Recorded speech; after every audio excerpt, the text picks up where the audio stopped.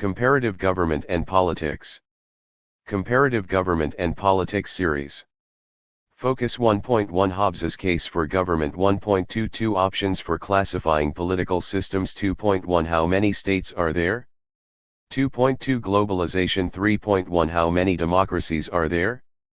3.2 Full democracies versus flawed democracies 4.1 Hybrid versus authoritarian regimes 4.2 Totalitarianism 5.1 Empirical versus normative approaches 5.2 The interpretive approach, mass killings and genocide 6.1 Hypotheses and variables 6.2 Path dependence, critical junctures, and the Greek financial crisis 7.1 Constitutional amendments 7.2 Models of judicial decision-making 8.1 Does the size of legislatures matter?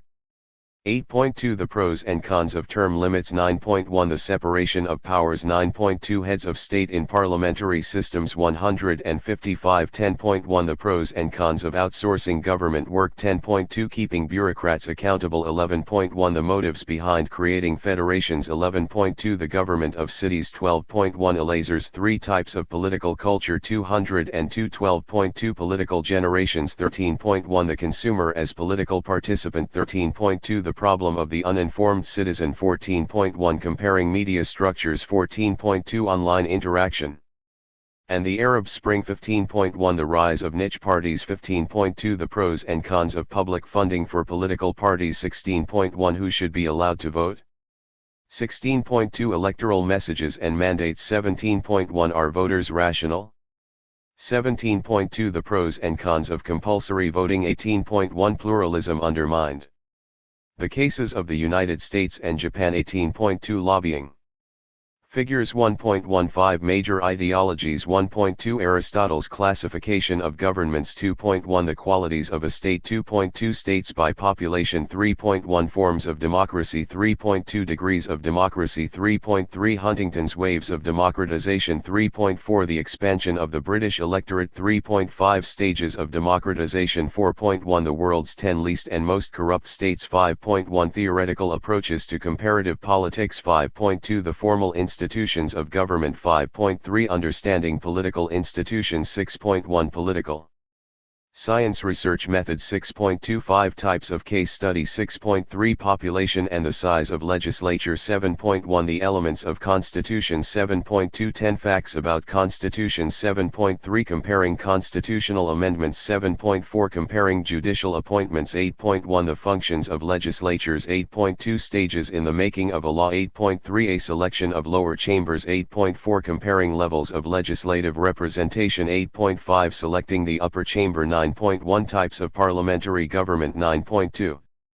Governments in Western Europe 1945, 99 10.1 Weber's model of bureaucracy 10.2 Comparing the size of bureaucracies 10.3 Comparing the size of central government 10.4 Government departments in selected countries 10.5 The structure of a government department 10.6 Women in the labor force 11.1 Multilevel governance in the European Union 11.2 Dispersing power in unitary systems 12.1 Trust in federal government, United States 12.2 Trust in national government, European Union 12.3 Political generations 13.1 Political participation in liberal democracies 13.2 Women in legislatures 13.3 Political participation in developing countries 13.4 A patronage network linking center and periphery 14.1 The evolution of mass media 14.2 Global internet access 14.3 The transmission model of political communication 14.4 Mechanisms of media impact 14.5 Media structures in liberal democracies 15.15 Roles of political parties 15.2 Comparing party systems 15.3 Who selects candidates for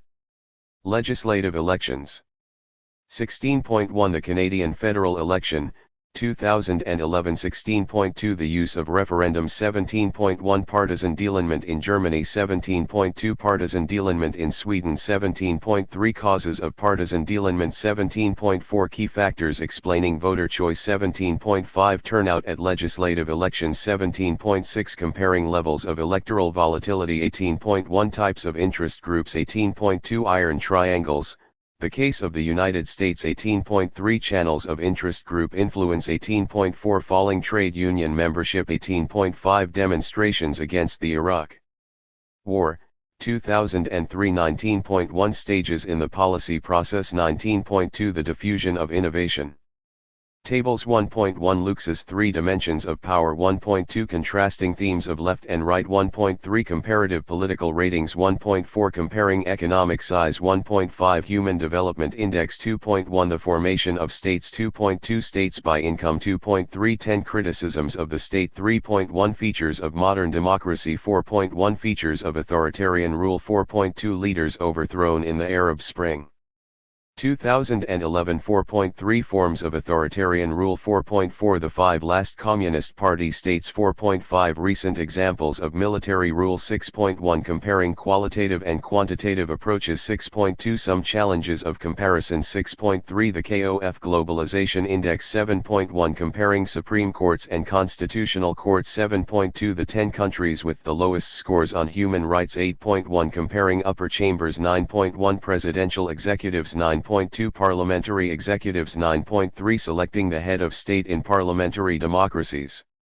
9.4 Semi-presidential executives 9.5 Comparing executives 10.1 Divisions within the U.S. Department of Health and Human Services 10.2 The world's top 10 countries for e-government 11.1 Subnational government in unitary states 11.2 The world's federations 11.3 Comparing Canadian, German and Indian federations 11.4 Comparing the United States and the European Union 11.5 The strengths and weaknesses of federalism 11.6 The structures of local government 12.1 Huntington's structure of states and civilizations 13.1 Forms of political participation 13.2 Some, in, famous assassinations 13.3 Women executives, selected 14.1 Forms of social media 14.2 The Internet and the Arab Spring 15.1 Europe's major party families 15.2 Selecting party leaders in liberal democracies 15.3 Europe's declining party membership 16.1 Comparing legislative electoral system 16.2 The German federal election 2013 16.3 The French presidential election 2002 16.4 Comparing presidential elections 17.1 The economy and voter choice 17.2 A recipe for higher voter turnout 18.1 Comparing protective and promotional interest groups 18.2 Comparing social movements, parties, and interest groups 18.3 Examples of social movements 18.4 Social organizations in China 19.13 Models of policy making 19.2 Policy instruments. The example of tobacco 19.3 Manipulating policy outcomes 19.4 Mechanisms for policy convergence 19.5 The Doing Business Index. Maps 2.1 The Stateless Kurds 3.1 The Arab Spring 2011 11.1 The regions of Belgium 11.2 The cities of Australia. This is a book designed to introduce students to the study of comparative politics. The goal of the new edition is the same as that of its predecessors, to provide a wide-ranging and accessible guide for courses and modules in this fascinating and essential subfield of political science. As before, the book takes a thematic approach centered on liberal democracies and authoritarian states, and divides the chapters into 3 groups. The first group, chapters 1 to 6, provides the foundations, with a review of key concepts followed by chapters on the state, democracies, authoritarian systems, theoretical approaches, and comparative methods. The second group, chapters 7 to 12, focuses on institutions. It opens with a chapter on constitutions that assesses the power maps that help us make sense of how institutions work and relate to one another. This is followed by chapters on the major institutions, and a closing chapter on political culture that helps us understand the broader context within which they operate. The third group, chapters 13 to 19, looks at wider political processes, beginning with a survey chapter on political participation and then at political communication, parties, elections, voters, and interest groups. The book ends with a chapter on the output of politics, public policy.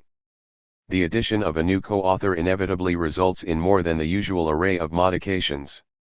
The challenge we set ourselves in this new edition was to remain true to the personality of its predecessors, and to meet the needs of students and instructors in many different settings while integrating fresh perspectives on the study of comparative politics. There have been important changes in both content and approach.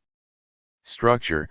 The major structural change from the last edition lies in the ordering of the chapters, where those on institutions formerly came towards the end of the book, they have been moved to the middle, preceding the chapters on participation, communication, parties, elections, interest groups, and policy. We felt that it was important to begin with broad view chapters before looking at institutions and at mobilization and participation.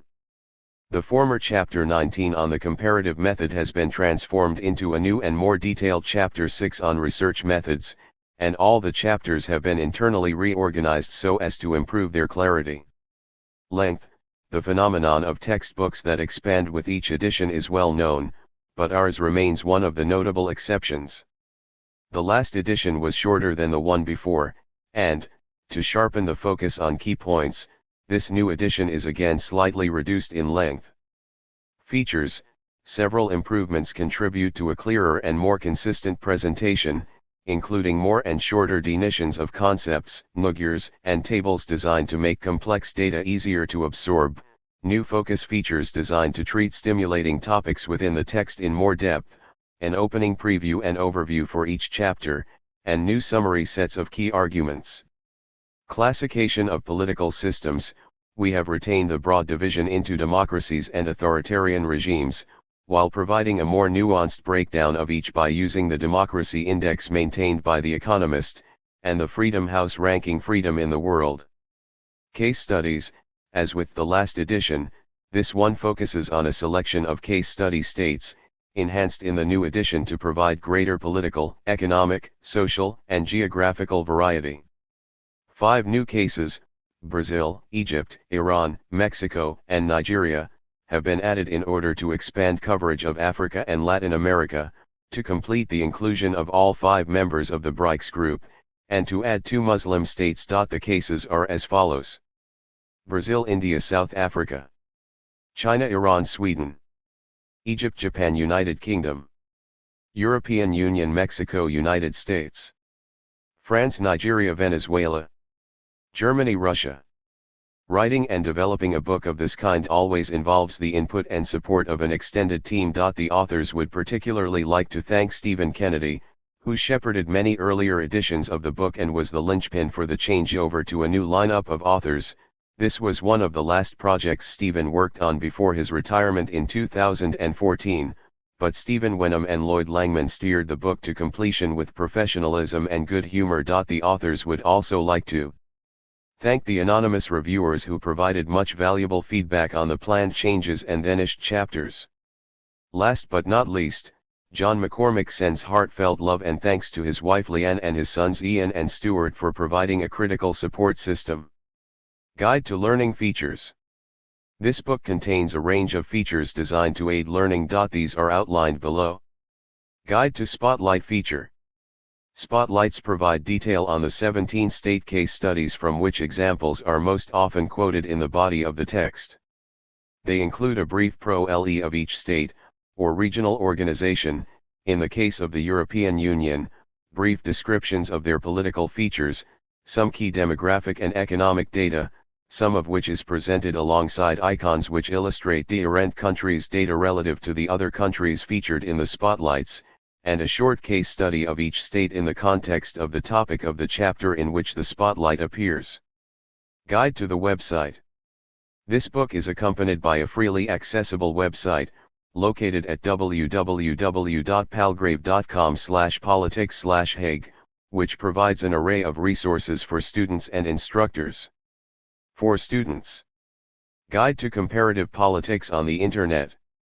This guide helps students navigate their way through the multitude of resources available on the Internet related to the comparative study of politics. Flashcard Glossary.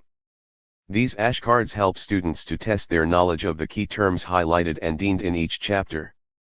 Additional chapter on political economy. This online chapter explores the interdisciplinary field of political economy. For instructors. Test Bank. The test bank comprises a series of pre-prepared multiple-choice questions related to the coverage of each of the book's chapters. PowerPoint slides. A corresponding set of PowerPoint slides has been prepared for each individual chapter, ready for instructors to adapt and customize to suit their weekly lectures. Video. New co-author John McCormick introduces the new edition and talks about the most significant changes to the book. Chapter 1. Key Concepts. Preview. The best place to begin the study of any topic is with an exploration of key concepts. Most of the political terms which concern us are embedded in ordinary language. Government, politics, power, and authority are all familiar terms. But, as we will see, this does not mean that they are easily defined, or that political scientists are agreed on how best to understand or apply them. This opening chapter begins with a discussion about the meaning of government and governance, which are related terms but quite different in the ideas they convey. The first focuses on institutions while the second focuses on processes. We then go on to look at politics, whose core features are relatively easy to identify, but whose boundaries are not so clear. Does it imply a search for a decision, or a competitive struggle for power? This is followed by a review of the meaning of power, authority, legitimacy, and ideology, all of which lie at the heart of our understanding of how government and politics work. The chapter then examines some of the core purposes of comparative politics.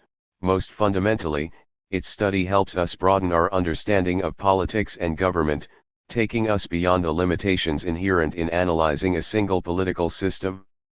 We then look at the challenges involved in classifying political systems. Classifications help us make better sense of a large, complex, and changing political world. If we could just develop a typology with which everyone could agree. Contents. Key concepts.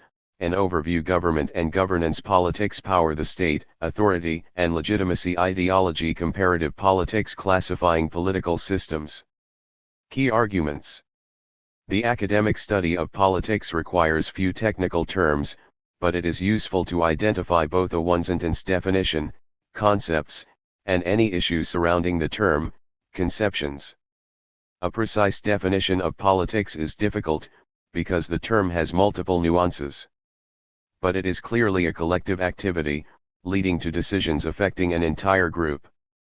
Ideology has lost its original meaning as the science of ideas, but it remains useful as a way of packaging different views about the role of government and the goals of public policy. The concept of governance is increasingly used in political writing, emphasizing the activity rather than the institutions of governing, offering a distinct focus that builds on, rather than supplanting, the more familiar notion of government.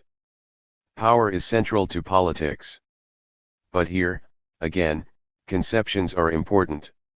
If we see persuasion and manipulation as forms of power, the range of the political expands considerably. Typologies are important as a means of imposing order on the variety of the world's political systems, and helping us develop explanations and rules. Unfortunately, no typology has yet won general support. Key concepts. An overview. In working to understand political terms, we can distinguish between concepts and conceptions. A concept is an idea, term, or category such as democracy or power, that is best approached with a definition restricted to its inherent characteristics. In trying to understand the features which a government must possess in order to qualify as a democracy, for example, we can probably agree that some measure of popular control over the rulers is essential. If there were no ways of holding the government to account, there could be no democracy. A good definition of democracy as a concept, in this narrow but important sense, should be clear and concise. For its part, a conception builds on a concept by describing the understandings, perspectives, or interpretations of a concept. We might, for instance, conceive of democracy as self-government, as direct democracy, as representative government, or as majority rule. Conceptions build on definitions by moving to a fuller discussion and consideration of alternative positions. Concept, a term, idea, or category. Conception, the manner in which something is understood or interpreted. The book begins with a review of several of the most important concepts involved in comparative politics, To be clear on their meanings will provide the foundations for understanding the chapters that follow. The terms government and politics are routinely used interchangeably, but are not necessarily applied correctly, and terms such as power come in several different forms. We also need to be clear about the definition of the state, and how it relates to authority, legitimacy, and ideology. What all these concepts have in common, apart from the fact that they are central to an understanding of the manner in which human society is organized and administered, is that the precise definition of their meanings is routinely contested. The problem of disputed meanings is found not just in political science, but throughout the social sciences, and there is even some dispute about the meaning of the term social science. It is used here in the context of studying and better understanding the organized relations and interactions of people within society, the institutions they build, the rules they agree, the processes they use, their underlying motives, and the results of their interactions. Social science, the study of human society and of the structured interactions among people within society. Distinct from the natural sciences, such as physics and biology. Ultimately, we seek to better understand these concepts so as to enhance our ability to compare. Comparison is one of the most basic of all human activities, lying at the heart of almost every choice we make in our lives. No surprise, then, that it should be at the heart of research in the social sciences. In order to better understand human behavior, we need to examine different cases, examples, and situations in order to draw general conclusions about what drives people to act the way they do. We can study government and political processes in isolation, but we can never really hope to fully comprehend them, or be sure that we have considered all the explanatory options, without comparison. Only by looking at government and politics across place and time can we build the context to be able to gain a broader and more complete understanding. Within this context, comparative politics involves the systematic study of the institutions, character, and performance of government and political processes in different societies. Government and governance. This is a book about comparative government and politics, so the logical place to begin our review of concepts is with the term government. Small groups can reach collective decisions without any special procedures, thus the members of a family or sports team can reach an understanding by informal discussion, and these agreements can be self-executing, those who make the decision carry it out themselves. However, such simple mechanisms are impractical for larger units such as cities or states, which must develop standard procedures for making and enforcing collective decisions. By definition, decision-making organizations formed for this purpose comprise the government, the arena for making and enforcing collective decisions. Government, the institutions and offices through which societies are governed. Also used to describe the group of people who govern, e.g. the Japanese government, a specific administration, e.g. the Putin government, the form of the system of rule, e.g. centralized government, and the nature and direction of the administration of a community, e.g. good government.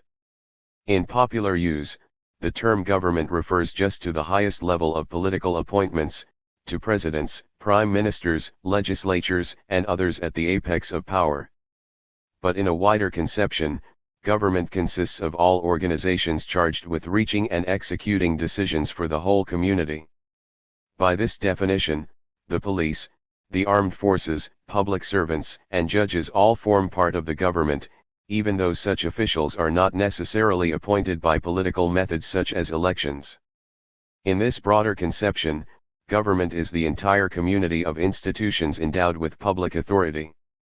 The classic case for the institution of government was made in the 17th century by the philosopher Thomas Hobbes, see Focus 1.1. He judged that government provides us with protection from the harm that we would otherwise inflict on each other in our quest for gain and glory. By granting a monopoly of the sword to a government, we transform anarchy into order, securing peace and its principal bounty, the opportunity for mutually beneficial cooperation. In a democracy, at least, government offers security and predictability to those who live under its jurisdiction. In a well-governed society, citizens and businesses can plan for the long term, knowing that laws are stable and consistently applied. Governments also offer the efficiency of a standard way of reaching and enforcing decisions, Coase, 1960. If every decision had to be preceded by a separate agreement on how to reach and apply it, governing would be tiresome indeed. These efficiency gains give people who disagree an incentive to agree on a general mechanism for resolving disagreements. Focus 1.1 Hobbes's case for government. The case for government was well made by Thomas Hobbes, 1588 to 1679, in his famous treatise Leviathan, published in 1651. His starting point was the fundamental equality in our ability to inflict harm on others, for as to the strength of body, the weakest has strength enough to kill the strongest, either by secret machination, or by confederacy with others. So arises a clash of ambition and fear of attack.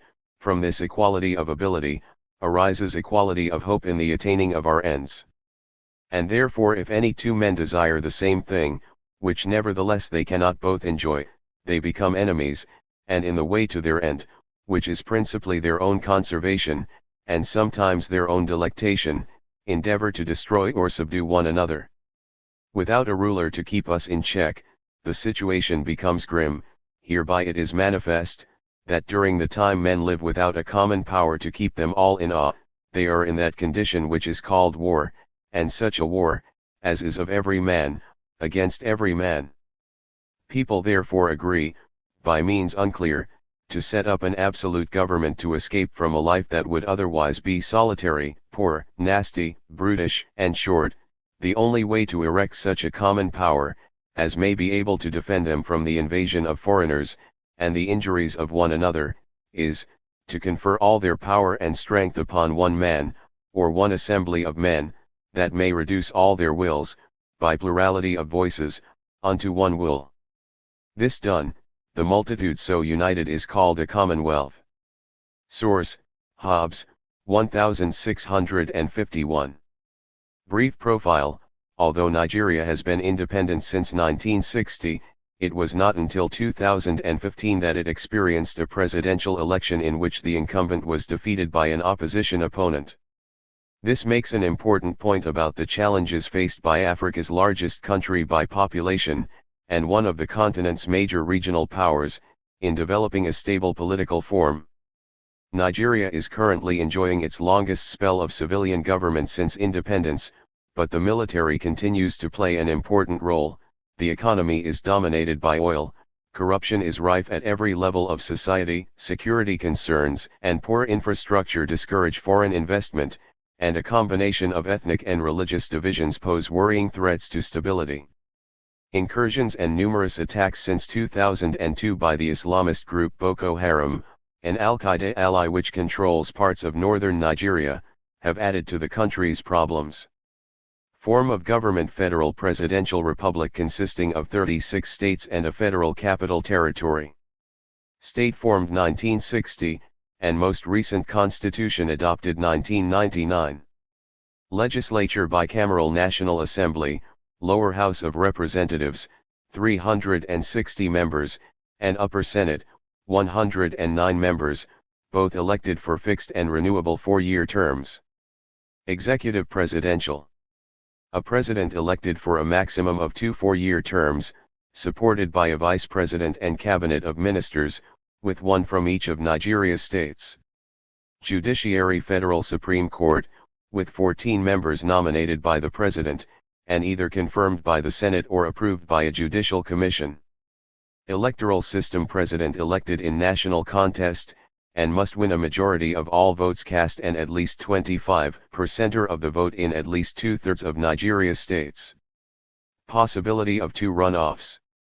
National Assembly elected using single-member plurality. Parties: multi-party, led by the centrist People's Democratic Party and the conservative All Nigeria People's Party. Of course, establishing a government creates new dangers. The risk of Hobbes's Commonwealth is that it will abuse its own authority, creating more problems than it solves. As John Locke, one of Hobbes's critics, pointed out, there is no profit in avoiding the dangers of foxes if the outcome is simply to be devoured by lions. Locke, 1690. A key aim in studying government must therefore be to discover how to secure its undoubted benefits, while also limiting its inherent dangers. We must keep in mind the question posed by Plato, who is to guard the guards themselves? Government and politics in Nigeria. Many of the facets of the debate about government, politics, power, and authority are on show in Nigeria, a relatively young country struggling to develop a workable political form and national identity in the face of multiple internal divisions. Understanding Nigeria is complicated by the lack of durable governmental patterns. Since independence in 1960, Nigerians have lived through 3 periods of civilian government, 5 successful and several attempted military coups, a civil war, and nearly 30 years of military rule. The first civilian government, 1960-66, was based on the parliamentary model, but the second and third, 1979-83 and 1999, present, were based on the presidential form. Since 2007, Nigeria has twice made the transition from one civilian government to another, and the long-term political prognosis has improved. Still, considerable uncertainties remain. In part, political doubts reflect economic drift. The country's growing population is expected to double in the next 25 years, straining an infrastructure that is already woefully inadequate to support a modern economy. Nigeria's core economic problem is its heavy reliance on oil, which leaves the size and health of the economy, as well as government revenues, dependent on the fluctuating, and currently depressed, price of oil. To make matters worse, much of the oil wealth has been squandered and stolen, and there have been bitter political arguments over how best to spend the balance. Nigeria's problems are more than just economic. In social terms, Nigeria is divided by ethnicity, handicapping efforts to build a sense of national identity. It is also separated by religion, with a mainly Muslim north, a non-Muslim south, and controversial pressures from the north to expand the reach of Sharia, or Islamic law. Regional disparities are fundamental, with a north that is dry and poor and a south that is better endowed in resources and basic services. Regional tensions have been made worse by oil, most of which lies either in the southeast or off the coast, but with much of the profit distributed to political elites in other parts of the country. In democracies, government is influenced by wider forces, such as interest groups, political parties, the media, corporations, and public opinion. In authoritarian systems, the government may lack much autonomy, effectively becoming the property of a dominant individual or clan. One way of referring to the broader array of forces surrounding and influencing government is through the concept of a political system. Political system, the interactions and organizations, including but not restricted to government, through which a society reaches and successfully enforces collective decisions. Interchangeably used with the term regime, but the latter tends to have negative connotations. This phrase usefully extends our line of sight beyond official institutions, while still implying that political actors interact with each other and with government in a stable fashion, forming a distinct element or function within society. Easton, 1965. So, the Swedish political system means more than Swedish government, it is the space in which the activity of Swedish politics, or at least the bulk of it, takes place. Another related concept that has undergone a recent revival is governance, which refers to the whole range of actors involved in government.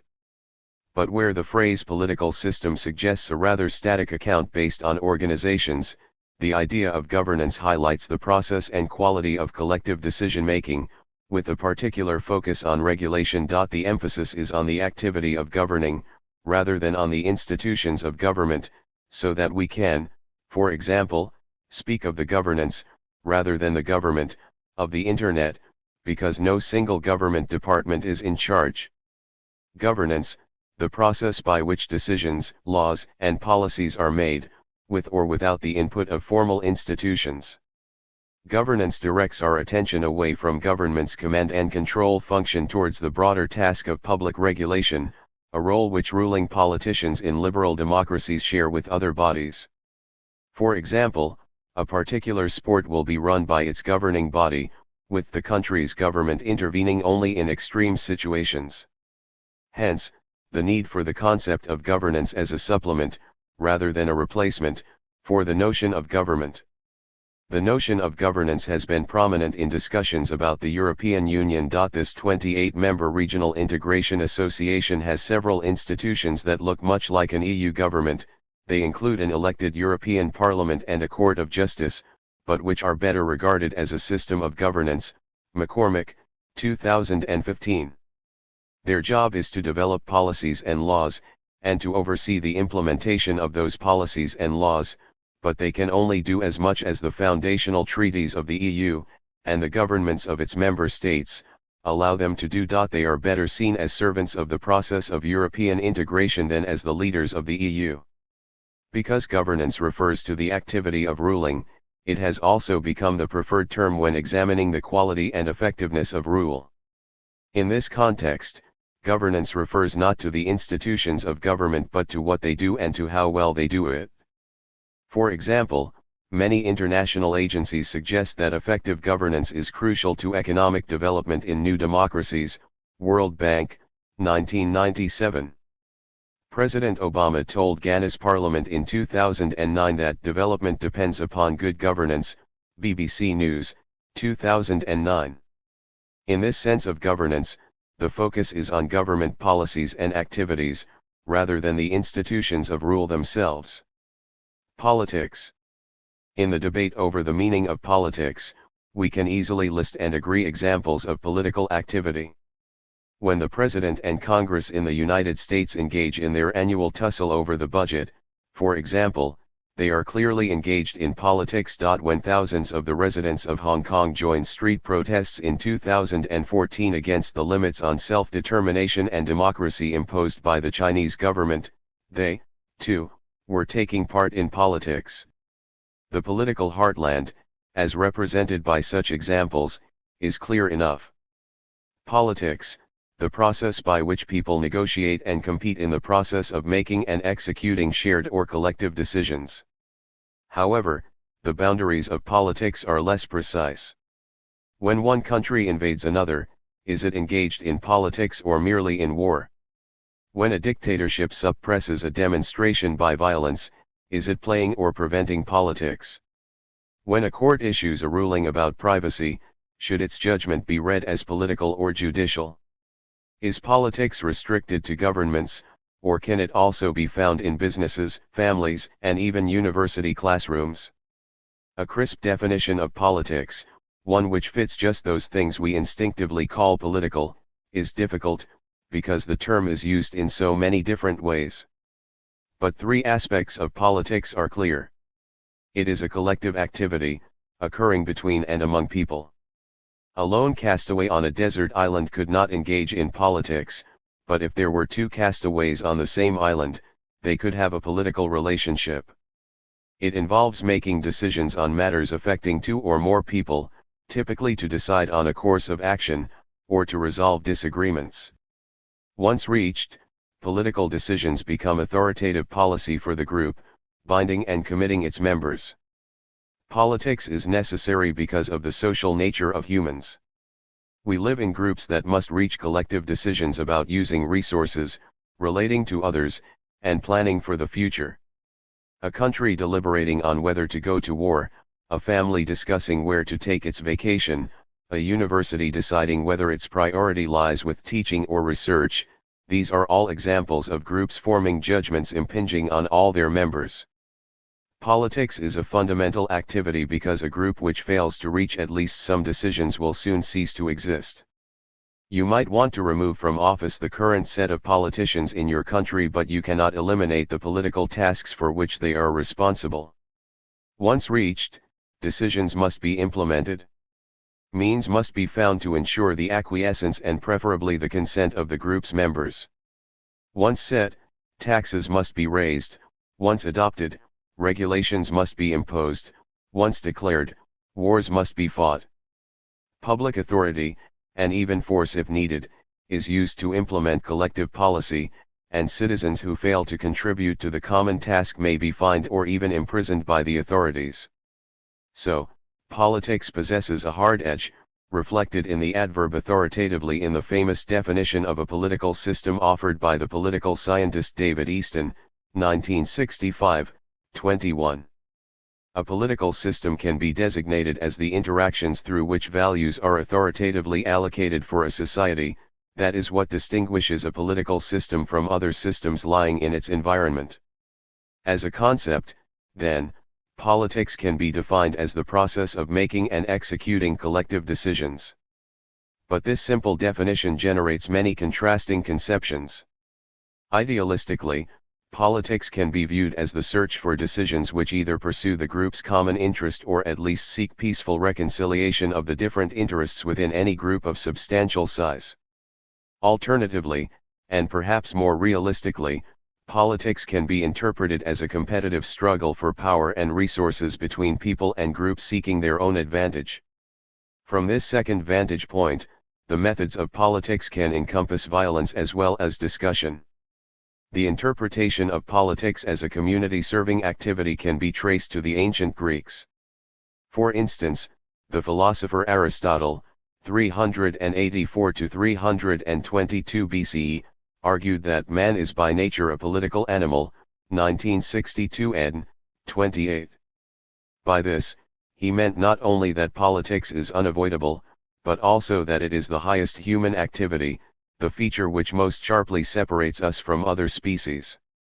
For Aristotle, people can only express their nature as reasoning, virtuous beings by participating in a political community which seeks not only to identify the common interest through discussion, but also to pursue it through actions to which all contribute. Thus, politics can be seen as a form of education which brings shared interests to the fore. In Aristotle's model constitution, the ideal citizens rule in the interests of all, not because they are forced to by checks and balances, but because they see it as right to do so. Nicholson, 2004, 42. A continuation of Aristotle's perspective can be found today in those who interpret politics as a peaceful process of open discussion leading to collective decisions acceptable to all stakeholders in society. The political theorist Bernard Crick, 2005, 21, exemplifies this position. Politics can be defined as the activity by which different interests within a given unit of rule are conciliated by giving them a share in power in proportion to their importance to the welfare and the survival of the whole community. For Crick, politics is neither a set of fixed principles steering government, nor a set of traditions to be preserved. It is instead an activity whose function is preserving a community grown too complicated for either tradition alone or pure arbitrary rule to preserve it without the undue use of coercion. p. 24. Indeed, Crick regards rule by dictators, or by violence, or in pursuit of fixed ideologies, as being empty of political activity. This restriction arises because politics is that solution to the problem of order which chooses conciliation rather than violence and coercion. p. 30. The difficulty with Crick's conception, as with Aristotle's, is that it provides an ideal of what politics should be, rather than a description of what it actually is.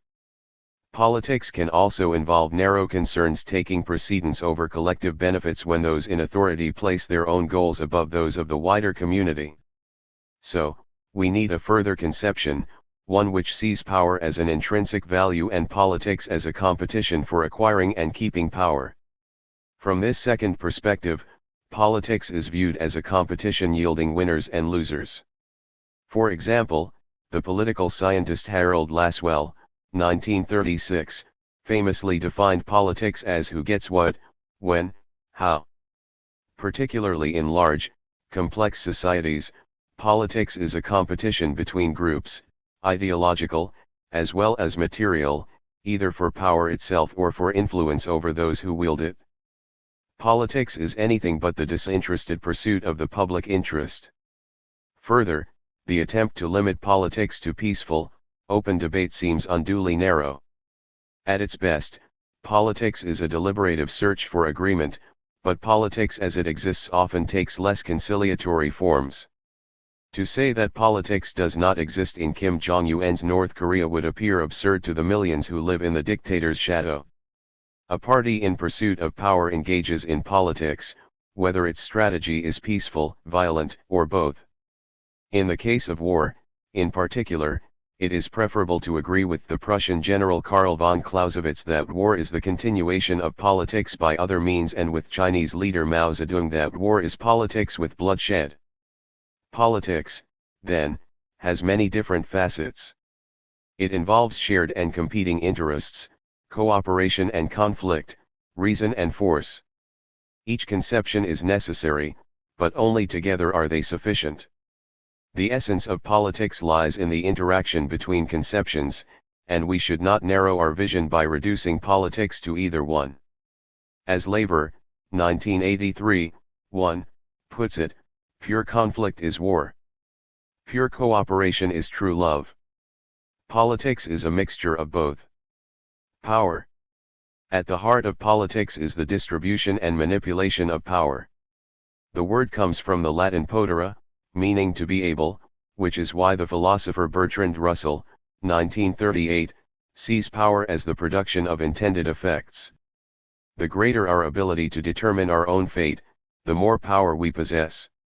In this sense, describing Germany as a powerful country means that it has a high level of ability to achieve its objectives, whatever those may be. Conversely, to lack power is to fall victim to circumstance. Arguably, though, every state has power, even if it is the kind of negative power involved in obliging a reaction from bigger and wealthier states.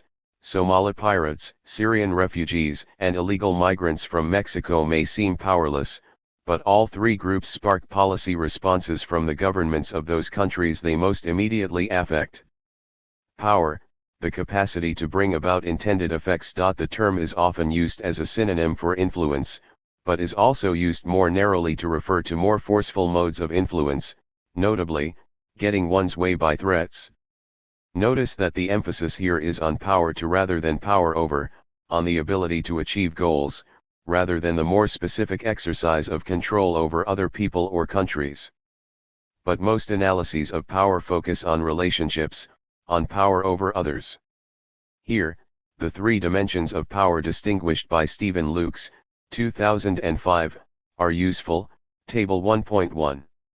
Lukes helps to address the question of how we can measure a group's power, or at least establish whether one group is more powerful than another.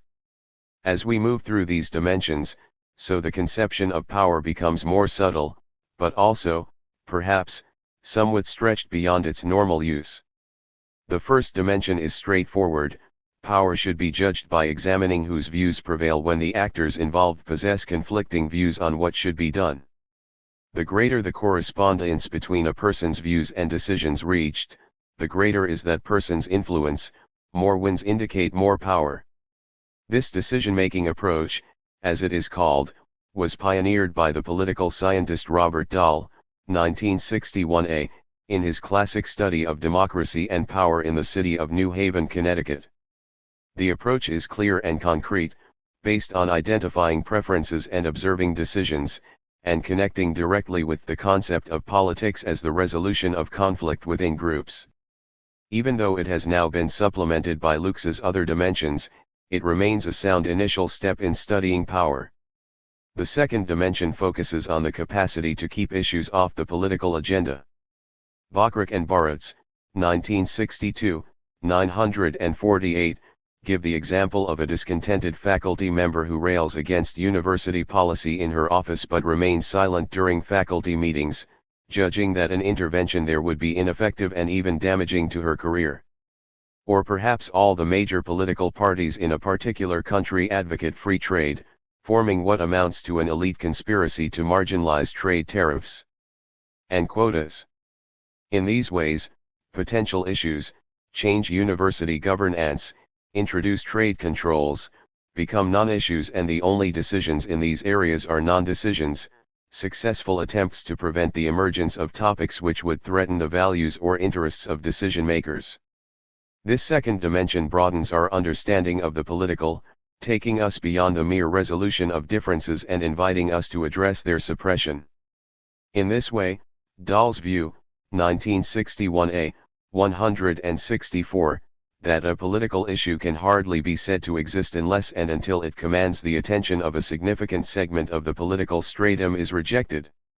Rather, the second dimension recognizes what Schneider, 1960, 71, called the mobilization of bias. Table 1.1, Lux's three dimensions of power. All forms of political organization have a bias in favor of the exploitation of some kinds of conflict and the suppression of others because organization is the mobilization of bias. Some issues are organized into politics, while others are organized out. To deal with this second dimension, Bachrach and Barutz, 1962, recommend that students of power should examine which groups gain from existing political procedures, and how powerful individuals limit the political debate to safe issues. Only then should attention turn to the question of whose views prevail on those matters that are up for debate. The third dimension broadens our conception of power still further, some say, too far. Here, power is extended to cover the formation, rather than merely the expression, of preferences. Where the first and second dimensions assume conflicting preferences, the third dimension addresses the notion of a manipulated consensus. Hence, for example, a government may withhold information about the risks from a chemical leak, preventing those affected from taking necessary steps to protect their health. More generally, advertising may direct people's desires towards consumption and away from non-material aspects of life which could offer deeper, or at least more natural, satisfaction of genuine needs. The implications of these examples is that the most efficient form of power is to shape people's information and preferences, thus preventing the first and second dimensions from coming into play. Lux, 2005, 24, makes this argument. Is it not the supreme and most insidious exercise of power to prevent people, to whatever degree, from having grievances by shaping their perceptions, cognitions, and preferences in such a way that they accept their role in the existing order of things, either because they can see or imagine no alternative to it, or because they see it as natural and unchangeable, or because they value it as divinely ordained and beneficial? The case for the third dimension of power is clearest when specific information is denied in a deliberate attempt to manipulate. L. E. Kemenant and Parrish, 2011. One example can be found in the selective briefings initially provided by the power company responsible for operating the Japanese nuclear power station which leaked radiation after the 2011 earthquake. In general, though, working with power's third dimension creates difficulties of its own. In the case of advertising, who is to say that the desire for material goods is a false need? And if a materialist culture is simply an unintended and cumulative consequence of advertising, rather than an explicit aim of specific individuals, do we have an instance of power at all? In any case, does not the third face of power take us too far from the explicit debates and decisions which are at the heart of politics? The state, authority, and legitimacy. We will consider the state in more detail in Chapter 2, but a brief preview is merited here. The world is divided into nearly 200 states, the exact number, as we will see, is debatable, each containing a population living within a defined territory, and enjoying recognition by its residents and by other states of its right to rule that territory. States are also known as countries, but the state is the more political term. The state provides the legal or formal mandate for the work of governments, allowing them to utilize the authority inherent in the state. More immediately, for the purposes of comparative politics, states are the core guiding unit of comparison. We can compare government and politics at multiple levels, from the national to the local, but is the state that will provide us with our most important point of reference as we work through the complexities of comparison. The state is also intimately related to two concepts that lie at the heart of our understanding of government and politics: authority and legitimacy. Authority is a broader concept than power and in some ways more fundamental to comparative politics. Where power is the capacity to act, authority is the acknowledged right to do so. It exists when subordinates accept the capacity of superiors to give legitimate orders, so that while an army general may exercise power over enemy soldiers, his authority is restricted to his own forces. The German Sociologist Max Weber, 1922-29, suggested that, in a relationship of authority, the ruled implement the command as if they had adopted it spontaneously, for its own sake. For this reason, authority is a more efficient form of control than brute power. Yet, authority remains more than voluntary compliance. To acknowledge the authority of your state does not mean you always agree with its decisions, it means only that you accept its right to make them and your own duty to obey. In this way, authority provides the foundation for the state. Authority, the right to rule. Authority creates its own power, so long as people accept that the person in authority has the right to make decisions. Just as there are different sources of power, so too can authority be built on a range of foundations. Almost 100 years ago, Weber distinguished three ways of validating political power: by tradition, the accepted way of doing things; by charisma, intense commitment to the leader and his message; and by appeal to legal, rational norms, based on the rule-governed powers of an office, rather than a person. Weber, 1922. This classification remains useful, even though today legal, rational authority is preeminent in stable democracies. Legitimacy builds on, but is broader than, authority. When a regime is widely accepted by those subject to it, and by other regimes with which it deals, we describe it as legitimate. Thus, we speak of the authority of an official but the legitimacy of a regime. Although the word legitimacy comes from the Latin legitimare, meaning to declare lawful, legitimacy is much more than mere legality. Where legality is a technical matter, referring to whether a rule was made correctly by following regular procedures, legitimacy is a more political concept. It refers to whether people accept the authority of the political system. Without this acceptance, the very existence of a state is in question. Legitimacy, the state or quality of being legitimate. A legitimate system of government is one based on authority, and those subject to its rule recognize its right to make decisions. Legality is a topic for lawyers. Political scientists are more interested in issues of legitimacy, how a political system gains, keeps, and sometimes loses public faith in its right to rule. A flourishing economy, international success, and a popular governing party will boost the legitimacy of a political system, even though legitimacy is more than any of these things. In fact, one way of thinking about legitimacy is as the credit a political system has built up from its past successes, a reserve that can be drawn down in bad times. In any event, public opinion, not a law court, is the test of legitimacy. And it is legitimacy, rather than force alone, which provides the most stable foundation for rule. Ideology. The concepts reviewed so far have mainly been about politics, but ideas also play a role in politics. Political action is motivated by the ideas people hold about it. One way to approach the role of ideas is via the notion of ideology, a term which was coined by the French philosopher Antoine Destutt de Tracy during the 1790s, in the aftermath of the French Revolution, to describe the science of ideas. Its meaning has long since changed, and it now denotes packages of ideas related to different views about the role of government and the goals of public policy. An ideology is today understood as any system of thought expressing a view on human nature, the proper organization of, and relationship between, state and society, the individual's position within this prescribed order. Ideology, a system of connected beliefs, a shared view of the world, or a blueprint for how politics, economics, and society should be structured. Which specific political outlooks should be regarded as ideologies is a matter of judgment, but Figure 1.1 offers a selection. In any case, the era of explicit ideology beginning with the French Revolution ended in the 20th century with the defeat of fascism in 1945 and the collapse of communism at the end of the 1980s.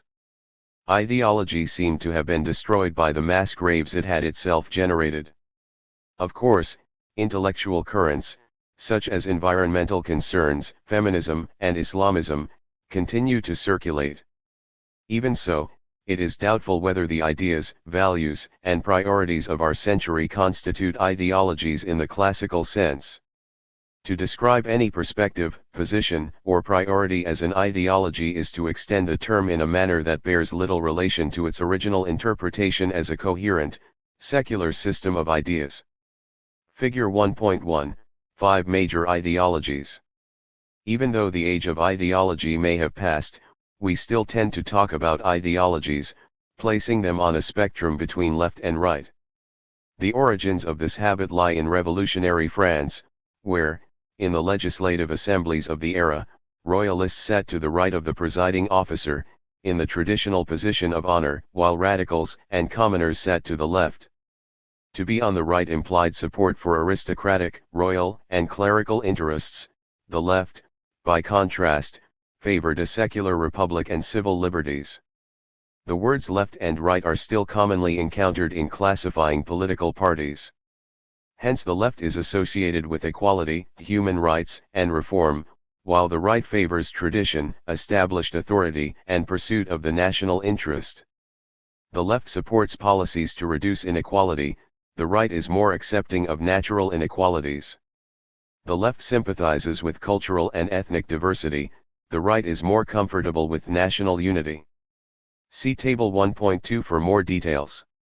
Surveys suggest that most voters in democracies can situate themselves as being on the left or right, even if many simply equate these labels with a particular party or class.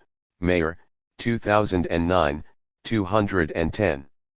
Although the terms left and right have traveled well throughout the democratic world, enabling us to compare parties and programs across countries and time, the specific issues over which these tendencies compete have varied, and the terms are better seen as labels for containers of ideas, rather than as well-defined ideas in themselves. The blurring of the distinction can be seen in Europe, where the left, socialists and communists. Table 1.2, contrasting themes of left and right. Left-right. Peace, armed forces. Internationalism, national way of life.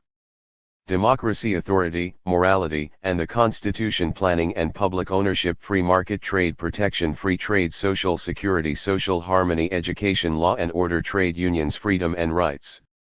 Note, based on an analysis of the programs of left and right-wing political parties in 50 democracies, 1945 to 98. Source, adapted from Budge, 2006, 429. Once favored nationalization of industries and services, and the right, conservatives, supported a free market, but the widespread acceptance of the market economy has meant that the concepts of left and right have lost some bite. Comparative politics. The core goal of comparative politics is to understand how political institutions and processes operate by examining their workings across a range of countries. Comparison has many purposes, including the simple description of political systems and institutions, helping us understand the broader context within which they work, helping us develop theories and rules of politics, and showing us how similar problems are approached by different societies. But two particular purposes are worth elaboration: broadening our understanding of the political world, and predicting political outcomes. Comparative politics, the systematic study of government and politics in different countries, designed to better understand them by drawing out their contrasts and similarities. Broadening understanding. The first strength of a comparative approach is straightforward: it improves our understanding of government and politics.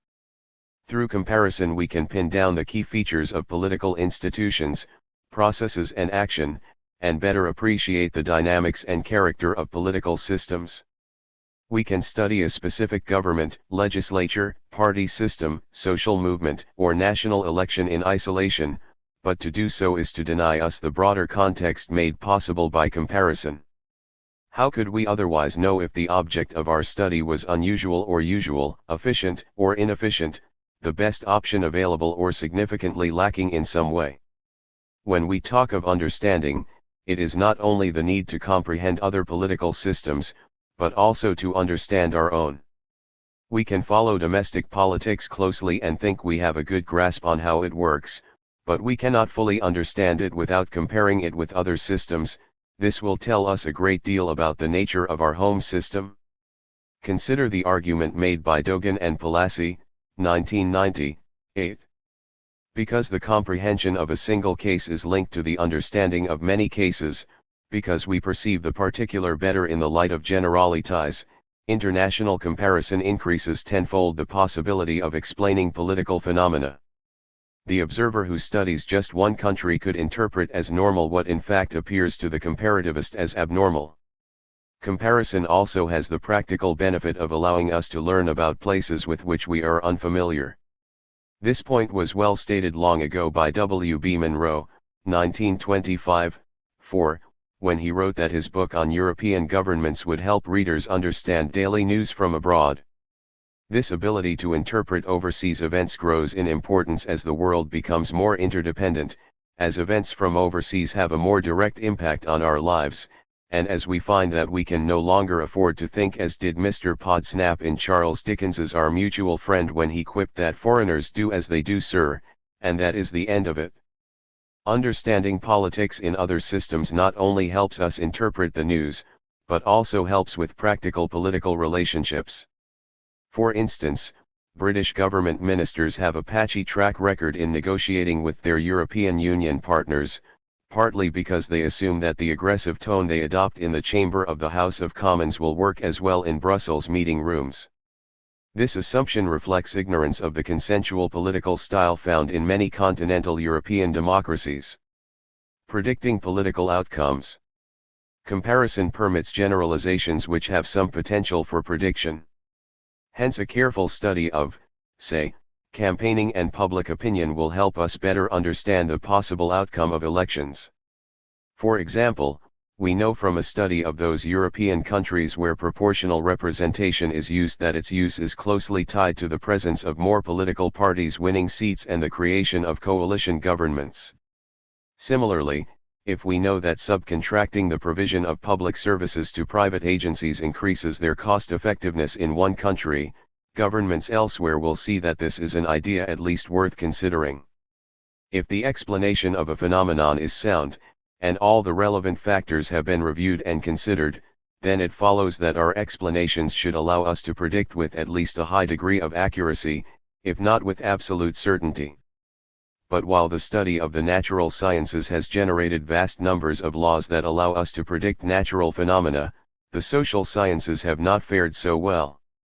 They do not generate laws so much as theories, tendencies, likelihoods, adages, or aphorisms. A famous example of the latter is Lord Acton's that power tends to corrupt, and absolute power corrupts absolutely, see chapter 4. While the idea contains much truth, it is not a rule or a law, and thus cannot be used either to explain or to predict with absolute certainty. In politics, predicting is an art rather than a science, and a fallible one at that. Even so, the potential for prediction provides a starting point for drawing lessons across countries, Rose, 2005. Rather than resorting to ideology or complete guesswork, we can use comparison to consider what would happen if, questions. This function of comparative research perhaps underpinned Bryce's comment on his early study of modern democracies, 1921, 4. Many years ago, when schemes of political reform were being copiously discussed in England, it occurred to me that something might be done to provide a solid basis for judgment by examining a certain number of popular governments in their actual working, comparing them with one another, and setting forth the various merits and demerits of each. In fact, there are some who argue that political science generally has done a poor job of helping us predict, while others argue that it should not, or cannot, be in the business of predicting to begin with. Karl Popper, 1959, 280, long ago asserted that long-term predictions could only be developed in regard to systems that were well isolated, stationary, and recurrent, and human society was not one of them. More recently, an opinion piece in the New York Times, Stevens, 2012, raised hackles when it argued that in terms of offering accurate predictions, political science had failed spectacularly and wasted colossal amounts of time and money. It went on to assert that no political scientist foresaw the breakup of the Soviet Union, the rise of Al-Qaeda or the Arab Spring. It quoted an award-winning study of political experts, Taitlock, 2005, which concluded that chimps randomly throwing darts at the possible outcomes would have done almost as well as the experts. To be fair, however, comparative politics is still very much a discipline in the process of development, and we will see many instances throughout this book where understanding of institutions or processes is still in its formative stages. Classifying political systems. Although the many states of the world have systems of government with many core elements in common, an executive, a legislature, courts, a constitution, parties, and interest groups, for example, the manner in which these elements work and relate to one another is often different.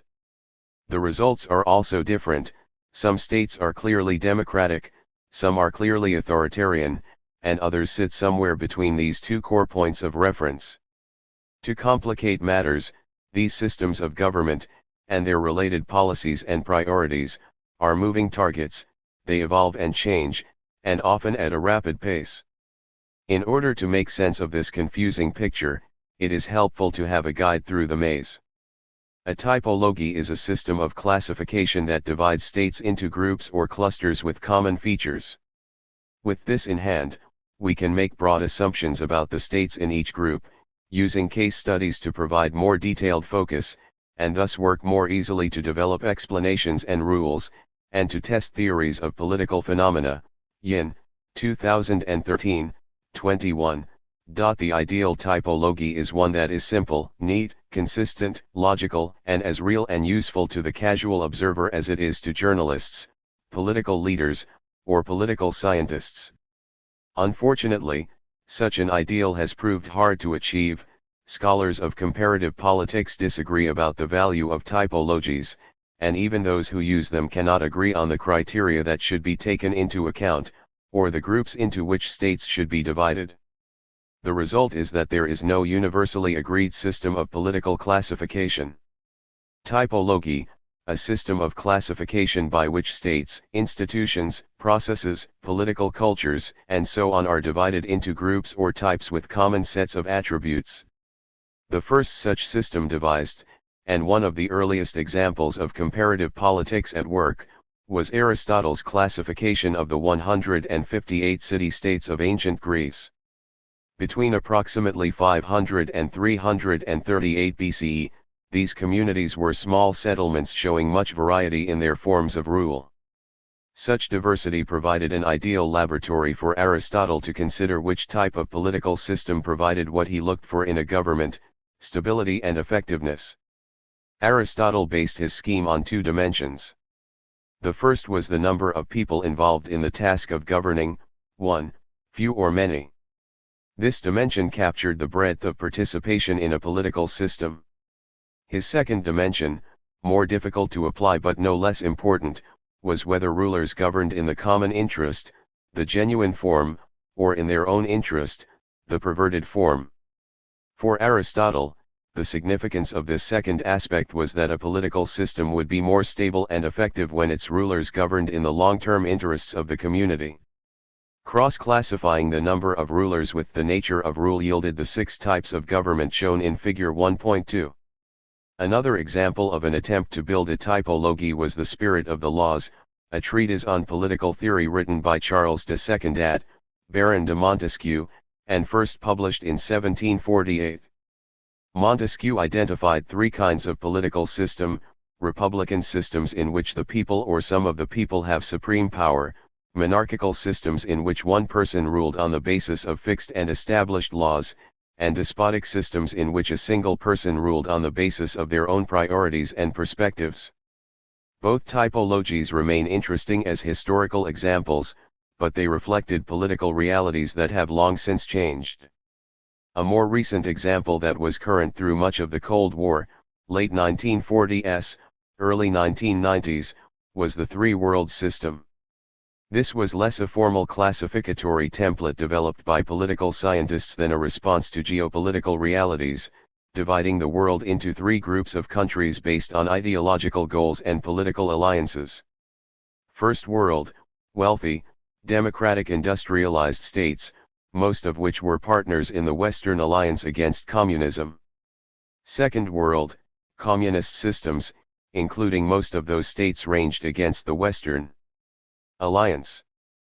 Third World, poorer, less democratic and less developed states, some of which took sides in the Cold War, but some of which did not.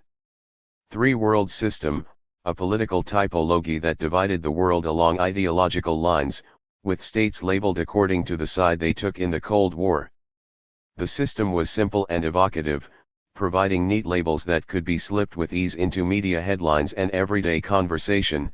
Even today the term Third World conjures up powerful images of poverty, underdevelopment, corruption, and political instability. But it was always more descriptive than analytical in the Aristotelian spirit, and was dangerously simplistic.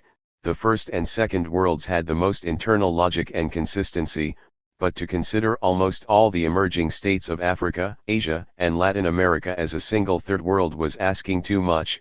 Some were democratic while others were authoritarian, some were wealthy while others were poor, and some were industrialized while others were agrarian. The end of the Cold War meant the end of this particular typology. While nothing has replaced it, in the sense of having one general support, there have been many candidates. Two in particular, the Democracy Index maintained by the Economist Intelligence Unit, and the Freedom in the World Index maintained by Freedom House, are among the most often quoted, and will be used for guidance in this book. See Focus 1.2. They are not perfect. Questions can be asked about the methodologies upon which they are based. We should take into consideration the agendas and values of the EIU and Freedom House, and we should beware the danger of taking classifications and rankings too literally. Government and politics are too complex to be reduced to a single table. Nonetheless, these rankings give us a useful point of reference and a guide through an otherwise confusing world. Figure 1.2, Aristotle's classification of governments. Source, Aristotle, 1962 ed., Book 3, ch. 5. Focus 1.22 Options for classifying political systems. With political scientists unable to develop and agree a single detailed classification of political systems, it has been left to the non-academic world to step into the breach. The two most compelling typologies are the following: the UK-based Economist Intelligence Unit, EIU, related to The Economist, a British weekly news magazine, maintains a democracy index based on 60 different ratings, giving states a score out of 10. Norway ranks highest with 9.93 and North Korea lowest with 1.08, and dividing them into four groups: full democracies, flawed democracies, hybrid regimes, and authoritarian regimes. It achieves its rankings by considering such factors as the protection of basic political freedoms, the fairness of elections, the security of voters, election turnout rates, the freedom of political parties to operate, the independence of the judiciary and the media, and arrangements for the transfer of power. See Focus 3.2 and 4.1 for more details. The Freedom in the World Index has been published annually since 1972 by Freedom House, a US-based research institute. It divides states into groups rated free, partly free, or not free based on their records with political rights, including the ability of people to participate in the political process, and civil liberties, including freedom of expression, the independence of the judiciary, personal autonomy, and economic rights. Several countries, including Syria and North Korea, are ranked worst of the worst. Table 1.3 combines the results of these typologies, focusing on the 16 cases used in this book, while also including examples of countries with the highest and lowest scores on each index. Table 1.3, Comparative Political Ratings. We will go further and also use some economic and social data to help us find our way through the maze. The relationship between politics and economics in particular is so intimate that there is an entire field of study, political economy, devoted to its examination. This involves looking not just at the structure and wealth of economies, but also at the influences on economic performance. Good government is more likely to produce a successful economy, and bad government less so.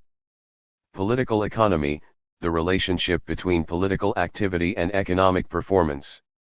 The core measure is economic output.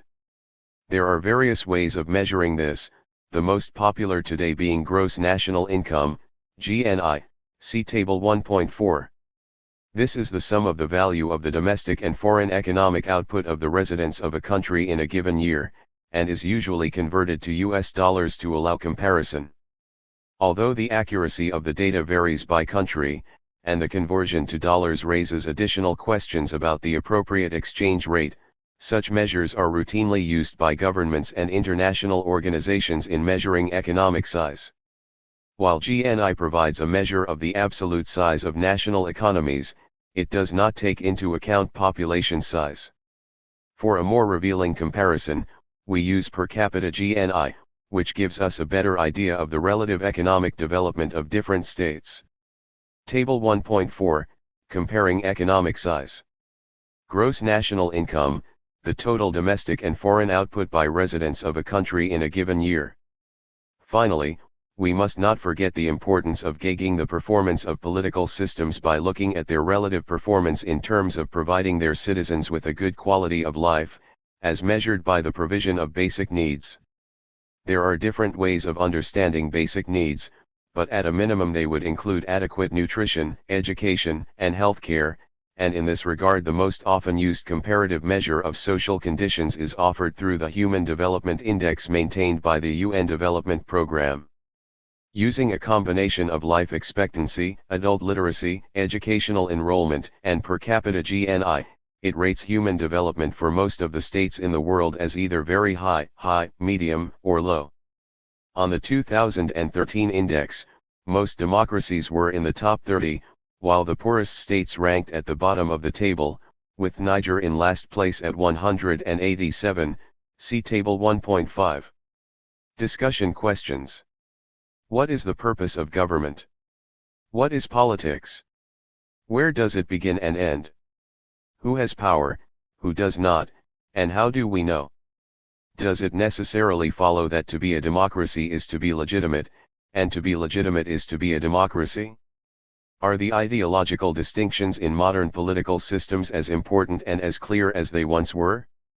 What are the strengths and weaknesses of the democracy index and freedom in the world schemes as means of classifying political systems? Key concepts. Authority.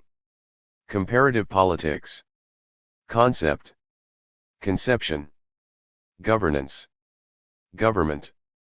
Gross national income. Ideology. Legitimacy. Political economy. Political system. Politics. Power. Social science. Three-world system. Typology. Chapter 2. The state. Preview. The standard unit of analysis in comparative politics is the state. It is by no means the only such option, because comparison can be made at any level from the local to the multinational, and can involve any political institution, process, problem, or phenomenon, but states are the most common point of reference for the comparative study of political systems. For this reason, we need to understand what states are, how they work, how they evolved, the varieties in which they can be found, and the current dynamic of the state system. This chapter begins with a review of the features of states, with a particular focus on sovereignty. It then briefly examines the history of states, focusing on how political relationships changed both vertically, among rulers and the ruled, and horizontally, among different political communities. It then looks at the diversity that exists among states, before discussing the related concepts of nation and nationalism, ending with an analysis of today's debates over the condition and the future prospects of the state.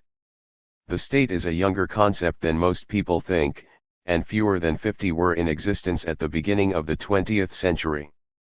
But even as the number has grown to its current total of 189, so the questions about the long-term future of states have grown.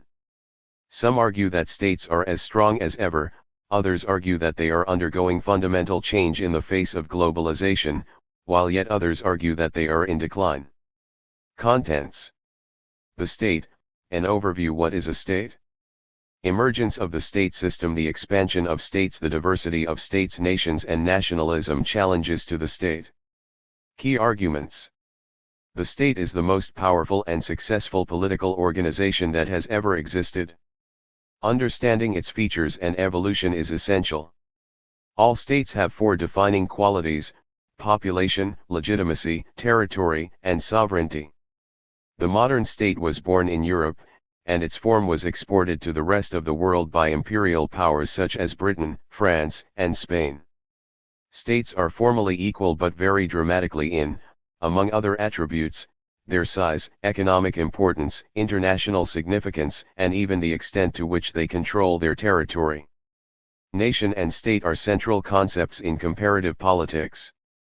Although these terms are sometimes used interchangeably, they denote separate entities that can overlap in several ways. The condition of the modern state is open to question. Some argue that states are as strong as ever, some that they are declining, and some that they are simply evolving. The state, an overview.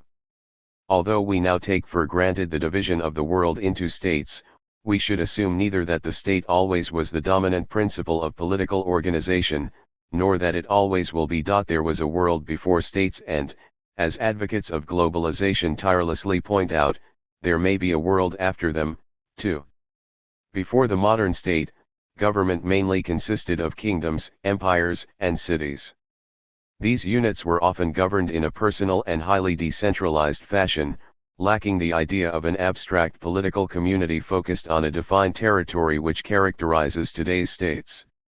Even so, many of these ancient formations were substantial in area and population.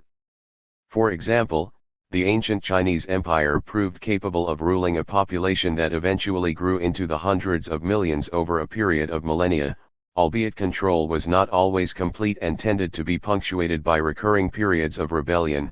Van Creveld, 1999, 36. Ancient history quickly dispels the idea that all modern states are larger and more stable than every traditional political system. Yet the modern state remains distinct from all preceding political formations. They possess sovereign authority to rule the population of a specific territory, a notion which contrasts with the more personal and non-centralized rule adopted by traditional kings and emperors.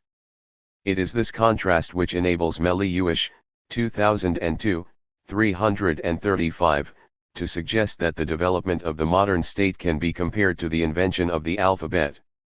It only happened once, but once it had occurred it changed the nature of human existence forever. This modern idea of the state emerged in Europe between the 16th and 18th centuries, with the use of the word state as a political term coming into common use towards the end of this period. The number of states grew slowly.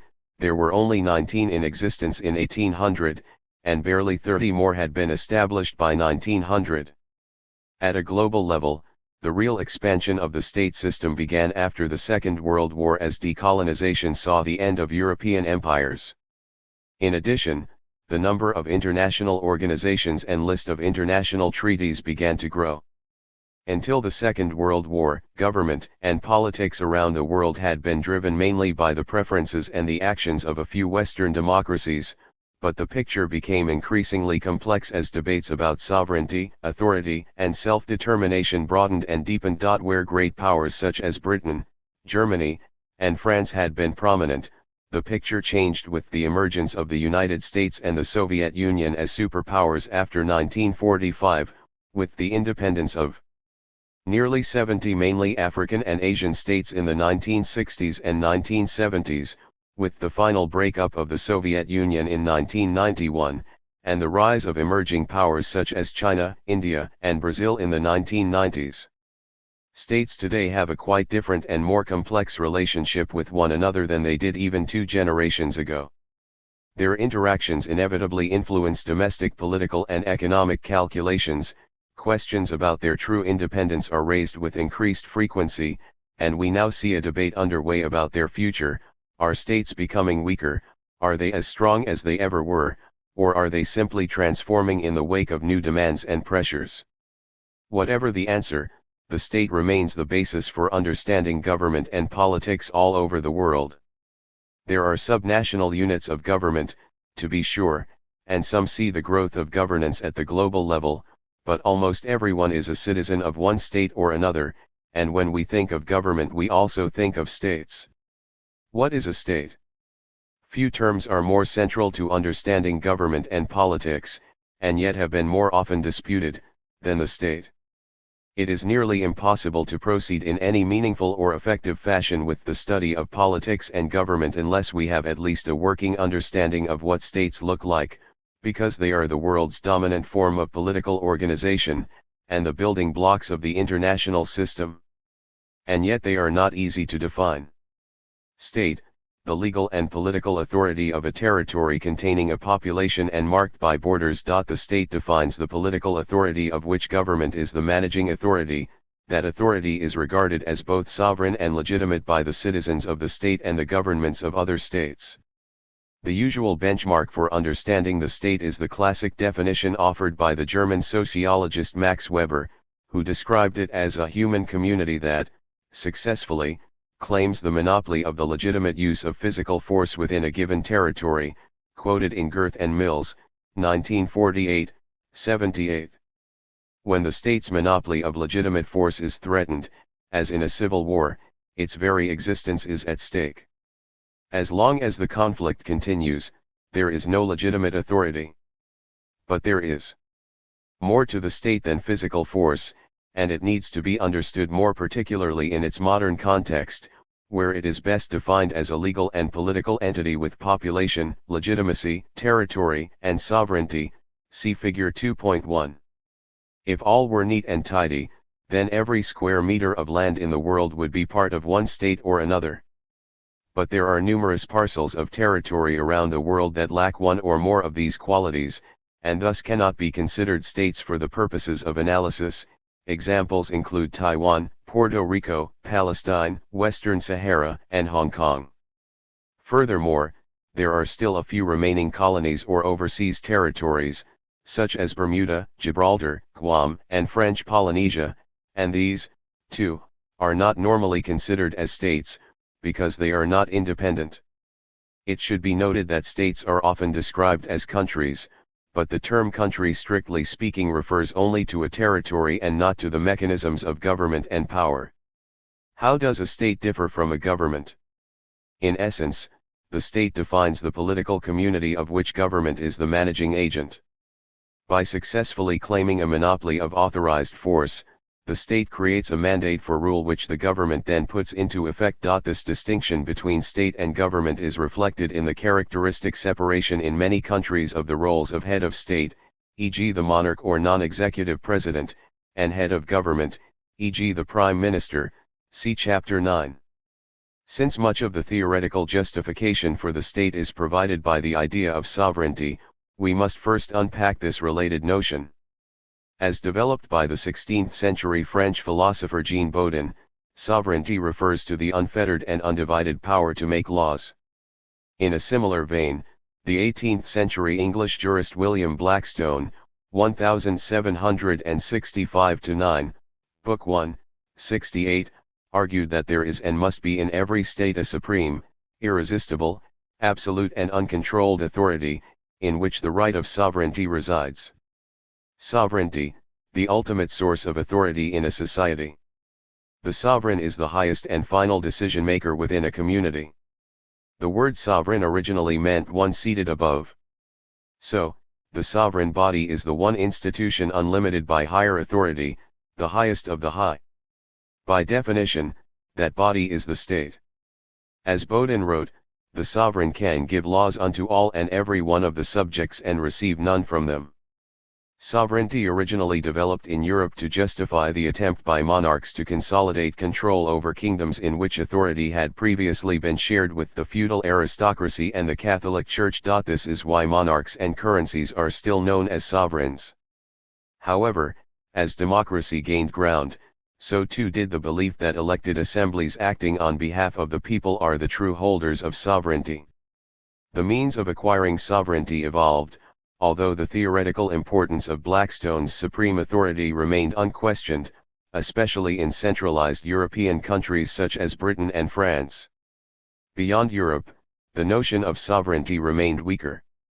In federations such as Brazil, Germany, India, and the United States, for instance, political authority is shared between the central and regional governments. In these circumstances, the idea of sovereignty is diluted, and so too is the concept of the state itself. Americans more often use the word state to denote the 50 states of the Union rather than the entire United States. Limited as it is by checks and balances, the U.S. federal government lacks the absolute and uncontrolled authority which Blackstone judged so essential to the state. Figure 2.1, the qualities of a state. The formal right to make laws does not imply that the sovereign is omnipotent, because all sovereigns are influenced by events beyond and within their borders. For this reason, claims that sovereignty has become a myth in an interdependent world should be treated with skepticism. Sovereignty always was an invention, that is its significance. Mexico, for instance, depends more on the United States than vice versa, but the two countries remain formally equal as sovereigns. A state's control over its destiny is a matter of degree, but its sovereignty is, by its nature, unlimited. The essence of sovereignty lies in an unqualified legal title. Constitutional independence, like marriage, is an absolute condition. People are either married or not married, they cannot be 70% or married. The same with sovereignty, a country either has the legal title of sovereignty or it does not, there is no in-between condition. Svensson, 2004, 104. Inherent in the notion of the state is the idea of the citizen. Just as the development of the state overrode the power of the aristocracy and the church, so the concept of the citizen implies full and equal membership of the political community defined by the state. As Heater, 1999, 1, notes, the title of citizen was adopted by the French revolutionaries of 1789 to pronounce the symbolic reality of equality. The titles of aristocratic distinction were expunged. To be a citizen is to possess both rights, such as legal protection, and duties, such as military or community service. Citizen, a full member of a state, entitled to the rights and subject to the duties associated with that status. Citizenship is typically confirmed in a document such as a passport or identity card. Note, however, that our mental image of a state as a container for its citizens alone is a poor guide to reality. Once condemned as political polygamy, dual citizenship is now accepted by many states, Hansen and Weil, 2002. Further, international migrants, mostly living in high-income countries, made up more than 3% of. Focus 2.1 How many states are there? This is not an easy question to answer. A benchmark point of reference is the membership roster of the United Nations, which stood at 193 in mid-2015. But this number includes 4 small European enclave states, Andorra, Liechtenstein, Monaco, and San Marino, which meet the legal definition of a state but play a minimal role in interstate relations, and are for all practical purposes parts of the larger states that surround them. Meanwhile, the UN membership list excludes several territories that function much like states but are lacking either independence and/or legitimacy. These include Kosovo, Palestine, Taiwan, and Western Sahara. Taiwan would be a member of the UN had it not been expelled in 1971 when China made it clear that it would not have diplomatic ties with any country that recognized Taiwan. In almost all respects, though, it is structured and continues to function as a state. Meanwhile, Kosovo, part of the former Yugoslavia, has been recognized diplomatically by more than 100 other states, including most of the member states of the European Union, and is a member of several key international bodies, including the World Bank and the International Monetary Fund, but cannot be considered a political and diplomatic equal of UN member states. So while the question "how many states are there?" is likely to elicit the response "it depends what you mean by a state," this book opts for the number 189, the current membership of the United Nations, less the 4 European enclave states. But we should not overlook the discussion of microstates, quasi-states, and de facto states later in this chapter. The world's population in 2013, UN Population Fund, 2015. In their country of destination, legal migrants may be granted the right of permanent residence without seeking or being granted citizenship, a limitation which denies them the vote in national elections. To equate a country's adult population with its citizens is to overlook this significant inequality.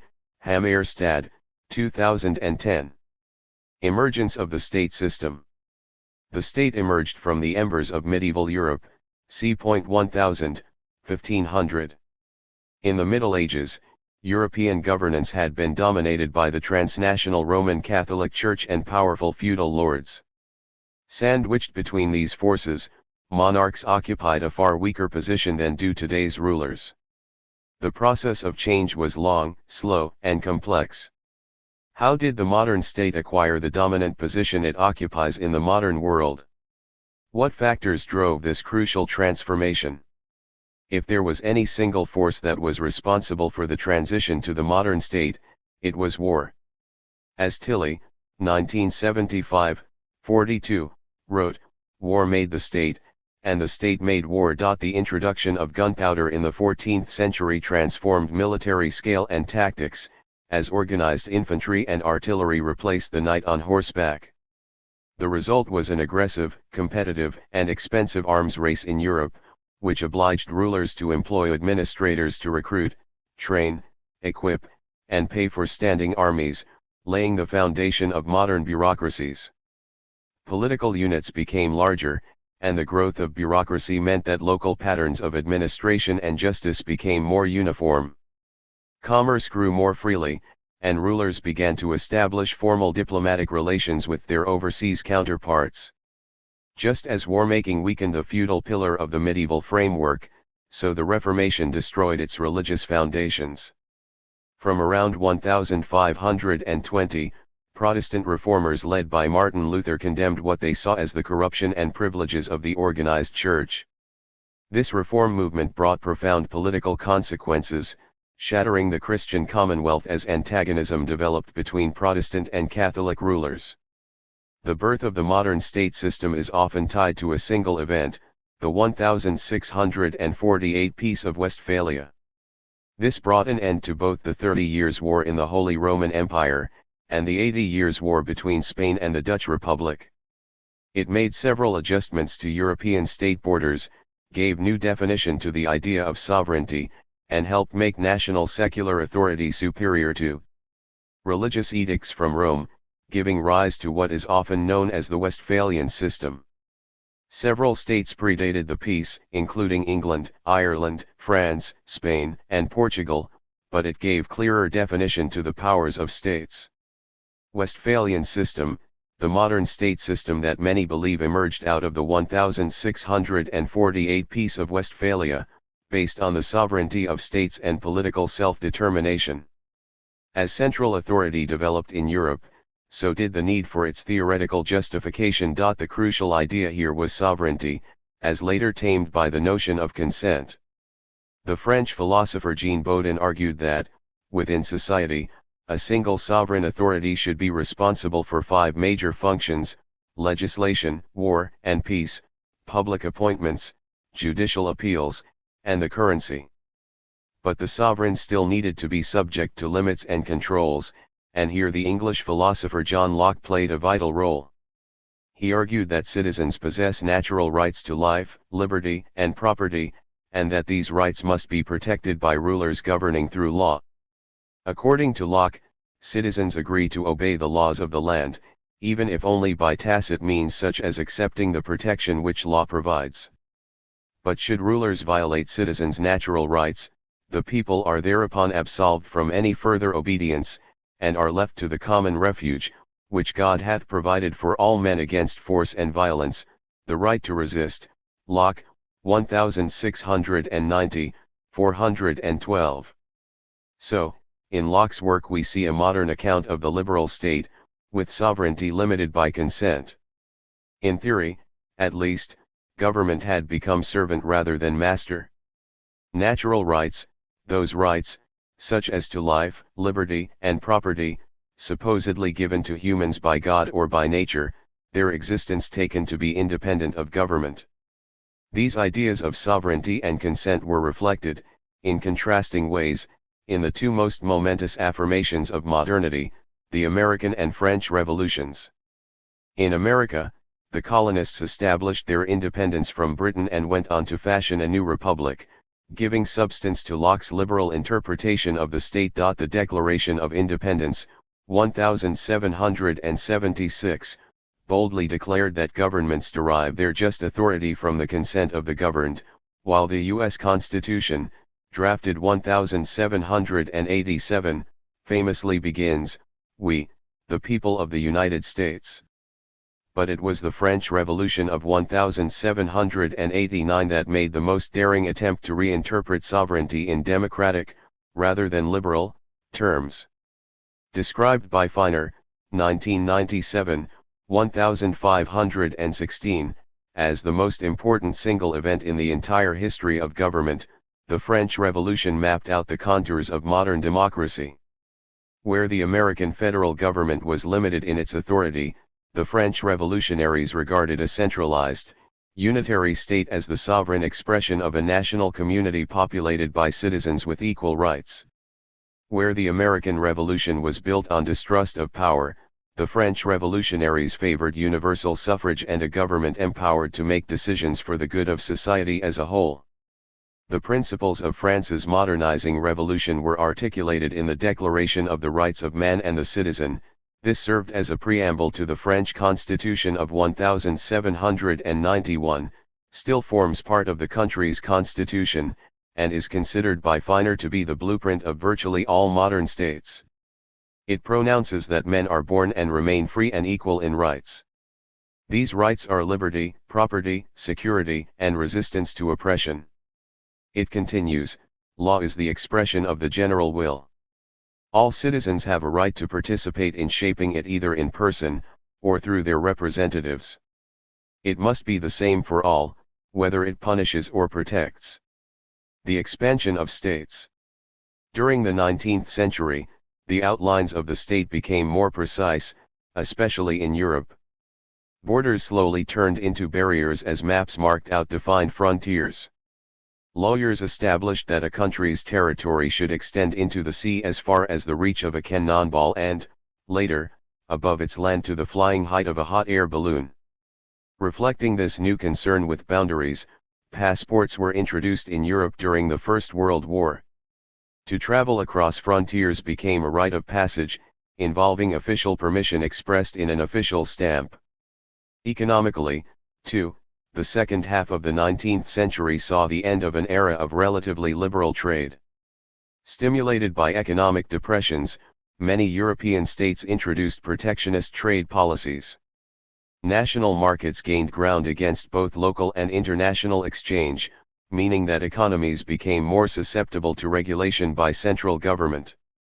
Internally, the functions performed by the state expanded to include education, factory regulation, policing, and gathering statistics, literally, state facts. For most of the 20th century, Western states bore deeper into their societies. As with the original emergence of European states, this expansion was fueled by war. The First and Second World Wars were examples of total war, fought between entire countries, rather than just between specialized armed forces. To equip massive forces with the necessary tanks, planes, and bombs demanded unparalleled mobilization of citizens, economies, and societies. The ability to tax effectively and systematically, described by Brodeghem et al.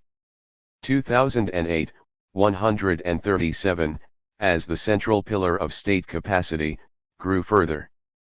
Because total wars were expensive, tax revenues as a proportion of national product almost doubled in Western states between 1930 and 1945, Steinmo, 2003, 213. The 20th century was an era of the state because it was also an age of war.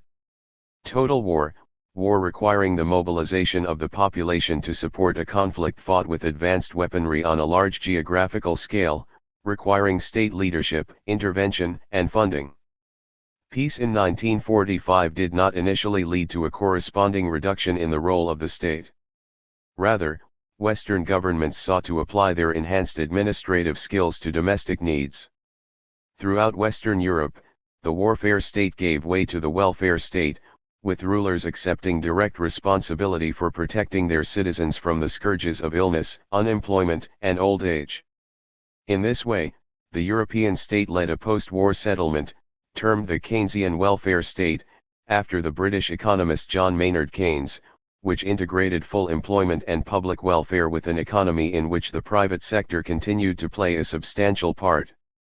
Welfare state, an arrangement in which the government is primarily responsible for the social and economic security of its citizens through public programs such as incomes for the unemployed, pensions for the elderly and medical care for the sick. Meanwhile, important developments were taking place further afield. Although the state was born in Europe, its form was exported to the rest of the world by imperial powers such as Britain, France, and Spain. Consequently, most states in today's world are post-colonial.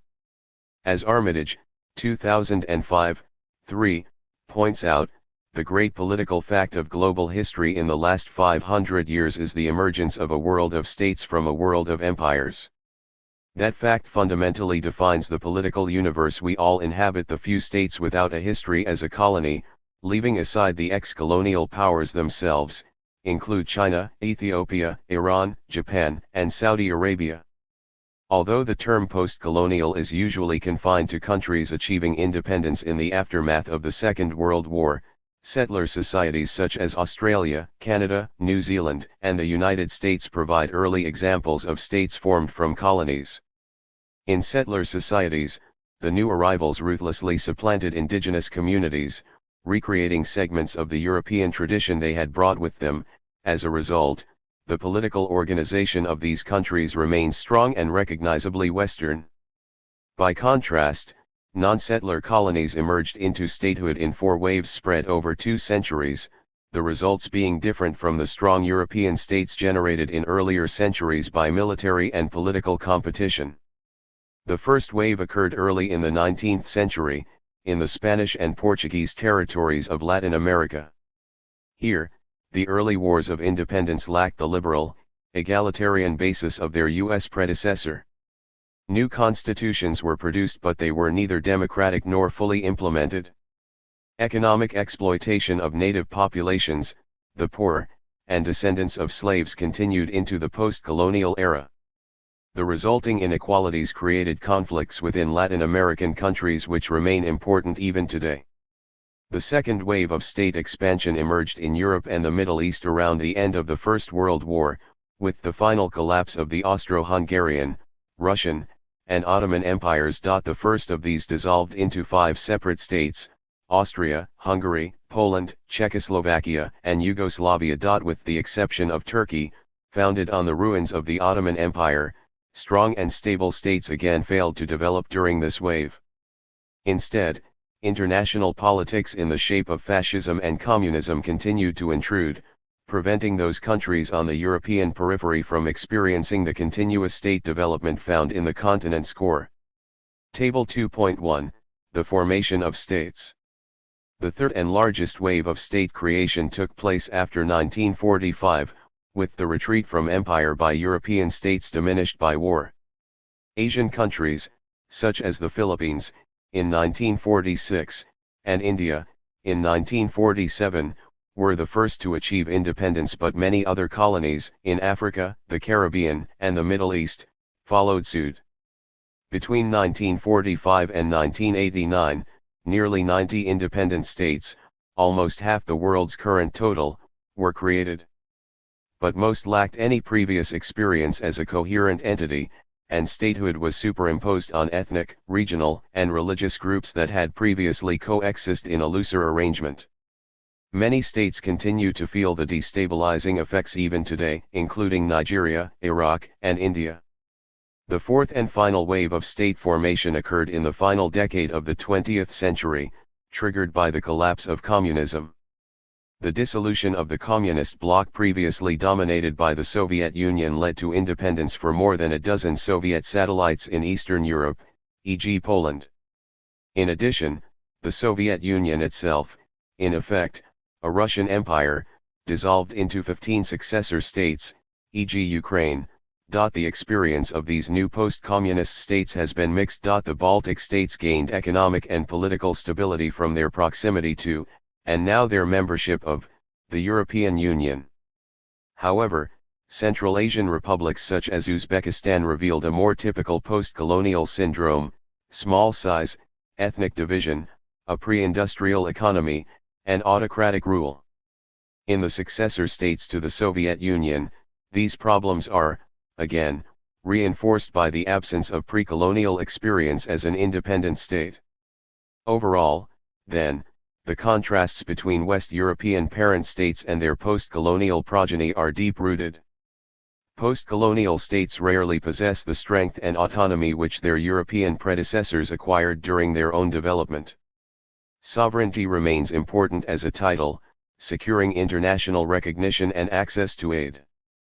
But the label's significance is sometimes symbolic, with little to prevent the movement of people, soldiers, goods, and terrorists across boundaries.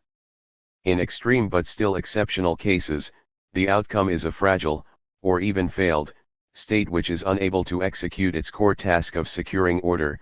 See later in this chapter. The diversity of states. The enormous contrasts of population, wealth, and power among states are often underemphasized by those analysts who concentrate on either the formal equality of states, all are equally sovereign, or their forms of government. But, clearly, neither sovereignty nor democracy matter for, say, small island states, such as Kiribati, the Maldives, and the Solomon Islands, at risk of disappearing as a result of rising sea levels brought on by climate change. Sovereignty is exercised by all states, but in varying conditions and with varying resources. A review of the distribution of states by population, political authority, and income provides insight into these divergent political realities. In particular, it confirms that the strong form of the European state is impossible to replicate in a significant number of small, dependent post-colonial states. Population. Although many studies in comparative politics examine large states, they are exceptional when viewed through a global lens. At one end of the distribution, China's population of 1.35 billion is greater than that of the 160 smallest countries in the world combined. At the other end, the population of most countries in the world is fewer than 10 million, with 1 in 5 falling below 1 million, figure 2.2. In median position sits Switzerland, 7.9 million, a country usually presented as small but which only appears as such when viewed from the perspective of larger states. The smallest states, microstates, are mainly islands in the Caribbean, the Pacific, or off the African coast, along with 5 European states, including the Vatican City. Mostly, they possess limited capacity to shape their own destiny, and must seek protection from larger patrons. But we should not assume that they are dysfunctional. Several established microstates in Europe have combined political stability with economic success. As with many successful small states, Luxembourg secured its position through joining military and economic alliances, and its success continues. Helped by an economy based heavily on services, the country, population 502,000, has moved to the higher reaches of the global economic rankings, with a per capita gross national income in 2014 of more than $80,000. Many of the smallest states, however, are both people and resource poor. Several Pacific states, such as Tuvalu, Palau, the Marshall Islands, and Kiribati, have few people. Tuvalu has fewer than 10,000, little in the way of natural resources or economic opportunities, and poor trade and transport connections to the rest of the world. Microstates, states that are small in both population and territory. Andorra, Barbados, Palau, and the Maldives are examples. Political authority. The challenge of defining a state is exemplified by the existence of several territories that fall short of all the required qualities, most notably independence and sovereignty. Some of these are what Jackson, 1991, calls quasi-states, which he defines as states that won independence from a former colonial power but have since lost control over much of their territory. They are recognized by the international community as having all the rights and responsibilities of a state, but they barely exist as a functioning entity. Somalia is a prime example. The outbreak of a civil war in 1991 led to the collapse of centralized government and the emergence of several autonomous regions within the country. Although it has been formally a federal republic since 2012, much of northern Somalia has long functioned as either Somaliland or the Puntland state of Somalia. Quasi-states, states that exist and are recognized under international law but whose governments control little of the territory under their jurisdiction. Other difficult cases are represented by what Hague, 1998, calls de facto states, meaning that they control territory and provide governance, but are mainly unrecognized by the international community, and thus have no legal or de jure existence. So while quasi-states are legitimate no matter how ineffective they are, de facto states are illegitimate no matter how effective they are. Key examples include Abkhazia, Nagorno-Karabakh, Transnistria, Somaliland, and the Turkish Republic of Northern Cyprus. Somaliland provides a strong contrast with Somalia.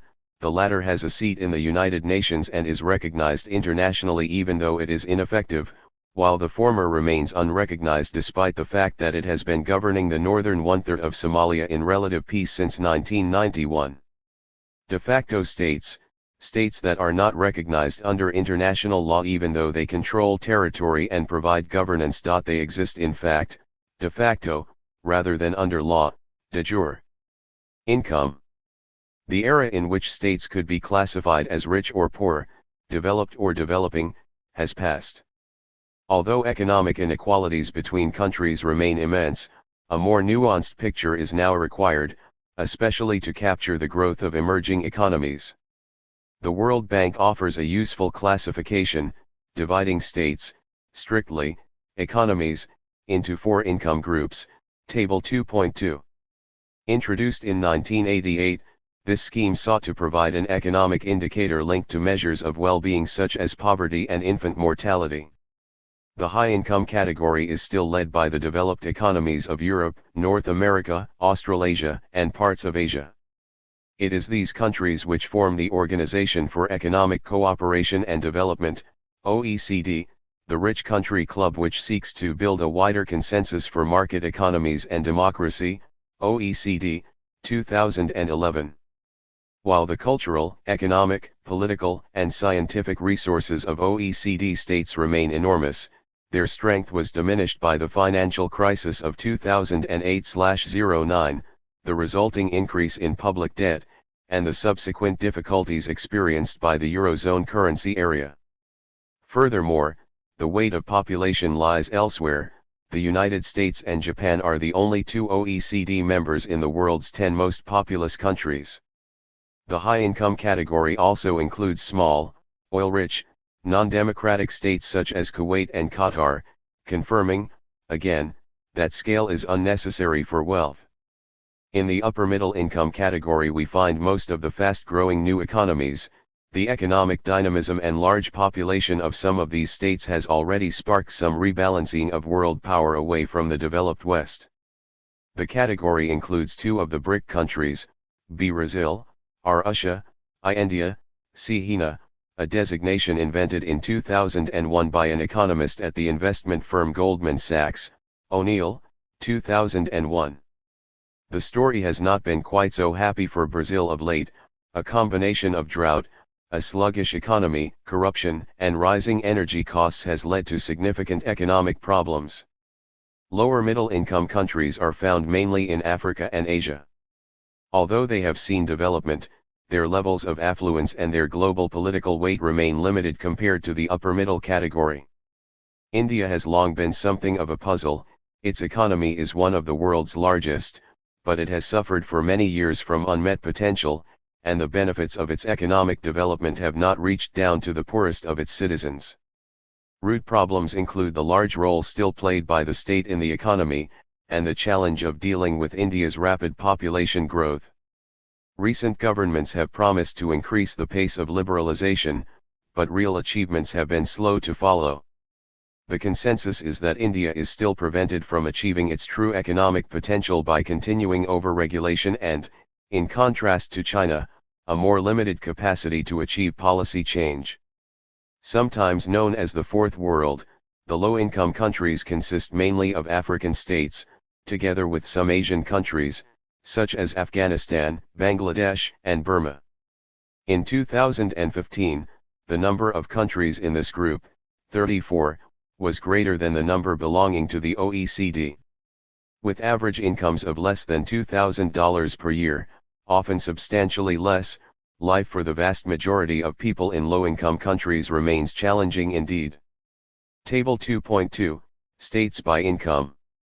In studying international politics, it is possible to focus on the absolute size of an economy or, alternatively, on national income per head. In comparative politics, though, we must recognize the domestic political impact of sharp inequality and mass poverty. Among many other effects, these factors create a dependence of the poor and powerless on the rich and powerful. As we will see in Chapter 3, such inequalities still create a powerful barrier to a functioning democracy. Nations and nationalism.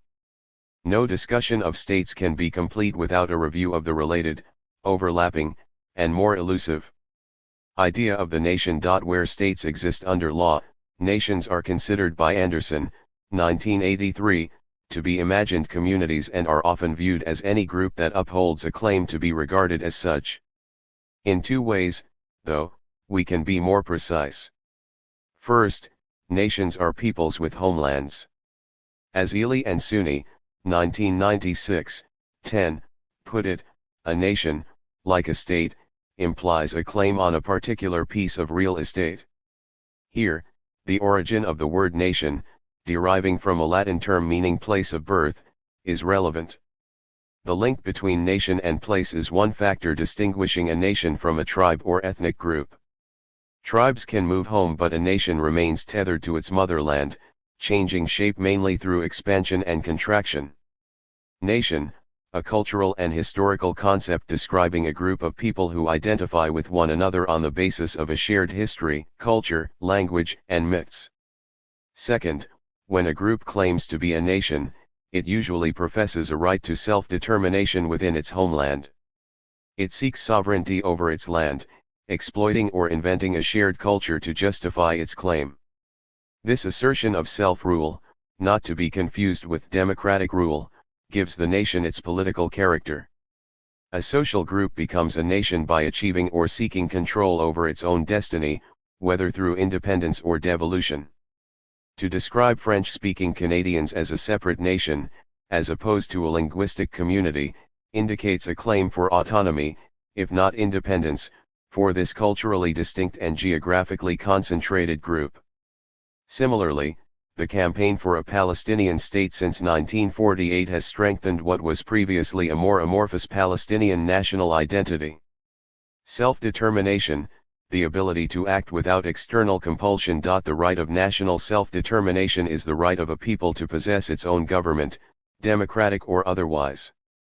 Because the concept of nation is political, there is no necessity for nations to be united by a common language.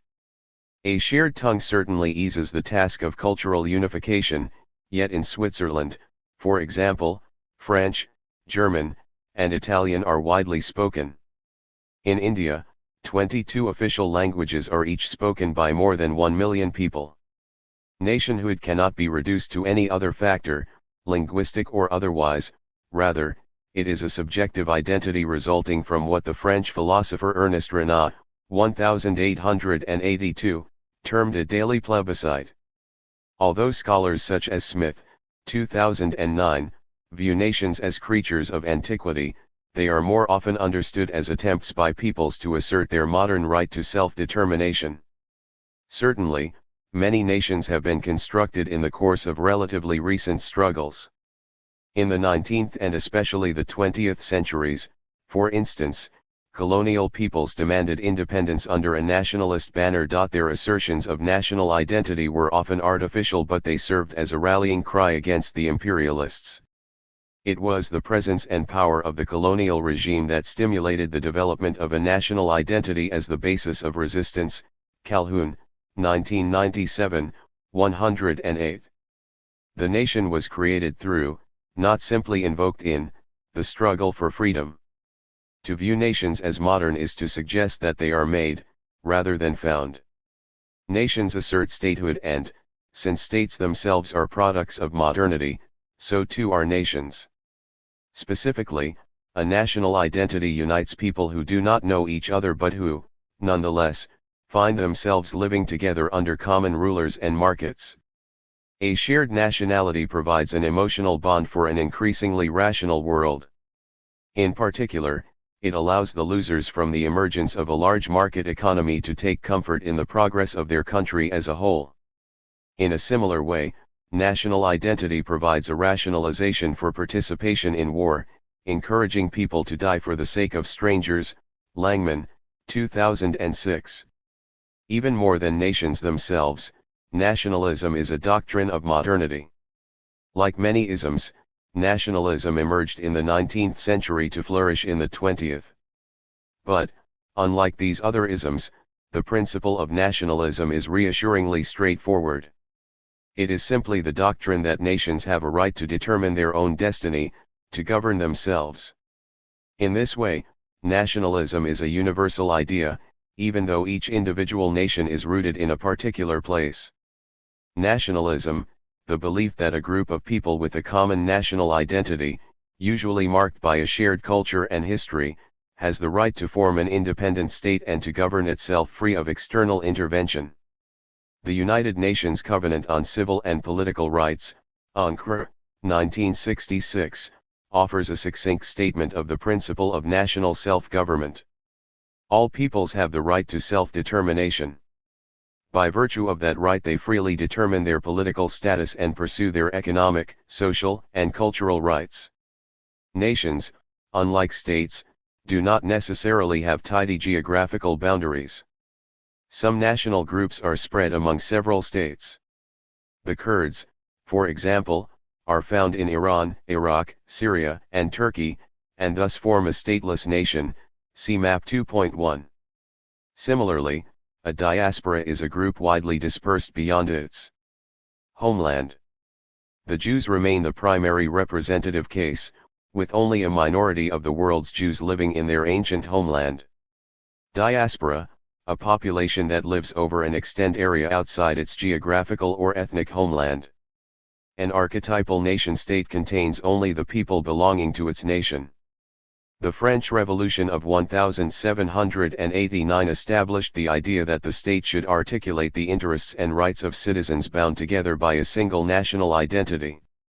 In the 19th century, the English political philosopher John Stuart Mill, 1861-392, argued that where the sentiment of nationality exists in any force there is a prima facie case for uniting all the members of the nationality under the same government, and a government to themselves apart. In today's world, Iceland is a good example of a nation-state. Its population shares such a well-documented descent from within a compact island that the state's birth records provide a perfect laboratory for genetic research. Japan is another example. While its government does not keep precise figures, it is estimated that 98.5% of the population is Japanese. Nation-state, a sovereign political association whose citizens share a common national identity. In a multinational state, by contrast, more than one nation is fundamental to a country's politics, and assimilation to a dominant nationality is unrealistic. International migration is moving many, perhaps most, states in this direction. Even so, we should not regard the phenomenon of multinationalism as new. Britain, for instance, has long been divided between English, Welsh, Scottish, and Irish nationals, Canada between English and French speakers, and Belgium between Dutch and French speakers. One of the more diverse states in the world is India. It has 22 official languages, with more than 100 in regular use, and while 3/4 of the population is Hindu, there are significant Muslim, Christian, Sikh, and Buddhist minorities. Multinational state, a state consisting of multiple national groups under a single government. Challenges to the state. States have never been entirely stable or fully independent, some have been involved in political disputes that have created uncertainties about their borders, others have experienced legal, economic, or political difficulties that have limited their sovereignty. Their levels of legitimacy vary according to the extent to which the citizens of a state, and the governments of other states, respect the powers and authority of that state, and the independence of states has always been qualified by external economic and political pressures, not least the need to import goods and services that they cannot provide for themselves. See Vincent, 1987 and Gill, 2003. One school of thought argues that states are as strong as ever. They still have a monopoly over the control and use of militaries, they are still the key actors in the management of economic production and international trade networks, their citizens still identify mainly with their home states and are subject to the authority and rules of the state, and the ability of states to respond to new challenges has grown thanks to technological innovation. Talk of the decline of the state, runs the argument, is premature, and the most that can be said is that its role is changing as developments in trade, international law, and modernization have changed the nature of state power, the relationship among states, and the relationship between states and citizens. For a survey of the debate, see Svensson, 2004, and Hague, 2006. On the other hand, states have long had their critics, who have developed a long list of complaints, see Table 2.3. So much has the credibility and power of the state declined, argue some, that it may actually be on its way out, see, for example, Camilleri and Falk, 1992 and Ami, 2005, the result of four critical developments. First, public loyalty to states has long been undermined by economic, social, and political divisions. In many parts of the world, the focus of people's allegiance has changed as national minorities have become more assertive and demanded greater self-determination, and even independence in some cases, as with the Scots in Britain, the Kurds in Turkey/Iraq/Iran, the Catalans in Spain, and the Quebecois in Canada. Second, international borders have been weakened by the extension of economic ties among states. Perhaps nothing today poses as much of a threat to state sovereignty as globalization, increased economic interdependence, changes in technology and communications, the rising power of multinational corporations, the growth of international markets, the spread of a global culture, and the harmonization of public policies in the face of shared or common problems, see Focus 2.2. At the same time, people have become more mobile. Complex new patterns of emigration have been driven by a combination of economic need and personal choice, and mass tourism has broken down many of the psychological barriers among states. Table 2.3, 10 Criticisms of the State. 1. Imposing unnecessary divisions on human society. 2. Having a history of going to war with each other. 3. Limiting the free movement of people and capital. 4. Imposing limits on trade that handicap innovation and efficiency. 5. Pursuing state interests at the expense of human interests. 6. Allowing exclusion to dominate over inclusion. 7. Promoting narrow identities at the expense of broader identities. 8. Having a poor record of working with other states to address shared problems such as terrorism, transboundary pollution, migration, and the spread of disease. 9. Being often unable to meet the demands of their residents for security, justice, prosperity, and human rights. 10. Failing to manage their economies and national resources to the benefit of all their residents. Globalization, the process by which the links between people, corporations, and governments in different states become integrated through such factors as trade, investment, communication and technology. Third, just as the number of states has grown since 1945, so has interstate cooperation on a wide range of issues, which has diluted their independent existence. States have signed bilateral and multilateral cooperative treaties, and have created a network of intergovernmental organizations, IGOs, responsible for encouraging and monitoring cooperation on a wide range of matters. There are several hundred currently in existence, including the United Nations and the World Trade Organization. Some date back to the 19th century, The International Telecommunication Union was founded by 20 member governments in 1865, but most were created in the 20th century, not least in the aftermath of the World Wars. IGOs include single-purpose entities, regional organizations, and universal bodies. The most important enjoy the membership of a majority of established states. 12 member states are full democracies and 16, mainly in Eastern Europe, are flawed. With the exception of Bulgaria and Romania, all member states rank very high. Brief profile: in a world of states, the European Union is an anomaly. It began in the 1950s as an effort to build a single market among its 6 founding members in the interests of promoting peace and economic reconstruction after the war. It has since expanded both its membership and its reach, but opinion on its political personality is much debated. It has common policies in several areas, and it encourages cooperation among its 28 member states on a wide variety of issues. Most of its members have also adopted a single currency, the euro. It has treaties but no constitution, and administrative institutions that fall short of being a government of the EU. It is not a federal United States of Europe, and while some support moves in that direction, there is now widespread resistance to deeper European integration. Form of government debatable. More than an intergovernmental organization, but less than a federal European superstate. Legislature: a single-chamber European Parliament, EP, whose members are elected directly by all eligible voters of the EU member states. Its standing has increased substantially since the 1970s, though its scope still does not cover all areas of EU responsibility. Executive: shared between a European Council that is the meeting place of the heads of government of the member states, a Council of Ministers that is the meeting place for government ministers, and a powerful European Commission that is a cross between an executive and a bureaucracy. Judiciary: the European Court of Justice, composed of 1 judge from each member state, has developed the EU's strong legal foundations, supporting the drive for European integration.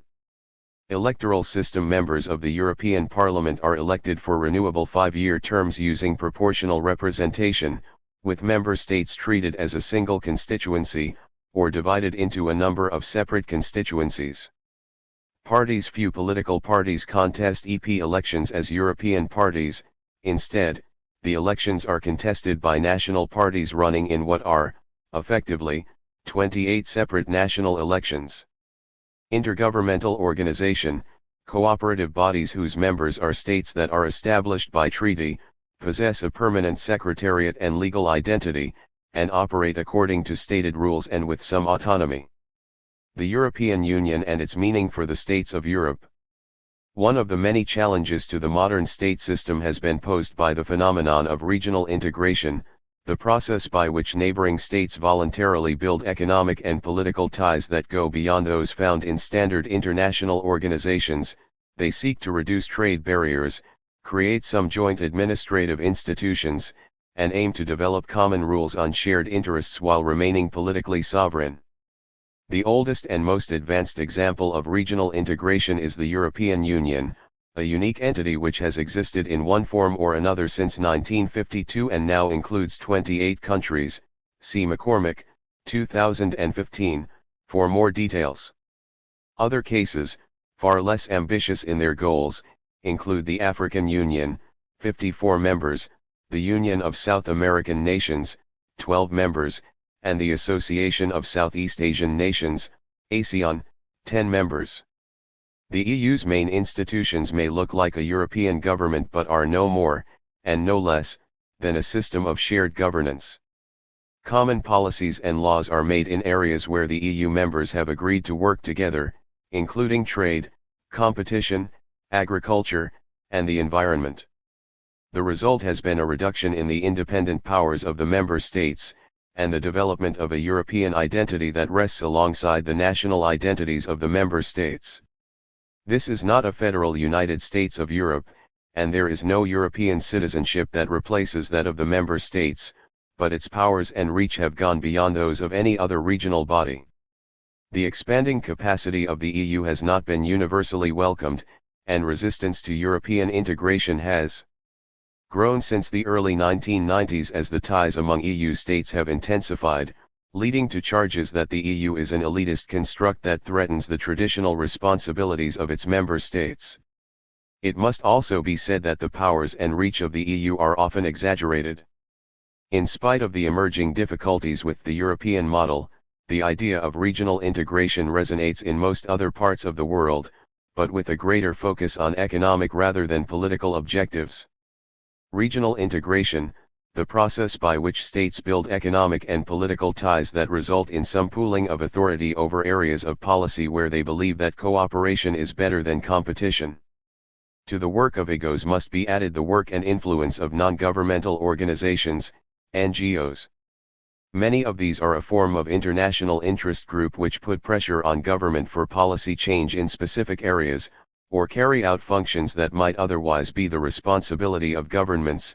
Examples include Amnesty International, Doctors Without Borders, Friends of the Earth, and Oxfam. Finally, we should not ignore the global influence of multinational corporations such as Walmart, Royal Dutch Shell, Toyota, or Ing. Some are sufficiently powerful as to influence policy in all countries where they do or might operate. Furthermore, the rise of multinationals from China such as Huawei and Lenovo reminds us of the growing global impact of that country, as well as the changes taking place in its economic policies. Finally, in the face of the threat of international terrorism, many states have found themselves reasserting their power over their citizens, giving themselves broadened powers to impinge upon personal privacy and to limit the movement and the choices of those who live and travel within their borders. Monitoring by closed-circuit television, and of telephones and internet use, has offered new tools for the state to track its population, including ordinary citizens, terrorists, and terrorist suspects. This emergence of what is sometimes called the security state has sparked a reaction as citizens have expressed concerns about the development of a surveillance society, threats to civil liberties, and the limited accountability of intelligence services. Security state, a state that makes efforts to follow the activities of its citizens through such means as closed-circuit television and the monitoring of phone calls and internet use. In the most serious cases, some states have teetered on the brink of collapse, introducing the phenomenon of the failed, fragile, or failing state, a term that overlaps with the post-colonial quasi-state considered earlier. The dimensions of state fragility are identified by Robert Rotberg, 2004, 5-10. Focus 2.2 Globalization. One of the most active debates in modern international politics and economics revolves around globalization, or the process by which politics, economics, culture, technology, and the provision of basic services have been integrated across state borders. The effect has been to ensure that states are impacted more than ever before by events and developments in other states, and have lost some of their powers to effect change. Politics, economics, and society have never been truly independent, because they have always been impacted to some extent by events elsewhere in the world. In this sense, globalization is not as new as many people seem to think it is. Cohen, 2007. What is different is that at no time in human history has the degree and the geographical reach of integration been as great as it is today, or have the daily lives of all of us been so significantly impacted by decisions taken in other countries and on other continents. Globalization has both its critics and supporters. See Held and McGrew, 2007, and Bugvuddy, 2007, who debate its impact on issues as varied as trade, democracy, national sovereignty, jobs, the state of the environment, culture, and working conditions. Supporters argue that it has helped promote democracy and free markets by exerting pressure on authoritarian governments, that it has reduced poverty and helped promote economic and social equality, and that it has contributed to increases in life expectancy and has helped promote technological innovation. See, for example, Gocklany, 2007. Critics charge that poorer countries have suffered even further from economic competition and exploitation, that corporate interests in rich countries have profited, that income inequality has grown, that jobs have been lost in rich countries, and that the environment has suffered. Whatever the pros and cons, emerging economies have been at the core of the changes brought by globalization. They have seen new investment, job growth, and new opportunities offered by expanded trade, even if their working and environmental conditions have not improved to the same extent.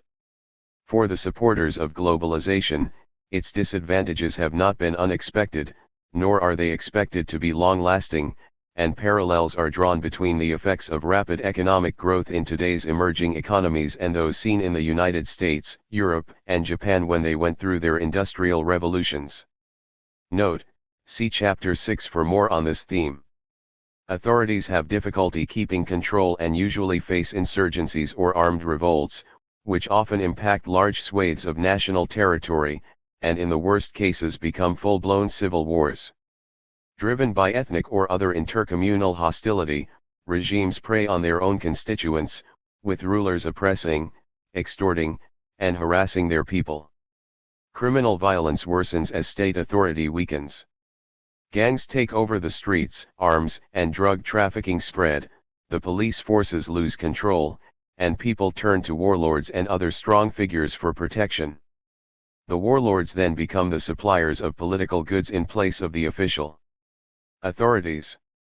Political institutions are ineffective, with all but the executive losing control or ceasing to function altogether, the court system weakening, the bureaucracy losing its sense of professional responsibility, democratic debate all but disappearing, and the military remaining as the only institution with any integrity. Failing state, a state with weak governing institutions, often deep internal divisions, and where the basic needs of people are no longer met. Examples include Eritrea, Haiti, Somalia, Syria, and Yemen. Estimates of the number of failing or failed states in the world vary, depending on how they are defined, from about 20 to about 60. One useful point of reference is the Failed States Index produced annually by the Fund for Peace, a Washington, D.C.-based research body which uses a series of political, economic, and social measures to rate almost every country in the world. In its 2014 index it described most democracies as being either sustainable or very stable. Finland alone earned the label very sustainable. It issued a warning for Brazil, high warnings for China, India, Indonesia, Mexico, and Russia, and it issued alerts for 34 mainly African and Middle Eastern states, including Egypt, Somalia, Zimbabwe, Iraq, Pakistan, and Haiti. See also discussion in Collier, 2007. After reaching their commanding heights between 1945 and 1975, argues Van Creveld, 1999, states have gone into decline, either forming themselves into larger communities or falling apart altogether, many of their functions being taken over by non-state actors. Strange, 1996, argues that the state has become just one source of authority among several, and that the forces of world markets are now more powerful than the states to whom ultimate political authority over society and economy is supposed to belong. In the opinion of former U.S. Secretary of State Strobe Talbot, 1992-70, all states are social arrangements that in spite of their seeming permanence and sacredness are in fact artificial and temporary. Within the next 100 years, he suggests, states will be obsolete and we will instead recognize a single, global authority, giving the phrase citizen of the world a new meaning. But the future of the state may not be that uncertain or unclear. States will continue to be needed to fight international terrorism, to prepare their citizens with the education and skills needed to address global economic pressures, and to provide the driving force needed to respond to shared global problems such as disease and environmental degradation.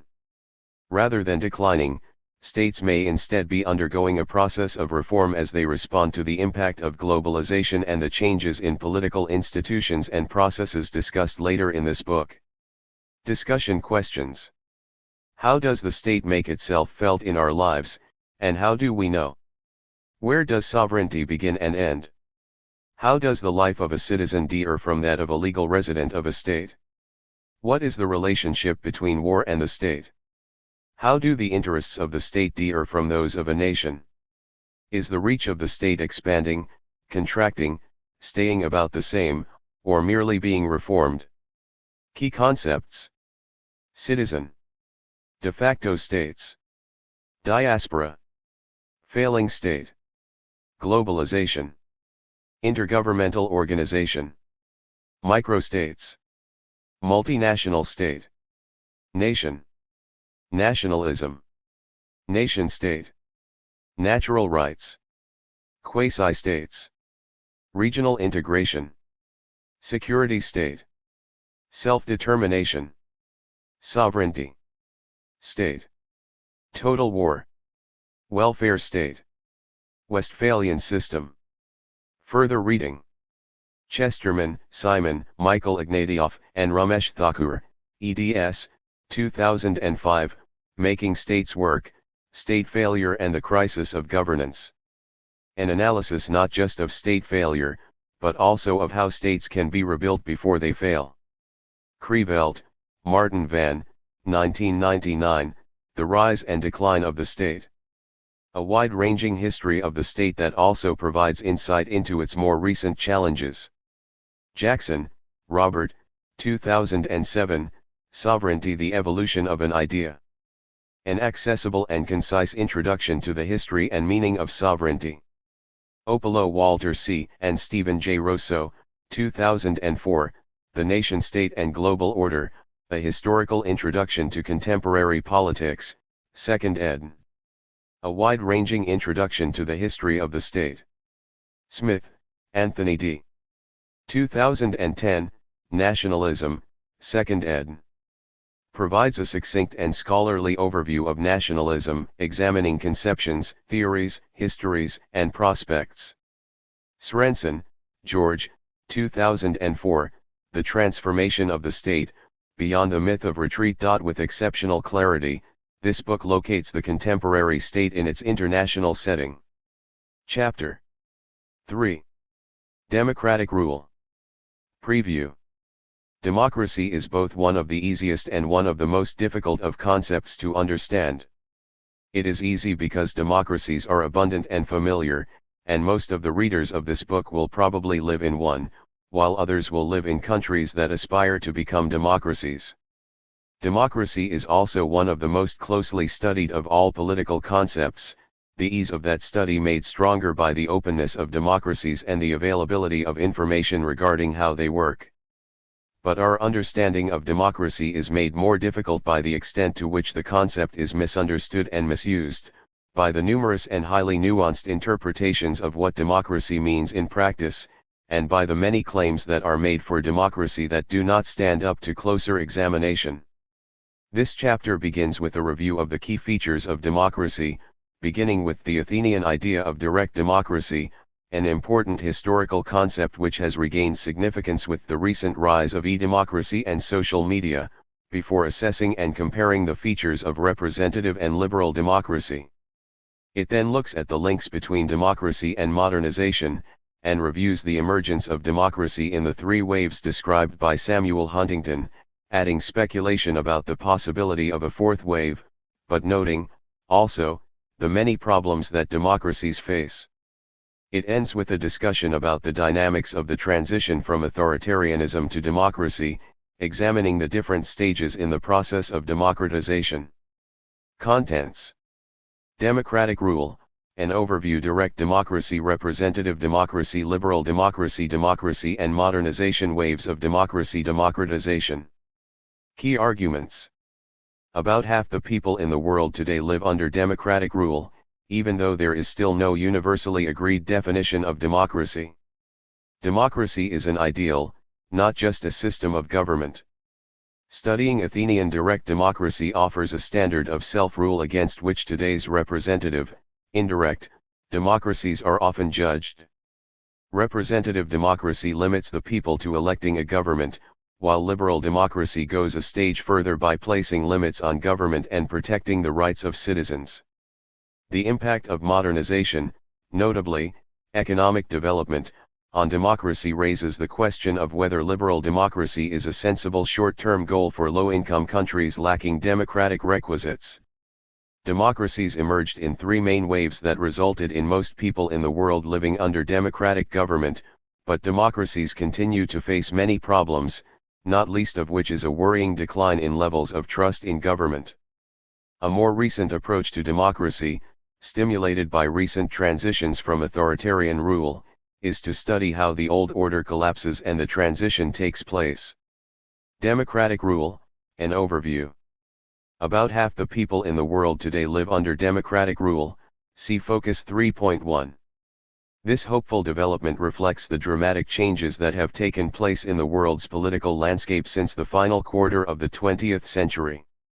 In the space of just over a generation, the number of democracies has more than doubled, and democratic ideas have expanded beyond their core of Western Europe and its former settler colonies to embrace Southern Europe, Eastern Europe, Latin America, and more of Asia and Africa. For Mandelbaum, 2007-11, the changes have a strong claim to being the single most important development in a century, hardly lacking in momentous events and trends. This is ironic, given that there is no fixed and agreed definition of democracy. At a minimum, it requires representative government, free elections, freedom of speech, the protection of individual rights, and government by the people. But the precise meaning of these phenomena remains open to debate, and many democracies continue to witness elitism, limits on representation, barriers to equality, and the impingement of the rights of individuals and groups upon one another. The confusion is reflected in the lack of agreement on how many democracies there are in the world. It is hard to find a government that does not claim to be democratic, because to do otherwise would be to admit that it was limiting the rights of its citizens. But some states have stronger claims to being democratic than others, and in practical terms we find democracy in its clearest and most stable form in barely 3 dozen states in North America, Europe, East Asia, and Australasia. But there are many other states that are undergoing a process of democratization, where political institutions and processes are developing greater stability, where individual rights are built on firmer foundations, and where the voice of the people is heard more clearly. Democracy, a political system in which government is based on a fair and open mandate from all qualified citizens of a state. Democratization, the process by which states build the institutions and processes needed to become stable democracies. Table 3.1, Features of Modern Democracy. Representative systems of government based on regular, fair, and competitive elections. Well-defined, stable, and predictable political institutions and processes, based on a distribution of powers and a system of political checks and balances. A wide variety of institutionalized forms of political participation and representation, including multiple political parties with a variety of platforms. Limits on the powers of government, and protection of individual rights and freedoms under the law, sustained by an independent judiciary. An active, effective, and protected opposition. A diverse and independent media establishment, subject to few political controls and free to share a wide variety of opinions. The core principle of democracy is self-rule. The word itself comes from the Greek demokratia, meaning rule, kratos, by the people, demos. From this perspective, democracy refers not to the election of rulers by the ruled but to the denial of any separation between the two. The model democracy is a form of self-government in which all adult citizens participate in shaping collective decisions in an atmosphere of equality and deliberation, and in which state and society become one. But this is no more than an ideal, rarely found in practice except at the local level in decentralized systems of government. In trying to understand democracy, we should avoid the comforting assumption that it is self-evidently the best system of rule. It certainly has many advantages over dictatorship, and it can bring stability to historically divided societies provided the groups involved agree to share power through elections.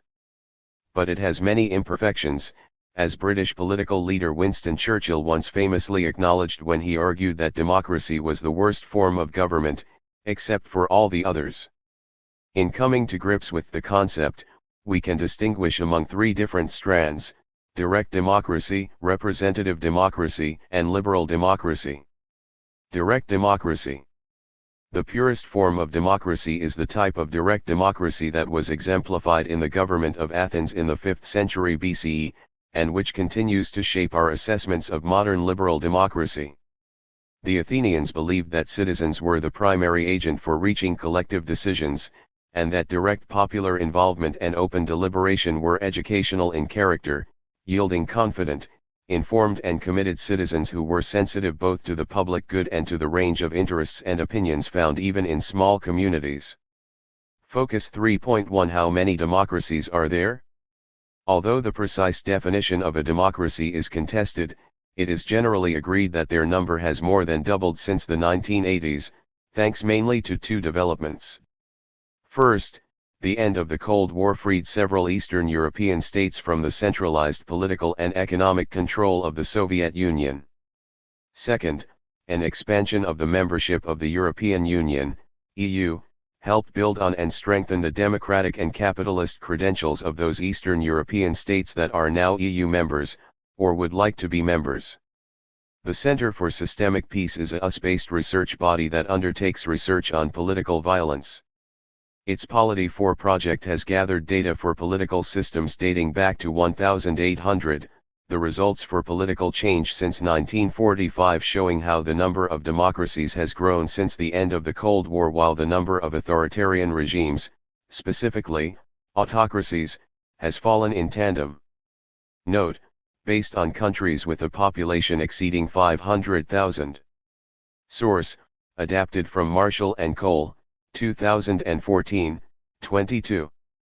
And yet there is no universal agreement on how many democracies exist today, mainly because every assessment brings different standards to bear. Consider the following totals from the most recent editions of the three respective reports. 79 Economist Democracy Index 2014, 25 Full Democracies, 54 Flawed Democracies, 95 Center for Systemic Peace 122 Freedom House 2015, but only 88 are classified as free. Direct democracy, a system of government in which all members of the community take part in making the decisions that affect that community. Figure 3.1, Forms of Democracy. Between 461 and 322 BCE, Athens was the leading polis, city community, in ancient Greece. Polis were small independent political systems, typically containing an urban core and a rural hinterland. Especially in its earlier and more radical phase, the Athenian polis operated on democratic principles summarized by Aristotle, which included appointments to most offices by lot, and brief tenures in office. With no repeat terms. All male citizens could attend meetings of the Athenian ecclesia, People's Assembly, where they could address their peers. Meetings were of citizens, not their representatives. The assembly met around 40 times a year to settle issues put before it, including recurring issues of war and peace. In Aristotle's phrase, the assembly was supreme over all causes, Aristotle 1962 ed. 237, it was the sovereign body, unconstrained by a formal constitution or even, in the early decades, by written laws. Administrative functions were the responsibility of an executive council consisting of 500 citizens aged over 30, chosen by lot for a one-year period. Through the rotation of members drawn from the citizen body, the council was regarded as exemplifying community democracy, all to rule over each and each in his turn over all. Hansen, 1999, 249, suggests that about 1 in 3 citizens could expect to serve on the council at some stage, an astonishing feat of self-government that has no counterpart in modern democracies. Meanwhile, juries of several hundred people, again, selected randomly from a panel of volunteers, decided the lawsuits which citizens frequently brought against those considered to have acted against the true interests of the polis. The courts functioned as an arena through which top figures, including generals, were brought to account. The scope of Athenian democracy was wide, providing an enveloping framework within which citizens were expected to develop their true qualities. Politics was an amateur activity, to be undertaken by all citizens not just in the interest of the community at large, but also to enhance their own development. To engage in democracy was to become informed about the polis, and an educated citizenry meant a stronger whole. But there were flaws in the system. Because citizenship was restricted to men whose parents were citizens, most adults, including women, slaves, and foreign residents, were excluded. Turnout was a problem, with most citizens being absent from most assembly meetings even after the introduction of an attendance payment. The system was time-consuming, expensive, and over-complex, especially for such a small society. The principle of self-government did not always lead to decisive and coherent policy. Indeed, the lack of a permanent bureaucracy eventually contributed to a period of ineffective governance, leading to the fall of the Athenian Republic after defeat in war. Perhaps Athenian democracy was a dead end, in that it could only function on an intimate scale which limited its potential for expansion and, worse, increased its vulnerability to larger predators. Yet, the Athenian democratic experiment prospered for more than a century. It provided a settled formula for rule and enabled Athens to build a leading position in the complex politics of the Greek world. Athens proves that direct democracy is, in some conditions, an achievable goal. Despite this, direct democracy is hard to find in modern political systems. It exists most obviously in the form either of referendums and initiatives, see Chapter 15, or of decision-making at the community level, for example in a village or a school where some decisions might be made without recourse to formal law or elected officials. To go any further, some would argue, would be to run the dangers inherent in the lack of interest and knowledge that many people display in relation to politics, and this would undermine effective governance. But create a more participatory social environment, respond its supporters, and people will be up to, and up for, the task of self-government. Society will have schooled them in, and trained them for, democratic politics, given that individuals learn to participate by participating. Pateman, 2012, 15. There has been some recent talk of the possibilities of electronic direct democracy, or e-democracy, through which those with an opinion about an issue can express themselves using the internet, via blogs, surveys, responses to news stories, or comments in social media. These are channels that are sometimes seen as a useful remedy to charges that representative government has become elitist, and while little research has yet been done on the political effects of social media, there are several early indications of its possibilities. It provides for the instant availability of more political information, it allows political leaders to communicate more often and more directly with voters, helping change the way that electoral campaigns are run, and it has been credited with helping encourage people to turn out in support of political demonstrations of the kind that led to the overthrow of the Egyptian government in 2011 and the fall of the Ukrainian government in 2014. E-democracy, a form of democratic expression through which all those with an interest in a problem or an issue can express themselves via the internet or social media. But there are several problems with e-democracy. The opinions expressed online are not methodically collected and assessed as they would be in a true direct democracy. The voices that are heard tend to be those that are recorded most often, and there is often a bandwagon effect reflected, for example, in the phenomenon of trending hashtags on Twitter. Many of those who express themselves via social media are either partisan or deliberately provocative, as reflected in the often inflammatory postings of anonymous internet trolls. The result is to skew the direction taken by debates. It has led to heightened concerns about privacy, perhaps feeding into the kind of mistrust of government that has led to reduced support for conventional forms of participation, see Chapter 13. E-democracy relies upon having access to the internet, which is a problem in poor countries, and even, sometimes, in poorer regions of wealthy countries. As with other media, the internet can be manipulated by authoritarian regimes, resulting in the provision of selective information and interpretation. More broadly, the internet has provided so many sources of information that consumers can quickly become overwhelmed, advancing the phenomenon of the echo chamber. Whatever media they use, people will tend to use only those sources of information that fit with their values and preconceived ideas, and will be less likely to seek out a variety of sources. The result, interference with the free marketplace of ideas, the reinforcement of biases and closed minds, and the promotion of myths and a narrow interpretation of events. The internet was once described as an information superhighway, but perhaps it is better regarded as a series of gated information communities. Echo chamber, the phenomenon by which ideas circulate inside a closed system, and users seek out only those sources of information that confirm or amplify their values. Representative democracy.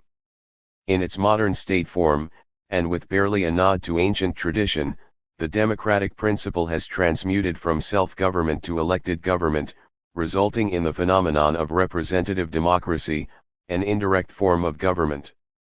To the Greeks, the idea of representation would have seemed preposterous. How can the people be said to govern themselves if a separate class of rulers exists? As late as the 18th century, the French philosopher Jean-Jacques Rousseau warned that the moment a people gives itself representatives, it is no longer free. It ceases to exist. 1762, 145. In interpreting representative government as elected monarchy, the German scholar Robert Michels, 1911, 38, argued in a similar vein. Figure 3.2, Degrees of Democracy. Under representative government, the difference between democracy and monarchy is altogether insignificant, a difference not in substance but in form. The sovereign people elects, in place of a king, a number of kinglets. Representative democracy, a system of government in which members of a community elect people to represent their interests and to make decisions affecting the community. Yet, as large states emerged, so too did the requirement for a new way in which the people could shape collective decisions. Any modern version of democracy had to be compatible with large states and electorates. One of the first authors to graft representation onto democracy was Thomas Paine, a British-born political activist who experienced both the French and the American revolutions. In his Rights of Man, 1791/2, 180, Paine wrote, "The original simple democracy is incapable of extension, not from its principle, but from the inconvenience of its form. Simple democracy was society governing itself without the aid of secondary means. By engrafting representation upon democracy, we arrive at a system of government capable of embracing and confederating all the various interests and every extent of territory and population." Scalability has certainly proved to be the key strength of representative institutions. In ancient Athens, the upper limit for a republic was reckoned to be the number of people who could gather together to hear a speaker. However, modern representative government allows enormous populations, such as 1.25 billion Indians and 320 million Americans, to exert some popular control over their rulers. And there is no upper limit. In theory, the entire world could become one giant system of representation. To adapt Paine's phrase, representative government has proved to be a highly convenient form. As ever, intellectuals have been on hand to validate this thinning of the democratic ideal. Prominent among them was the Austrian-born political economist Joseph Schumpeter. In Capitalism, Socialism, and Democracy, 1943, Schumpeter conceived of democracy as nothing more than party competition. Democracy means only that the people have the opportunity of refusing or accepting the men who are to rule them. Schumpeter wanted to limit the contribution of ordinary voters because he doubted their political capacity. The typical citizen drops down to a lower level of mental performance as soon as he enters the political field. He argues and analyzes in a way that he would recognize as infantile within the sphere of his real interests. He becomes a primitive again. 1943, 269. Reflecting this jaundiced view, Schumpeter argued that elections should not even be construed as a device through which voters elect a representative to carry out their will. Rather, the point of elections is simply to produce a government. From this perspective, the voter becomes a political accessory, restricted to choosing among broad packages of policies and leaders prepared by the parties. Modern democracy is merely a way of deciding which party will decide, a system far removed from the intense, educative discussions in the Athenian assembly. The deciding of issues by the electorate is made secondary to the election of the men who are to do the deciding. To put it differently, we now take the view that the role of the people is to produce a government. And we define the democratic method as that institutional arrangement for arriving at political decisions in which individuals acquire the power to decide by means of a competitive struggle for the people's vote. Schumpeter, 1943, 270. Support for indirect democracy does not require Schumpeter's skepticism about citizen quality. We might just view representation as a valuable division of labor for a specialized world. In other words, a political life is available for those who want it, while those with non-political interests can limit their attention to monitoring government and voting at elections. Scudson, 1998. In this way, elected rulers remain accountable for their decisions, albeit after the event. To make the point more explicitly, how serious would our commitment to a free society be if we sought to impose extensive political participation on people who would prefer to spend their time on other activities? But there are many troubling questions regarding how representation works in practice. The standard means for choosing representatives is through elections, but, as we will see in Chapter 15, there are problems associated with the ways in which elections are structured, and therefore with the ways in which citizens are represented. Votes are not always counted in an equitable fashion or equally weighted, political parties are not always given the same amount of attention by the media. Money and special interests often skew the attention paid to competing sets of policy choices, and voter turnout varies by age, gender, education, race, income, and other factors. Questions are also raised about varying and often declining rates of voter turnout, and elections can also be manipulated in numerous ways, including complex or inconvenient registration procedures, the intimidation of voters, the poor organization of polling stations, and the miscounting of ballots. Furthermore, as we will see in Chapter 8, there are questions about the manner in which elected officials actually represent the needs and opinions of voters. Should they act as the mouthpieces of voters, assuming they can establish what the voters want? Should they use their best judgment regarding what is in the best interests of society, or should they follow the lead and guidance of their political parties? And how should they guard against being influenced excessively by interest groups, big business, social movements, or the voices of those with the means to make themselves heard most loudly? Liberal democracy. Contemporary democracies are typically labeled liberal democracies. The addition of the adjective liberal implies embracing the notion of an elected representative government while adding a concern with limited government. Reflecting Locke's notion of natural rights, see Chapter 2, the goal is to secure individual liberty, including freedom from unwarranted demands by the state. Liberalism seeks to ensure that even a representative government bows to the fundamental principle expressed by the English philosopher John Stuart Mill in On Liberty, 1859, 68. The only purpose for which power can be rightfully exercised over any member of a civilized community, against his will, is to prevent harm to others. By constraining the authority of the governing parties, the population can be defended against its rulers. At the same time, minorities can be protected from another of democracy's inherent dangers, tyranny by the majority. Another way of describing liberal democracy is majority rule with minority rights.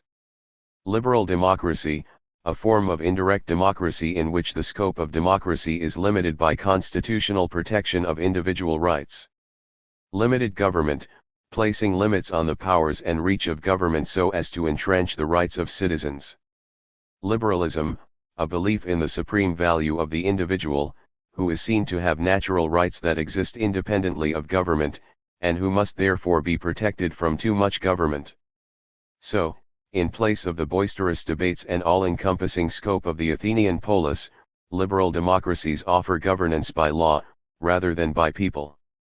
Under the principle of the rule of law, see Chapter 7, elected rulers and citizens alike are subject to constitutions that usually include a statement of individual rights. Should the government become overbearing, citizens can use domestic and international courts to uphold their rights. This law-governed character of liberal democracy is the basis for Zacharias' claim, 2003, 27, that the Western model is best symbolized not by the mass plebiscite but by the impartial judge. Of course, all democracies must allow space for political opinion to form and to be expressed through political parties. As Beetham, 2004, 65, rightly states, without liberty, there can be no democracy. But, in liberal democracy, freedom is more than a device to secure democracy, it is valued above, or certainly alongside, democracy itself. The argument is that people can best develop and express their individuality, and, hence, contribute most effectively to the common good, by taking responsibility for their own lives. By conceiving of the private sphere as the incubator of human development, we observe a sharp contrast with the Athenian notion that our true qualities can only be promoted through participation in the polis. The protection of civil liberties is a key part of the meaning of liberal democracy. This is based on the understanding that there are certain rights and freedoms that citizens must have relative to government and that cannot be infringed by the actions of government. These include the right to liberty, security, privacy, life, equal treatment, and a fair trial, as well as freedom of speech and expression, of assembly and association, and of the press and religion. This is all well and good, but it is not always easy to define what each of these means and where the limitations fall in defining them. Even the most democratic of societies has had difficulty deciding where the rights of one group of citizens ends and those of another begin, and where the actions of government, particularly in regard to national security, restrict those of citizens. Civil liberties, the rights that citizens have relative to government, and that should not be restricted by government. Take the question of freedom of speech as an example. Democratic societies consider it an essential part of what makes them democratic, and yet there are many ways in which it is limited in practice. There are laws against slander, spoken defamation, libel, defamation through other media, obscenity, an offense against prevalent morality, sedition, proposing insurrection against the established order, and hate speech, attacking a person or group on the basis of their attributes. But defining what can be considered legitimate free speech, and where such speech begins to impinge upon the rights and sensibilities of others, is not easy. Should Western society, for example, respect the fact that showing the Prophet Muhammad in the form of images is offensive to Muslims, or should Muslims acknowledge that many in the West consider such a limitation an infringement on their freedom of speech? The concept of a flawed democracy contained within the Democracy Index is particularly interesting in what it suggests about the limits on rights and liberties. For example, India is often described as the world's biggest democracy, and yet it is classified in the index as flawed. At least part of the problem stems from the generalized phenomenon of structural violence. Originating in neo-Marxism, this term is used to describe intangible forms of oppression, or the violence concealed within a social and political system. Hence the oppression of women is a form of structural violence perpetrated by male-dominated political systems, and extreme poverty is a form of violence perpetrated by one part of society on another. In India, structural violence can be found in the effects of poverty and caste oppression. These deep-rooted inequalities carry over to the political sphere, and impact on the way Indians relate to their political system. Focus 3.2 Full democracies versus flawed democracies. The Economist's Democracy Index makes a distinction between what it calls full democracies and flawed democracies. The former group, consisting of 25 countries in the 2014 index, is characterized by the efficient functioning of government with an effective system of checks and balances, respect for basic political freedoms and liberties, a political culture that is conducive to the flourishing of democracy, a variety of independent media, and an independent judiciary whose decisions are enforced. For their part, flawed democracies, of which there were 54 in the 2014 index, enjoy most of these features but experience weaknesses such as problems in governance, an underdeveloped political culture, and low levels of political participation. Examples of the two types include the following: full democracies, flawed democracies: Australia, Brazil, Canada, Chile, Germany, France, Japan, Ghana, Netherlands, Greece, Norway, India, South Korea, Indonesia, Sweden, Italy, United Kingdom, Mexico, United States, South Africa. Structural violence, a term used to describe the social, economic and political oppression built into many societies. Some democracies emphasize the liberal in liberal democracy more than others, and here we can contrast the United States and the United Kingdom. In the US, the liberal component is entrenched by design. The Founding Fathers wanted, above all, to forestall a dictatorship of any kind, including tyranny by the majority. To prevent any government, and, especially, elected ones, from acquiring excessive power, the Constitution set up an intricate system of checks and balances. Authority is distributed not only among federal institutions themselves, the executive, legislative, and judicial branches, but also between the federal government and the 50 states. Power is certainly dispersed, some would say dissolved. Checks and balances, an arrangement in which government institutions are given powers that counterbalance one another, obliging them to work together in order to govern and make decisions. Where American democracy diffuses power across institutions, British democracy emphasizes the sovereignty of Parliament. The electoral rules traditionally ensured a secure majority of seats for the leading party, which then forms the government. This ruling party retains control over its own members in the House of Commons, enabling it to ensure the passage of its bills into law. In this way, the hallowed sovereignty of Britain's Parliament is leased to the party in office.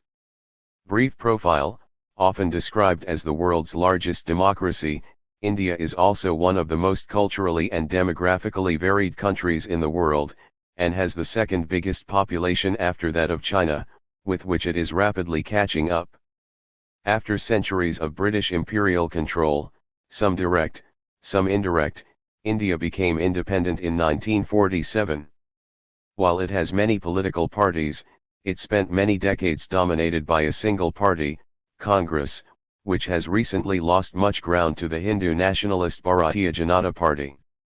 India has a large military and is a nuclear power, but its economy remains notably staid, with many analysts arguing that its enormous potential is held back by excessive state intervention as well as endemic corruption. It also suffers from religious and cultural divisions that have produced much communal strife, and has had difficulties addressing its widespread poverty. Form of government: federal parliamentary republic consisting of 25 states and 7 union territories. State formed 1947, and most recent constitution adopted 1950. Legislature: bicameral parliament, Lower Lok Sabha, House of the People, 545 members, elected for renewable 5-year terms, and Upper Rajya Sabha, Council of States, 250 members, with most members elected for fixed 6-year terms by state legislatures. Executive parliamentary. The Prime Minister selects and leads the Council of Ministers, Cabinet. The President, indirectly elected for a 5-year term, is head of state, formally asks a party leader to form the government, and can take emergency powers. Judiciary: independent Supreme Court consisting of 26 judges appointed by the President following consultation. Judges must retire at age 65. Electoral system: elections to the Lok Sabha are by single-member plurality. The Election Commission of India, established by the Constitution, oversees national and state elections. Parties: multi-party, with a recent tradition of coalitions. The two major parties are the Bharatiya Janata Party and the once dominant Congress Party. Regional parties are also important. Except for the government's sense of self-restraint, the institutions that limit executive power in the United States, including a codified constitution, a separation of powers and federalism, are absent in Britain. Far more than the United States, Britain exemplifies Schumpeter's model of democracy as an electoral competition between organized parties. "We are the masters now," trumpeted a Labour MP after his party's triumph in 1945. And his party did indeed use its power to institute substantial economic and social reforms. But even Britain's representative democracy has moved in a more liberal direction. The country's judiciary has become more active and independent, stimulated in part by the influence of the European Court of Justice. Privatization has reduced the state's direct control over the economy. Also, the electoral system is now less likely to deliver a substantial majority for a single party. But, from a comparative perspective, a winning party, or even coalition, in Britain is still rewarded with an exceptionally free hand. The contrast with the United States remains. Democracy in India. India is the great exception to the thesis that stable liberal democracy is restricted to affluent states. In spite of enormous poverty and massive inequality, democracy is well entrenched in India, begging the question of how it has been able to consolidate liberal democracy when most other poor post-colonial countries initially failed. Part of the answer lies in India's experience as a British colony. The British approach of indirect rule allowed local elites to occupy positions of authority, where they experienced a style of governance which accepted some dispersal of power and often permitted the expression of specific grievances. The resulting legacy favored pluralistic, limited government. More important still was the distinctive manner in which the colonial experience played out in India. Its transition to independence was more gradual, considered, and successful than elsewhere, avoiding a damaging rush to statehood. The Indian National Congress, which led the independence struggle and governed for 30 years after its achievement, was founded in 1885. Over a long period, Congress built an extensive, patronage-based organization which proved capable of governing a disparate country after independence. In particular, Congress gained experience of elections as participation widened even under colonial rule. By 1946, before independence, 40 million people were entitled to vote in colonial elections, providing the second largest electorate in the non-communist world. Jail, 2007, 21. These contests functioned as training grounds for democracy. But perhaps the critical factor in India's democratic success was the pro-democratic values of Congress's elite. Democracy survived in India because that is what its leaders wanted. Practices associated with British democracy, such as parliamentary government, an independent judiciary, and the rule of law, were seen as worthy of emulation. So in India, as elsewhere, the consolidation of liberal democracy was fundamentally an elite project. The quality of India's democracy is inevitably constrained by inequalities in Indian society. Political citizenship has not guaranteed social and economic security, yet such assurance is needed for democracy to deepen. Such limitations contribute to the Democracy Index's rating of India as a flawed democracy. But the openness of the political system at least allows low-status groups to express their interests. Jail, 2007, 45, sums up, the singular merit of Indian democracy lies in its success in providing a space for political contestation and the opportunity for the articulation of a variety of claims. To conclude this section, we need to clarify the relationship between representative democracy and liberal democracy. In truth, the terms cover the same group of states and the qualifier used is largely a matter of preference.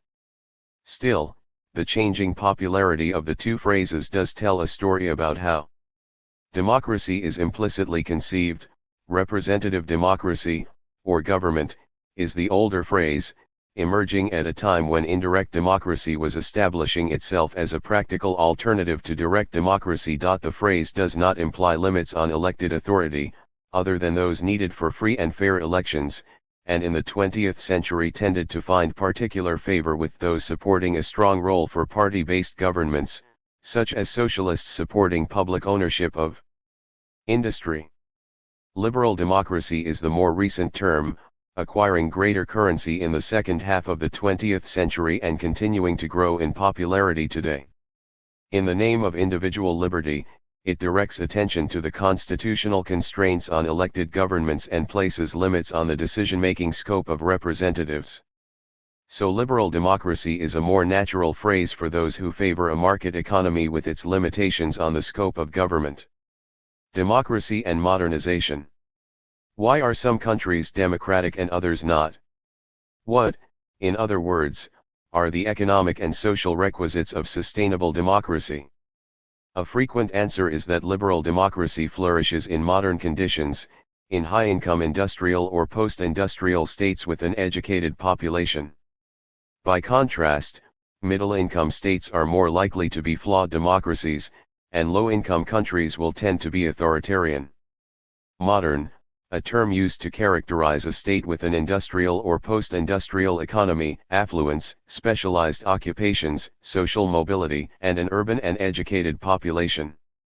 Linking modernity and democracy carries important policy implications.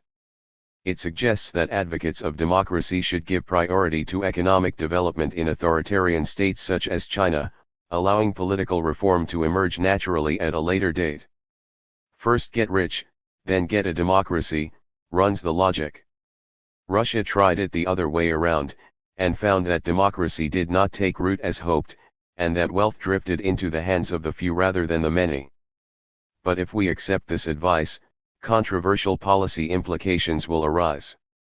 Should we really follow after 1965, in applying the notion of premature democratization to low-income countries? Do we want to encourage modernizing dictatorships? And if not, why not? The political sociologist Seymour Martin Lipset, 1959, provided the classic statement of the impact of modernization, suggesting that the more well-to-do a country, the greater the chances that it will sustain democracy. Using data from the late 1950s, Lipset found strong correlations between affluence, industrialization, urbanization, and education, on the one hand, and democracy, on the other. Much later, Diamond, 1992, 110, commented that the relationship between affluence and democracy remained one of the most powerful and stable, in the study of national development. In an analysis of all democracies existing between 1789 and 2001, Svalek, 2008, 166, concluded that democracies with low levels of economic development are less likely to consolidate. Boya, 2011, agrees, with the qualification that the effect of affluence on democracy declines once societies have achieved developed status. Modernization, the process of acquiring the attributes of a modern society, or one reflecting contemporary ideas, institutions, and norms. Inevitably, there continue to be exceptions to the rule, both apparent and real. The record of the oil-rich kingdoms of the Middle East suggests that affluence, and even mass affluence, is no guarantee of democracy. But these seeming counterexamples show only that modernity consists of more than income per head. Authoritarian monarchs in the Middle East rule societies that may be wealthy, but are also highly traditional. A more important exception is India, a lower middle-income country with a consolidated, if distinctive, democracy. See Spotlight.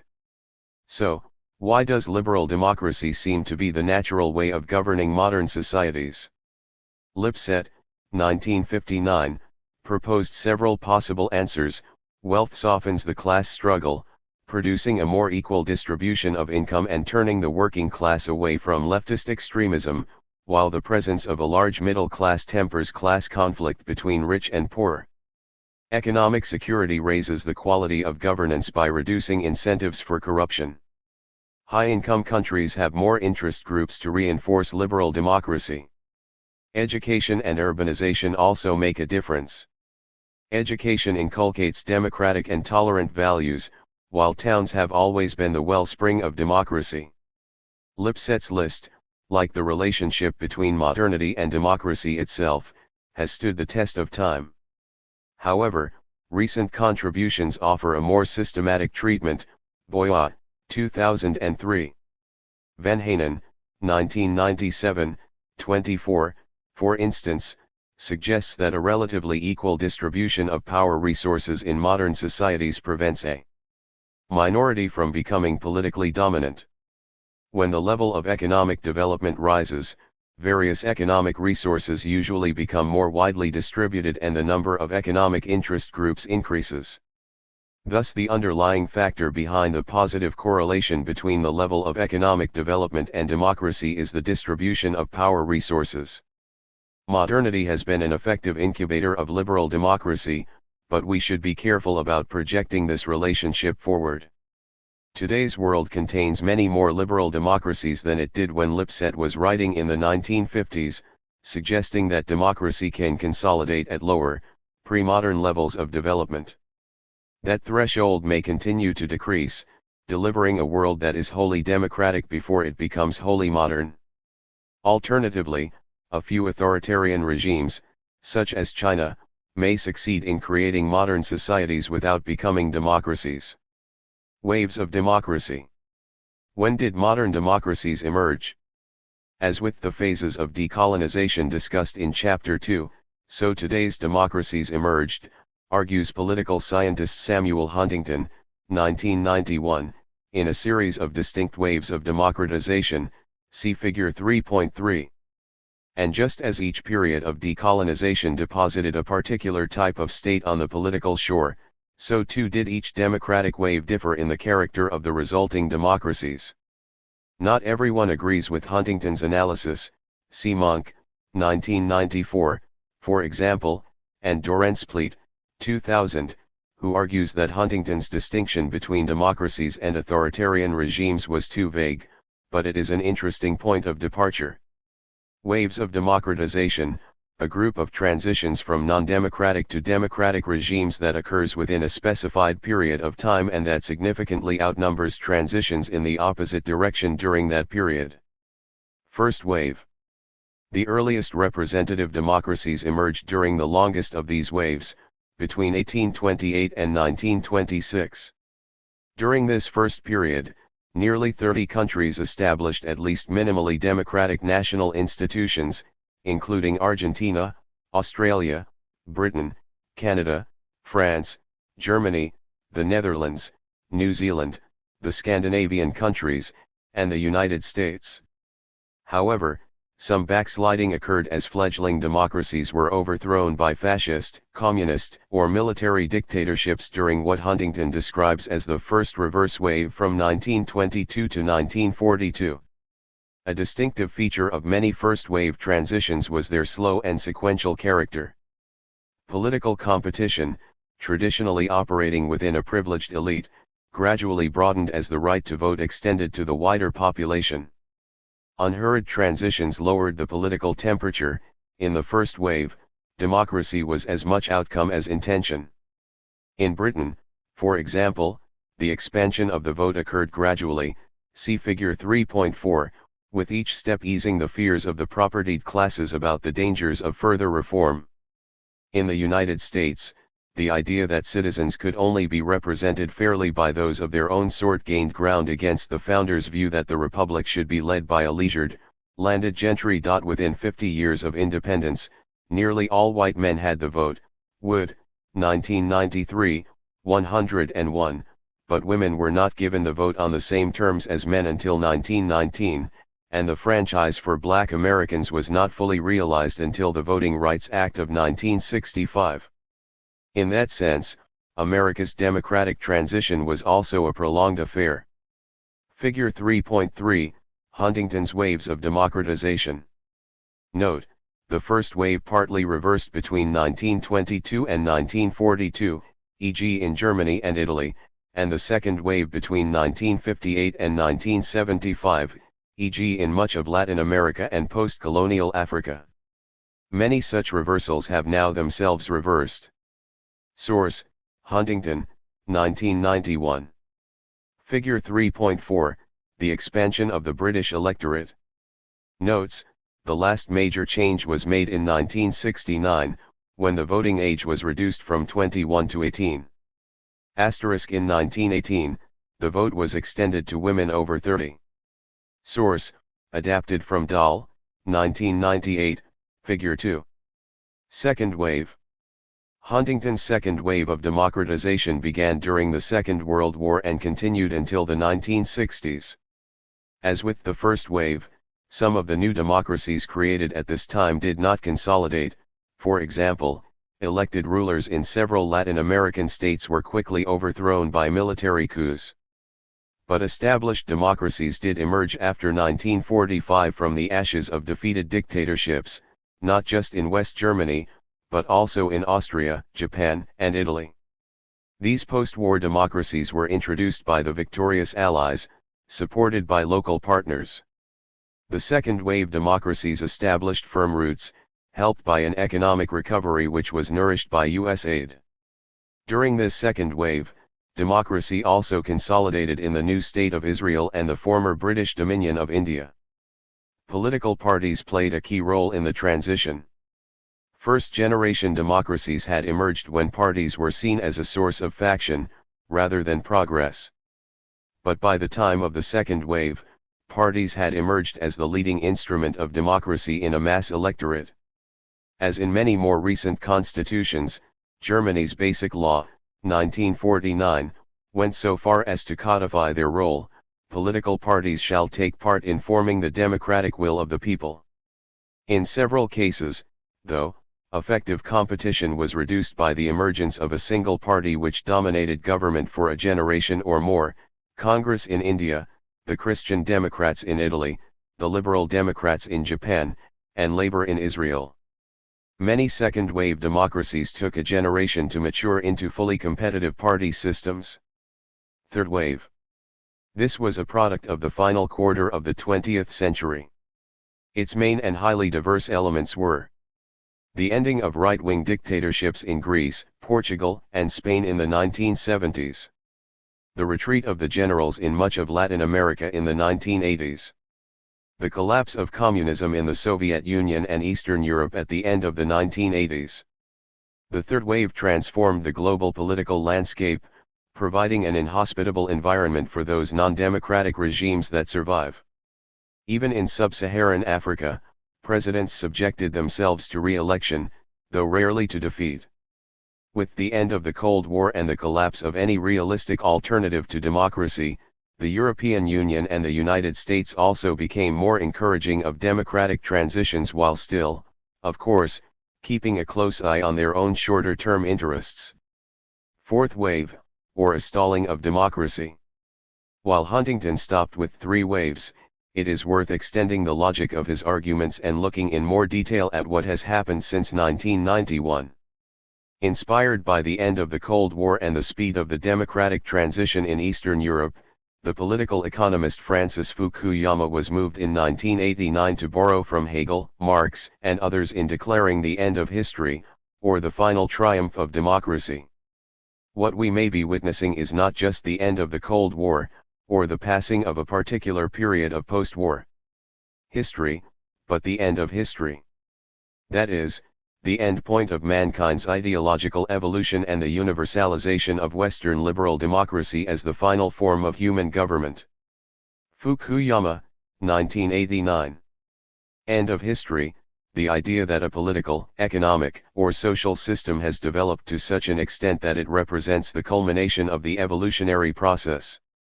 An attractive thought, to be sure, if we think of liberal democracy in its ideal form. But it was soon clear that Fukuyama had spoken too soon, and many of today's political conversations are not about the health or the spread of democracy but about the difficulties it faces even within those states we consider to be firmly liberal democratic. Among the concerns, social disintegration, voter alienation, the tensions between individual rights and democracy, and the manner in which competitive politics and economics can undermine the sense of community. In some cases, such as Brazil, France, India, and South Africa, the problems are sufficiently deep that the Democracy Index classifies them as flawed democracies. The more specific challenges that democracies face include the following. Women have less political power and opportunity than men, do not earn as much as men for equal work, and are still prevented from rising to positions of political and corporate power as easily as men. Racism and religious intolerance remain critical challenges, with minorities often existing on the margins of society, and denied equal access to jobs, loans, housing, or education. There is a large and sometimes growing income gap between the rich and the poor, and levels of unemployment and poverty often remain disturbingly high. With both comes reduced political influence, and sometimes political radicalization. Opinion polls show declining faith in government and political institutions in many countries, reflecting less a concern with the concept of democracy than with the manner in which democracy is practiced. Many see government as being dominated by elites, have less trust in their leaders, feel that government is doing a poor job of dealing with pressing economic and social problems, and, as a result, are voting in smaller numbers and switching to alternative forms of political expression and participation. As we will see in Chapter 12, trust in government has been falling in most liberal democracies. Despite these concerns, democracy has been stable and lasting, and no country with a sustained history of liberal democracy has ever freely or deliberately opted for an alternative form of government. Neither have any liberal democracies gone to war with one another. The broad goals of the liberal democratic model, including freedom, choice, security, and wealth, are widely shared, and while the practice of liberal democracy is rarely clean or simple, as Churchill implied, the system still provides a uniquely stable and successful formula for achieving these important objectives. Democratization.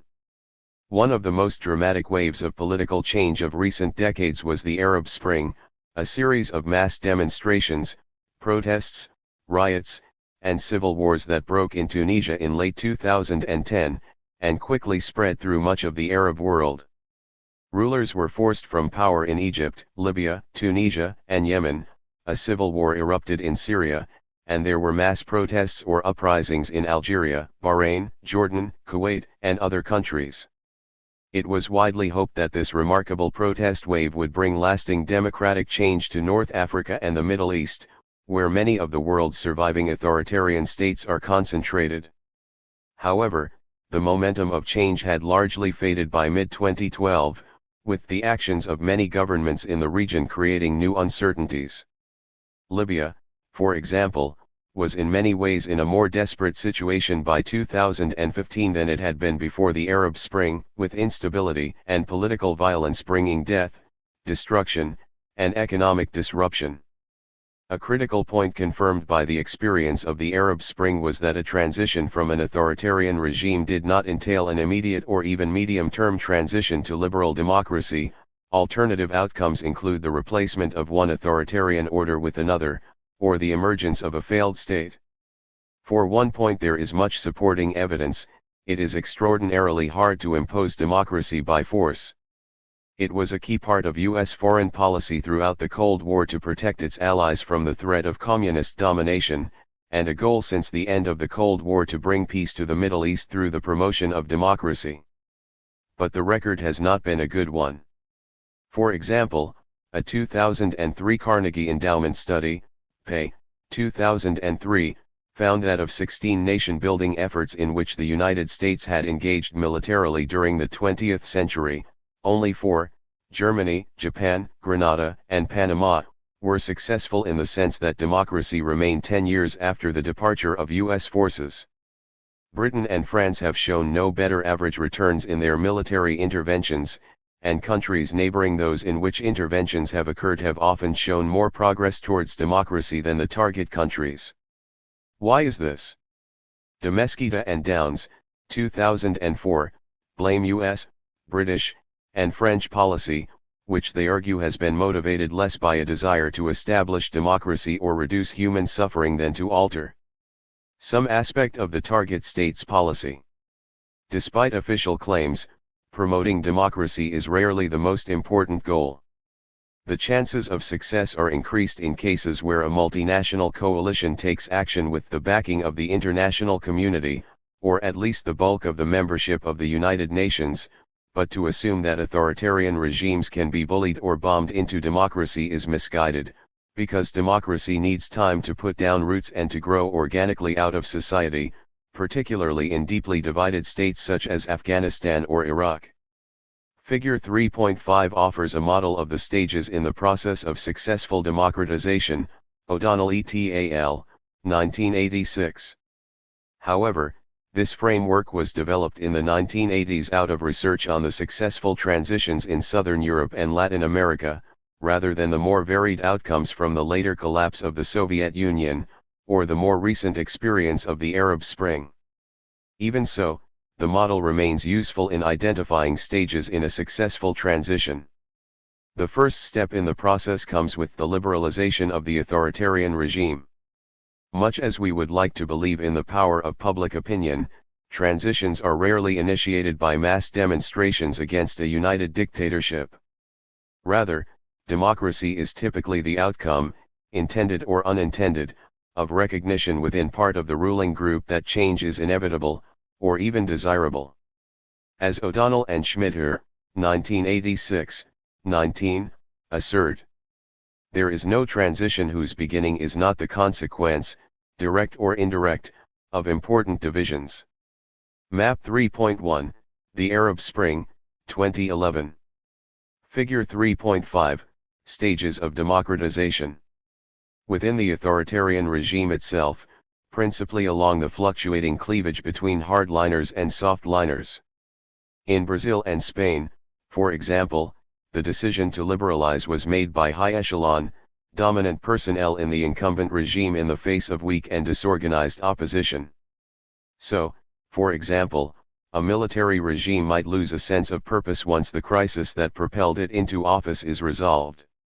In the more liberal environment that emerges, opportunities increase to express public opposition, inducing a dynamic of reform.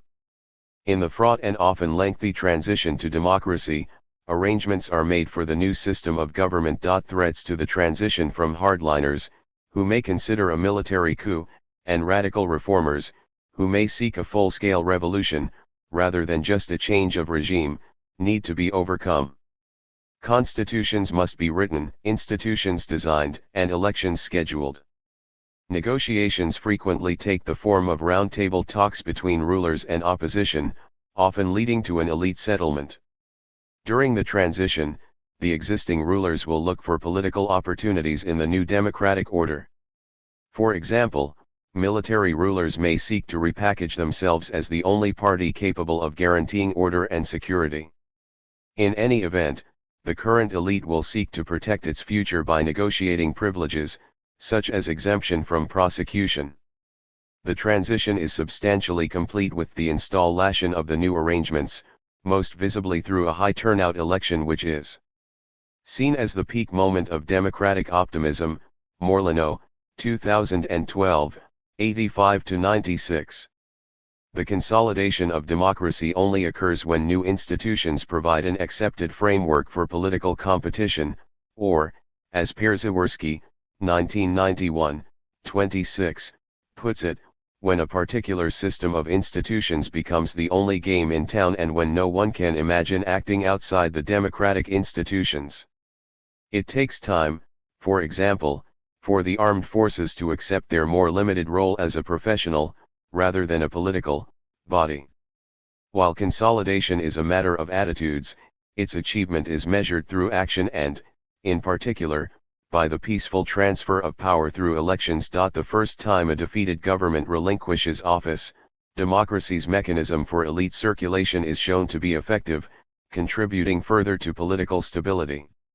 So, consolidation is the process through which democratic practices become habitual, and the habit of democracy, as any other, takes time to form. Linz and Stepan, 1996. Transition establishes a new regime but consolidation secures its continuation. Finally, the deepening of democracy refers to the continued progress, if any, of a new democracy towards full liberal democracy. This term emerged as academic awareness grew that many third-wave transitions had stalled midway between authoritarianism and democracy, with accompanying popular disenchantment. As we saw earlier, democracy in flawed democracies is superficial rather than deep, and the new order consolidates at a low level of democratic quality. Morlino, 2012, pt 3. So, the point of the term deepening is not so much to describe a universal stage in transitions as to acknowledge that the outcome of a transition, especially in less modern countries, may be a democracy which is both consolidated and superficial. The political changes witnessed by Mexico since the 1990s offer an example of these four stages at work.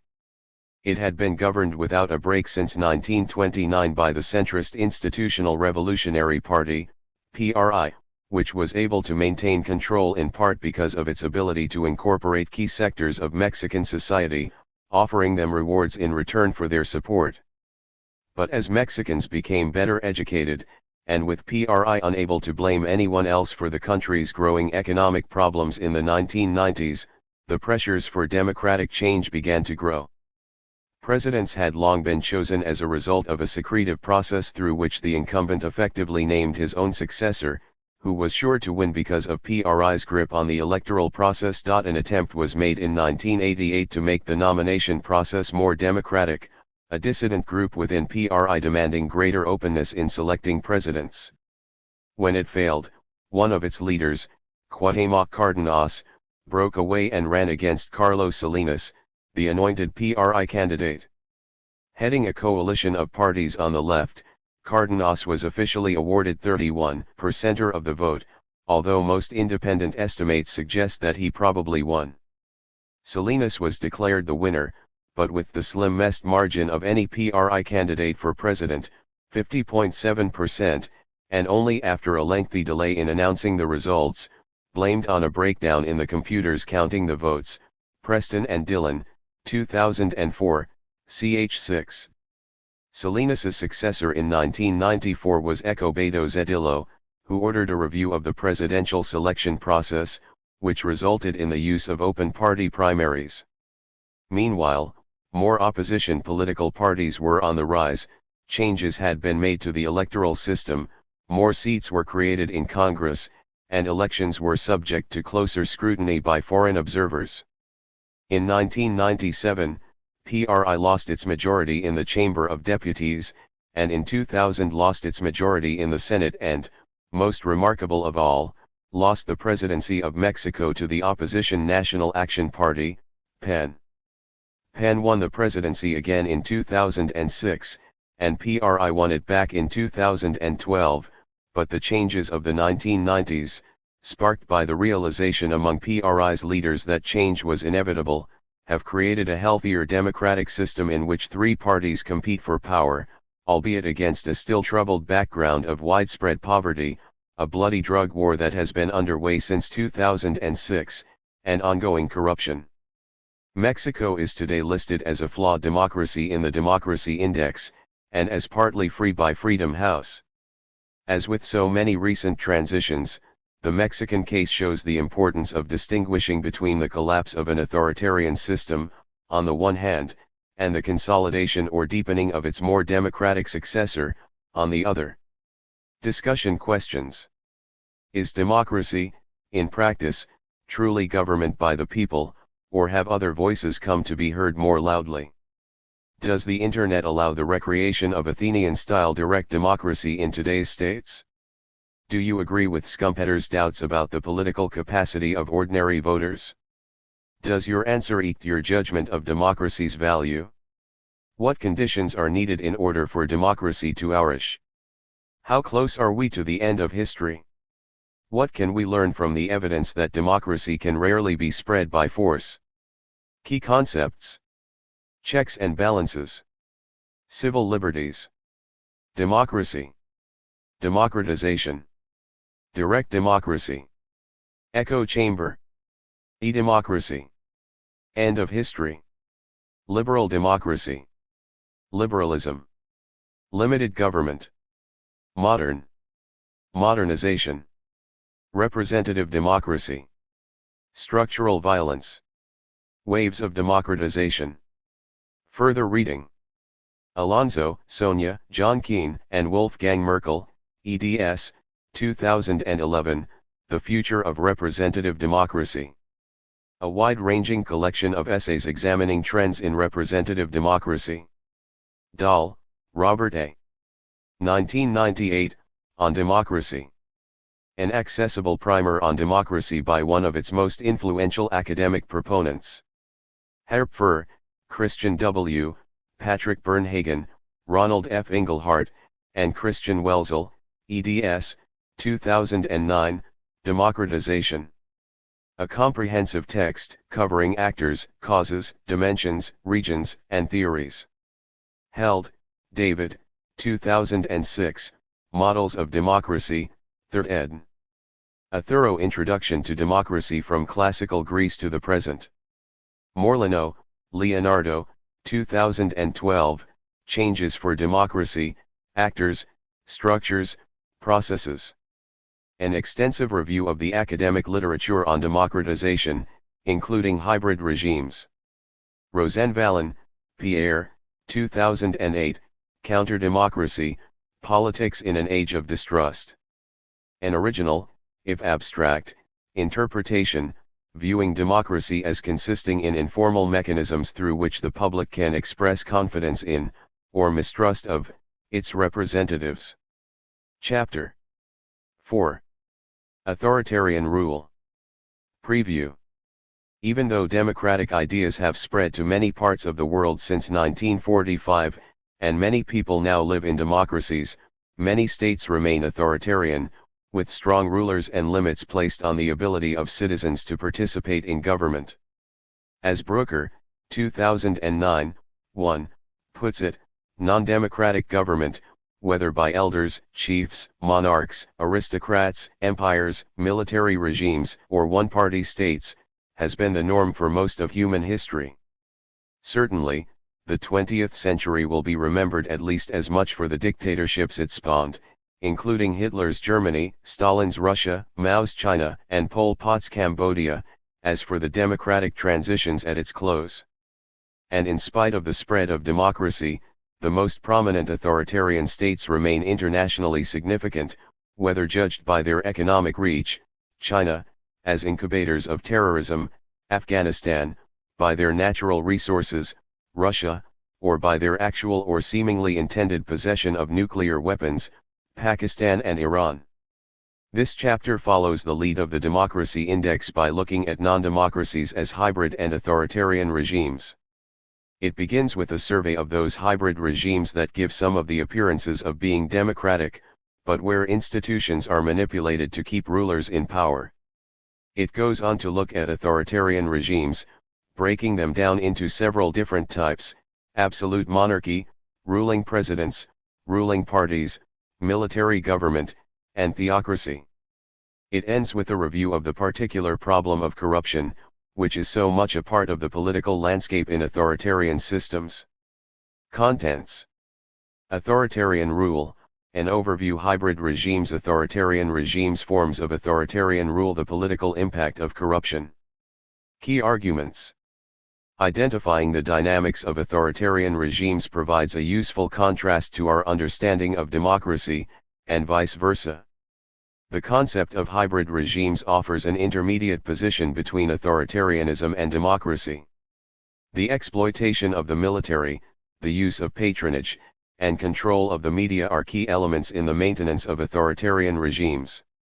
One key to understanding authoritarian regimes is to recognize that few are absolute tyrannies. Many of their leaders are in a weaker political position than their liberal democratic equivalents. Establishing hard and fast rules for authoritarian regimes, and defining templates, is more difficult than is the case for democracies, partly because their formal structures are weak and partly because they vary in their source of power. Although we can find corruption wherever there are people willing to abuse the offices they hold for private gain, it plays a particularly telling role in authoritarian regimes. It is both a cause and effect of the misuse of power. Authoritarian rule, an overview. We saw in the previous chapter that the meaning of democracy is contested, and that democracies come in different types. In much the same fashion, the meaning of authoritarianism is also contested, and there is no single model of an authoritarian regime. In studying them, we should avoid falling into the trap of associating them too readily with the kind of despotism and rule through fear and surveillance that most easily comes to mind when thinking about non-democracies. Authoritarian rulers operate within unspoken limits, recognizing the need to strike deals with other power holders such as business, the military, or regional bosses. Just as democratic leaders need to retain electoral support, so authoritarian rulers must convince their allies to continue supporting the existing regime. Furthermore, government typically takes the form not of a single dominant leader but, rather, of an elite group within which there is considerable internal jockeying for power. Ideology and policy are often absent. Rulers seek to maintain their control, and increase their wealth, by limiting mass participation, rather than by mobilizing the population. Ordinary people are unlikely to experience a knock on the door at midnight as long as they keep away from politics. In such a situation, governance is an uneasy combination of formally unlimited authority and considerable political vulnerability. Since non-democratic leaders so clearly stand above the law, the constitutional architecture, if any, is a poor guide. Laws are vague and contradictory, creating a pretext for bringing any chosen troublemaker to court. Special courts, such as military tribunals, are often used for sensitive cases. The legislature and the judiciary are under-resourced, unprofessional, and ineffective. Civil liberties are poorly respected and the state often requires private organizations to be licensed. The absence of constitutional constraint leads to callous treatment of the powerless, including women, minority groups, non-nationals, and prisoners. With no enforceable legal framework to protect private property rights, authoritarian rule is often associated with economic stagnation. The price of the rulers securing a large slice of the pie is that the pie itself fails to grow, generating more political vulnerability.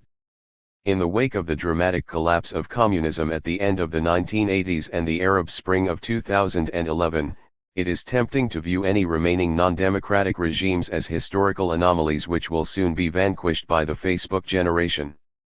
But we saw in Chapter 3 that such optimism is both sweeping and premature. It fails to recognize that ousting one authoritarian leader may just lead to another, or to a failed state or invasion. The collapse of communism has not brought democracy to Belarus, Kazakhstan, or Uzbekistan, and the long-term prognosis for Egypt, Libya, Tunisia, and Yemen remains questionable. In fact, Way, 2011-17, judges that a comparison with the communist collapse suggests that more Arab autocrats will hang on, and that those Arab countries which do witness authoritarian collapse will be less likely to democratize than their European counterparts were. That there are different shades of authoritarianism is reflected in the distinction made in the democracy index between hybrid regimes and authoritarian regimes. The first of these blend democracy and authoritarianism, with some of the indicators of democracy, but substantial weaknesses in the way it is conducted and expressed. Authoritarian regimes, meanwhile, contain all the features that we normally associate with the least democratic systems, such as strong leaders, centralized political control, and limits on popular participation. Table 4.1, Features of Authoritarian Rule. The absence of record on representative government, with elections, where they are held, often accompanied by fraud, manipulation, and violence. Weak, immature, or poorly defined political institutions and processes, with power in the hands of leaders and elites, and occasionally the establishment of dictatorships. A limited selection of forms of political participation and representation, and no guarantees that the voices of citizens will be heard effectively. Relatively few limits on the powers of government, and a mixed record on the protection of individual rights and freedoms under the law, with no independent judiciary. An opposition that is constrained, and subject to threats and even violence. A limited and controlled media establishment, subject to political controls and free to share only officially sanctioned opinions. Hybrid regimes. The hybrid regimes described by the Democracy Index overlap with a category described by Levitsky and Way, 2010, as competitive authoritarian regimes. They define these as states in which formal democratic institutions are widely viewed as the principal means of obtaining and exercising political authority. But where incumbents violate those rules so often and to such an extent, that the regime fails to meet conventional minimum standards for democracy. In the Democracy Index, hybrid regimes are described as suffering weaknesses both in political culture and in the functioning of government and political participation. Elections are held, but are undermined by irregularities that often prevent them from being both free and fair, and government pressure on opposition parties and candidates can be common. Corruption tends to be widespread, civil society and the rule of law are weak, the judiciary lacks independence, and journalists are typically harassed. Hybrid regimes, political systems that have some of the appearances of being democratic, but where institutions, processes, laws, and policies are manipulated to keep rulers or elite groups in power. In a hybrid regime, leaders or ruling parties are elected, but they use state resources and their influence over the media to determine the outcome of elections long before campaigns begin. Ballot stuffing is only needed if a defeat is in the offing. Once elected, the government shows only a limited sense of constitutional restraint. Such concepts as fair play, a loyal opposition, and individual rights barely register. In this kind of system, notes O'Donnell, 1994, 59, whoever wins the election is thereby entitled to govern as he or she sees fit, constrained only by the hard facts of existing power relations and by a constitutionally limited term of office. The result is what Huntington, 1991, 306, once described as democracy without turnover and competition without alternation. If liberal democracy is a system in which parties lose elections, Przeworski, 1991, 10, competitive authoritarianism is a system in which they do not. Rather, change at the top usually results from a constitutional limit on tenure, or the occasional resignation. Singapore offers an example. While it has multiple political parties, a vibrant high-technology economy and one of the world's highest standards of living, it is classified in the Democracy Index as a hybrid regime. This is mainly because the People's Action Party has governed the island state since 1959, routinely winning more than 60% of the vote, maintaining an electoral system that allowed it to win 93% of legislative seats in 2011 with only a 60,14% share of the vote, and directing investment to districts that vote for the party. Hybrid regimes are normally founded on a powerful leader or political party, rather than on strong institutions. In return for taking care of the needs of the people, leaders claim their respect, deference, and support. Because the judiciary is under-resourced, it is unable to enforce the individual rights documented in the Constitution. The law is used selectively, as a tool of power, so that while political opponents are subject to detailed legal scrutiny, supporters find that the law rarely intrudes on their activities. For my friends, everything; for my enemies, the law, said Getúlio Vargas, twice president of Brazil. The state intervenes in the market, with political connections influencing economic rewards. Yet, in contrast to pure authoritarian regimes, the leader often provides effective governance, thus earning, as well as manipulating, popular support. The form is particularly common in states that are poor, that suffer deep internal divisions, whether ethnic, religious, or economic, and that face real or constructed external threats. In these circumstances, a national father figure or dominant party can be presented as an engine of development, as a bulwark against domestic disintegration, and as a protector against external threats. The head, it is claimed, must be allowed to rule the body politic. For most of its post-communist history, Ukraine has offered a representative case. A former republic of the Soviet Union, it became independent in 1991, but remains poor, with a per capita GNI of just under $4,000 in 2013, and finds itself torn between Western and Russian circles of influence. The efforts made by President Leonid Kuchma to control the media, manipulate the political system, side Ukraine with Russian economic interests, and then rig presidential elections sparked the 2004 Orange Revolution and new elections. These were won by a pro-Western alliance of political groups which elevated Viktor Yushchenko to the presidency. Democratic reform followed, but the country remained divided between pro-Western and pro-Russian forces, and when Viktor Yanukovych won the 2010 presidential election, he took the country firmly in the Russian direction. Yanukovych enriched himself and his political supporters, reinforcing his country's status as one of the world's most corrupt. For ordinary people, the need to bribe public officials was a fact of political life, alienating them from their supposedly democratic government. Neither civil society nor the judiciary provided an effective check on power. When Yanukovych's government dropped plans in 2013 to sign a trade agreement with the European Union, mass demonstrations ensued and the government fell. The deposed leader fled to Russia, which then annexed the Crimean Peninsula. Fighting broke out in the eastern part of the country, reinforcing historic divisions and threatening the ability of the Ukrainian national government to establish effective governance. To the extent that hybrid regimes are personal in character, they might be expected to be unstable in the long run.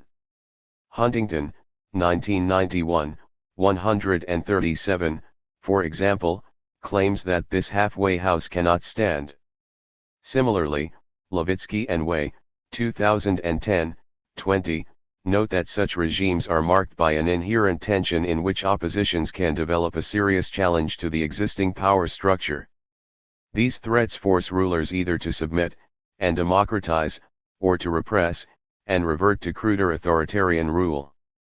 Yet, we cannot wish these regimes out of existence by just describing them as transitional. Some, especially those far from Western zones of influence, have provided a stable method of governing poor and unequal societies, particularly since the end of communism rendered blatant dictatorship less defensible. Once said, a hybrid regime can be a strong amalgam, not least in Islamic settings where liberal democracy can be equated with Western permissiveness. Writing on Sub-Saharan Africa, Herbst, 2001, 359, judges that it is wrong to conclude that African states are traveling between democracy and authoritarianism simply because a majority of them belong to neither category. Rather, the current condition of African states could well prevail for decades. Such thinking led Case, 1996, 464, to conclude that hybrid regimes are not a mere way station on the road to further democracy. Haiti provides a particularly disturbing case of a hybrid state. It has been independent since 1804 but has never been able to settle on a durable and stable political model, and stands out as the most troubled country in the Western Hemisphere. In theory it is a unitary presidential republic with 3 branches of government, but in reality it is whatever its incumbent administration is able to fashion from the wreckage of instability, civil unrest, and corruption. It does not help that the country has suffered numerous natural disasters, ranging from hurricanes to earthquakes, but a failure to build adequate infrastructure has made it less able to withstand such problems. In 2006, however, the advent of a new government did encourage Freedom House to upgrade Haiti from a ranking of not free to partly free. But then came the January 2010 earthquake, which killed an estimated 230,000 people and left government, the economy, infrastructure, and the social fabric in ruins. On the 2014 Human Development Index it ranked 168th out of the 187 countries on the list. Authoritarian regimes. In this section, we look at states with the features we most readily associate with authoritarianism: strong leaders, centralized political control, and weak records in popular participation, civil liberties, and civil rights. As we will see, however, authoritarian regimes come in different forms, ranging from states where power rests with the ruling party or the military to systems revolving around a single individual, with the wielding of power rising and falling with the fortunes of the leader. Authoritarian regimes, regimes based on submission to authority, characterized by ruling elites, limited political pluralism, centralized political control, intolerance of opposition, and human rights abuses. Absolute monarchies apart, the absence of a clear succession procedure is a central weakness of authoritarian regimes, providing much of their political dynamic. Because there are no competitive elections to refresh the leadership, authoritarian leaders may continue in post until well past their Selby dates, as with the aging autocrats finally overthrown in the Arab revolts of 2011, Table 4.2. As those uprisings show, changing the leader in an authoritarian regime is generally a more difficult process than in a democracy. The pattern in China, where since the 1990s the Communist Party has changed its top leaders on a 10-year cycle, is exceptional. It contributes to the party's continued hold on power. A decline into despotism is an inherent danger of authoritarian regimes. In the case of Libya, Muammar Gaddafi came to power in 1969 as the result of a military coup, and claimed that it was his goal to unite the Arab world. He imposed his own ideology on Libya, contained within his Green Book, and exercised total control over his government and the people of Libya. Even Gaddafi did not prove invulnerable. Inspired by the Arab Spring, an uprising against him in 2011 led to a brief civil war that resulted in his brutal death at the hands of rebels. But no agreement on a post-Arab Spring settlement has emerged, resulting in fighting among competing factions. As the example of Gaddafi shows, authoritarian rulers can be removed by upstarts at any time, meaning that they must devote constant attention to shoring up their position. In this effort, they normally exploit three key control devices: the military, patronage, and the media. Focus 4.1 Hybrid versus authoritarian regimes. The Democracy Index makes a distinction between hybrid regimes and authoritarian regimes. The first of these groups, consisting of 39 countries in the 2014 index, has the following features: substantial irregularities that often prevent elections from being free and fair, government pressure on opposition parties and candidates, harassment of journalists, a tendency to widespread corruption, the absence of an independent judiciary, and weaknesses in political culture, the functioning of government, political participation, the rule of law, and civil society. For their part, authoritarian regimes, of which there were 52 in the 2014 index, suffer from an absence of, or heavy limits upon, political pluralism. Many of these countries are outright dictatorships, any formal institutions of democracy having little substance. Where elections are held, they are not free and fair, there is disregard for abuses and infringements of civil liberties, the media are typically state-owned or controlled by groups connected to the ruling regime, and there is repression of criticism of the government and pervasive censorship. Distinguishing between hybrid regimes and authoritarian regimes can require fine political judgment, and it may be jarring to some to see Egypt listed as a hybrid regime, or to see Nigeria and North Korea contained within the same group of authoritarian regimes. Examples of the two types include the following: hybrid regimes, authoritarian regimes. Egypt, Afghanistan. Haiti, Angola. Iraq, China. Kenya, Cuba. Libya, Iran. Pakistan, Nigeria. Singapore, North Korea. Turkey, Qatar. Ukraine, Russia. Venezuela, Saudi Arabia. Despotism, the exercise of absolute power, often characterized by the abuse of the powers of office, arbitrary choices, and the use of violent intimidation. It can be used to describe the actions of an individual or a group, and the term is interchangeable with dictatorship, tyranny, and autocracy. Table 4.2, Leaders overthrown in the Arab Spring, 2011. A strong military and security presence, and a willingness by authoritarian leaders to use this resource, is essential.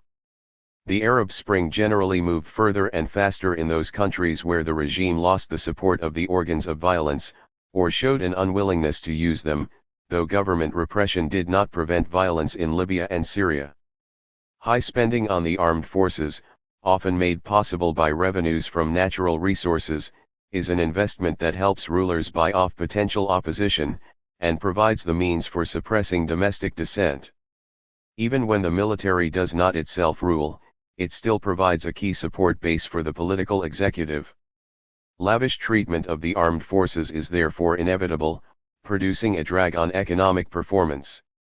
Authoritarian regimes lack the separation of military and political spheres which characterizes liberal democracy. The second device is an unofficial patronage network in which other holders of power are incorporated by providing them with resources, such as control over jobs, natural resources, and access to money-making opportunities, which they distribute, in turn, to their own supporters. In this way, direct allegiance to one's patron, and indirectly to the regime, becomes the key to a successful career. These patron-client pyramids extend throughout society, providing a web of allegiances which overrides the public-private divide. As long as the clients are politically sound, their patrons will ignore shady behavior, a fact which helps explain why corruption is so widespread in authoritarian regimes. Institutions are weak, while pragmatic alliances are strong, holding the regime together. But there is a high price to pay. Corruption corrodes whatever public support the regime may possess, increasing potential instability. Patronage, support, encouragement, access, and privileges bestowed by one individual on another. In the case of authoritarian regimes, the term describes the use of state resources by leaders to reward those providing support to the regime.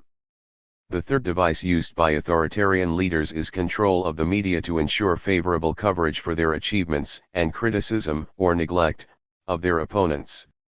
Censorship is implemented by catch-all offenses such as threatening the dignity and effectiveness of the state. In Iran, there is a mixture of public and private ownership of the media, and a wide variety of options from which to choose, but the Islamic Revolutionary Court monitors reports and actions that might be deemed as threats to the state. These are sufficiently vaguely defined as to allow a wide range of charges, which might lead to closure, suspension, or imprisonment of the publication in question. Many Iranians circumvent official censorship by relying on the internet, satellite television, and mobile phones. Aggression and belligerence are often driven by fear and vulnerability, and this is also true of authoritarian rule. Communication is opaque, trust is lacking, government spending is misused, corruption is endemic, laws are ignored, economics and obedience come before private initiative, and foreign investors are cautious.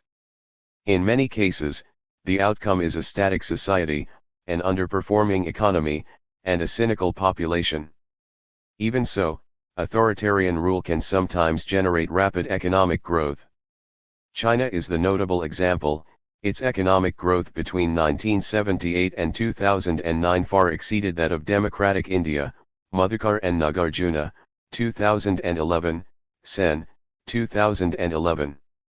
There is evidence to suggest that authoritarian rule can generate early-stage economic development. In particular, industrialization requires massive investments in infrastructure, such as transport, communications, and education, and authoritarian rulers can generate the surplus for this investment by resisting short-term, electoral pressures for immediate consumption. Simply put, they can kickstart development because they can ignore the complaints of those whose consumption is initially limited. Although a few non-democratic regimes initiate economic takeoff, most do not. Many traditional rulers, such as the ruling families in the Middle East, continue to resist modernization. Other dictators, for example, Nigeria's military ludocrats, set back economic development by decades through gross mismanagement. A statistical study by Pierzewski et al. 2271, found that, even in those cases where authoritarian regimes have achieved growth, this increase has depended primarily on expanding the labor force. Democracies, by contrast, make more productive use of their inputs, a form of growth which can, in principle, continue indefinitely. Forms of authoritarian rule. Because there is such a large element of opportunism involved in authoritarian rule, with strong leaders and/or ruling groups either exploiting opportunities that come their way, or being brought to power by accident, or simply falling into bad habits, authoritarianism has few of the standard templates that we find when we study democracy. It is important to note that the most common tool of authoritarian rule is not repression but co-option, and not just of rival elites but of whole segments of the population. We will see this as we review 5 different strands that give us more insights into the personality of authoritarian government: absolute monarchy, ruling presidents, ruling parties, military rule, and theocracy. See Table 4.3. Table 4.3, Forms of authoritarian rule. Absolute monarchy: a ruling sovereign exerts control, with other members of the royal family in key political and military posts.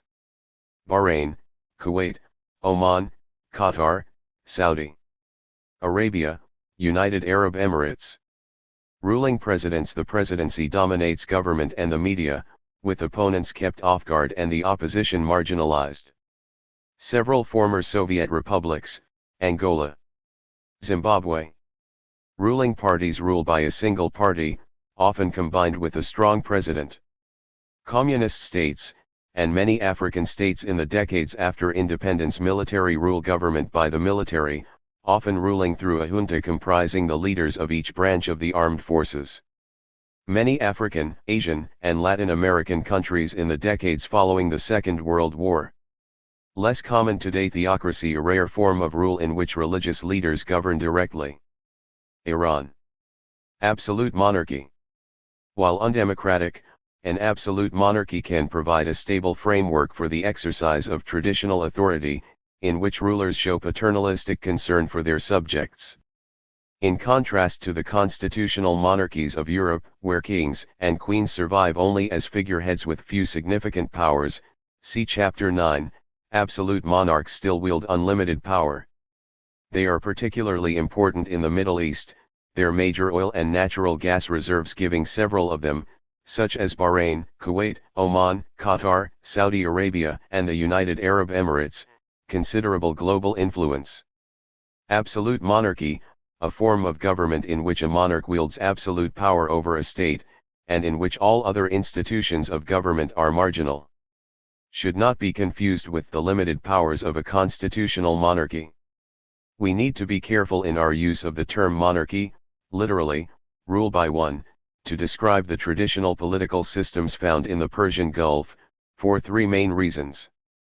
The titles taken by Arab monarchs reflect tribal or Islamic tradition, as in Amir, leader or commander, Sheikh, revered leader of the tribe, or Sultan, a leader who possesses authority. The leading members of the ruling dynasty, rather than a single monarch, often exercise authority. These countries are run by family businesses, rather than sole traders. While the king typically designates a crown prince as his preferred successor, custom requires that a clan council meets after the monarch's death to confirm or change this appointment. In most European monarchies, by contrast, succession is based on inheritance by the firstborn. Authority in these male-dominated Arab dynasties is owed to the ruler, rather than to a more abstract entity such as a state or party. The ruler is constrained neither by law nor by competitive election. In some cases these systems have shown remarkable staying power. In Oman, for example, the Al-Bulatin dynasty has ruled since 1749, longer than the United States has existed as an independent country. According to its 1996 constitution, the person of the Sultan is inviolable and must be respected, and his orders must be obeyed. Several kingdoms, notably Kuwait, have now established consultative assemblies, but this reform is unlikely to presage a transition to a constitutional monarchy, ERB, 2005. Because the ruler is expected to take responsibility for his people, the right of ordinary people to petition on individual matters is well established. However, the petitioner requests benevolent treatment, not the implementation of constitutional rights. The abstract idea of a state linking rulers and citizens is weak, as are such modern concepts as constitutions, rights, interest groups, the separation of powers, and the rule of law. Politics is based on intrigue at the palace, with little distinction between public and private sectors. Saudi Arabia offers an example of an absolute monarchy. The country's political style reflects the influence of King Abdul Aziz ibn Saud, who led the Saudi state from its inception in 1902 until his death in 1953. In true patrimonial style, ibn Saud ran his kingdom as a gigantic personal household, using marriage as a vital political tactic. Saudi Arabia's sprawling royal family, led by an influential group of several hundred princes, still constitutes the government's core. Family members occupy the key positions on the Saudi Council of Ministers, serving as a bridge between the government, the military, and the active security forces. This large ruling family, itself divided into factions, populates and controls the leading institutions of state, providing a form of dispersed collective leadership and a barrier to radical change. At the same time, the ruling family does not monopolize wealth, instead leaving space for lower-tier families. Political parties are still banned, but some mechanisms of representation have emerged, adding an institutional veneer to a traditional regime. The Basic Law of 1992, an innovation in itself, introduced a consultative council, with a non-princely and technocratic membership, to advise the king on issues of importance. The council is a strengthened form of a body which dates back to 1927, yet it remains, at most, a proto-legislature. Rulers also keep an eye on, and sometimes act upon, the issues raised on social media. In Saudi Arabia, as elsewhere in the Middle East, ruling monarchies have proved resilient.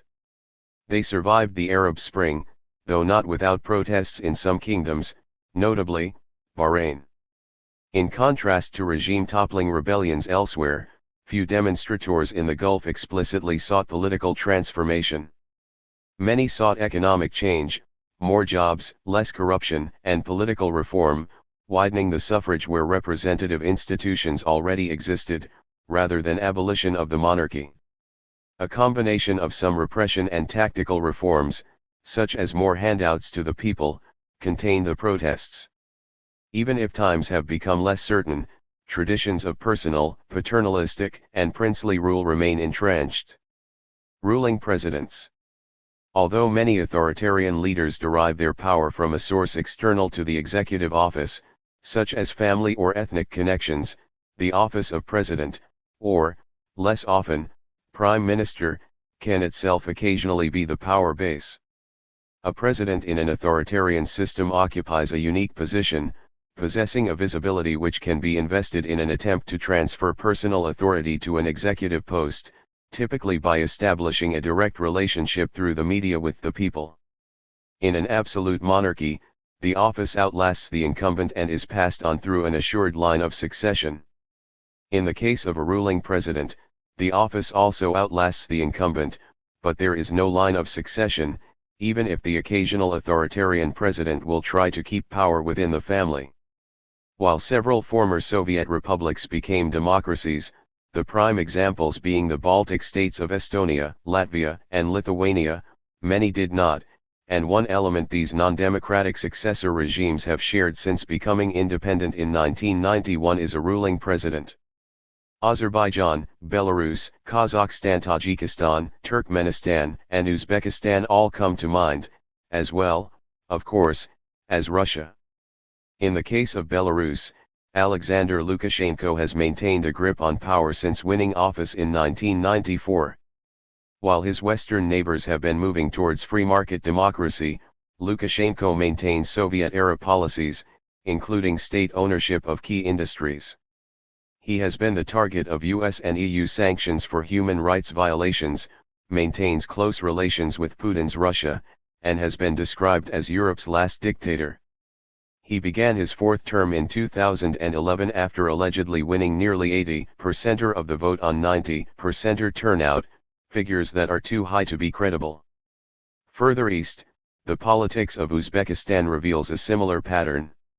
Here, Islam Karamuov, a former first secretary of the Uzbek Communist Party, won the 1991 presidential election, establishing a dictatorship via a coup against the party he led. In 1994, Karamuov resigned from the Communist Successor Party, claiming that only a nonpartisan head of state could guarantee constitutional stability. By this route, he instituted a gradual change in the nature of authoritarian rule in his country, from a party-based regime to a presidency-based regime. To forestall opposition, Karamuov regularly dismisses ministers and replaces regional leaders.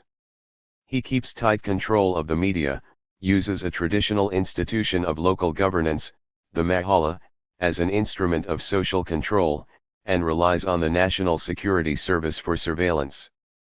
As with other leaders of secular regimes in Islamic societies, Karamuov has sought to prevent the mosque from becoming an explicit site of opposition, banning parties based on religion or ethnicity. Elsewhere, many African states have experienced long periods of rule by powerful leaders around whom political systems revolve. A prime example is Zimbabwe, ruled by Robert Mugabe since 1980. He has proved adept at wrong-footing his opponents, using land confiscated from white farmers as a tool for rewarding his supporters, has marginalized and divided the political opposition, and along the way has driven the economy into the ground. Inflation was running at more than 230 million % in 2008 when it was decided to abandon the Zimbabwe dollar and use the US dollar instead. As advancing age began to impact Mugabe's health, rumors began to circulate that his wife Grace, 41 years younger than him, and nicknamed Gucci Grace because of her expensive tastes and spending habits, was wielding growing power behind the scenes. One possibility inherent in a ruling presidency is a cult of personality, through which the president comes to dominate the consciousness of the people. No dictator in the modern era has been a woman, is often the first item on the daily news headlines, his picture or image is omnipresent, he provides whatever energy the regime possesses, and the stability of the political system depends heavily on his control. Rarely does the president's reach extend as far as it did in the totalitarian regimes of the 20th century, such as Nazi Germany or the USSR under Stalin, or as it exists even today in North Korea, but a cult of personality remains an important part of the manner in which many ruling presidents maintain their control. Cult of personality, an arrangement in which authoritarian leaders use the media, propaganda, and political institutions to make sure that they dominate how the wider population relates to a political system. Ruling parties. The 20th century saw the birth, ossification, and disintegration of party-based dictatorships, communist, fascist, and nationalist, which monopolized public authority in the name of economic modernization, social transformation, and national revival. While they are now relatively rare, they are still found in the last few remaining communist states, with some non-communist varieties. Communist parties. At the time of the collapse of the communist order in the late 1980s and early 1990s, 23 regimes claiming Marxist inspiration ruled more than 1.5 billion people, about 1 in 3 of the world's population. Holmes, 1997, 4. Today there are just 5 communist states remaining: China, North Korea, Vietnam, Laos, and Cuba, but most are undergoing the kind of free market economic change that might well lead to further political changes. See Table 4.4. Although vastly different in size, China, Vietnam, and Laos comprise a coherent regional group. They are traditionally poor, agricultural societies in which ruling communist parties have loosened their direct control over the economy, while keeping a firm grip on political power. This strategy has delivered substantial if uneven growth, most significant in China and Vietnam. By unleashing entrepreneurial initiative, ruling parties have averted the inertia which led to the fall of communism in the Soviet Union and Eastern Europe, and their position remains intact and largely unchallenged. Table 4.4, the 5 last Communist Party states. Communist rule established key features. North Korea 1948, a brutal totalitarian regime led by the Kim family for 3 generations. Strong military influence. The official ideology stresses national independence and self-reliance. China 1949, the Communist Party retains tight political control while leading substantial and successful economic reform. Cuba 1961, long dominated by Fidel Castro and now led by his younger brother Raúl. A new opening to the United States since 2015 promises to bring change. Laos 1975, Laos's partly liberalized economy has grown significantly, albeit from a low base. Vietnam 1976, North Vietnam 1954, as in China, the Communist Party has initiated economic reform while retaining a political monopoly. From the beginning, Chinese communism possessed distinct national characteristics, so that while power is exerted through the Chinese Communist Party, CCP, the party itself has been controlled by elite factions which have embraced nationalism. Like Vietnam, China has not so much a market economy as a highly politicized economy in which not only party members, but also local bureaucrats and army officers, can advance themselves alongside more conventional entrepreneurs. Business people must focus not only on market opportunities, but also on creating strong ties to local officials that will provide access to those prospects. China faces numerous problems, including inequality between regions and between individuals, the inefficient allocation of capital, an aging population, poor social services, massive population movements into the cities, and severe environmental degradation. But the party elite has shown exceptional skill in managing these challenges. A combination of growth, propaganda, reform, and repression has forestalled mass public demands for democracy, and the nationalist narrative of China rising continues to resonate. China's success in entering the world economy has established the world's dependence on its goods, reducing international pressures for democratization. Even though its Marxist legacy has faded, China continues to offer a model of development without democratization. Other ruling parties. Occasionally, single ruling parties other than those that are communist provide the basis for authoritarian rule, but they are increasingly rare. Until the late 1980s, most African states, including Ethiopia, Kenya, Malawi, Tanzania, and Zambia, were run on this basis, but almost all have now switched to competitive multi-party systems. We are now more likely to find dominant party systems, such as those in Angola, the Democratic Republic of Congo, Mozambique, and Sudan. It is important in these instances to distinguish between the supports of power and power itself. Often, the party is the vehicle rather than the driver, with real authority resting with a dominant president, military ruler, or political elite. The supposed ruling party is an arena within which particular elite groups express and perpetuate their control. When the elite goes, so does the party. The case of the National Democratic Party, NDP, in Egypt is illustrative. Until the Arab Spring, the party formed part of an established structure of power based on a strong presidency and an extended bureaucracy. Within this framework, however, the NDP was the junior partner. The NDP has failed to serve as an effective means to recruit candidates into the elite. Rather, persons who are already successful tend to join the party in order to consolidate their positions. Lesk, 2004, 600. With its close links to the state, the NDP was an arena for furthering political and business careers, but not a major policy-making force. Even so, its headquarters were destroyed during the Egyptian revolt of 2011 and the party itself was outlawed. Military government. Military governments are far less common than they once were.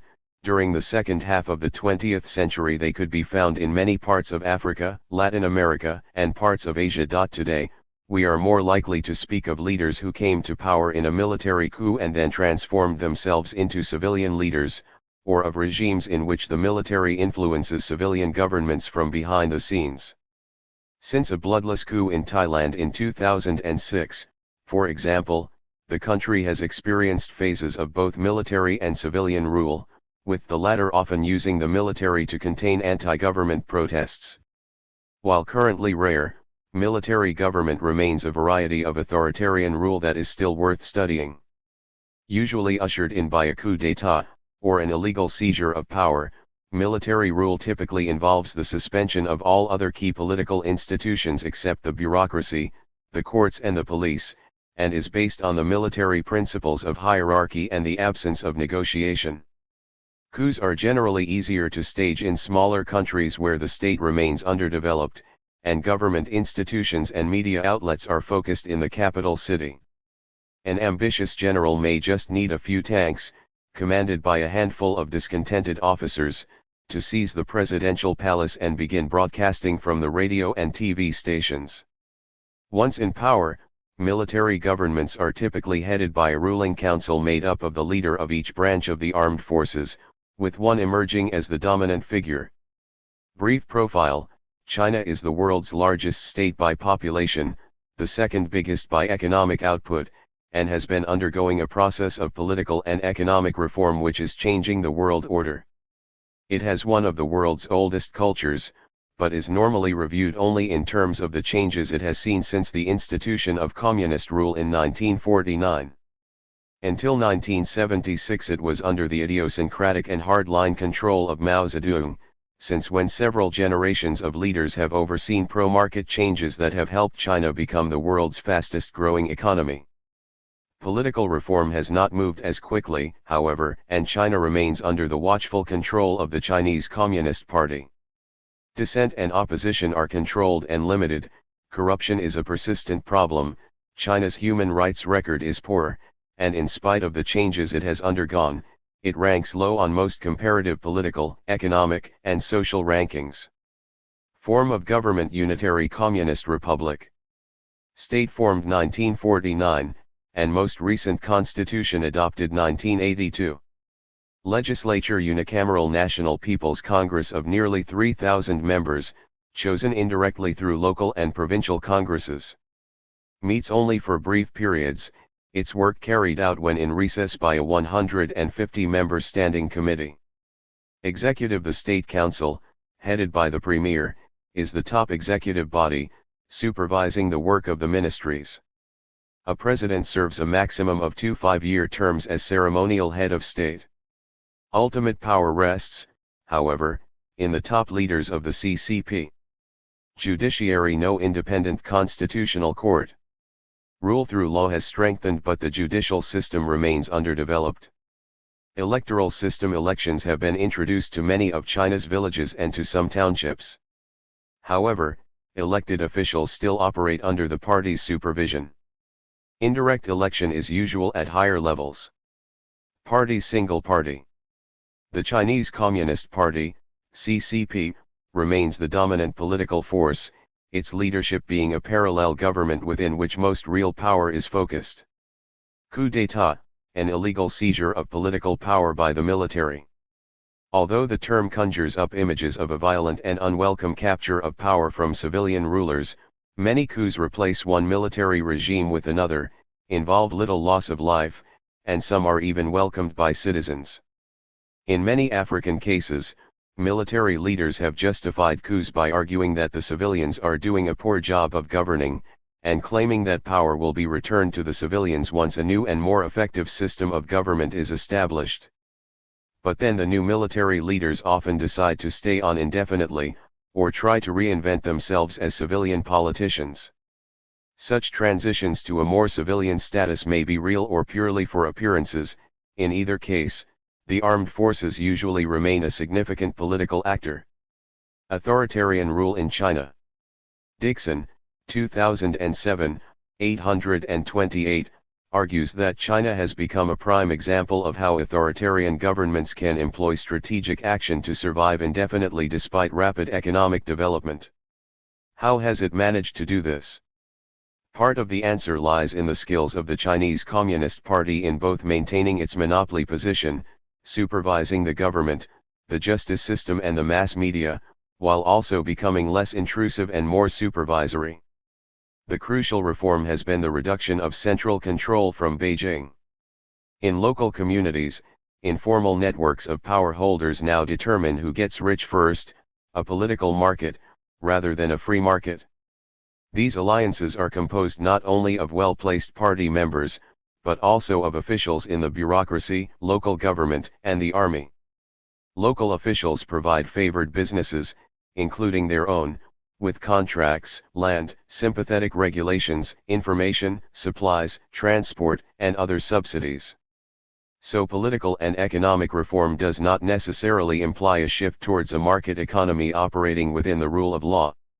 Reform empowers local elites to create a state-sponsored business class, whose members include public officials and party members.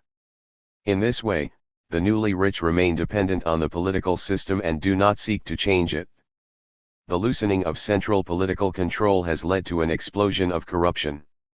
In the new environment, public employees are quick to recognize opportunities to earn extra money from their official position.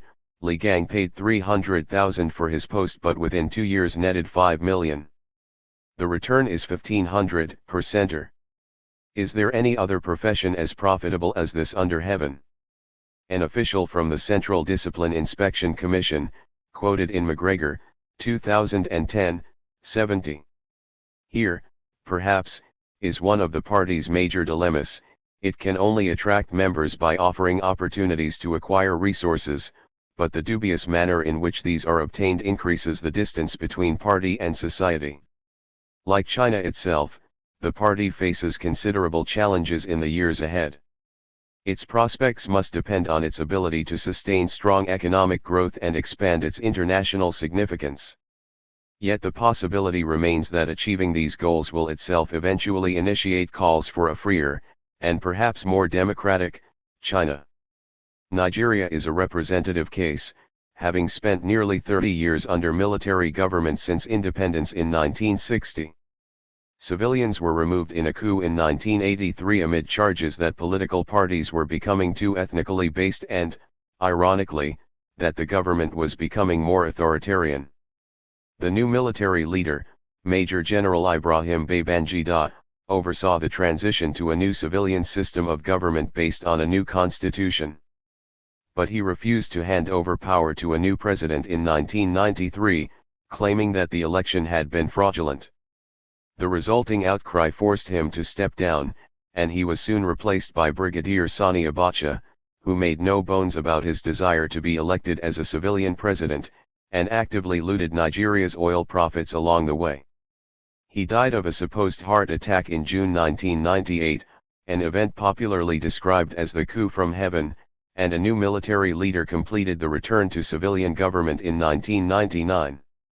In 2015, Nigeria experienced its first transition from one civilian government to another as the result of the defeat of an incumbent running for re-election. Nonetheless, the military remains a powerful force in the background, and Nigeria faces enormous internal divisions that even today might encourage soldiers to retake power if they feel that civilians are not doing a good job. Attempted military coups are hard to count precisely, for several reasons.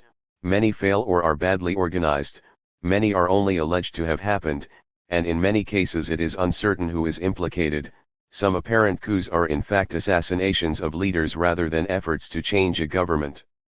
An exhaustive study by Powell and Dean, 2011, found that between 1950 and 2010 just over 450 coups were attempted in a total of 94 states, of which just under half were successful.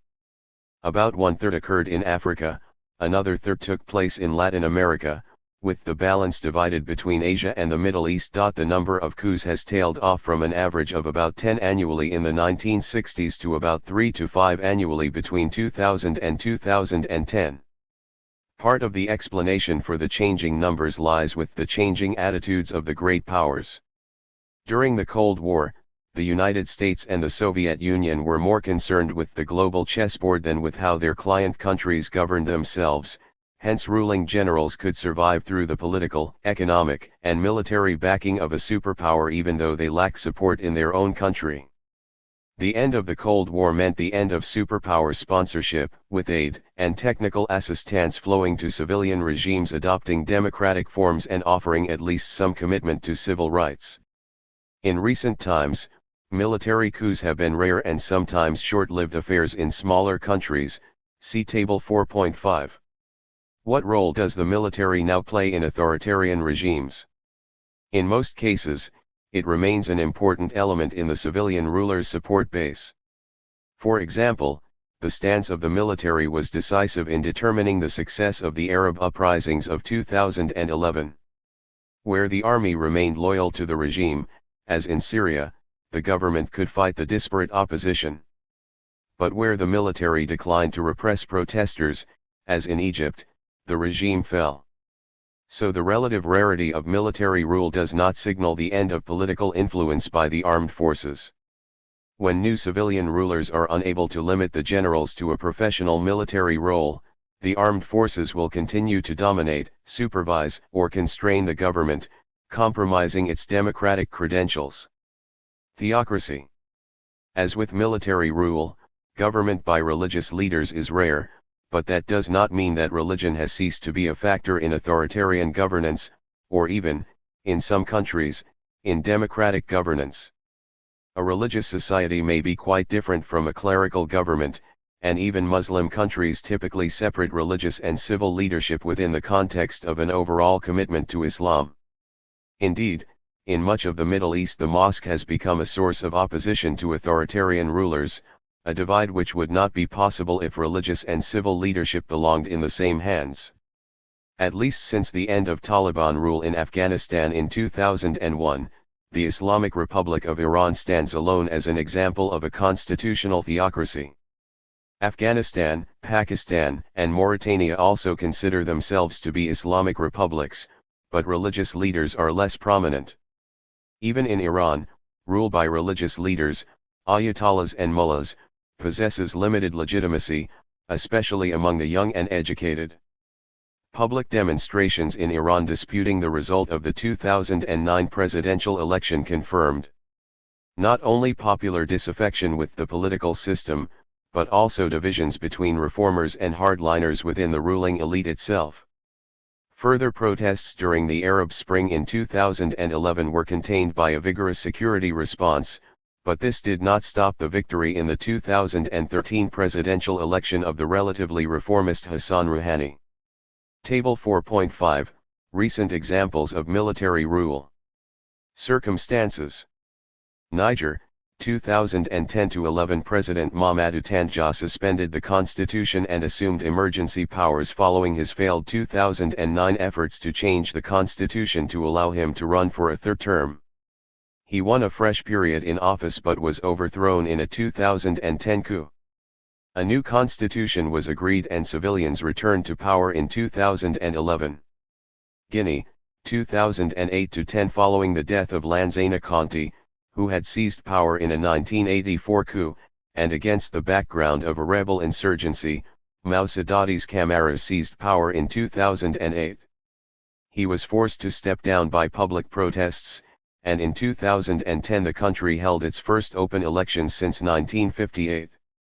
Burma, 1962-2011 Burma was long ruled by a military government notorious for its human rights abuses.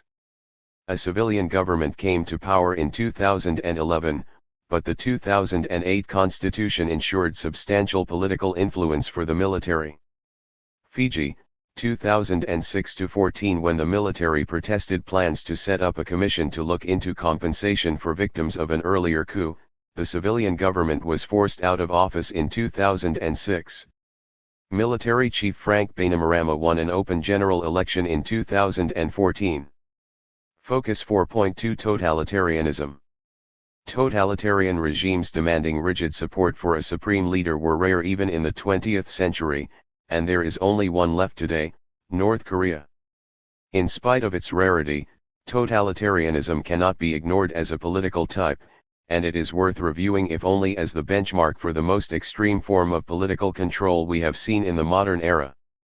Its features include a dominating leader portrayed as working in the benevolent interests of the people, and a single guiding ideology based on a pessimistic view of human nature and the supposed attempt to build an ideal society in the face of external and internal opposition. See Goodwin, 2007. The archetypal totalitarian regime was that dominated by Joseph Stalin in the Soviet Union between the late 1920s, when he came to power, and his death in 1953. Under his iron fist, the USSR moved away from Marxist ideals towards an absolutist and unyielding dictatorship that demanded unquestioning support for the state, the party, and its leaders. Stalin used systematic and calculated oppression to enforce his reforms, in the process of which perhaps as many as 20 million people died from famine, execution, or war, and many millions more were purged, or exiled to concentration camps. Stalinism also meant the elimination of human rights and the use of a cult of personality, and of a secret police to identify and remove rivals. Stalin also established a command economy in which all the decisions that are driven by the free market in a liberal democracy were made by state planners. They decided what should be produced, when it should be produced, where it should be delivered, and at what prices it should be sold. As a result, the Soviet bureaucracy became both massive and massively inefficient. A series of 5-year plans set ambitious targets such as industrialization, with the goal of strengthening the country's weak international position. The Communist Party infiltrated every part of Soviet life, creating a new class of privileged political leaders and dashing any remaining hope of achieving Marx's vision of a classless society. Today, North Korea reveals many of the same qualities, ruled by a leader who sits at the apex of the system, human rights abuses, the consolidation of political and military power, close supervision of the lives of citizens, domination by the ruling Workers' Party, elections in which there is only one candidate in each district, and an inflexible economic system that has led not just to stagnation but also to mass starvation. Totalitarianism, the most absolute form of authoritarian rule, based either on a guiding ideology or the goal of major social change, with total control exercised by a leader, state, or party over all aspects of public and private life. Theocracy, government by religious leaders. Islamic Republic, a state based on an Islamic constitution and full application of Islamic law, Sharia, although the precise role of the latter is sometimes ambiguous. Iran's theocracy was a child of the 1979 revolution, the last great insurrection of the 20th century, in which Ayatollah Khomeini, a 76-year-old cleric committed to Islamic fundamentalism, overthrew the pro-Western Shah of Iran. The revolutionaries advocated a traditional Islamic republic free from foreign domination, neither East nor West was the slogan. In power, the Ayatollahs created a unique Islamic state in which they mainly govern indirectly through secular rulers. There is a directly elected president and legislature, but Iran remains authoritarian, real power lying with the clerics. The most senior of these is the supreme leader, who has a lifetime appointment as head of state, must be an expert in Islamic law, and has many executive powers, including control of foreign and economic policy. Meanwhile, a 12-member Council of Guardians certifies that all legislation and candidates for office conform to Islamic law. Government is based on strictly enforced traditional, male-dominated Islamic codes. The Interior Ministry still makes extensive use of informants, and the state employs arbitrary arrests as a form of control through fear. As with many authoritarian regimes, Iran's rulers offer no clear direction on such practical matters as economic development, monetary policy, and overseas trade. Their nuclear program and sponsorship of international terrorism attracts international sanctions, thereby limiting economic growth, oil revenues notwithstanding. Instead, the clerics have grown wealthy by establishing boniads, tax-exempt charitable trusts, for their personal benefit. These foundations, and the public sector, generally, dominate an inefficient economy. The result is that Iran's theocratic establishment consists of competing factions of middle-aged to elderly men exploiting the revolutionary heritage in a successful effort to build and retain power and wealth. Neither a strong party nor a royal family exist to impose overall direction. Unsurprisingly, in a country where the median age was just 29 years in 2015, rule by this theocratic elite has intensified generational divisions. Well-educated young people, including many female graduates, chafe at the restrictions imposed by the religious establishment. This desire for freedom is not necessarily rooted in a secular outlook, rather, it reflects opposition to the cultural repression imposed by a religious leadership lacking a positive vision of the country's future. Gaisari, 2009. The political impact of corruption. Corruption is far from unique to authoritarian systems, and can be found at every level of government and administration in every society where people are willing to abuse public office for private gain. It can be found in the most stable and successful democracies, as well as, more often, flawed democracies. However, corruption plays a particularly telling role in hybrid and authoritarian regimes, being both a cause and effect of the kind of power that authoritarian leaders wield. In the famously cynical observation of the 19th century British politician Lord Acton, power tends to corrupt, and absolute power tends to corrupt absolutely. Great men are almost always bad men, even when they exercise influence and not authority, still more when you superadd the tendency or the certainty of corruption by authority. Acton, quoted in Figgis and Lawrence, 1907. Corruption, the abuse of office for private gain. It occurs, for example, when an official allocates a benefit in exchange for a bribe, rather than on the basis of entitlement. The bribe may persuade officials to do what they should have done anyway, or to do it promptly. Most worryingly, corruption can undermine the quality of governance and the efficiency of an economy. It replaces efforts to promote the public good with efforts to promote the private good, diverts limited resources away from those who most need them, discourages foreign investment, and places the interests of those willing and able to break the law above the interests of the population as a whole. Political corruption comes in many different forms, including the following. Electoral fraud involves manipulating the outcome of elections, whether by the design of electoral districts, by making it difficult for voters to cast their ballots, by intimidating opposition candidates and their supporters, or by artificially expanding the electoral roll, by double counting voters or adding fake or dead voters. The giving of a bribe to a government official or a police officer. Influence peddling, where someone sells their influence in government to benefit a third party. For example, officials may use their office to ensure that a particular company is awarded a public contract, or to ensure that a friend or associate is chosen to fill a vacancy. Patronage was discussed earlier, and in many forms is legitimate, but becomes corrupt when it involves leaders selecting less qualified over more qualified candidates for office in return for their political support. Nepotism involves favoring relatives, while cronyism involves favoring personal friends, for example in being selected as candidates in elections, in being appointed to important government office, or in being awarded government contracts.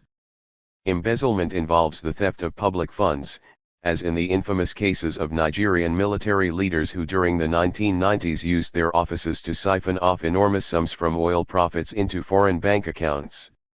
Kickbacks occur when government officials use their position to offer a contract for public work to a company in return for a share of the payment made to the company.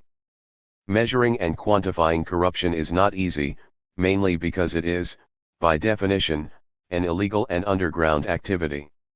In terms of making comparisons, the best guide we have comes in the form of the reports published by Transparency International, an organization headquartered in Berlin that works to limit corruption and promote transparency. It publishes an annual Corruption Perceptions Index which uses a variety of governmental and non-governmental sources to rank perceptions of corruption around the world. The key word here is perceptions. The index reflects how countries are regarded by those who know them, rather than providing a direct and objective measure of corruption itself. The index is based on a compilation of information from banks, foundations, and interest groups. The overlap with forms of political rule is close, the least corrupt countries corresponding with full democracies, and the most corrupt overlapping with authoritarian regimes, see Figure 4.1. That even the most advanced democracies experience corruption is reflected in the cases of Denmark and New Zealand, which sit at the top of the Transparency International rankings, although this does not mean that they are the least corrupt countries so much as those where corruption is less evident. The report notes that Denmark lacks transparency in political and campaign financing, has outdated laws on freedom of information, and provides insufficient protection to whistleblowers, while New Zealand is criticized for its failure to ratify the United Nations Convention Against Corruption. These are minor concerns when compared with the situation in North Korea and Somalia, which tied for last place in the 2014 Corruption Perceptions Index.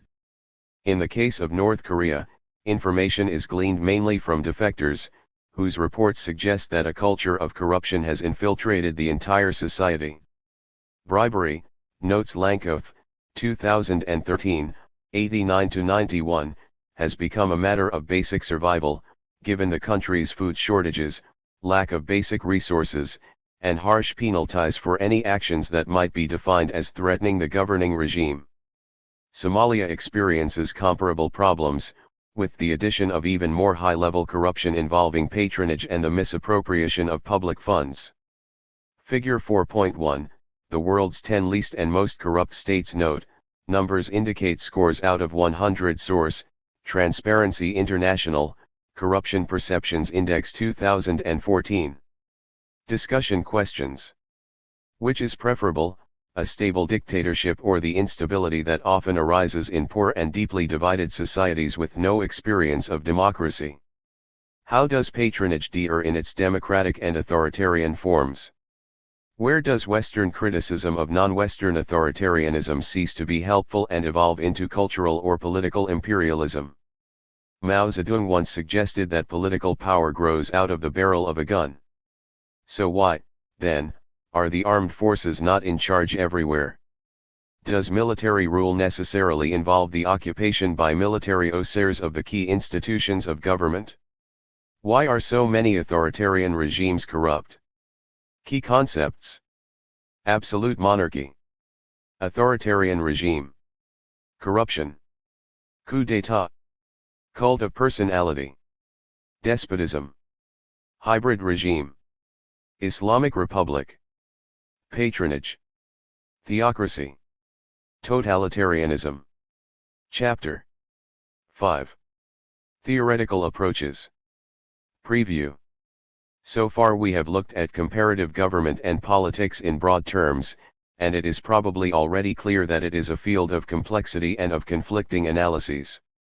It is tangled enough at the level of the individual state, but when we add multiple political systems to the equation, the challenges of achieving an understanding are compounded. Theory comes to the rescue by pulling together what might otherwise be a cluster of unstructured observations and facts into a framework that can be tested and applied in different places and at different times. A theoretical approach is a simplifying device or a conceptual filter that helps us decide what is important in terms of explaining political phenomena.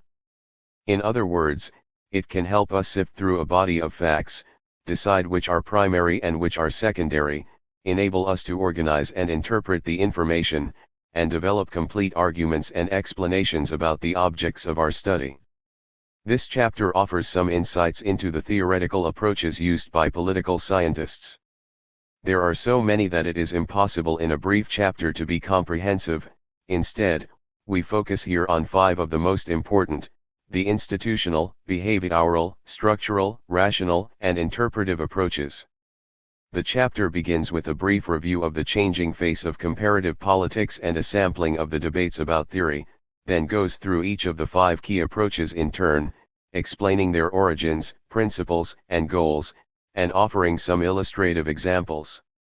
Contents: theoretical approaches, an overview: the changing face of comparative politics, the institutional approach, the behavioral approach, the structural approach, the rational choice approach, the interpretive approach. Key arguments: theoretical approaches are ways of studying politics, and help in identifying the right questions to ask and how to go about answering them. The institutional perspective has done most to shape the development of politics as a discipline and remains an important tradition in comparative politics. The behavioral approach examines politics at the level of the individual, relying primarily on quantitative analysis of sample surveys. Structural approach focuses on networks, and looks at the past to help understand the present. In this way, it helps bridge politics and history. The rational choice approach seeks to explain political outcomes by exploring interactions between political actors as they pursue their particular interests and goals. The interpretive approach, viewing politics as the ideas people construct about it in the course of their interaction, offers a contrast to more mainstream approaches. Theoretical approaches, an overview. Theory is a key part of the exercise of achieving understanding in any field of knowledge. For comparative politics, it means developing and using principles and concepts that can be used to explain everything from the formation of states to questions of national identity, the character of institutions, the process of democratization, and the dynamics of political instability, political participation, and public policy. Theory, an abstract or generalized approach to explaining or understanding a phenomenon. Unfortunately, there are several complicating factors. First, the field of comparative politics is so broad that it includes numerous theoretical explanations, ranging from the broad to the specific. For some, there are so many choices that diversity can sometimes seem to border on anarchy. Verba, 1991, 38, prompting comparative politics to lose, or even lack, Direction. For others, the variety is good because it gives comparativists a wide array of options, and allows them to be opportunists who can use whatever approach works best. Pierzewski, in Cohley et al., 1995, 16. Second, comparative political theory has been criticized for focusing too much on ideas emerging from the Western tradition. As comparison takes a more global approach, pressed by the influence of globalization, there have been calls for it to be more inclusive. This trend will further expand the already substantial range of theoretical approaches. Third, comparative political theory suffers the standard problem faced by political theory more generally of being the victim of fad and fashion. For every new theory that is proposed or applied, there is a long line of critics waiting to shoot it down and propose alternatives. It can sometimes seem as though the debate about theory is more about competing explanations than about their practical, real-world applications. Finally, the place of theory in the social sciences more generally is based on shaky foundations.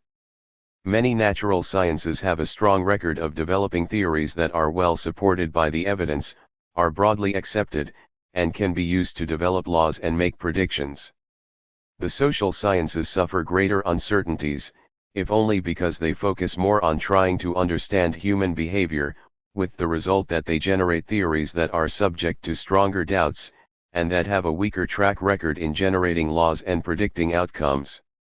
In this chapter, we focus on the major theoretical approaches to the comparative study of politics.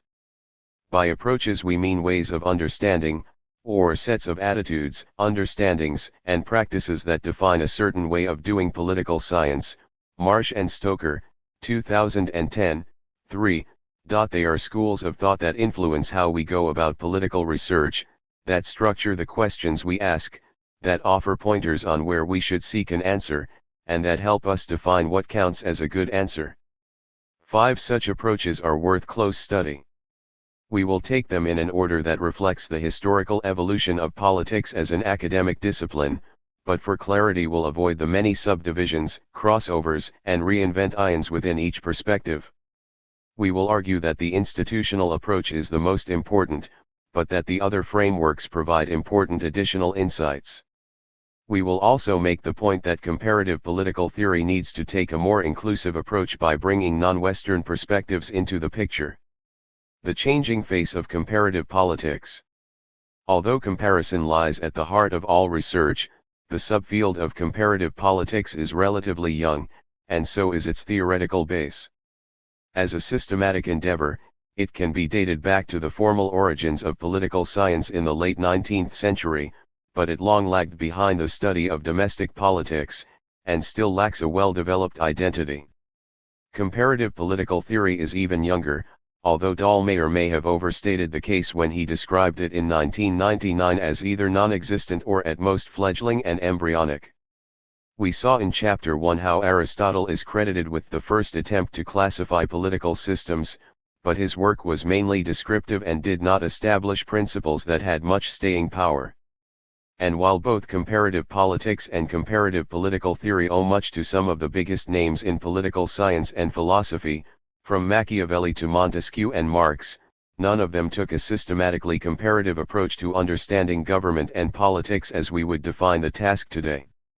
Most other early examples of comparison were historicist in the sense that they tried to understand past events as determinants of the future, and so were only tangentially comparative. The German writer Johann Wolfgang von Goethe even once quipped that only blockheads compare. Von Boehm, 2011. The English philosopher John Stuart Mill, best known for his treatise on liberty, made an early contribution to systematic comparison with his 1843 work A System of Logic. This outlined his 5 principles of inductive reasoning, which included methods of agreement and difference that are reflected in the most different and most similar system designs used today in comparative politics. See Chapter 6. Not only was the systematic study of politics and government still in its formative phase in the 19th century, but there were also few cases available to compare, and scholars in most countries were more interested in studying their home political systems than in taking a broader view. For European scholars, the differences among European states were not seen to be particularly profound or interesting, so it is perhaps unsurprising that the birth of modern comparative politics took place in the United States. See Monk, 2007, where American scholars began to study foreign political systems as distinct from their own. There remained a view, however, that Americans had little to learn from other systems, thanks to a deeply held belief that the American system was superior. Wearta, 1991, 12. The few scholars who studied other systems focused mainly on Western Europe, with the Soviet Union and Japan added later, and their comparisons were more often descriptive than analytical. Attitudes changed after the Second World War, when the foreign policy interests of the United States broadened, and the Cold War made American scholars and policy makers more interested in understanding both their allies and their enemies. Eventually, this perspective extended to potential allies and enemies in Latin America, Asia, and Africa. Lim, 2010, 7-11. The end of the colonial era also saw a near doubling in the number of sovereign states, from just over 70 in 1945 to more than 130 in 1970, see Table 2.1. As well as a new interest in emerging states, there was also a change in the approach taken by comparative political scientists, whose past work had been often criticized for being too parochial, too descriptive, too lacking in theory, and not even particularly comparative. Macrates, 1955. As part of what became known as the behavioral revolution, comparativists became interested in studying processes as well as institutions, in explaining as well as describing, and in taking a more scientific approach to the development of theory and methods. While most of the famous names of comparative politics until this time had been American, including Charles Merriam, Gabriel Umond, Seymour Martin Lipset, Lucien Pai, and Samuel Huntington, new influence was asserted by scholars with European backgrounds and interests, including Giovanni Sartori, Stein Rocken, Philippe Schmitter, Maurice Duverger, and Arend Leefart. There was also more transfer of ideas between the study of domestic and comparative politics, and new interests were added with the breakup of the Soviet Union, the end of the Cold War, the emergence of the European Union, and the growing importance of states such as Brazil, China, India, Mexico, and South Africa. Just as quickly, there was a reaction against the focus by behavioralists on the scientific method and their attempts to develop a grand theory of comparative politics. A difference of opinion also developed between scholars favoring a quantitative approach, based on data analysis and emphasizing breadth over depth, and those favoring a qualitative approach, focused more on cases, history, and culture, and emphasizing depth over breadth. See Chapter 6 for more details. More differences emerged as rational choice approaches began to win support within the subfield, further promoting the use of mathematical modeling. The divisions reached a point in the late 1990s and early 2000s where there was something of a rebellion among American political scientists against what they described as the mathematicization of political science, and the particular marginalization of comparative politics. An informal perestroika movement emerged that pressed for multiple methods and approaches, and for new efforts to broaden political science in search of greater relevance. Monroe, 2005. Grand theory, a broad and abstract form of theorizing that incorporates many other theories and tries to explain broad areas of a discipline rather than more concrete matters. Figure 5.1, Theoretical Approaches to Comparative Politics. The last 30 to 40 years have seen both a dramatic increase in interest in comparative politics and new efforts to make it more systematic. But the development of theories of comparative politics has lagged behind, more often borrowing from other subfields of political science, or even other subjects entirely, than developing its own distinctive approaches. The importance of institutions has been a consistent theme throughout, but behavioralism was inspired by the natural sciences, structuralism is influenced by history, rational choice approaches came out of economics, and interpretive approaches owe something to sociology. And in spite of decades of hard work, it is hard to find theories that have both won general support and produced lasting results. Consider, for example, the critical question of what causes democratization. Finding an answer might be considered the holy grail of political research. Armed with such knowledge, we might be able to reproduce the conditions needed and move the world more rapidly and sustainably towards a democratic future.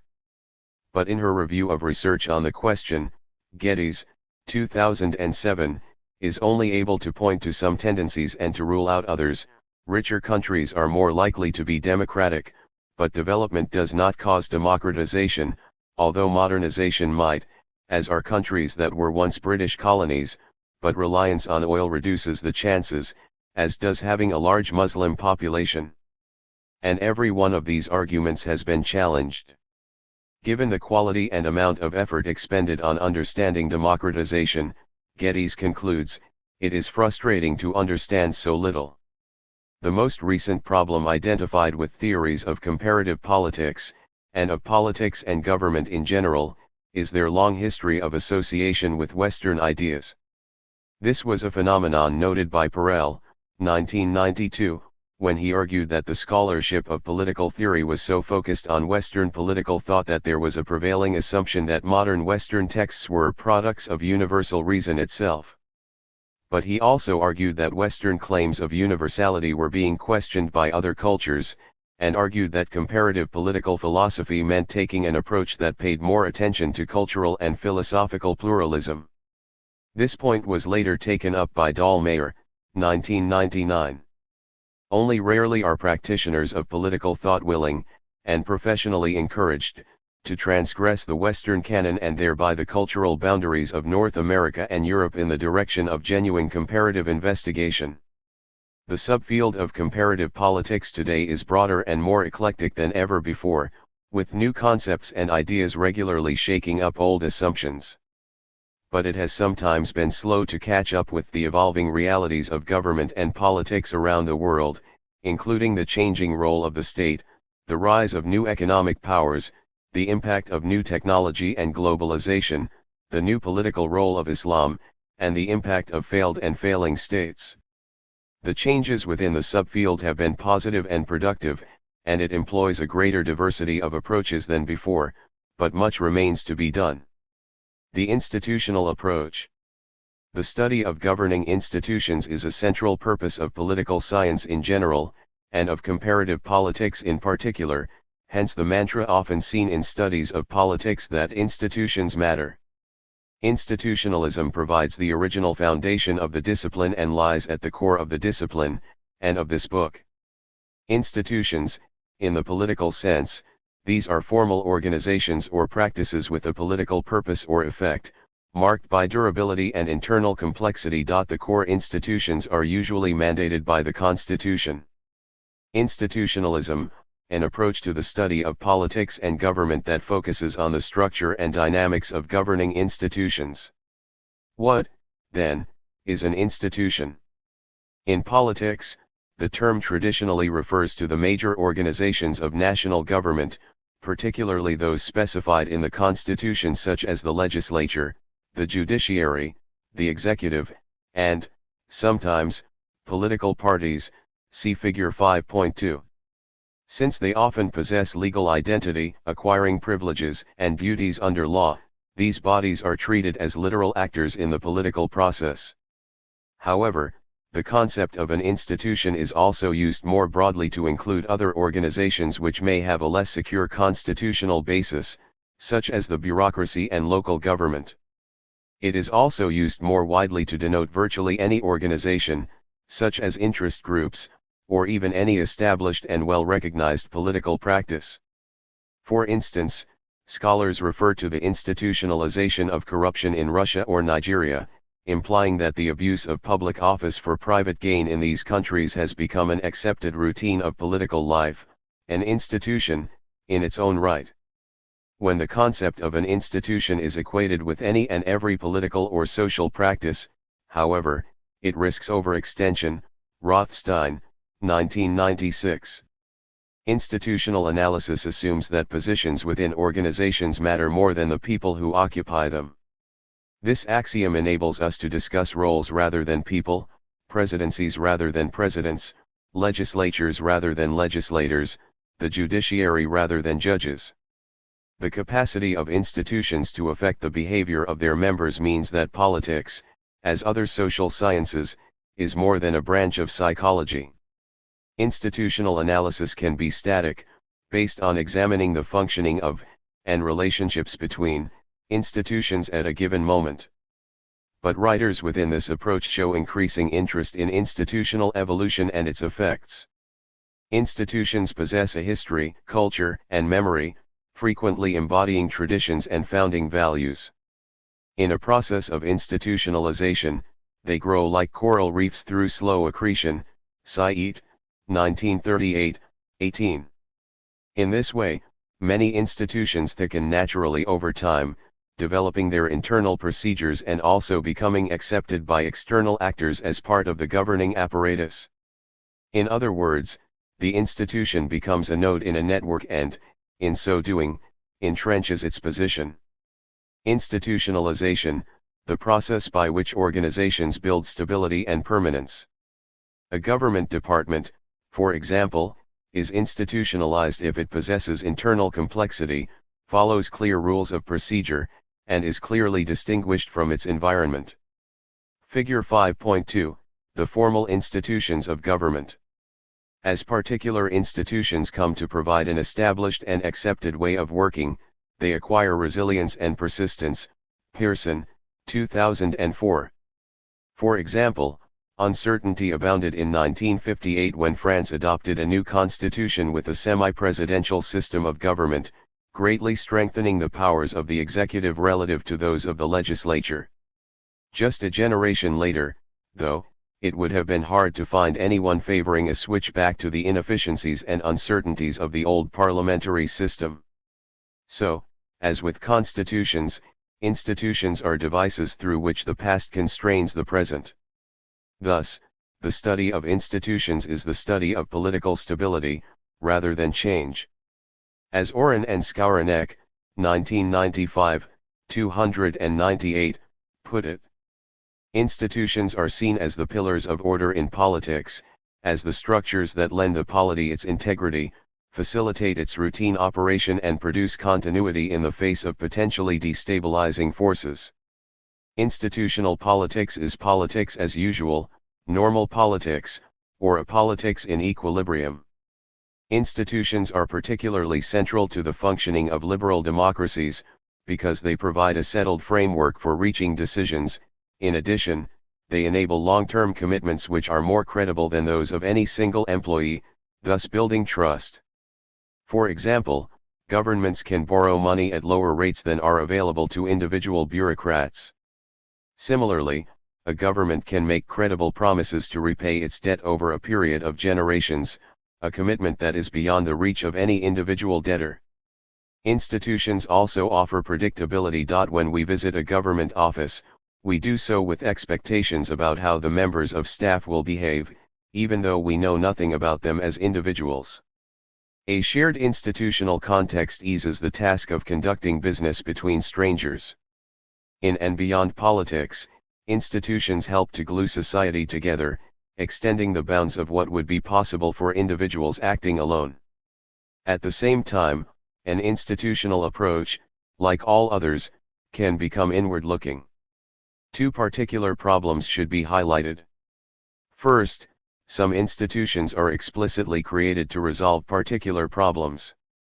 For example, in the wake of the global financial crisis of 2007-10, and of the debt crisis that broke in the Eurozone in 2009, European Union governments agreed to create new institutions designed to improve financial supervision and to encourage more consistent regulation of banking. We should perhaps focus more on these key historical moments which spark institutional creativity. Although uncommon, they help us to view institutions as a product of, rather than just an influence on, political action by individuals. Second, governing institutions rarely act independently of social forces, especially in poorer, less complex, and authoritarian states. Sometimes, the president is the presidency, and the entire superstructure of government is a facade behind which personal networks and exchanges continue to drive politics. In the extreme case of Communist Party states, For instance, the formal institutions of government were controlled by the ruling party. Government was the servant, not the master, and its institutions carried little independent weight. Even in liberal democracies, it is always worth asking whose interests benefit from a particular institutional setup. Just as an institution can be created for specific purposes, so too can it survive by serving the interests of those in charge. For example, the arrangement in the United States by which electoral districts are designed by the dominant political parties in each state, allowing them to manipulate the outcome of elections in a process known as gerrymandering, is a distortion of democracy, but it suits the interests of the Republicans and the Democrats. In addressing the collective benefit that institutions deliver, we should remember that the support of powerful political and economic interests provides additional stability. Mahoney and Thelen, 2010, 8. Overall, the institutions of government must be seen as central to liberal democratic politics, and we must look not just at their definition and origins, but also at their purpose, effects, and character, see Figure 5.3. They are the apparatus through which political issues are shaped, processed, and sometimes resolved. They provide a major source of continuity and predictability, and they shape the environment within which political actors operate and, to an extent, structure their interests, values, and preferences. The institutional approach offers no developed theory but does provide observations about institutional development and functioning which can anchor studies of specific cases. New institutionalism. The manner in which theories and approaches tend to go in and out of fashion, or, at least, to evolve, is reflected in what happened to institutionalism in the 1950s and 1960s, when new approaches such as behavioralism won support. The institutional approach was criticized for being too descriptive and for looking at the formal rules of government at the expense of politics in its many different forms, and fell out of favor. But then the 1980s saw new research on social and political structures and a new interest in the reform of institutions in developing countries. The result was the birth of what became known as New Institutionalism, March and Olson, 1984. Figure 5.3, Understanding Political Institutions. New Institutionalism, a revival of institutionalism that goes beyond formal rules and looks at how institutions shape decisions and define interests. This looks not just at the formal rules of government but also at how institutions shape political decisions, at the interaction of institutions and society, and at the informal patterns of behavior within formal institutions. This lent itself well to comparative politics as researchers undertook cross-national studies, many of them interested in better understanding the process of democratization. Revealing just how many variations there can be on a theoretical theme, Peters, 1999, identifies 7 strands of new institutionalism, ranging from the historical to the international and the sociological. The institutional approach offers 2 main reasons for supposing that organizations shape behavior. First, because institutions provide benefits and opportunities, they shape the interests of their staff. As soon as an organization pays salaries, its employees acquire interests, such as ensuring their own personal progress within the structure and defending their institution against outsiders. March and Olson, 1984, 738, suggest that institutions become participants in the political struggle. The bureaucratic agency, the legislative committee and the appellate court are arenas for contending social forces, but they are also collections of standard operating procedures and structures that define and defend interests. They are political actors in their own right. Second, sustained interaction among employees encourages the emergence of an institutional culture, which can weld the organization into an effective operational unit. Institutions generate norms which, in turn, shape behavior. One strength of the institutional approach is this capacity to account for the origins of interests and cultures, rather than just taking them for granted. As Zijderveld writes, 2070, institutions are coercive structures that mold our acting, thinking and feeling. The new institutional approach suggests that much political action is best understood by reference to the contrasts between the logic of appropriateness and the logic of consequences. The former sees human action as driven by the rules of appropriate behavior, and hence institutions shape activity simply because it is natural and expected, not because it has any deeper political motive. For instance, when prime ministers visit an area devastated by floods, they are not necessarily seeking to direct relief operations, or even to increase their public support, but may just be doing what is expected in their job. In itself, the tour achieves the goal of meeting expectations arising from the actor's institutional position. "Don't just do something, stand there," said Ronald Reagan, a president with a fine grasp of the logic of appropriateness. When an institution faces an obligation to act, its members are as likely to be heard asking "What did we do the last time this happened?" as "What is the right thing to do in this situation?" They seek a solution appropriate for the organization and its history. Logic of appropriateness: the actions which members of an institution take to conform to its norms. For example, a head of state will perform ceremonial duties because it is an official obligation. Logic of consequences: the actions which members of an institution take on the basis of a rational calculation of altruism or self-interest. This emphasis within the institutional framework on the symbolic or ritual aspect of political behavior contrasts with the view of politicians and bureaucrats as rational actors who define their own goals independently of the organization they represent. In other words, their actions are shaped by consequences, or the political returns they expect to achieve from those actions. They are faced with a problem, they look at the alternatives and at their personal values, and they choose the option that provides the most efficient means to achieving their goals. In short, institutions provide the rules of the game within which individuals pursue their objectives. Shepsel, 2006. Focus 5.1 Empirical versus normative approaches. One of the more important debates in political research concerns the differences between empirical and normative perspectives. One uses facts to ask what happened and why, descriptive, while the other uses judgments or prescriptions to ask what should have happened or what ought to happen, evaluative. See Gehring and Yesnowitz, 2006. Take electoral systems, for example. The statement that proportional representation encourages multi-party systems is empirical, while the statement that proportional representation should be used to encourage multiple parties is normative. Most political research tries to be empirical in the sense that it asks why things are the way they are in a manner that tries to be value neutral, as when a researcher looks into the causes of war in a purely objective and scientific fashion. But other research takes a more normative approach by asking what should be done in order to achieve a desired outcome, such that the researcher questions the phenomenon of war in a more value-driven and philosophical manner, asking, for example, whether and in what circumstances war is ever justified.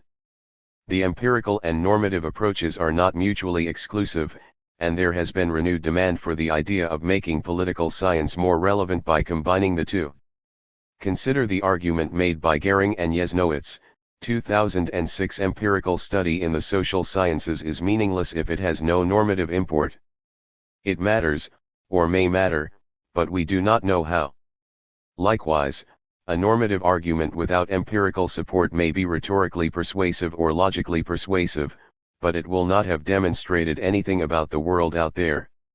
It has no empirical ballast. Good social science must integrate both elements. It must be empirically grounded, and it must be relevant to human concerns. Many of the towering figures in the history of political thought trod lightly between the two perspectives, the cases of Machiavelli and Marx illustrating this point. Niccolò Machiavelli, 1469–1527, was a writer and historian whose masterpiece The Prince looked at the qualities of power and the means used by rulers to win, keep, and manipulate it. On the one hand, his book can be seen as an empirical, and even cynical, analysis of the nature and exercise of power in the real world. On the other hand, it can also be understood as normatively endorsing the sometimes brutal tactics rulers need to, or indeed should, follow to sustain their position. Karl Marx, 1818–83, wrote a vast body of empirical work presenting history as a class struggle between the owners of the means of production and the laborers, arguing that states were run in the interests of the owners. He concluded that capitalism created internal tensions which ensured that it was sowing the seeds of its own inevitable destruction. But underlying this empirical analysis was a normative concern to accelerate capitalism's overthrow so as to create the possibility of a new classless society. In Marx's work, empirical research was motivated by normative goals. Empirical, conclusions or inferences based on facts, experience, or observation. Normative, reaching judgments and prescriptions about what ought to be done. The behavioral approach. The major problem faced by political science in its early decades was the doubt that it was a science at all. Dahl, 1961b. This began to change in the 1960s as the theoretical focus moved away from institutions and towards individual behavior, particularly in American political science. In other words, there was a switch from electoral systems to voters, from legislatures to legislators, and from presidencies to presidents.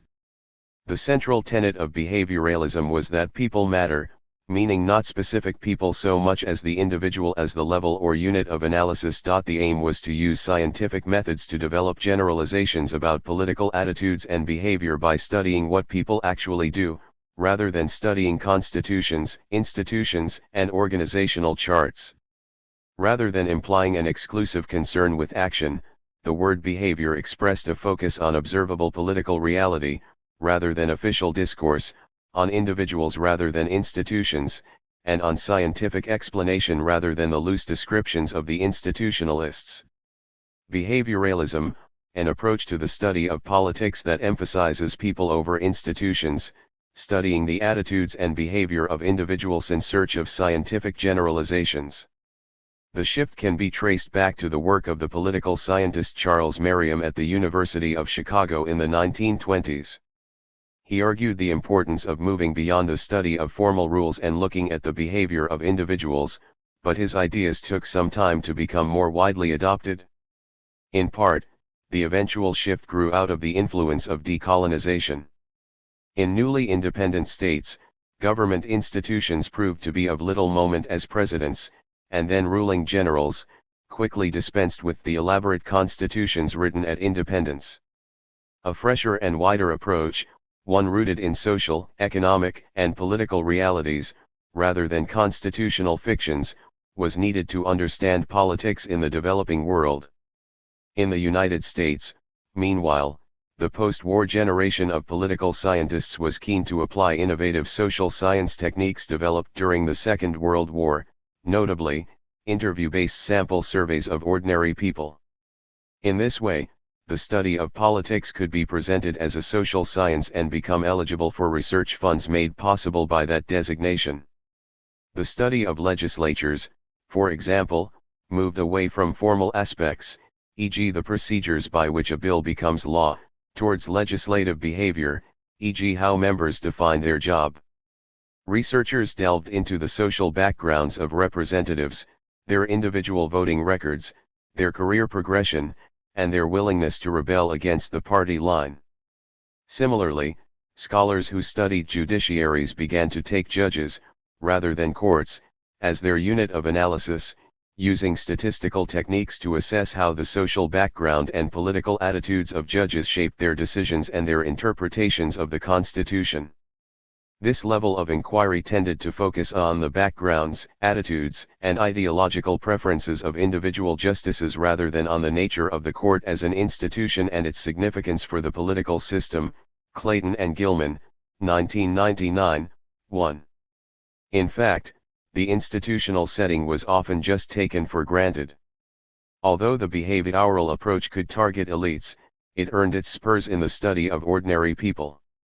Survey analysis yielded useful generalizations about voting behavior, political participation, and public opinion.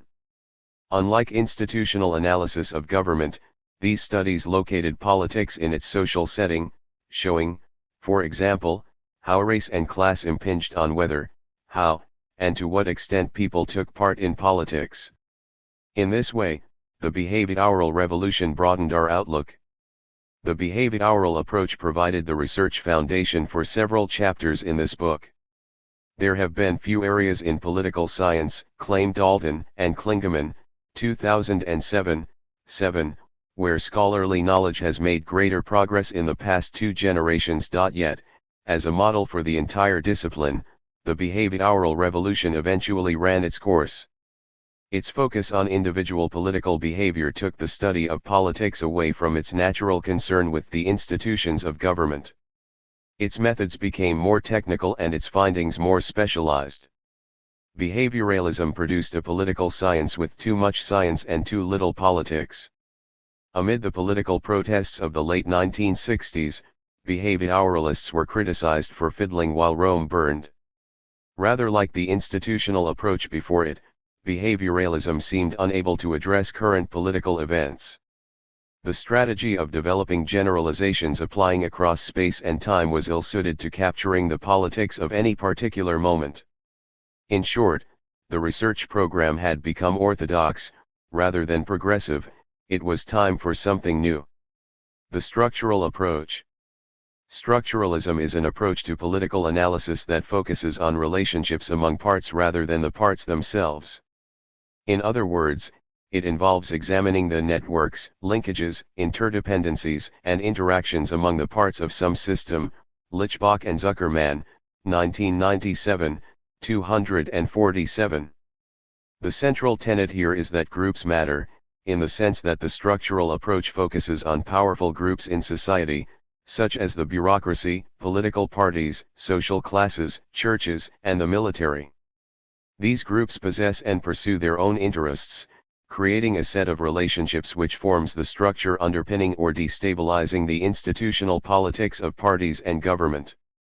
Each group within the structure works to sustain its political influence in a society which is always developing in response to economic change, ideological innovations, international politics, and the effects of group conflict itself. It is this framework which undergirds, and ultimately determines, actual politics, because human actions are shaped by this bigger structural environment.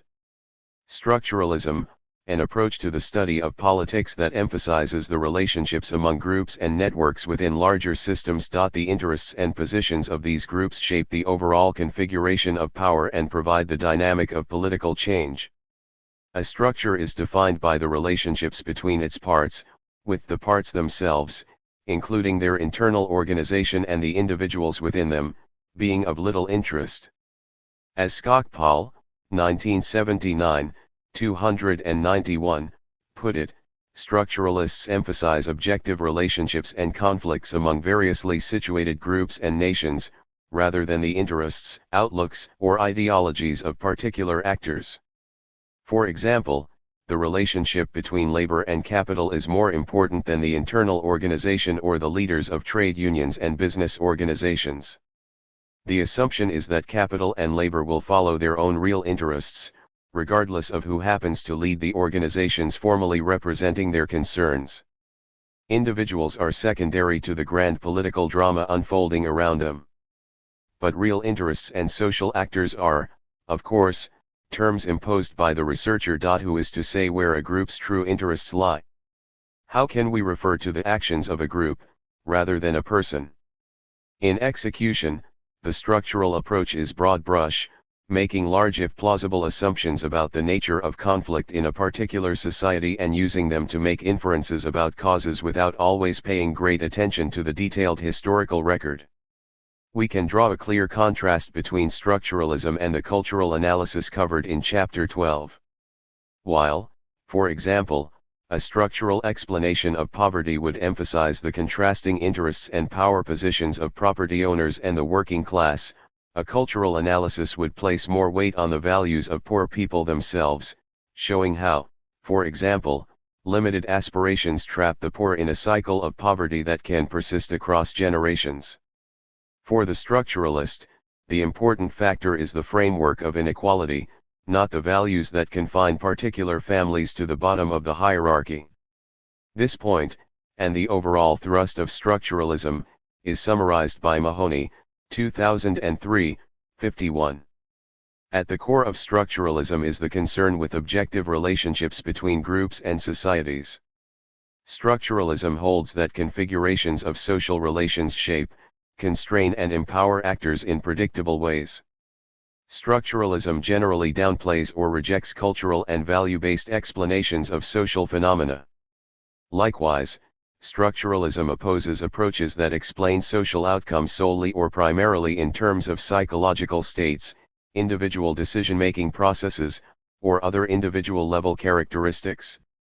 The best-known structural work in politics has adopted an explicitly historical style, seeking to understand how competition between powerful groups over time leads to specific outcomes such as a revolution, democracy, or a multi-party system. The authors of such studies argue that politics is about struggle rather than equilibrium, and they favor comparative history, giving us another contrast with the non-historical generalizations favored by behavioralists and the sometimes static descriptions of the institutionalists.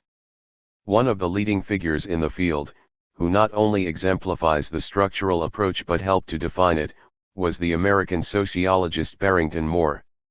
His 1966 book Social Origins of Dictatorship and Democracy, Lord and Peasant in the Making of the Modern World did more than any other to shape this format of historical analysis of structural forces. In trying to understand why liberal democracy developed earlier and more easily in France, Britain, and the United States than in Germany and Japan, he suggested that the strategy of the rising commercial class was the key. In countries such as Britain, where the bourgeoisie avoided entanglement with the landowners in their battles with the peasants, the democratic transition was relatively peaceful. But where landlords engaged the commercial classes in a joint campaign against the peasantry, as in Germany, the result was an authoritarian regime which delayed the onset of democracy. Although later research qualified many of Moore's judgments, his work showed the value of studying structural relationships between groups and classes as they evolve over long periods. Mahoney, 2003. He asked important comparative questions and answered them with an account of how and when class relationships develop and evolve. The structural approach asks big questions and, by selecting answers from the past, it interrogates history without limiting itself to chronology. Many authors working in this tradition make large claims about the positions adopted by particular classes and groups. Specifically, interests are often treated as if they were actors, leading to ambitious generalizations which need verification through detailed research. Even so, the structural approach, in the form of comparative history, has made a distinctive contribution to comparative politics. The rational choice approach. Like behavioralism, rational choice approaches are focused on people, but instead of examining actions they try to explain the calculations behind those actions. They argue that politics consists of strategic interaction between individuals, with all players seeking to maximize the achievement of their own particular goals. The central tenet here is that objectives matter. The assumption is that people are rational in the sense that, given goals and alternative strategies from which to choose, they will select the alternatives that maximize their chances of achieving their goals. Geddes, 2003, 177. Where behavioralists aim to explain political action through statistical generalization, the rational choice approach focuses on the interests of the actors.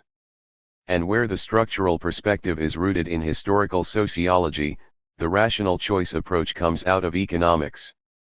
Rational choice, an approach to the study of politics based on the idea that political behavior reflects the choices made by individuals working to maximize their benefits and minimize their costs. The potential value of rational choice analysis lies in its ability to model the essentials of political action, and hence make predictions, without all-encompassing knowledge of the actors. We simply need to identify the goals of the actors and how their objectives can best be advanced in a given situation. Then, we can predict what they will do. All else, including the accounts actors give of their own behavior, is detail.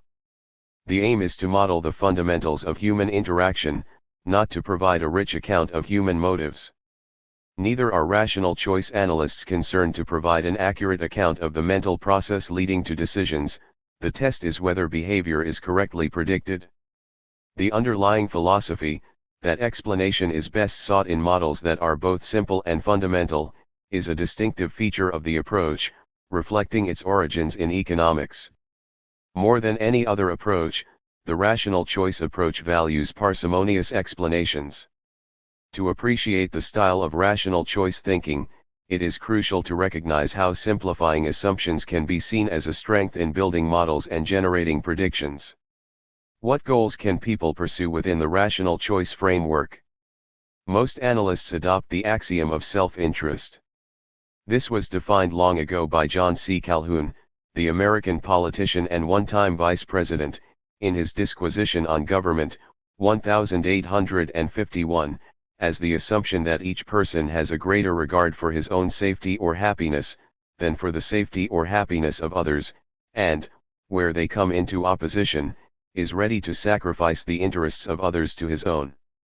At the cost of increased complexity, we can broaden the range of goals. We can imagine that people take satisfaction from seeing others achieve their ends, or we can even permit our subjects to pursue altruistic projects. Yet, just as markets are best analyzed by assuming self-interest among the participants, so too do most rational choice advocates believe that the same assumption takes us to the essence of politics. As Hind Moore, 2010, 42, puts it, if people are rational and self-interested, it becomes possible to explain and even predict their actions in ways that would allow rational choice theorists to claim a mantle of scientific credibility. Rational choices are not necessarily all-knowing. Operating in an uncertain world, people need to discount the value of going for a goal by the risk they will fail to achieve it. In situations of uncertainty, they may prefer to eliminate the risk of a bad outcome, rather than go for broke by staking all on a single bet. Thus, a rational choice needs to be distinguished from a knowledgeable one. Consider, for example, the task of working out which party to vote for. As voters, we might well find that the cost of research on all the candidates exceeds the benefits gained, leading us to use shortcuts such as relying on expert opinion. It is not always rational to be fully informed, a fact that brings the approach closer to the real world. However, the full rational model, the version which allows us to predict most easily, assumes that actors are knowledgeable as well as rational and self-interested.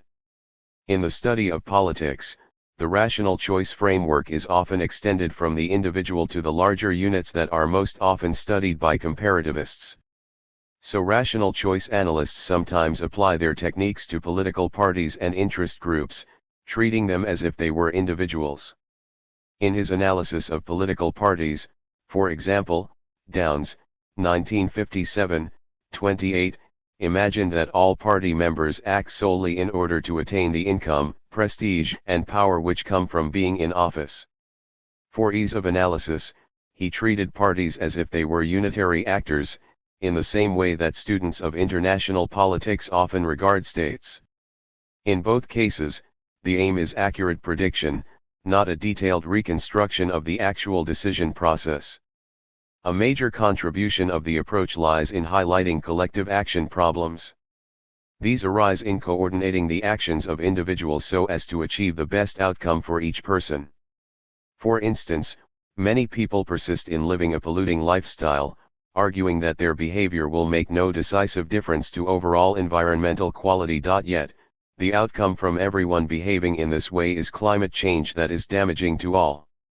In other words, individual rationality leads to a poor collective result. Collective action problem arises when rational behavior by individuals produces a negative overall outcome. The issue typically arises when people seek to free ride on the efforts of others in providing public goods. Similarly, during the global financial crisis, many investment bankers made high-risk investments in order to increase their bonuses. Their employers, too, were happy enough as long as their corporate profits continued to grow. When these investments eventually turned bad, the effect was a problem not only for the original investors, but also, and more importantly, a threat to the stability of the Western financial system. Clearly, some form of coordination is needed if private actions are to be made compatible with desirable collective outcomes. In this case, Governments imposed stricter regulation of banks by governments.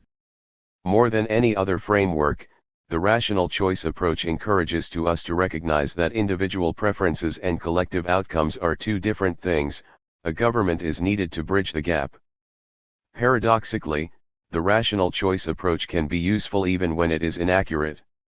Its value lies not merely in the accuracy of its predictions, but also in identifying what appears to be irrational behavior. If people behave in a surprising way, we have identified a puzzle in need of a solution. Perhaps we have misunderstood their preferences, or the situation confronting them. Or perhaps their actions really are irrational. At the international level, Government A might judge that Government B's interests lie in pursuing policy X. If Government B actually adopts policy Y, then Government A has some thinking to do. Has it misunderstood B's goals, or has B simply made a mistake? Yet the rational choice approach, as any other, takes too much for granted. It fails to explain the origins of the goals that individuals hold. It is here, in understanding the shaping of preferences, that society re-enters the equation. Our aspirations, our status, and even our goals emerge from our interactions with others, rather than being formed beforehand. Certainly, we cannot take people's goals and values as given. Also, since the rational choice approach is based on a universal model of human behavior, it has limited relevance in understanding variation across countries. Just as individual goals are taken for granted, so too should be the different national settings which determine the choices available to individuals and within which they pursue their strategies. Still, even though the rational choice approach does not always generate accurate predictions, it provides one lens, among several, for analyzing political processes. The interpretive approach. The focus of the interpretive approach is on the interpretations within which politics operates, including assumptions, codes, constructions, identities, meanings, norms, narratives, and values. In other words, people do some things and avoid others because of the presence of social constructs that filter the way they see the world. Hence the approach is also sometimes known as constructivism.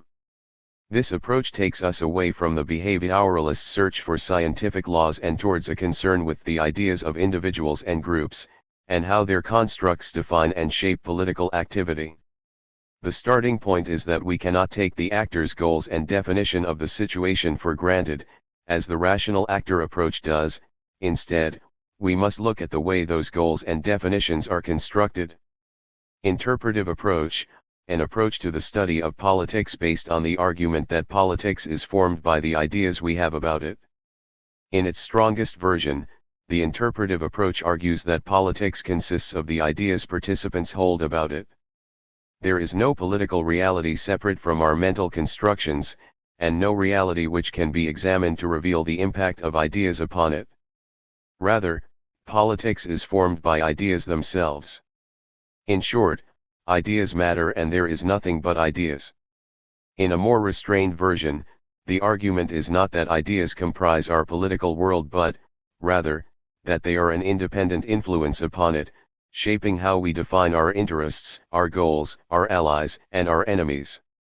We act as we do because of how we view the world. If our perspective differed, so would our actions. Where rational choice analysis focuses on how people go about achieving their individual objectives, the interpretivist examines the framing of objectives themselves and regards such interpretations as a property of the group, rather than the individual. Hence interpretivists take a social rather than a psychological approach. Because ideas are socially constructed, many interpretivists imagine that we can restructure our view of the world and, so, the world itself. For instance, there is no intrinsic reason why individuals and states must act, as rational choice theorists imagine, in pursuit of their own narrow self-interests. To make such an assumption is to project concepts onto a world that we falsely imagine to be independent of our thoughts. Finmore, 1996, 2, for example, suggests that interests are not just out there waiting to be discovered, they are constructed through social interaction. Also, ideas come before material factors because the value placed on material things is itself an idea, although Marxists and others would disagree. For example, states are often presented as entities existing independently of our thoughts. But the state is not a physical entity such as a building or a mountain, it is an idea built over a long period by political thinkers, as well as by practical politicians. Borders between blocks of land were placed there not by nature but by people. There are no states when the world is viewed from outer space, as astronauts frequently tell us. Or, more accurately, the maps construct their own reality. It is this point Steinberger, 2004, has in mind when he says that his idea of the state is that the state is an idea. True, the consequences of states, such as taxes and wars, are real enough, but these are the effects of the world we have made, and can remake. Similarly, the class relationships emphasized by the structuralists, and the generalizations uncovered by the behavioralists, are based not on physical realities but on interpretations that can, in principle, be changed. For instance, a behavioral observation about the underrepresentation of women in legislatures can generate a campaign that leads to an increase in the number of legislators who are women, thus altering the observation itself. For this reason, interpretivists often focus on historical narratives, examining how understandings of earlier events influence later ones. Take the study of revolutions as an example. Where behavioralists see a set of cases, French, Russian, Iranian, and so on, and seek common causes of events treated as independent, interpretivists see a single sequence and ask how later examples, such as the Russian Revolution, were influenced by the ideas then held about earlier revolutions, such as the French. Alternatively, take the study of elections. The meaning of an election is not given by the results themselves but by the narrative that the political class later establishes about it. For example, the results showed that voters will not tolerate high unemployment. See Chapter 17 for more about this. Parsons, 2010, 80, provides a useful definition of the interpretive approach. People do one thing and not another due to the presence of certain social constructs, ideas, beliefs, norms, identities, or some other interpretive filter through which people perceive the world. We inhabit a world of our making, Onyov, 1989, and action is structured by the meanings that particular groups of people develop to interpret and organize their identities, relationships, and environment.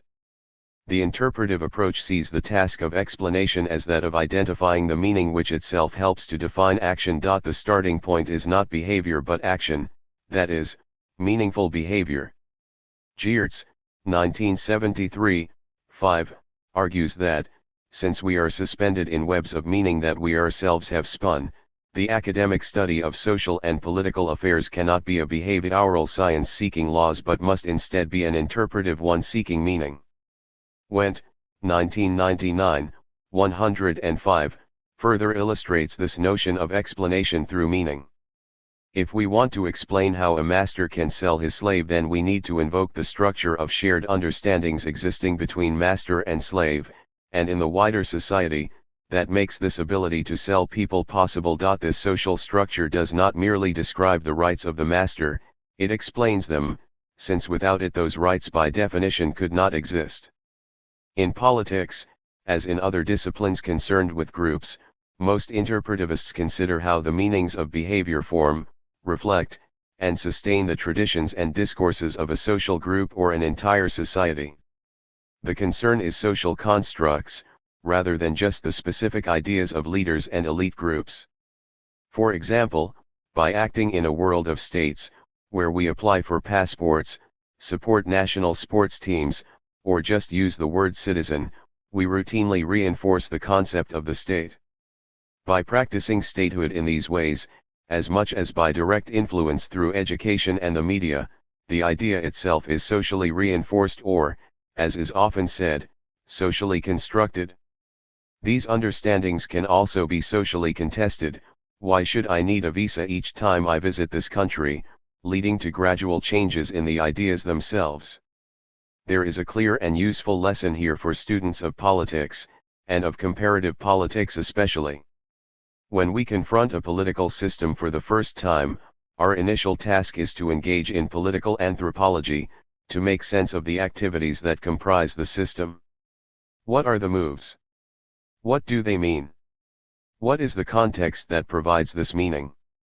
And what identities and values underpin political action? Behavior which has one meaning in our home country may possess a different significance, and constitute a different action, elsewhere. For example, offering a bribe may be accepted as normal in one place, but be regarded as a serious offense in another. Casting a vote may be an act of choice in a democracy, but of subservience in a dictatorship. Criticizing the president may be routine in one country, but sedition in another. Because the recognized consequences of these acts vary, so does their meaning. Focus 5.2 The interpretive approach, mass killings and genocide. As an example of the independent impact of ideas in politics, consider the book Final Solutions, Benjamin Valentino's prize-winning 2004 study of mass killing and genocide in the 20th century. Valentino suggests that the mass murder of civilians is a product of the ideas of the instigators, designed to accomplish their most important ideological and political objectives. 2004, 67. Valentino is a student of elite ideas, which he takes to include both goals and assessments of how to achieve them. He is less concerned with structural relationships or government institutions.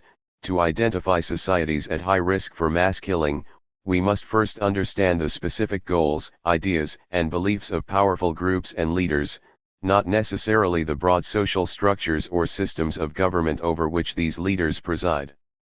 p. 66. Valentino contends that mass killing occurs when powerful groups come to believe it is the best available means to accomplish certain radical goals, counter specific types of threat or solve difficult military problems. p. 66. Unlike rational choice thinkers, he does not assume that politicians are accurate in their perceptions of their environment. Their understandings are what matter, even if these are misunderstandings. An understanding of mass killing does not imply that perpetrators always evaluate objectively the problems they face in their environment, nor that they accurately assess the ability of mass killings to resolve these problems. Human beings act on the basis of their subjective perceptions and beliefs, not objective results. p. 67. But it is not just ideas and perceptions that are Valentino's concern. Rather, he examines how leaders are driven by actual and perceived changes in the political environment to regard mass killing as the final solution for achieving their ends. Thus, his approach is not purely interpretive but, instead, consists of a fruitful examination of the interaction over time between political realities, on the one hand, and elite ideas and perceptions, on the other. Valentino carries through his interest in ideas to a consideration of how we can best prevent future occurrences of mass killing. He rejects the relevance of behavioral and structural generalizations suggesting that mass killings only occur in dictatorships or war. Rather, he suggests that leaders in any type of structure or political system may come to see mass killing as the best, most effective, or sole method of achieving their goals. Effective prevention therefore requires us to return once more to leaders' ideas. If we hope to anticipate mass killing, we must begin to think of it in the same way its perpetrators do. p. 141. So far, so good. Yet, in studying politics we want to identify patterns that abstract from detail. We seek general statements about presidential, electoral, or party systems which go beyond the facts of a particular case. We want to examine relationships between such categories so as to discover overall associations. We want to know, for instance, whether a plurality electoral system always leads to a two-party system. Through such investigations we can acquire knowledge which goes beyond the understandings held by the participants in a particular case. We must recognize, also, that events have unintended consequences. The Holocaust was certainly a product of Hitler's ideas, but its effects ran far beyond his own intentions. With its emphasis on meaning, an interpretive approach misses the commonplace observation that much social and political analysis studies the unintended consequences of human activity. In short, unpacking the meaning of political action is best regarded as the start, but not the end, of political analysis.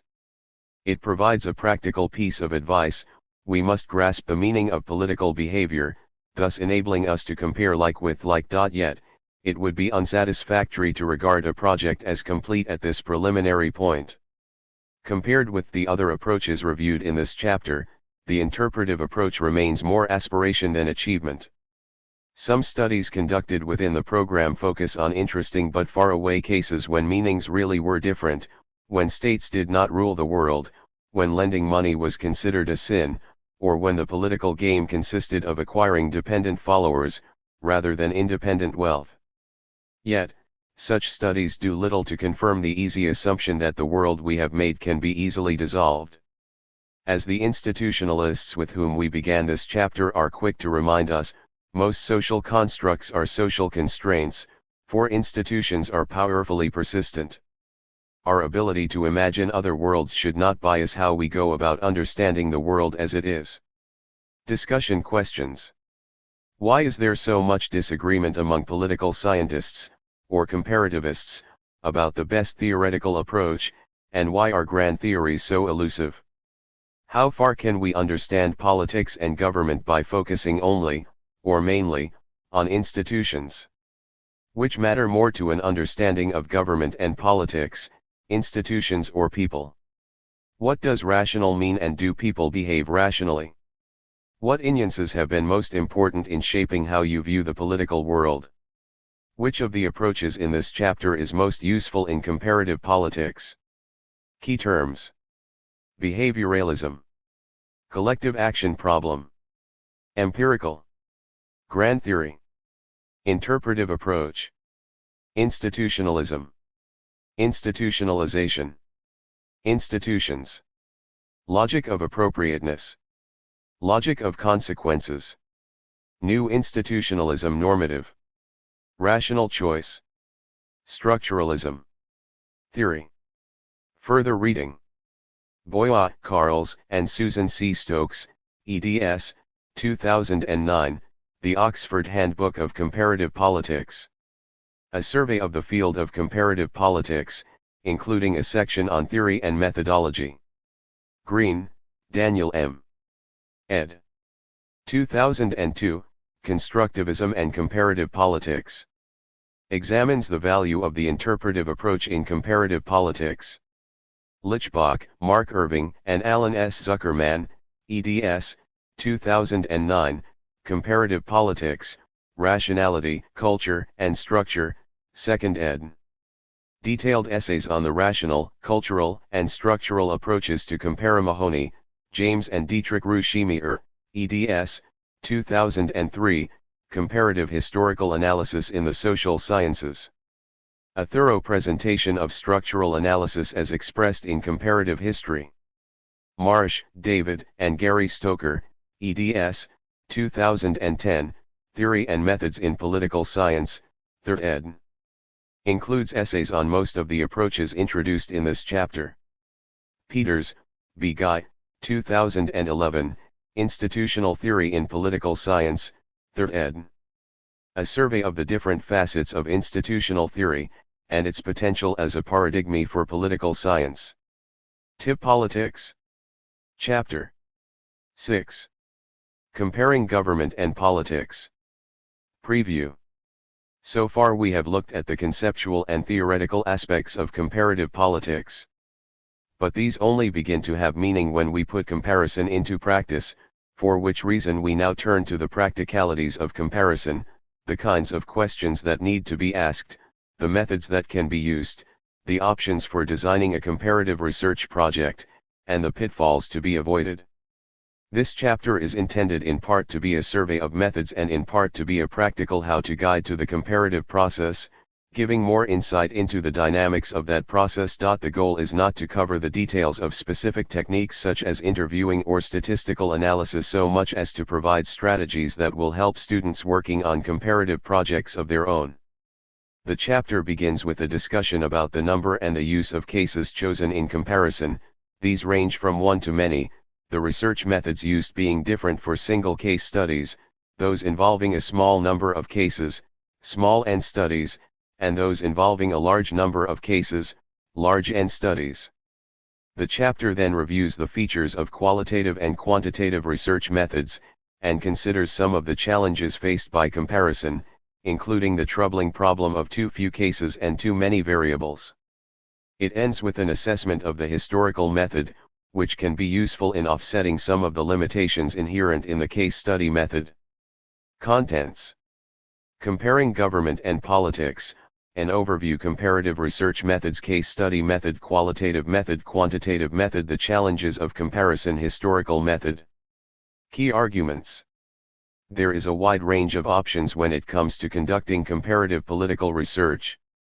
It is important to be aware of the potential of comparison, Chapter 1, as well as the alternatives and limitations, this chapter. Researchers have choices to make that include the unit of analysis, the level of analysis, and the variables to be studied. The three main research methods are the case study, the qualitative approach to a small selection of cases, and the quantitative approach to large numbers of cases. Comparative research will have different approaches and results according to whether it is empirical or normative in approach, or quantitative or qualitative. When comparative projects seek to examine the relationship between two or more factors, it is worth considering the relative strengths of the most similar and most different system designs. History is arguably underused in comparative political research.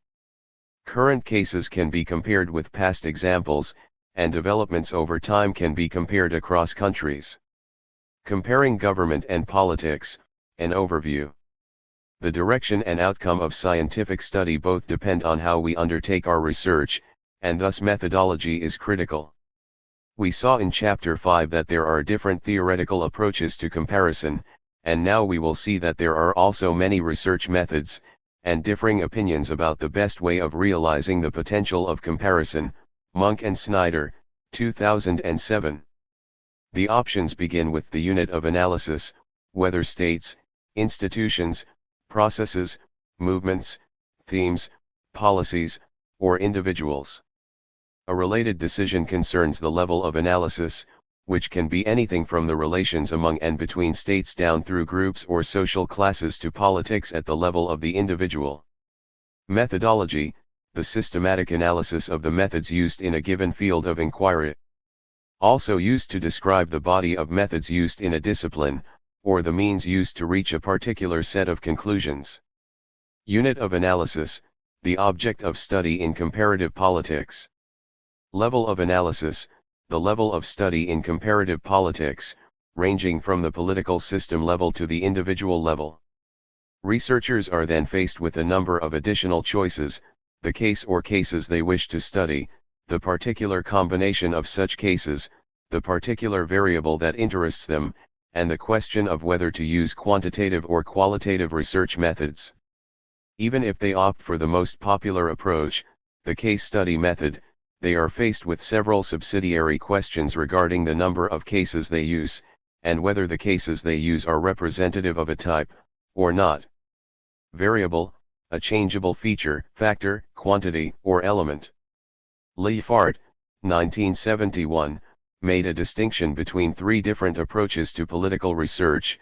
The experimental method uses experimental and control groups to isolate the effects of different stimuli.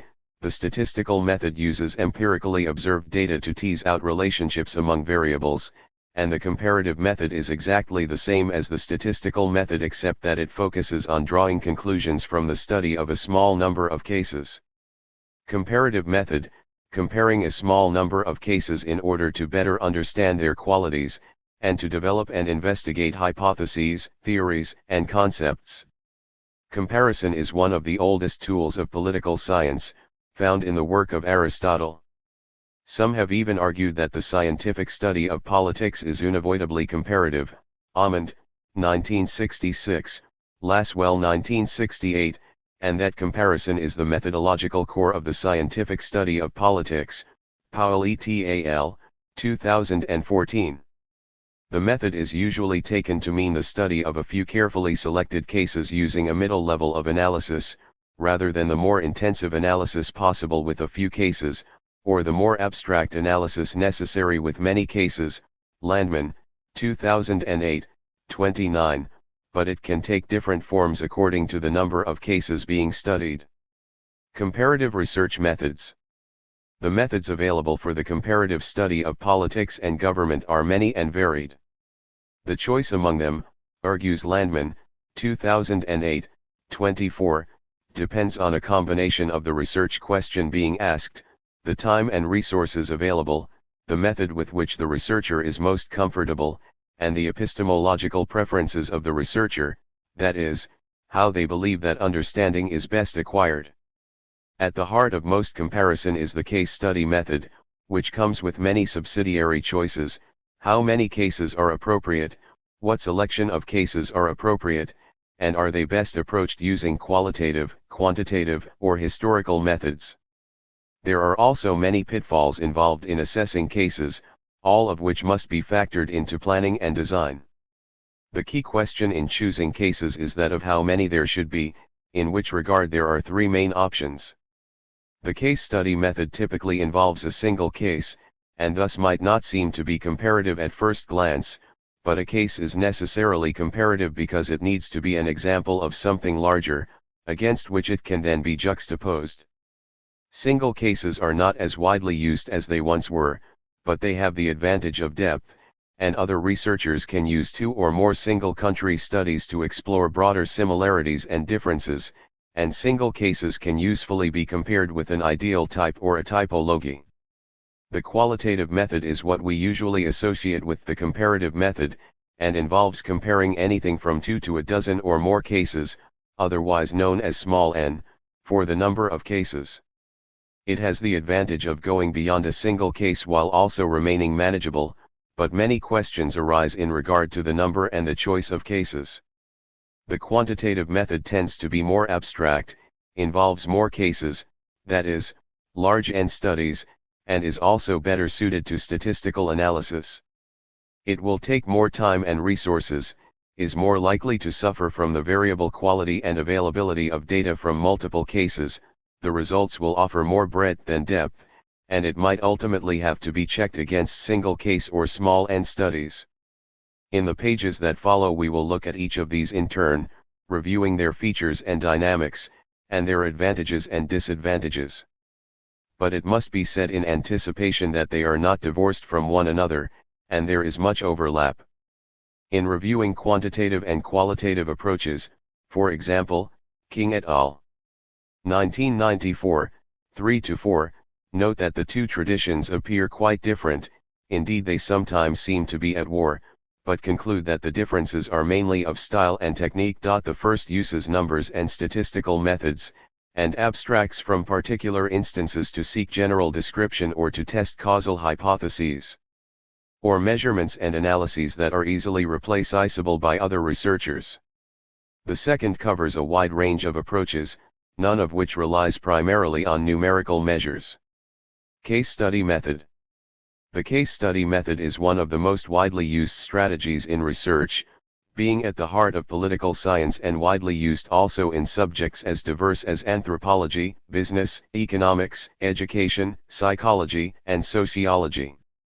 It usually involves an in-depth study of a single example, which might be an event, a policy, or a political institution or process, and an effort is made to use the case to illustrate a wider point applying to other cases.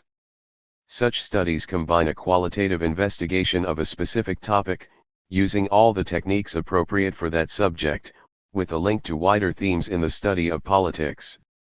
The greatest advantage is that it offers a real-world understanding of a phenomenon, a clearly defined example that helps to illustrate a wider principle.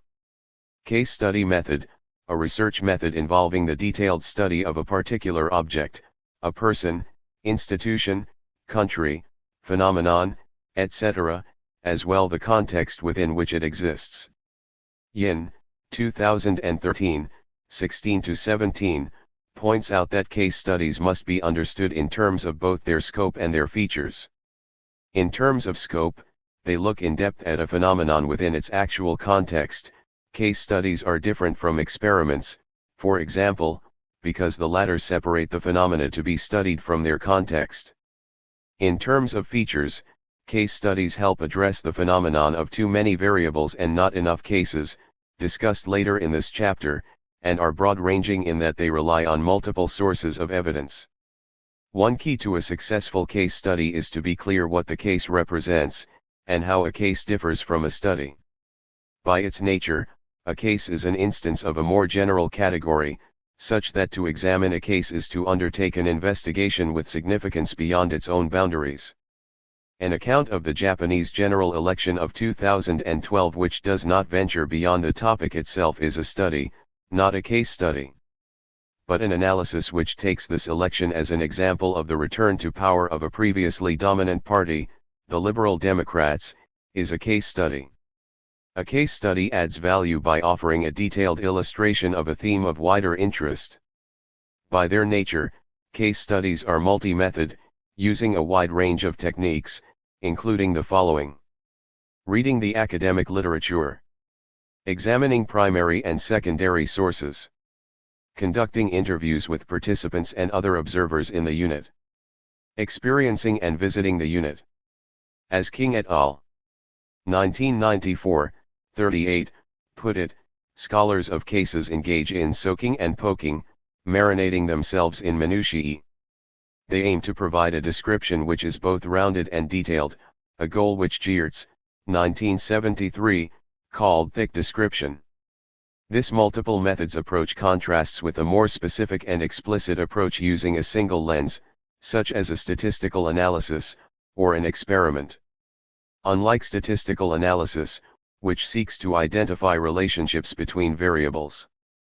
Figure 6.1, Political Science Research Methods Note, N means the number of cases. Figure 6.2 outlines 5 types of case study, of which the representative case is the most common. It is the workhorse of case studies, as useful as it is undramatic. Often researchers will use their own country as a representative example.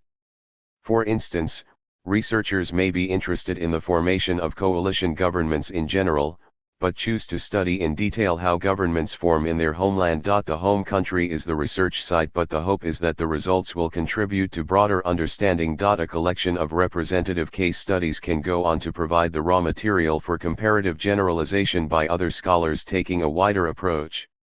By contrast, a prototypical case is chosen not because it is representative but because it is expected to become so.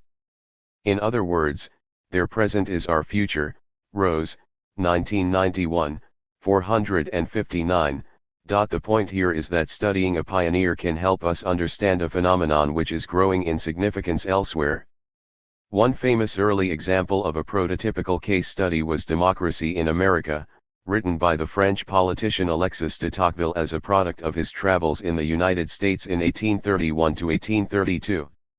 He had been sent by the French government to study the American prison system, but the book he wrote became a broader analysis of democracy and representative government, using the U.S. as a case. De Tocqueville regarded the United States as a harbinger of democracy and therefore a guide to Europe's own future, 1835, ch. 1.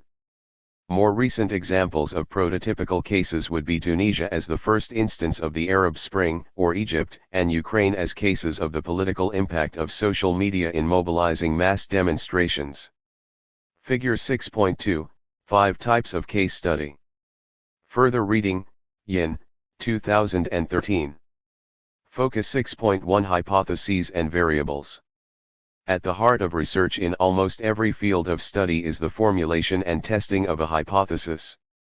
This is a proposed explanation for a phenomenon that can be supported, confirmed, or refuted, falsified, through observation or experimentation. Hypotheses should not be confused with theories, which are explanatory frameworks from which hypotheses might flow, and which can in turn be tested in order to support or refute theories. See Chapter 5. Examples of hypotheses include the following: plurality electoral systems always produce a two-party system, otherwise known as Duverger's law, see Chapter 15. The wealthier a country, the more likely it is to sustain a stable democracy. The violent end to a dictatorial regime is more likely to bring chaos than democracy. Colonialism is the root cause of the problems of the world's poorest states. We have also seen how variables play a key role in research, particularly in comparison. The object is usually to explore the extent to which variables or factors covary with one another, such that knowing a country's score on one variable, for instance, literacy, allows us to predict its score on another, for instance, electoral turnout. In such analyses, one variable is dependent, in the sense that it is the one we want to better understand, while the others are independent, in the sense that we believe that they may explain or impact the dependent variable. For example, higher participation in politics may be driven by factors such as greater wealth and higher education. The incidence of military coups may be tied to poverty, social division, and the past incidents of coups. An assertive foreign policy may be driven by a high sense of mission, the power of the defense industry, fear of the foreign, or, as in the case of Putin's Russia, a desire to reassert lost influence. Hypothesis, proposed explanation for a phenomenon that can be confirmed or falsified through observation or experimentation. Dependent variable, the factor or element we wish to explain. Independent variable, the factor or element believed to influence the dependent variable. There are often many such variables.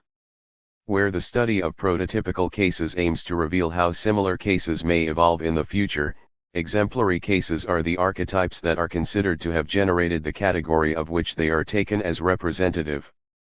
For instance, the parliamentary system was born in Britain, and thus a study of the features of the British Parliament will give us insights into the manner in which legislatures and executives work in all those countries using this system. In similar fashion, the US presidency does far more than illustrate the presidential system of government. It is the model which influenced later political systems, notably in Latin America.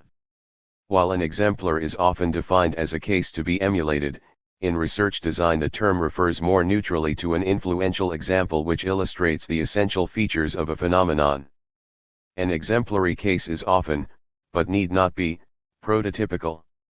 The purpose of a deviant case study is to seek out the exceptional and the untypical, rather than the norm, the few countries which remain communist, or which are still governed by the military, or which seem to be immune from democratizing trends.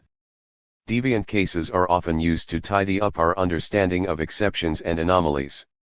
Why does India contradict the thesis that democracy presupposes prosperity? Why did tiny Switzerland adopt a federal architecture when many federations are found in large countries? Why has voter turnout stayed high in Denmark even as it has fallen elsewhere? Elkit et al., 2005. Deviant cases always attract interest and, by providing a contrast with the norm, enhance our understanding of representative examples. But since the exceptional tends to the exotic, the danger is overstudy. Comparative politics should be more than a collection of curios. Finally, a critical case, also known as a crucial case, enables a proposition to be tested in the circumstances least favorable to its validity. The logic is simple: if it is true here, then it is true everywhere. For instance, if we were to find that most Germans opposed further European integration, we could anticipate that the same would hold true in other EU countries such as Britain, which have historically been more suspicious of the European project. In this way, critical case studies can be highly efficient, providing exceptional returns on the research investment. By studying just one country, we can generalize to others. However, the payoff comes with risk. A critical case design builds a potential for generalization into a single investigation but involves a bet that the relevant proposition will, in fact, be confirmed in the conditions least favorable to its validity. In the absence of overarching theory, case studies are the building blocks from which we construct our understanding of the political world. In a similar way to judges in common law systems, political scientists, and politicians more so, usually proceed by comparing cases, rather than by making deductions from first principles. In consequence, much comparative political analysis takes the form not of relating cases to abstract theory but, rather, of drawing analogies between the cases themselves. For instance, How did the process of state building differ between the states of early modern Europe and the post-colonial states of the 20th century? What are the similarities and differences between the Russian, Chinese, and Iranian revolutions? Why does the plurality electoral system produce a two-party system in the United States but a multi-party system in India? As we will see in the next section, a comparison of cases can create space for a broader understanding. Qualitative method. Implementing a comparative design involves making either qualitative or quantitative comparisons, or a blend of the two. The qualitative method is most often used in research that falls between single case and large N studies, and concentrates on the intensive examination of two cases, a paired or binary comparison, three cases, a triangular comparison, or more. Cases are usually selected to introduce variation into the dependent variable, thus overcoming an inherent limit of the single case study. Qualitative method, a research method that typically uses a small number of cases to understand a phenomenon holistically and within its natural setting, with an emphasis on values, opinions, behavior, and context. The qualitative approach has the following features. A limited number of cases are studied in depth. It is descriptive rather than predictive. An effort is made to understand the interaction of multiple variables. Meaning is allowed to emerge from the objects of study. Observation is the main means of data collection. Phenomena are studied within their natural setting. To illustrate the technique, consider the controversial conclusions of Jeremy Rifkin in his 2004 study The European Dream, which compared and contrasted the priorities and values of Americans and Europeans. He began with the notion of the American dream, an idea usually credited to the historian James Truslow Adams in his book The Epic of America, 1931. Although never clearly defined, it is usually taken to mean that Americans living the dream are being allowed to pursue their goals in life through hard work and free choice, regardless of race, gender, age, religion, or class. Rifkin was critical of the notion, arguing that it was centered more on personal material advancement than on concern with broader human welfare. He contrasted it with a European dream that emphasized quality of life over the accumulation of wealth, as well as community relationships over individual autonomy, cultural diversity over assimilation, sustainable development over unlimited material growth, deep play over unrelenting toil, universal human rights and the rights of nature over property rights, and global cooperation over the unilateral exercise of power. p. He concluded that the European Union had been developing a new social and political model better suited to the needs of the globalizing world of the new century, and that the European dream was, as a result, eclipsing the American dream. Ironically, Rifkin was writing just before the onset of the global financial crisis in 2007 and the Eurozone crisis in 2009, which would strike severe blows to dreams on both sides of the Atlantic.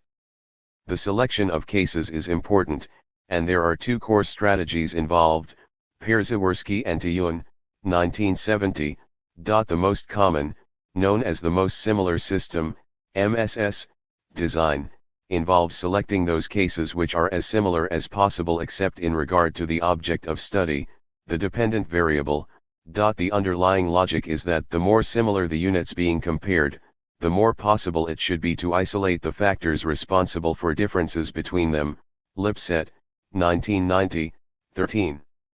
If the states being studied are similar in, say, their history, culture, and government institutions, it should be possible to rule out such common factors as explanations for the particular difference being studied.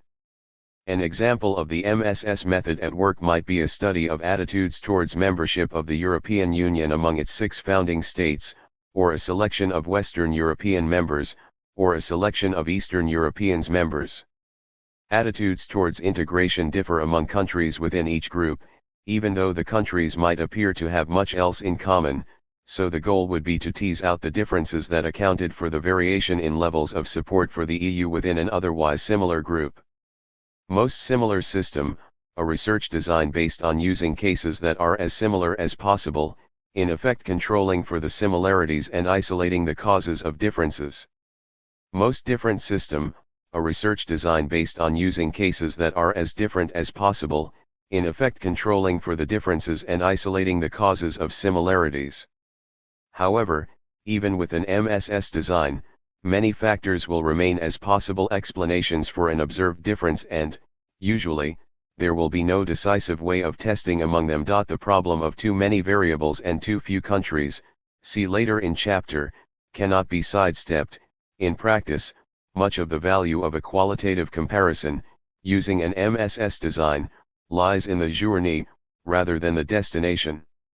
The most different system, MDS, design follows the opposite track. Here, we seek to test a relationship between two factors by discovering whether it can be observed in a range of countries with contrasting histories, cultures, and so on. If so, our confidence that the relationship is real, and not due to the dependence of both factors on an unmeasured third variable, will increase.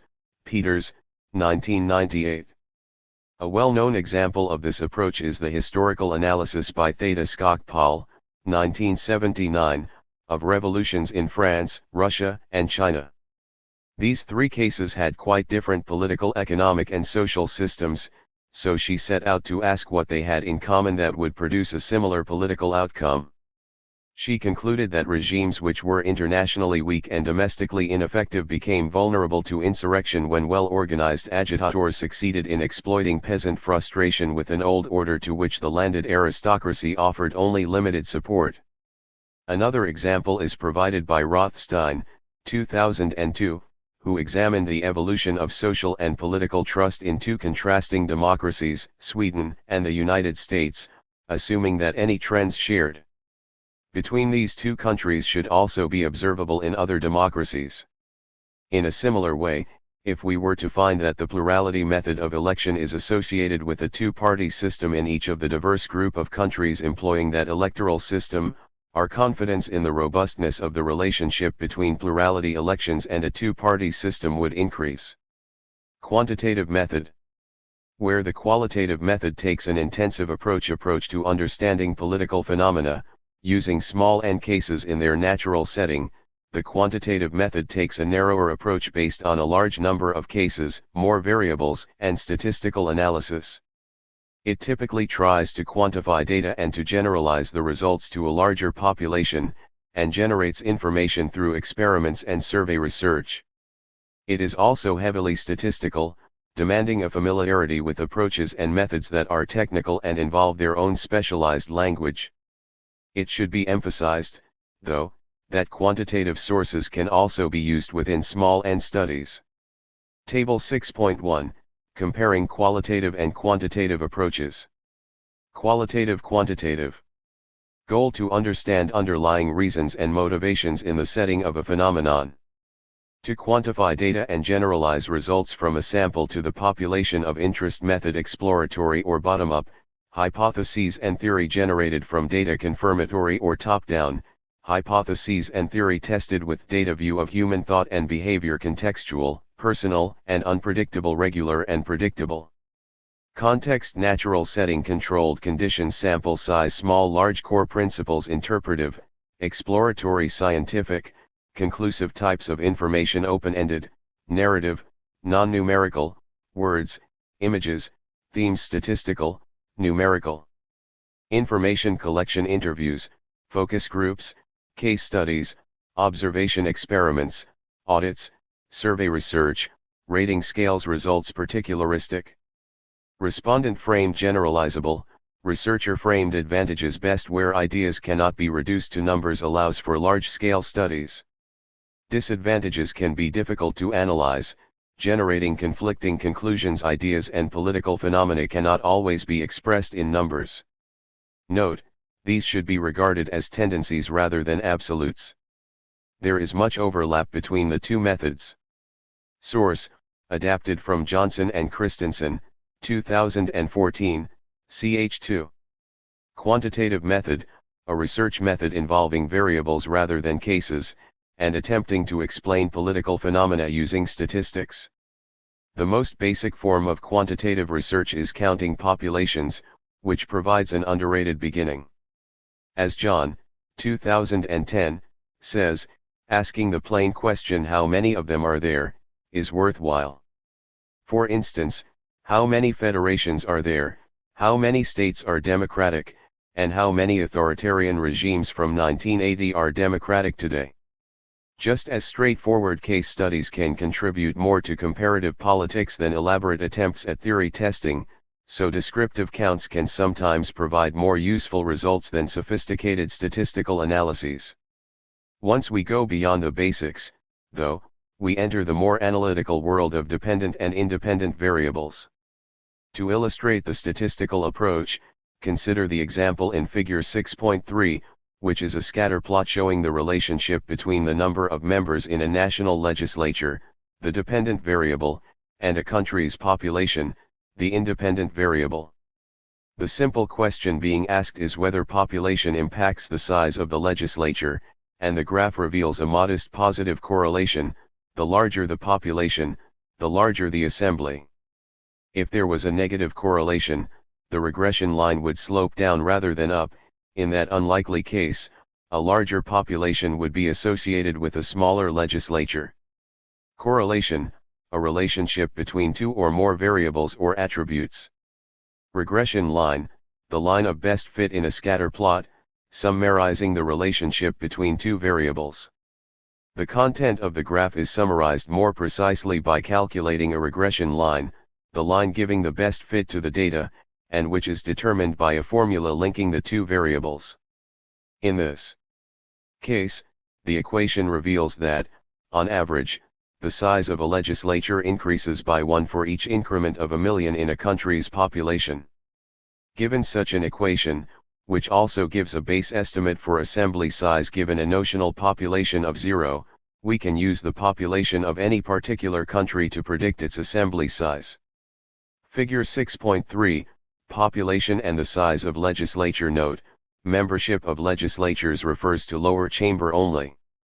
Sources: Membership of legislatures from Interparliamentary Union, 2015, Population size from World Bank, 2015. One important virtue of a regression line is that it allows us to identify outliers or off-the-line cases. The larger the difference between the predicted and the actual assembly size, the greater the need for additional explanation, thus providing a link to deviant case analysis. In our example, the membership of Brazil's legislature is just slightly below that expected from the country's population, but both the Cuban and the Nigerian legislatures are larger than predicted. Cuba's National Assembly of People's Power has 612 members in a country with just over 11 million people, or one representative for 18,000 people, giving Cuba a higher level of representation than almost any other country in the world. How is this explained? It could be that communist states created large legislatures as a way of reducing any threat they might pose to the party's power. This, at least, is a plausible hypothesis for further investigation, giving us a case selection strategy in which the case is nested within a statistical framework. Lieberman, 2005. Outliers, the observations furthest away from the value predicted by the regression line. The value of quantitative comparisons is that they can provide precise summaries of large amounts of data using standard techniques whose application can be checked by other researchers. But, as always, interpretation is the difficult part, requiring attention to two main dangers. First, a strong correlation between two variables may arise simply because both depend on a third, unmeasured factor. In such cases, there is no relationship of cause and effect. For example, a correlation between proportional representation, PR, and multi-party systems might arise because both factors emerge in divided societies, not because PR itself increases the number of parties. This problem of a spurious correlation can be addressed by including all relevant variables in an analysis, but we may not know how many are relevant, and may not have data on all those we think might be relevant. The second problem in interpreting statistical results is that, even if a relationship is genuine, the direction of causation remains to be established. Suppose we find that liberal democracies have higher rates of economic growth than authoritarian regimes. Does the correlation arise because democracy encourages economic growth, or because economic growth encourages democracy. A case can be made either way, or both. A statistical correlation by itself will not provide the answer, and a correlation in itself does not show the direction of causation. Worthwhile quantitative comparisons can be made even when the variables take the form of categories, such as yes/no, rather than numerical scores. For example, are federations less likely than unitary states to develop welfare states? Is proportional representation linked to coalition government? Are people from poor countries more likely to turn to terrorism than people from rich countries? A country is either a federation or not, a government is either a coalition or not, and so on. In these circumstances, a straightforward cross-tabulation is the qualitative equivalent of the scatter plot in Figure 6.3. Correlation-like statistics can nonetheless be calculated for such tables, Pennings et al., 2006. The challenges of comparison. As we saw in Chapter 1, comparison pays dividends. It broadens our understanding of the political world, leads to improved classifications, and gives potential for explanation and even prediction. And as we have just seen, there are different approaches to using cases and variables in comparative study. Despite the variety of advantages and options, the very breadth of comparison brings its own difficulties, of which 4 in particular stand out. See Table 6.2. Too few cases, too many variables. This is a problem for those who think of comparative politics as a version of the experimenter's laboratory, in which researchers patiently seek to isolate the impact of a single variable. As outlined by Leifart, 1971, it arises when a researcher wants to control for many variables at the same time and quickly runs out of cases. In other words, the number of variables exceeds the number of cases.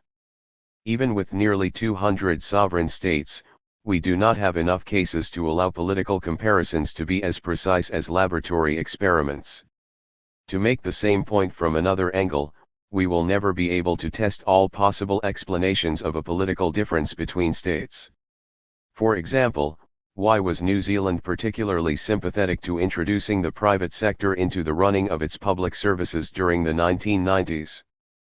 Perhaps it was a reflection of the pro-market thinking of the country's political and business elite, Boston et al., 1995, or perhaps it was because the public sector in New Zealand, unlike many democracies in continental Europe, was not protected by the Constitution and Civil Law Codes, Hood, 1996. So we have two potential explanations, one based on ideology and the other on law, and both are broadly consistent with the facts, but we have no way of isolating which factor is decisive. Ideally, we would want to see if the public sector had been reformed in a state identical to New Zealand except that only one of these two factors applied. But there is no such state, we have run out of cases. Table 6.2, Some challenges of comparison. Too few cases, too many variables. The problem of having more explanatory factors for a given outcome than there are cases available to study. Selection bias. The cases selected for study are often an unrepresentative sample, limiting the significance of the findings. The selection may be influenced in particular by survivorship, value, or confirmation bias. Understanding meaning. The same phenomenon can mean different things in different countries, creating difficulties in comparing like with like. Globalization. States cannot be regarded as entirely independent of each other, thus reducing the effective number of cases available for testing theories. There are several potential solutions to the problem. We could increase the number of cases in a study by turning to history and comparing cases over an extended period of time. We could also use most similar system designs to achieve a more focused study of a few cases, or a most different system design to reduce the number of variables. Finally, we could resort to asking hypothetical what-if questions by using counterfactuals. What would the outcome have been in New Zealand had its reforming elite confronted an unsympathetic legal framework? Would public sector reform still have proceeded? What would our world be like if Britain had won the US War of Independence, if Hitler had died in a car crash in 1932, or if the attacks of 9/11 had never happened. Taitlock and Belkin, 1996, have developed useful guidelines for judging the plausibility of counterfactuals, but the outcome of such thought experiments can, by definition, never be tested against reality. Counterfactual, a thought experiment speculating on possible outcomes if a particular factor had been absent from a process, or an absent factor had been present. Selection bias. A second handicap to comparison is raised by selection bias, which is at issue whenever the units of analysis, such as states, cities, interest groups, or electoral systems, are chosen intentionally rather than randomly. In these circumstances, the danger is that these units are unrepresentative of the wider population and, in consequence, results cannot be generalized to the broader category from which the cases are drawn.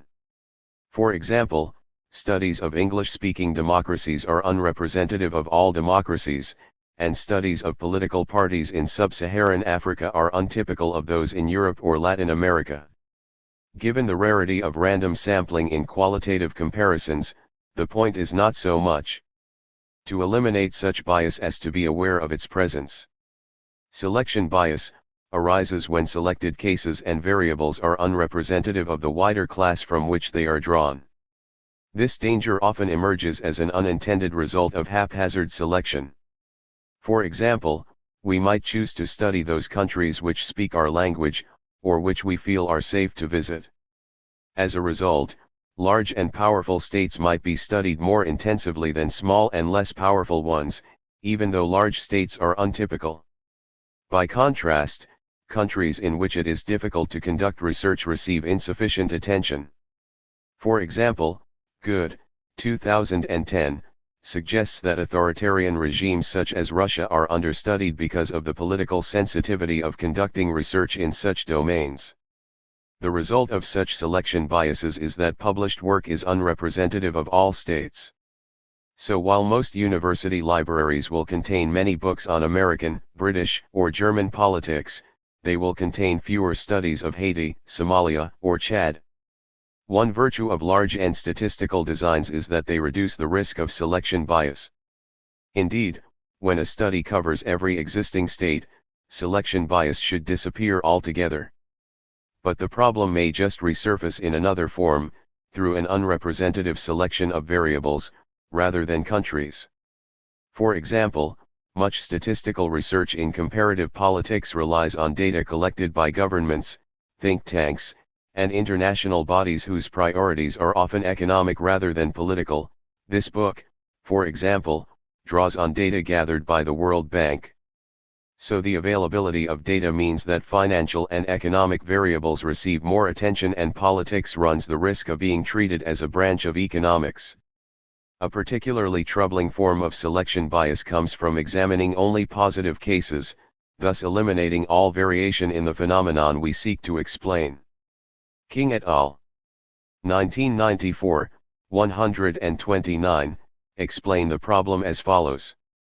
The literature is full of work that makes the mistake of failing to let the dependent variable vary, for example, research that tries to explain the outbreak of wars with studies only of wars, the onset of revolutions with studies only of revolutions, or patterns of voter turnout with interviews only of non-voters. When only positive cases are studied, several potential conclusions about the causes and consequences of the phenomenon are ruled out. Contrast is needed to give variation, so that we can then consider what factors distinguish times of war from times of peace, periods of revolution from periods of stability, and abstainers from voters. Even without variation in the dependent variable, we can still identify common characteristics of the cases. For example, we may find that revolutions are always preceded by war, or that all non-voters are cynical about politics. However, we have no contrast to explore and explain. We do not know how often war occurs without triggering a revolution, or whether the political cynicism we find among abstainers is equally prevalent among those who turn out on election day. Geddes, 2003. Put differently, war may be a necessary condition of revolution, no revolution in the absence of war, without being a sufficient condition. Whenever there is a war, revolution follows. Three particular forms of selection bias raise their own unique problems. First, survivorship bias arises when non-survivors of a temporal process are excluded, leading to biased results. Studying the few surviving communist states or military governments as representative of the entire class of such regimes, past and present, is an error because the few that have survived may differ systematically from those that have disappeared. Similarly, if we want to study federations, we should appreciate that some have failed and should ask not only whether current federations are successful, but also what proportion of all federations, past and present, have survived and prospered. And just because every example from history of a confederation has failed or morphed into a federation, does that mean that future examples are also doomed to fail? In designing our research, we should look through both ends of the telescope, at starters as well as finishers, at casualties as well as survivors. Survivorship bias, a form of selection bias that crops up when we study only surviving examples of political types, overlooking past examples. Second, value bias arises when researchers allow themselves to be guided by values or ideology. As we read reports, journal articles, and books, even this one, we have to allow that the authors will have political preferences, and in the case of sponsored research we have to consider who paid for the research, whether conditions were imposed on the researchers by the sponsors, or whether there is an underlying political agenda at work. Value bias is a particular problem in comparative studies, because other than the country or countries in which researchers have spent most or all of their lives, they will initially know little directly about the objects of their study, and they face the danger of seeing others through the lenses of their own experiences, values, and learning. Without even trying, they will be biased by politics, culture, race, gender, religion, age, economic situation, and a host of other factors. Value bias, allowing assessments, the choice of facts, and conclusions to be impacted by the values of the researcher. Confirmation bias, the tendency to seek out or interpret information that confirms pre-existing beliefs and attitudes, and to ignore information that does not. Finally, confirmation bias arises when researchers have a view in mind before they undertake their research, and pay attention only to the facts and analyses that support that view, ignoring or downplaying any contrary evidence. Those who sponsor research are likely to seek out and support researchers who seek out data that support their interests. Whether it is conscious or unconscious, confirmation bias has the same effect of producing skewed results and conclusions. In regard to climate change, for example, both advocates and deniers sometimes seize on any study which supports their beliefs, while ignoring or rejecting findings which run against their entrenched positions. In principle, we can counter confirmation bias by asking how new findings should lead us to amend our current understanding of the world, but this level of objectivity is not easy to sustain. Understanding meaning. Because the meaning of a political action depends on the conventions of the state concerned, comparing like with like is not always as straightforward as it seems. Take the question of styles of political representation, which vary across states. Where Nigerian politicians might seek to impress by acts of flamboyant extravagance, Swedish politicians are more likely to set out to affirm their very ordinariness. The same goal of impressing constituents is achieved by culturally specific means, such that what works in Lagos would be disastrous in Stockholm, and what succeeds in Stockholm would be met with apathy in Abuja. Similarly, when members of a legislature vote against their party's line, the consequences can range by state from complete indifference to expulsion from the party. What appears to be the same act carries varying significance, and thus meaning depends on context. So, before we begin any cross-national comparison, we should ensure that we understand the relevant cultural codes of the states we are studying. Failure here results in cultural imperialism, in which the meaning of an action in our home state is incorrectly projected onto other societies. Globalization. The final handicap to comparison comes from globalization, Tiyun, 2010. Although 193 independent states belonged to the United Nations in 2015, in reality these states were interdependent, or even dependent. Countries learn from, copy, compete, trade with, influence and even invade each other in a constant process of interaction. The result can be homogenization, where politics and government in different countries become increasingly similar, though specialization, where each country focuses on its distinctive strengths in the global order, is another possible outcome. The KOF Globalization Index maintained by the Swiss Economic Institute offers some insight into this problem by ranking the countries of the world in terms of the extent to which they are globally connected in economic, political, and social terms. See Table 6.3. Among other things, this table reveals that it is the smaller democracies with advanced economies such as Belgium and the Netherlands that have achieved the highest levels of global connectivity. Larger countries such as India and even the United States remain somewhat less well integrated. And indeed, both India and the United States have been able to carve out distinctive political paths in a manner that would be impractical for small countries. But overall, considerable levels of interdependence are the norm, limiting the extent to which we can treat states as separate cases. Opinion is divided on the implications of globalization. In his book Jihad vs.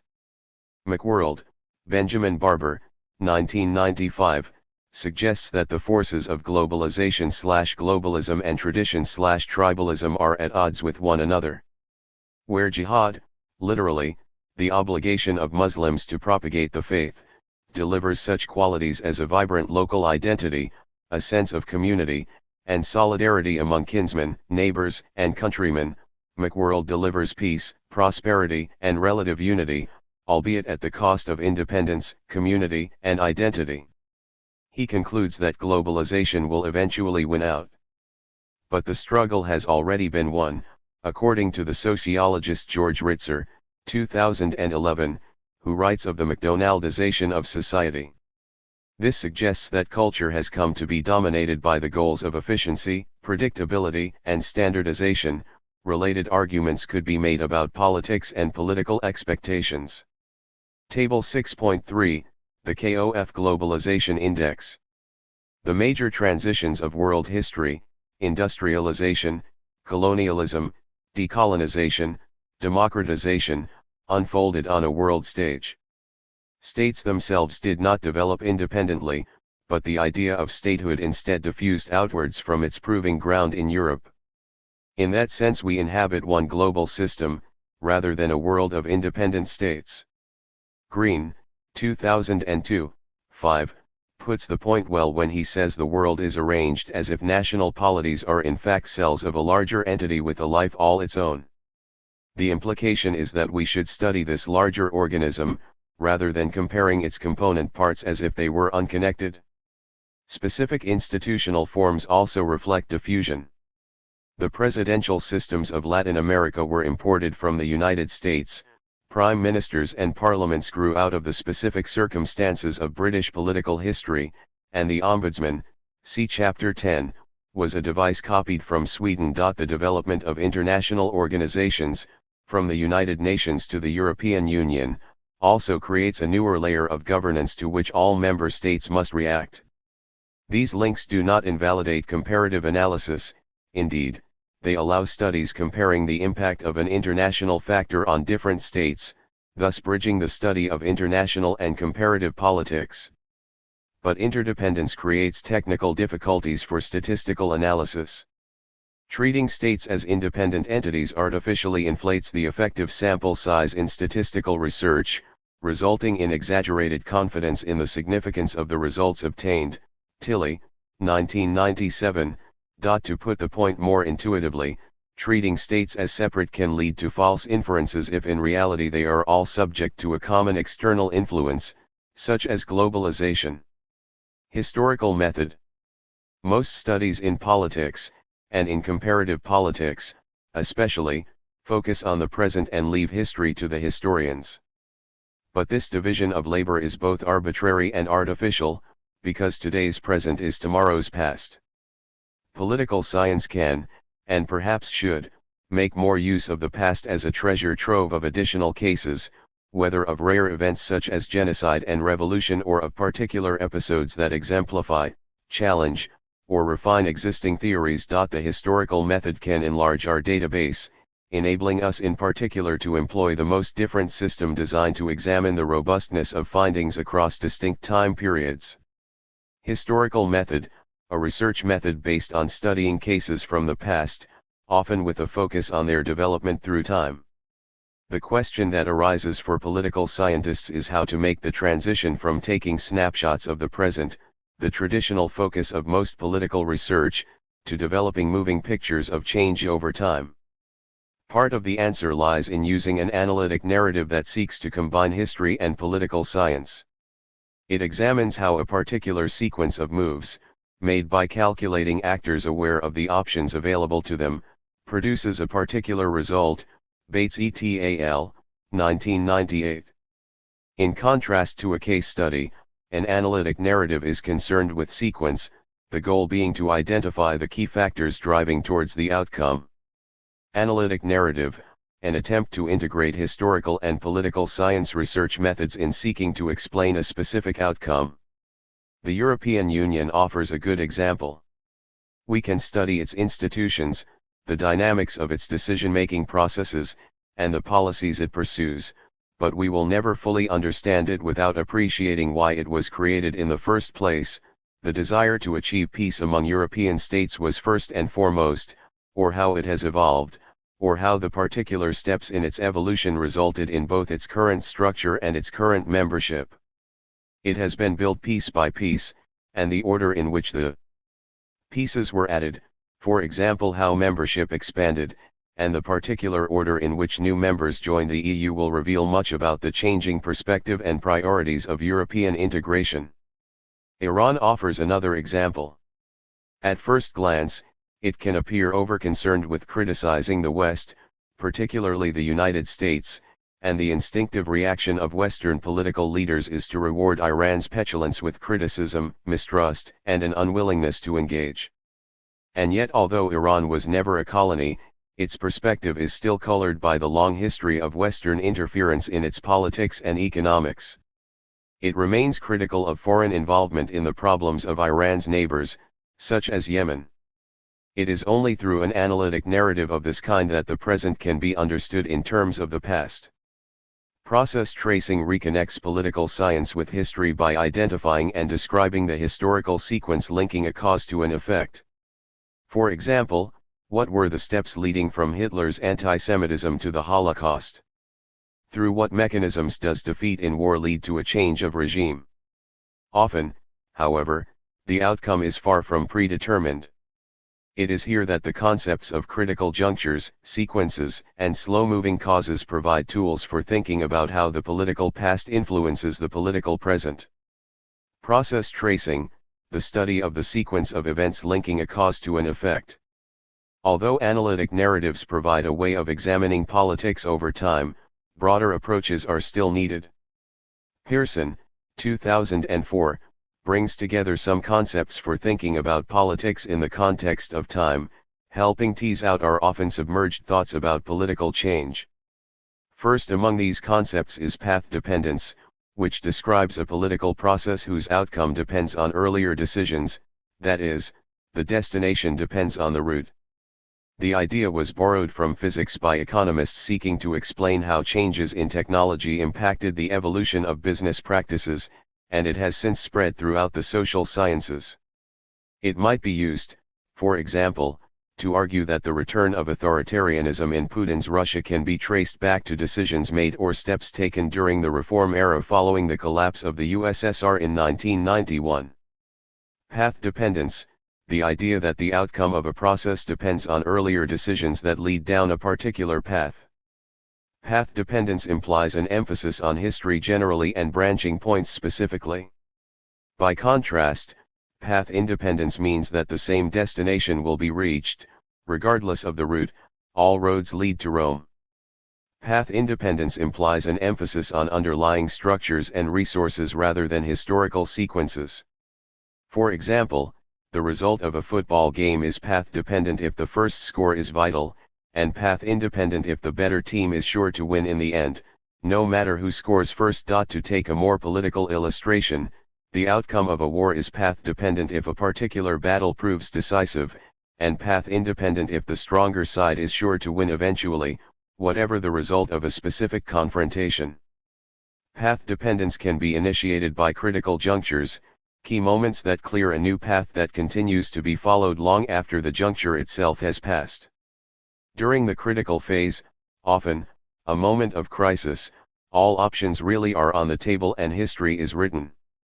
Revolutions are one example, constitutional conventions another. Once the new order has consolidated, however, politics settles down and the choices realistically available to decision-makers shrink. The revolutionary generation gives way to pragmatic operators of the new regime. As ideas are displaced by institutions, so the Constitution as choice is supplanted by the Constitution as constraint. Critical juncture, a turning point which establishes interests, structures, or institutions persisting through time. By dividing history into critical and normal eras, we arrive at a plausible perspective on the old debate about whether people make their own history. The answer is perhaps that they do, but only occasionally. In other words, critical junctures are rare choice points in which human agency really can be decisive for the long term. Ideas, in particular, rise to prominence during critical junctures. In normal times, much political discussion is what Schmidt, 2002, 252, calls cheap talk, expressing negotiating positions which defend established interests. But, sometimes, the existing stock of ideas becomes incapable of responding to a shift in circumstances, creating pressures for established procedures to be revised or completely rethought. A country may experience economic decline, a party may lose voter support, a trade union may experience a collapse in membership. Suddenly, ideas that had previously received scant consideration find themselves at the center of the table. When disintegration threatens, new thoughts are urgently needed. Sequencing, the order in which events unfold, can help to account for path dependence. 4. Example, communist regimes which introduced economic reform before political liberalization, such as China, were more likely to survive than those beginning the reform process with political change, such as the USSR.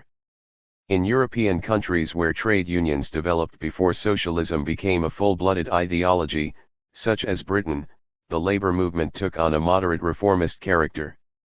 But where Marxist thought was already established, as in France, communist unions developed a more radical political agenda. So, whether trade unions emerged before or after the onset of Marxism helps to explain whether particular European countries developed a reformist or radical labor movement. The outcome was not predetermined but, rather, depended on the sequence of events. Focus 6.2 Path dependence, critical junctures, and the Greek financial crisis. The financial crisis that emerged in Greece over the past decade is an example both of path dependence at work, and of critical junctures at which decisions were taken leading to new paths. The immediate beginnings of the crisis date to 2002, when Greece became one of 12 European Union states to adopt the new EU single currency, the euro. Even then, there were doubts about its readiness to take this step, because it had not met all the criteria needed to join the euro, including limits on its budget deficit. It was allowed to join regardless. One of the effects of membership of the euro was that poorer states such as Greece, Portugal, and Spain had access to lower interest rates on their loans. As a result, Greece went on a spending spree fueled by cheaper borrowing, built a budget deficit that, at nearly 13%, was far above the 3% limit set for Eurozone membership, manipulated its official statistics to exaggerate its levels of economic growth, and accumulated a national debt that was ultimately bigger than its national economy. Greece might have struggled on indefinitely in this weakened condition but for the onset in 2007 of a financial crisis in the United States that quickly spread to Europe. European states felt the effects of the crisis, but those in a weaker condition suffered the most. In 2009, the Greek government finally admitted the size of its budget deficit, sparking a broader crisis within the Eurozone.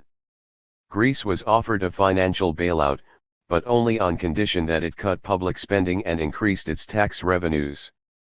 The terms of the deal sparked riots in the streets of Athens and encouraged little improvement in investor confidence. The European Union revised its policies on the management of the euro, making sure that a closer watch would be kept in future on the size of national budget deficits, but the crisis in Greece rumbled on. Questions were asked not only about how long it could remain within the eurozone, but also about the future of the euro and of Greece's membership of the European Union itself. The entire history is path-dependent in that each effort to resolve the issue failed, leading only to further plans for reform. And what about the critical juncture, the decisive moment when Greece finally addressed its core economic problems and the eurozone carved out a more secure future for itself, with or without Greece? That moment has yet to arrive and may or may not ever do so. Talking up their story, journalists identify too many historical turning points. Political scientists are right to be more cautious. Sequencing, the idea that the order of events, not merely their occurrence, affects the outcome. In a similar way, the order in which government departments are created influences their contemporary status. Those created earliest, such as the finance and justice ministries, typically constitute the core of government, with later departments, such as environment and transport, occupying a more peripheral position. Thus, the functioning of the central government is likely to be incompletely understood if this historical sequence is ignored and all departments are treated as equal in status. One form of sequence is a conjuncture in which separate events occur at the same time, enlarging their political impact. The collision of the First World War with the emergence of working-class socialism, or of the Vietnam War with the student movement, generated political effects which were greater than would have been the case had these events unfolded separately. These confluences are typically made by history, and are another contributor to path dependence. Slow-moving causes, finally, are processes that unfold over a long period. Examples include modernization and technological advance, the spread of education, and the growth of the mass media. Such processes often need to reach a threshold or a tipping point beyond which a variable begins to exert a visible, dramatic effect. For example, there has been a resurgence of right-wing anti-immigrant political parties in Europe that dates back at least to the early 1990s, reflecting long-term concerns about immigration, law and order, unemployment and, more recently, the Islamization of Europe. At least in some countries, for example Austria and France, a threshold seems to have been passed, with the far right in Austria even enjoying a spell in government. When thresholds are involved, long-term but otherwise slow-moving causes need to be understood historically. Contemporary explosions have long fuses and political scientists need to search into the past to uncover them. Slow-moving cause, an influence which changes slowly but, over a long period, dramatically. Discussion questions. What does it take for the study of politics to be scientific, and where is it most likely to fail? In what way, or ways, could your country serve as a representative or deviant case study? What are the advantages and disadvantages of quantitative and qualitative approaches to comparative political research? How can comparative political research best be protected from value bias? What challenges does globalization pose for comparative politics? How does the study of politics differ from the study of history? Key concepts: analytic narrative, case study method, comparative method, confirmation bias, correlation, counterfactual, critical juncture, dependent variable, historical method, hypothesis, independent variable, level of analysis, methodology, most different system, most similar system, outliers, path dependence, process tracing, qualitative method, quantitative method, regression line, selection bias, sequencing, slow-moving cause, survivorship bias, unit of analysis, value bias, variable. Chapter 7. Constitutions and Courts. Preview. So far we have looked mainly at broad concepts and ideas in comparative politics, including theoretical approaches and research methods. We now focus on institutions, opening in this chapter with a review of constitutions and the courts that support them. Constitutions tell us much about the goals and purposes of government, as well as the rights of citizens, while courts strive to make sure that these rules are respected and equally applied. Just as humans are imperfect, so are the political institutions they create and manage. There are significant gaps, in other words, between constitutional ideals and practice. The chapter begins with an assessment of constitutions, what they are, the purposes they serve, their character and durability, how their performance can be measured, and how they are changed. There is no fixed template for constitutions, they vary enormously in terms of their length and efficacy, and the gap between aspiration and achievement differs from one constitution to another. The chapter goes on to look at the role of courts and their relationship with constitutions, examining the differences between Supreme Courts and constitutional courts, and the incidence of judicial activism. It then addresses the manner in which judges are recruited, the terms of their tenure, and how such differences impact judicial independence. It then briefly reviews the three major legal systems found in the world: common law, civil law, and religious law, before assessing the often modest place of constitutions and courts in authoritarian regimes. Contents: Constitutions and Courts, an overview. The character of constitutions, the durability of constitutions, the role of courts, judicial activism, judicial independence and recruitment, systems of law, constitutions and courts in authoritarian states. Key arguments. Constitutions are critical to achieving an understanding of government, providing, as they do, a power map containing key political principles and rules. Understanding governments requires an appreciation of the content of constitutions, as well as their durability and how they are amended. Awareness of the structure and role of courts is also critical, as is the distinction between Supreme Courts and constitutional courts. Judicial activism has become an increasingly important concept, as judges have become more willing to enter political arenas. In turn, the rules on judicial recruitment, and their impact on judicial independence, must be taken into consideration.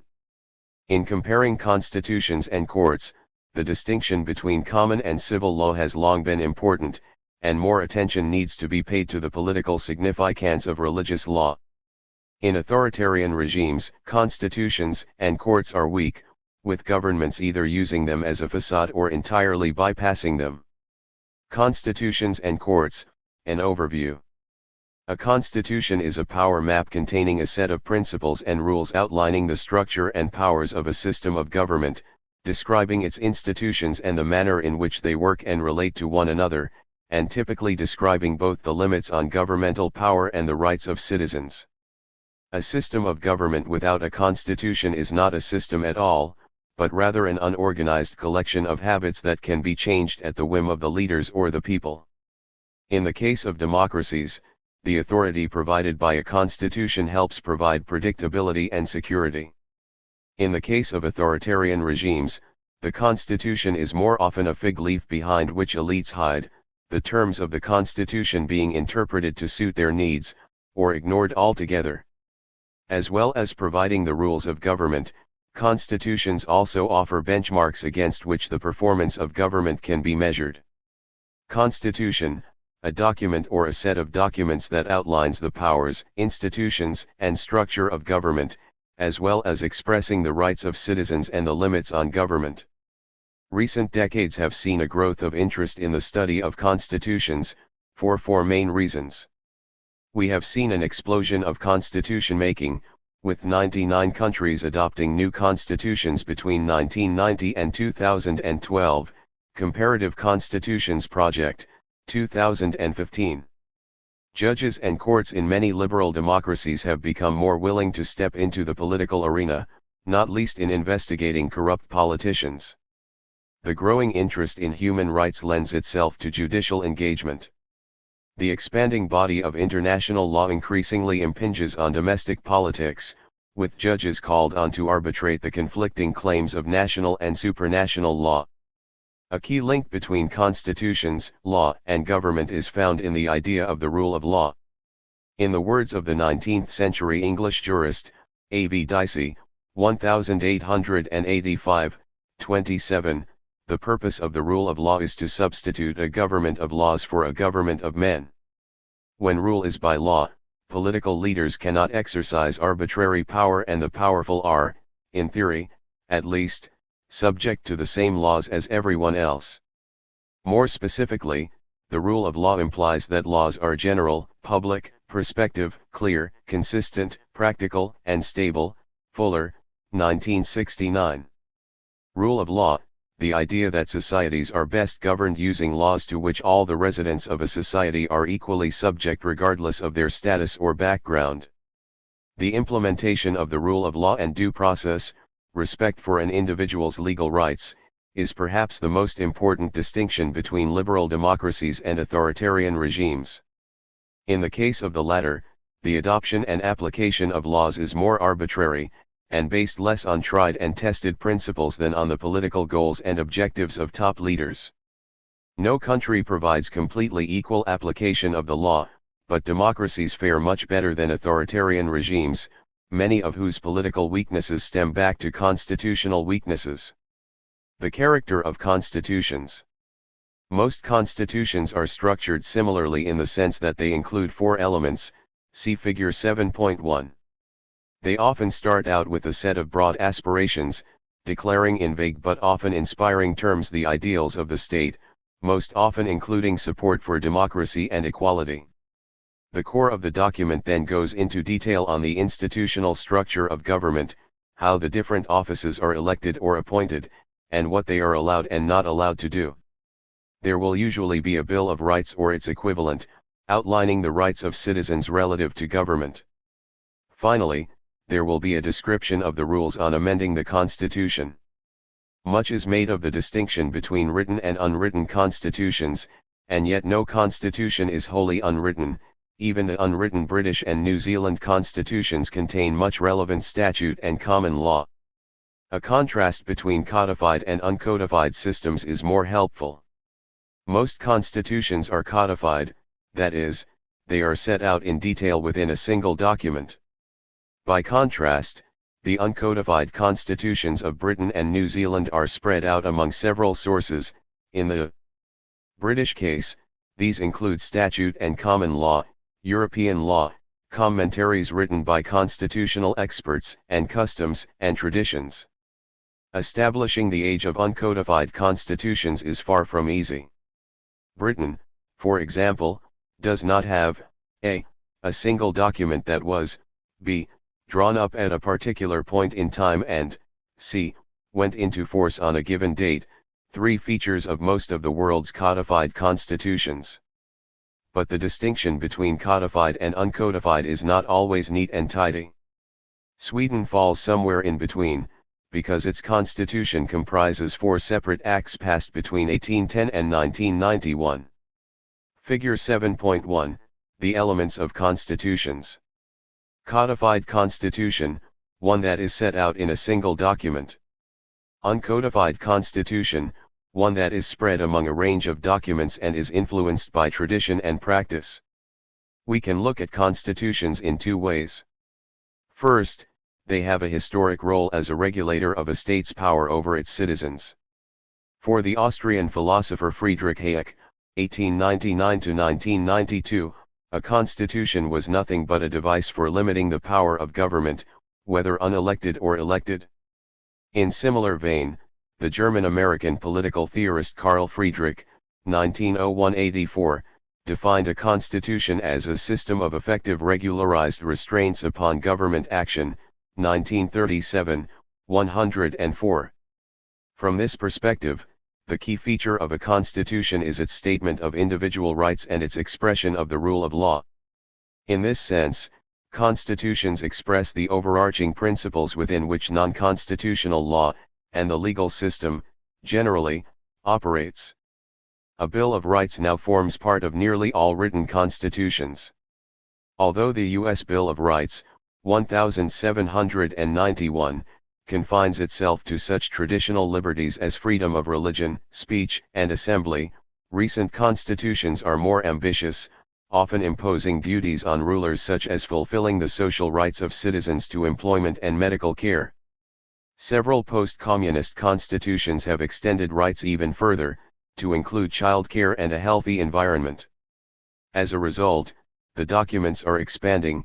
The average length, including amendments, is now 29,000 words, Lutz, 2007. The second, more political and more fundamental role of constitutions is to outline a power map, defining the structure of government, identifying the pathways of power, and specifying the procedures for lawmaking. As Sartori, 1994, 198, observes, the key feature of a constitution lies in this provision of a frame of government. A constitution without a declaration of rights is still a constitution, whereas a document without a power map is no constitution at all. A constitution is therefore a form of political engineering, to be judged, like any other construction, by how well it survives the test of time. In the main, constitutions are a deliberate creation, designed and built by politicians and typically forming part of a fresh start after a period of disruption. Such circumstances include regime change, as in the wake of breakup in the 1990s of the Soviet Union, Yugoslavia, and Czechoslovakia, and of Sudan in 2011. Efforts to bring about wholesale political change or confirm agreements made between competing political groups, as in the cases of Bolivia, 2009, Kenya, 2010, Zimbabwe, 2013, and Tunisia, 2014. Reconstruction after defeat in war, as in the case of Japan after 1945 or Iraq after 2005. Achieving independence, as in the case of much of Africa in the 1950s and 1960s, or the 15 republics created by the breakup of the Soviet Union. New constitutions are typically written by conventions of politicians, usually working in closed session. The voice of the people is directly heard only if a state holds a referendum to ratify the new constitution. Many countries, including the United States, have never held such a vote. Interestingly, Iceland recently tried an exceptionally open process in constitution crafting. It engaged a group of citizens to list priorities for a new constitution, and appointed a different set of citizens to undertake the drafting. Social media were then used to elicit comments on a draft, which was approved in a non-binding 2012 referendum but failed to win legislative support in 2013. Constitutions often experience a difficult birth, particularly when they are compromises between political actors who have substituted distrust for conflict. In Horowitz's terms, 2002, constitutions are built from the bottom up, rather than designed from the top down. For instance, South Africa's post-apartheid settlement of 1996 achieved a practical accommodation between leaders of the white and black communities against a backdrop of near slavery and continuing racial hostility. Acceptability was everything, elegance was nothing, see Spotlight. As vehicles of compromise, most constitutions are vague, contradictory, and ambiguous.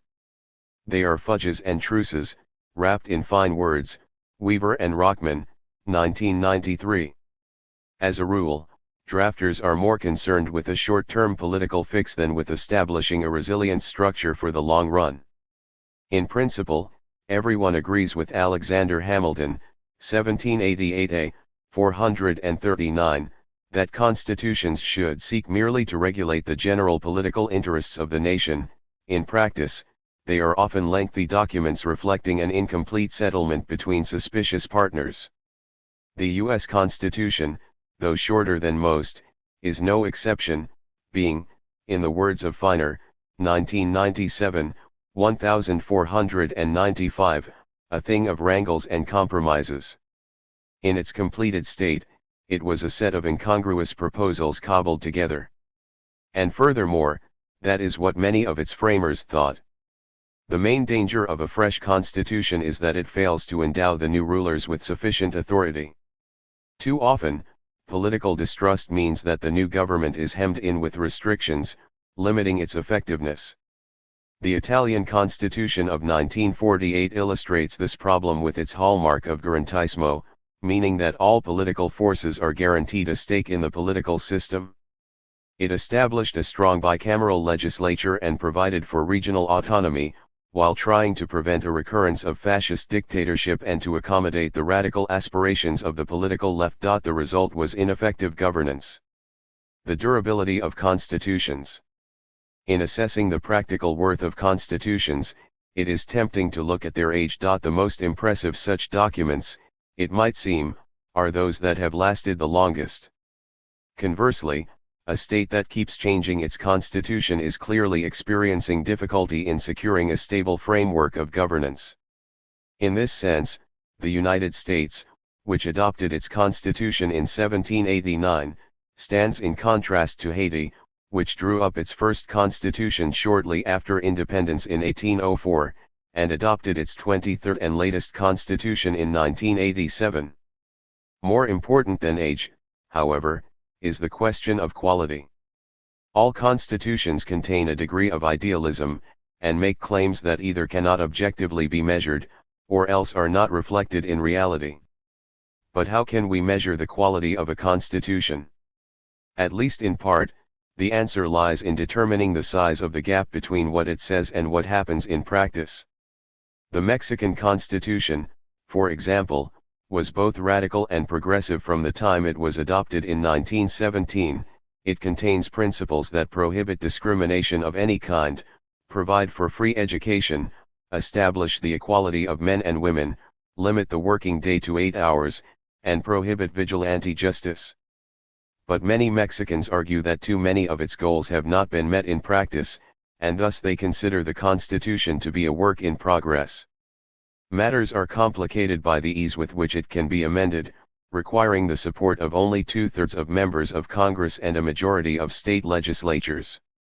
The result is that Mexican leaders will propose constitutional amendments even for minor matters. A package of electoral reforms in August 1996 alone involved 18 amendments. The Constitution of India offers another example of the gap between goals and practice.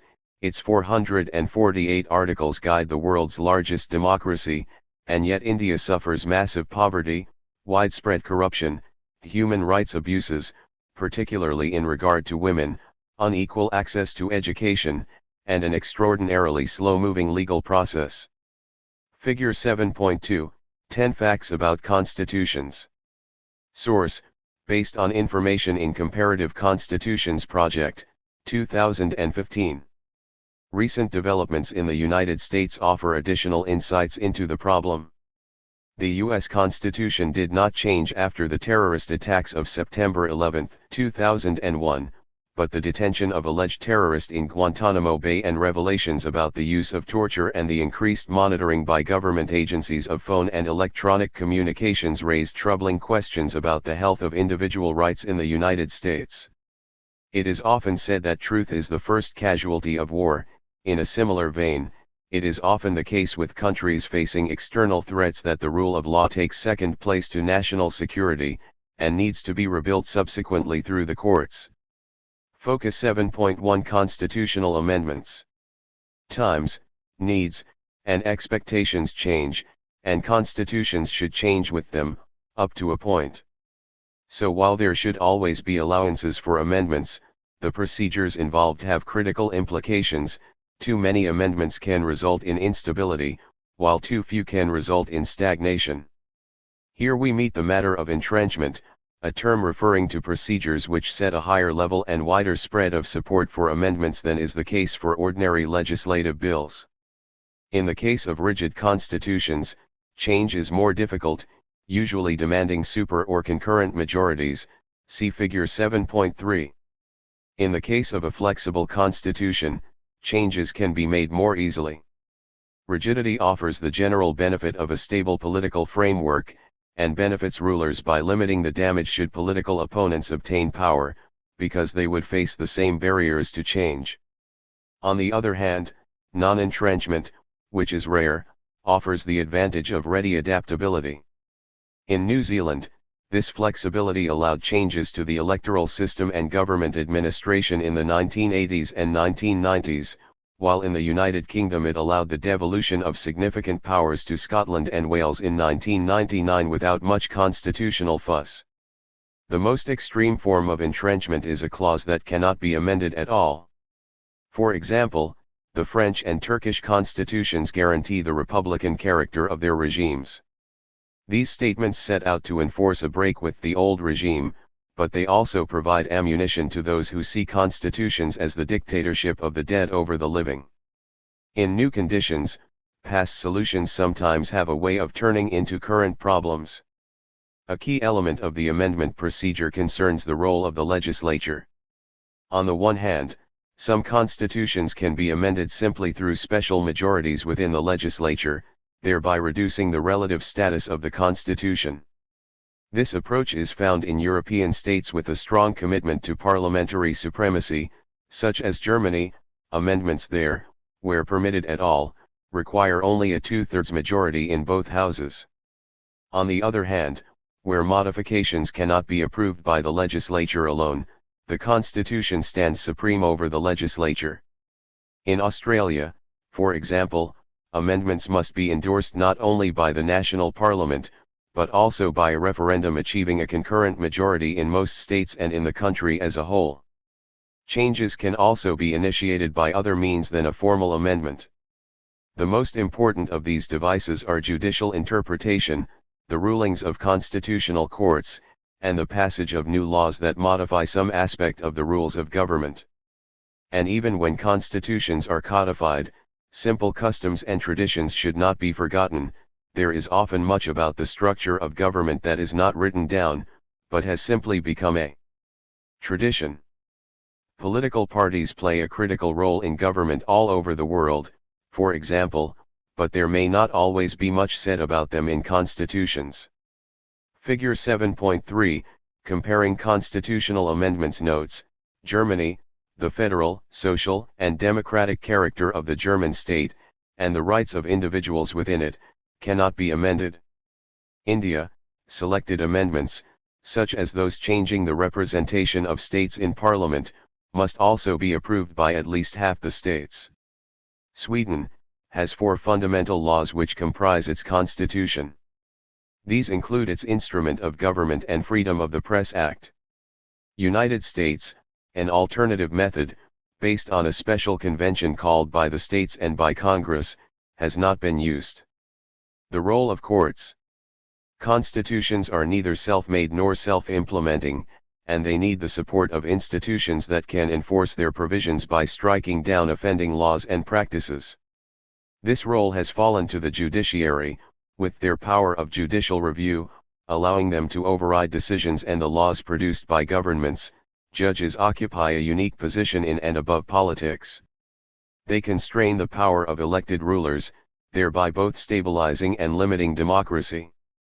Herschel, 2008, 119, has gone so far as to refer to the rise of juristocracy, or government by judges. Entrenchment, the existence of special legal procedures for amending a constitution. Rigid constitution, one that is entrenched, requiring more demanding amendment procedures. Flexible constitution, one that can be amended more easily, often in the same way that ordinary legislation is passed. Armed with judicial review procedures, national high courts worldwide have been frequently asked to resolve a range of issues, varying from the scope of expression and religious liberties, equality rights, privacy and reproductive freedoms, to public policies pertaining to criminal justice, property, trade and commerce, education, immigration, labor, and environmental protection. Judicial review, the power of courts to nullify any laws or actions by government officials that contravene the Constitution. The function of judicial review can be allocated in one of 2 ways. The first and more traditional method, used in the United States and much of Latin America, is for the highest or Supreme Court in the ordinary judicial system to take on the task of constitutional protection. A Supreme Court rules on constitutional matters, just as it has the final say on other questions of common and statute law. A second and more recent method, favored in Europe, is to create a special constitutional court, standing apart from the ordinary judicial system. Supreme Courts. As the name implies, a Supreme Court is the highest court within a jurisdiction, whose decisions are not subject to review by any other court. They are usually the final court of appeal, listening, if they choose, to cases appealed from a lower level. They also mainly use concrete review, meaning that they ask whether, given the facts of the particular case, the decision reached at lower level was compatible with the Constitution. By contrast, constitutional courts mainly practice abstract review, judging the intrinsic constitutional validity of a law without limiting themselves to the particular case. In addition, constitutional courts can issue advisory judgments on a bill at the request of the government or assembly, often without the stimulus of a specific case at all. These latter judgments are often short and are usually unsigned, lacking the legal argument used by Supreme Courts. So concrete review provides decisions on cases with constitutional implications, while abstract review is a more general assessment of the constitutional validity of a law or bill. Some courts, such as those in Ireland and Germany, use both concrete and abstract review. Concrete review, judgments made on the constitutional validity of law in the context of a specific case. Abstract review, an advisory but binding opinion on a proposed law, based on a suspicion of inconsistency with the Constitution. Confusingly, the name of a given court does not always follow its function. Hence the Supreme Courts of Australia and Hong Kong go under the title of High Court, those of France and Belgium under the title Cour de Cassation, Court of Appeal, and that of the European Union is the European Court of Justice, while a number of European countries, including Spain, have Supreme Courts whose decisions, some or all, can be appealed to constitutional courts. The United States is the prototypical case of concrete review. The U.S. Constitution vests judicial power in one Supreme Court, and in such inferior courts as the Congress may from time to time ordain. Although the court possesses original jurisdiction over cases to which a U.S. state or a representative of another country is a party, its main role is appellate. That is, constitutional issues can be raised at any point in the ordinary judicial system, and the Supreme Court selects only those cases that it believes raise significant constitutional questions. The vast majority of petitions for the court to review a case are turned down. Original jurisdiction, this entitles a court to try a case at its first instance. Appellate, the power of a court to review decisions reached by lower courts. Constitutional courts. This approach was born with the Austrian Constitution of 1920, and became established in continental Europe after the Second World War. The success of Germany's Federal Constitutional Court encouraged non-European countries to follow suit, such that nearly half the world's states had such a court by 2005, Horowitz, 2006. As with the constitutions they nurture, these courts represented a general attempt to prevent a revival of dictatorship. In the case of new democracies, constitutional courts have been created separately from the ordinary judicial system to help overcome the inefficiency, corruption, and opposition of judges from the old order. Table 7.1, Comparing Supreme Courts and Constitutional Courts. Supreme Court, Constitutional Court. Form of review: primarily concrete, primarily abstract. Relationship to other courts: highest court of appeal, a separate body dealing with constitutional issues only. Recruitment: legal expertise plus political approval. Political criteria: more important, normal tenure until retirement, typically one non-renewable term, 6 to 9 years. Examples: Australia, Canada, United States, Austria, Germany, Russia. Brief profile: South Africa languished for many decades under a system of institutionalized racial separation known as apartheid. This ensured privileges and opportunities for white South Africans at the expense of black, mixed race, and Asian South Africans. In the face of growing resistance, and ostracism from much of the outside world, an agreement was reached that paved the way for the first democratic elections in 1994. Much was originally expected from a country with a wealth of natural resources, and the African National Congress has since won majorities at every election. Yet corruption is a growing problem, unemployment remains stubbornly high, many still live in poverty, and South Africa faces major public security challenges. It has one of the highest per capita homicide and violent assault rates in the world. Despite being the second largest economy in Africa, after Nigeria, it has only partly realized its potential as a major regional power. Form of government: unitary parliamentary republic. State formed 1910, and most recent constitution adopted 1997. Legislature: bicameral parliament, lower National Assembly, 400 members, elected for renewable 5-year terms, and upper National Council of Provinces with 90 members, 10 appointed from each of the 9 provinces. Executive: presidential. A president heads both the state and the government, ruling with a cabinet. The National Assembly elects the president after each general election. Presidents limited to 2 5-year terms. Judiciary: the legal system mixes common and civil law. The Constitutional Court decides constitutional matters and can strike down legislation. It has 11 members appointed by the president for terms of 12 years. Electoral system: the National Assembly is elected by proportional representation using closed party lists, half are elected from a national list and half from provincial lists. Parties: dominant party. The African National Congress, ANC, has dominated since the first full democratic and multiracial election in 1994. The more liberal Democratic Alliance, now the leading party in the Western Cape, forms the official opposition. Where a Supreme Court is a judicial body making the final ruling on all appeals, not all of which involve the Constitution, a constitutional court is more akin to an additional legislative chamber.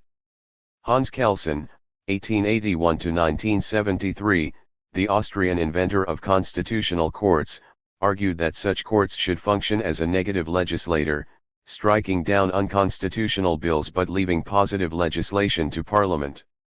In this system, ordinary courts are not empowered to engage in judicial review, with appeals to the Supreme Court. Instead, the review function is exclusive to a separate constitutional authority. This approach is more political, flexible, and less legal than is the case with Supreme Courts. The Constitution and courts in South Africa. South Africa's transformation from a militarized state based on apartheid, institutionalized racial segregation, to a more constitutional order based on democracy was one of the most remarkable political transitions of the late 20th century. What was the nature of the political order established by the new constitution? In 1996, after 2 years of hard bargaining between the African National Congress, ANC, and the White National Party, NP, agreement was reached on a new 109-page constitution to take full effect in 1997. The NP expressed general support despite reservations that led to its withdrawal from government. In a phrase reminiscent of the U.S. Constitution, South Africa's constitution declares that the executive power of the republic vests in the president. As in the United States, the president is also head of state. Unlike the United States, though, presidents are elected by the National Assembly after each general election. They can be removed through a vote of no confidence in the Assembly, though this event would trigger a general election, and by impeachment. The president governs in conjunction with a large cabinet. Each of the country's 9 provinces elects its own legislature and forms its own executive headed by a premier. But, far more than in the United States, authority and funds flow from the top down. In any case, the ANC provides the glue linking not only executive and legislature, but also national, provincial, and municipal levels of government. So far, at least, the ruling party has dominated the governing institutions, whereas in the United States, the institutions have dominated the parties. South Africa's Rainbow Nation faces some difficulties in reconciling constitutional liberal democracy with the political dominance of the ANC. The modest reduction in the size of the ANC's parliamentary majority in the 2009 elections exerted a moderating effect, reducing the ANC's desire and capacity to amend the constitution in its favor. But the country's politics, more than most, should be judged by what preceded it. By that test the achievements of the new South Africa are remarkable indeed. Germany has become the exemplar of the constitutional court approach. Its Federal Constitutional Court, FCC, has the following powers: judicial review, adjudication of disputes between state and federal political institutions, protection of individual rights, and protection of the constitutional and democratic order against groups and individuals seeking to overthrow it. Conrad, 2008, 253. The eternity clause in the Basic Law means that the FCC's judgments in key areas of democracy, federalism, and human rights are absolutely the final word. The term Basic Law, used in Germany in place of constitution, implies a temporary quality that makes it different from an entrenched constitution. In spite of this, the two are functional equivalents. Other countries using the term Basic Law include Hong Kong, Israel, and Saudi Arabia. The FCC consists of 16 members appointed by the legislature for a non-renewable term of 12 years. The court is divided into two specialized chambers, of which one focuses on the core liberties enshrined in the Basic Law. The court's public reputation has been enhanced by the provision of constitutional complaint, an innovative device allowing citizens to petition the court directly once other judicial remedies are exhausted. The court actively pursued its duty of maintaining the new order against groups seeking its overthrow, for instance, by banning both communist and neo-Nazi parties in the 1950s. For this reason, Commerce, 2006, describes the court as the guardian of German democracy. It has continued in this role by casting a careful eye on whether European Union laws and policies detract from the autonomy of the country's legislature. The court has also been active on policy topics as varied as abortion, election procedures, immigration, party funding, religion in schools, and university reform. Judicial activism. Perhaps with the exception of Scandinavia, judicial intervention in public policy has grown throughout the liberal democratic world since 1945, marking a transition from judicial restraint to judicial activism. For Herschel, 2008, 119, this is one of the most significant phenomena of government in the late 20th and early 21st centuries. Judges have become more willing to enter political arenas that would have once been left to elected politicians and national parliaments. For instance, India's Supreme Court has appointed itself as the guardian of vulnerable social groups and neglected areas of public life, such as the environment. Mitra, 2014, 587. Israel's Supreme Court addressed such controversial issues as the West Bank barrier, the use of torture in investigations by the security service, and the assassination of suspected terrorists. Herschel, 2008. The U.S. Supreme Court decided the outcome of the 2000 presidential election by voting along party lines that George W. Bush had won the election in the state of Florida, and thus the presidential election. One commentator controversially described the vote as the single most corrupt decision in Supreme Court history and a violation of the judicial oath because the majority decided on the basis of the personal identity and political affiliation of the litigants. Dershowitz, 2001, 174 and 198. Judicial restraint, the view that judges should apply the letter of the law, leaving politics to elected bodies. Judicial activism, the willingness of judges to venture beyond narrow legal reasoning so as to influence public policy. There are four key reasons for the drift from restraint to activism. The decline of the political left has enlarged the scope of the judiciary. Socialists were once suspicious of judges, believing them to be unelected defenders of the status quo, and of property specifically. The left has since discovered in opposition that the courtroom can be a venue for harassing governments of the right. The increasing reliance on regulation as a mode of governance encourages court intervention. A government decision to deny gay partners the same rights as married couples is open to judicial challenge in a way that a decision to go to war or raise taxes is not. International conventions give judges an extra lever to move outside the limits of national law.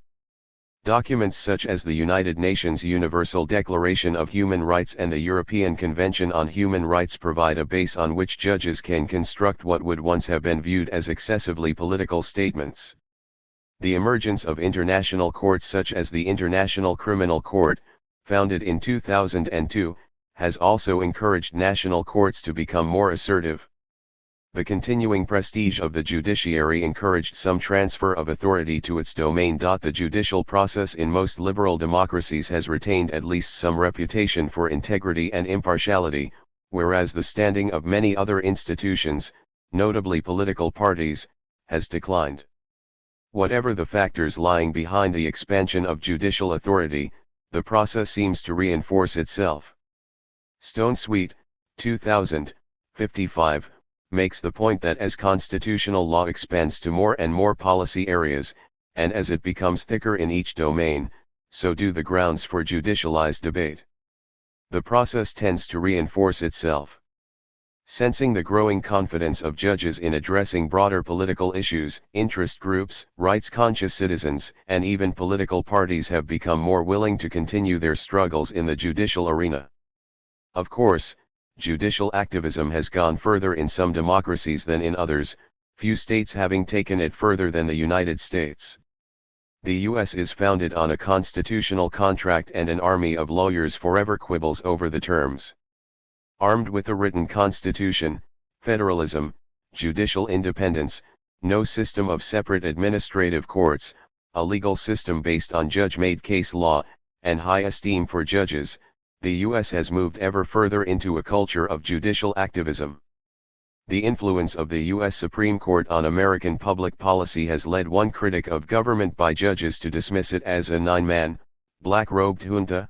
Waldron, 2007, 309. Fewer conditions of judicial autonomy are met in Britain, where parliamentary sovereignty long reigned supreme.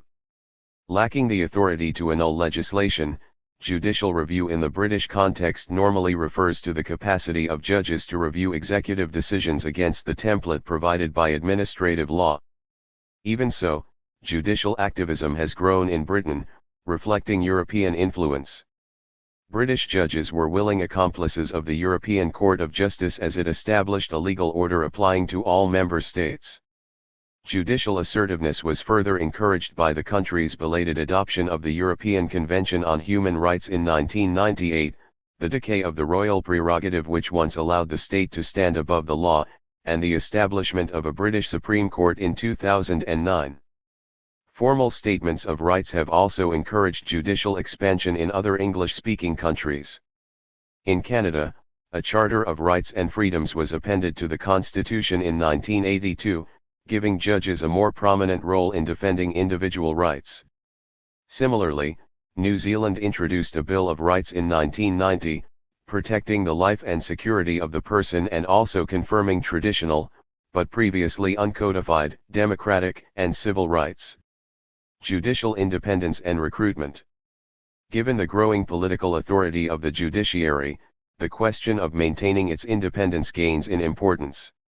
Liberal democracies accept judicial autonomy as fundamental to the rule of law, but how is this independence achieved in practice? Security of tenure is important, which is why it is hard to remove them during their terms in office. But judicial autonomy also depends on how they are recruited. Were the selection of judges on the highest court to be controlled by politicians, the judiciary would simply reinforce partisan authority, providing an integration, rather than a separation, of powers. This danger is particularly acute when judicial tenure is short, limiting the period in which judges can develop their own perspective on the cases before them. As a result, governments have developed multiple solutions to the issue of judicial selection, ranging from democratic election to co-option by judges already in post, see Figure 7.4. The former is democratic but political, while the latter offers the surest guarantee of independence but can lead to a self-perpetuating elite because it runs the danger that the existing judges will seek out new recruits with an outlook resembling their own.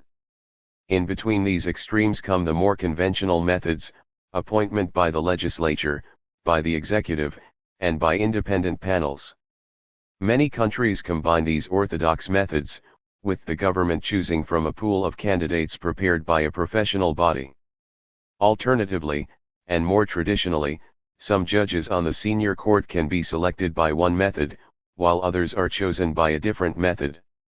The British government recently ceded power of appointment to an independent commission, a decision justified by the relevant minister in the following way. In a modern democratic society, it is no longer acceptable for judicial appointments to be entirely in the hands of a government minister. For example, the judiciary is often involved in adjudicating on the lawfulness of actions of the executive. And so the appointments system must be, and must be seen to be, independent of government. It must be transparent. It must be accountable. And it must inspire public confidence.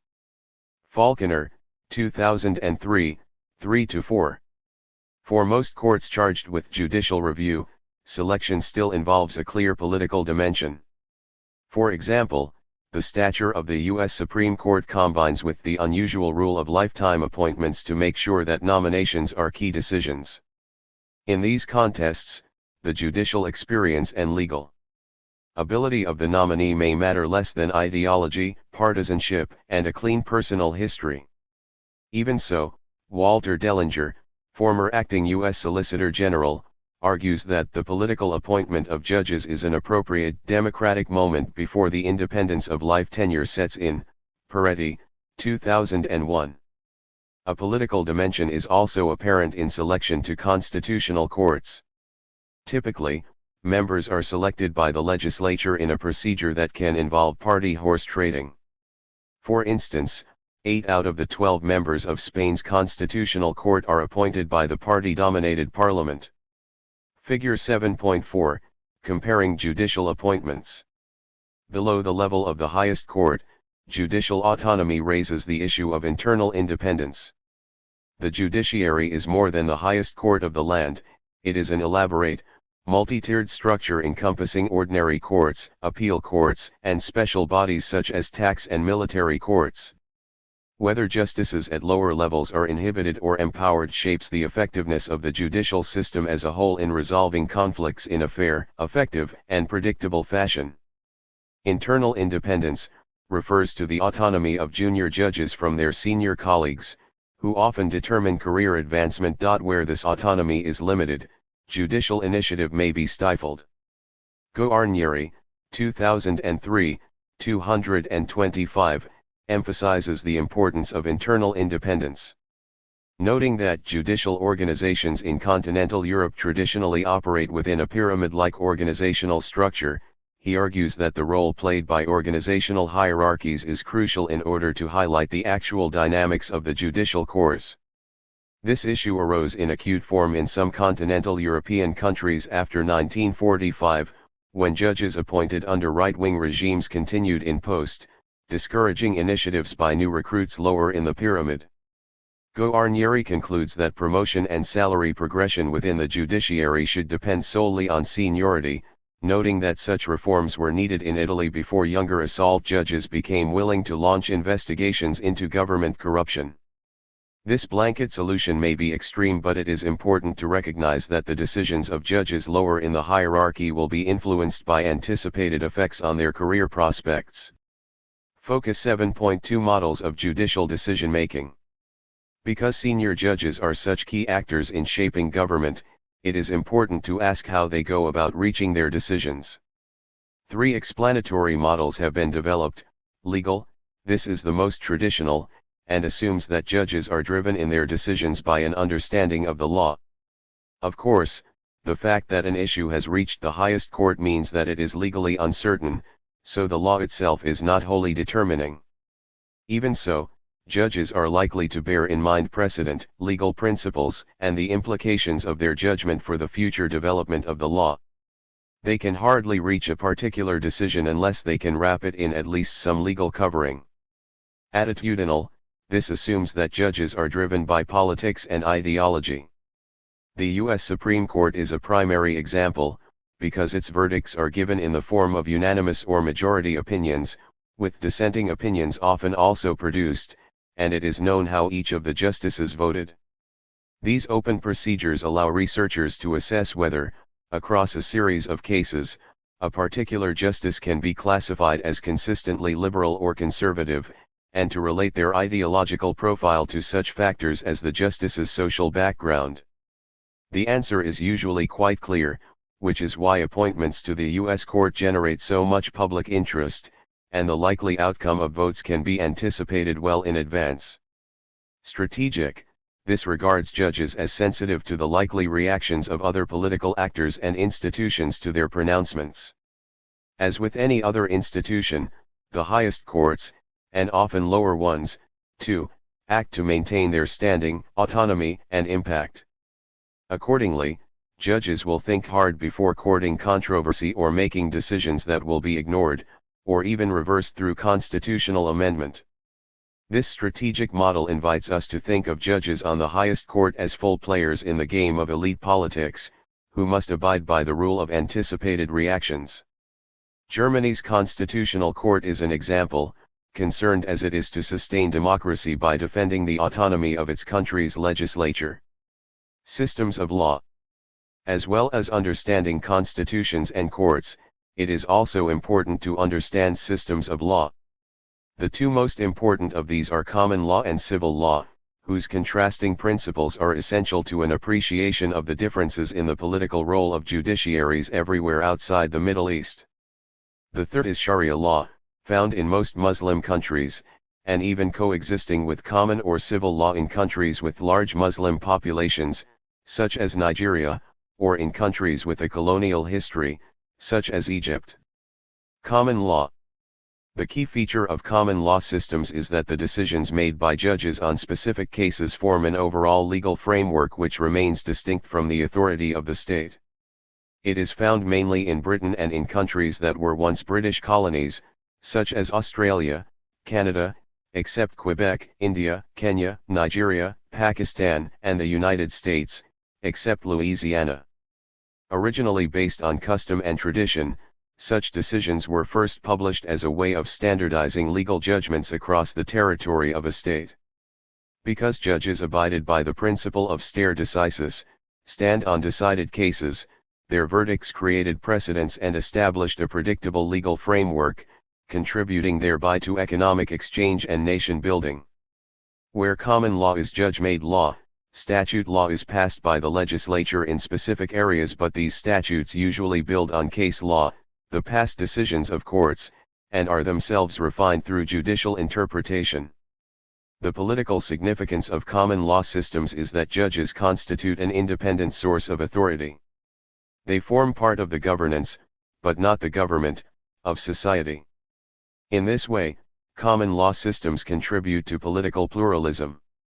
Common law, judicial rulings on matters not explicitly treated in legislation, based on precedents created by decisions in specific cases. Statute law, laws enacted by a legislature. Civil law, judicial rulings founded on written legal codes which seek to provide a single overarching framework for the conduct of public affairs. Civil law. Civil law springs from written legal codes rather than cases, the goal being to provide a single framework for the conduct of public affairs, including public administration and business contracts. The original codes were developed under Justinian, Roman Emperor between 527 and 565. The system of Roman law has evolved into distinct civil codes, which are then elaborated through laws passed by the national legislatures. Civil law is found throughout Latin America, in all of continental Europe, in China and Russia, and in most African countries that were once colonies of continental European powers. In civil law, judges, rather than juries, identify the facts of the case, and often even direct the investigation. They then apply the relevant section of the code to the matter at hand. The political importance of this point is that judges are viewed as impartial officers of state, engaged in an administrative task. They are merely la bouche de la loi, the mouth of the law. The courtroom is a government space, rather than a sphere of independent authority. Judge-made law would be viewed as a threat to legislative supremacy. The underlying codes in civil law systems often emphasize social stability as much as individual rights. The philosophy is one of state-led integration, rather than pluralism. Indeed, the codes traditionally functioned as a kind of extensive constitution, systematically setting out obligations as well as freedoms.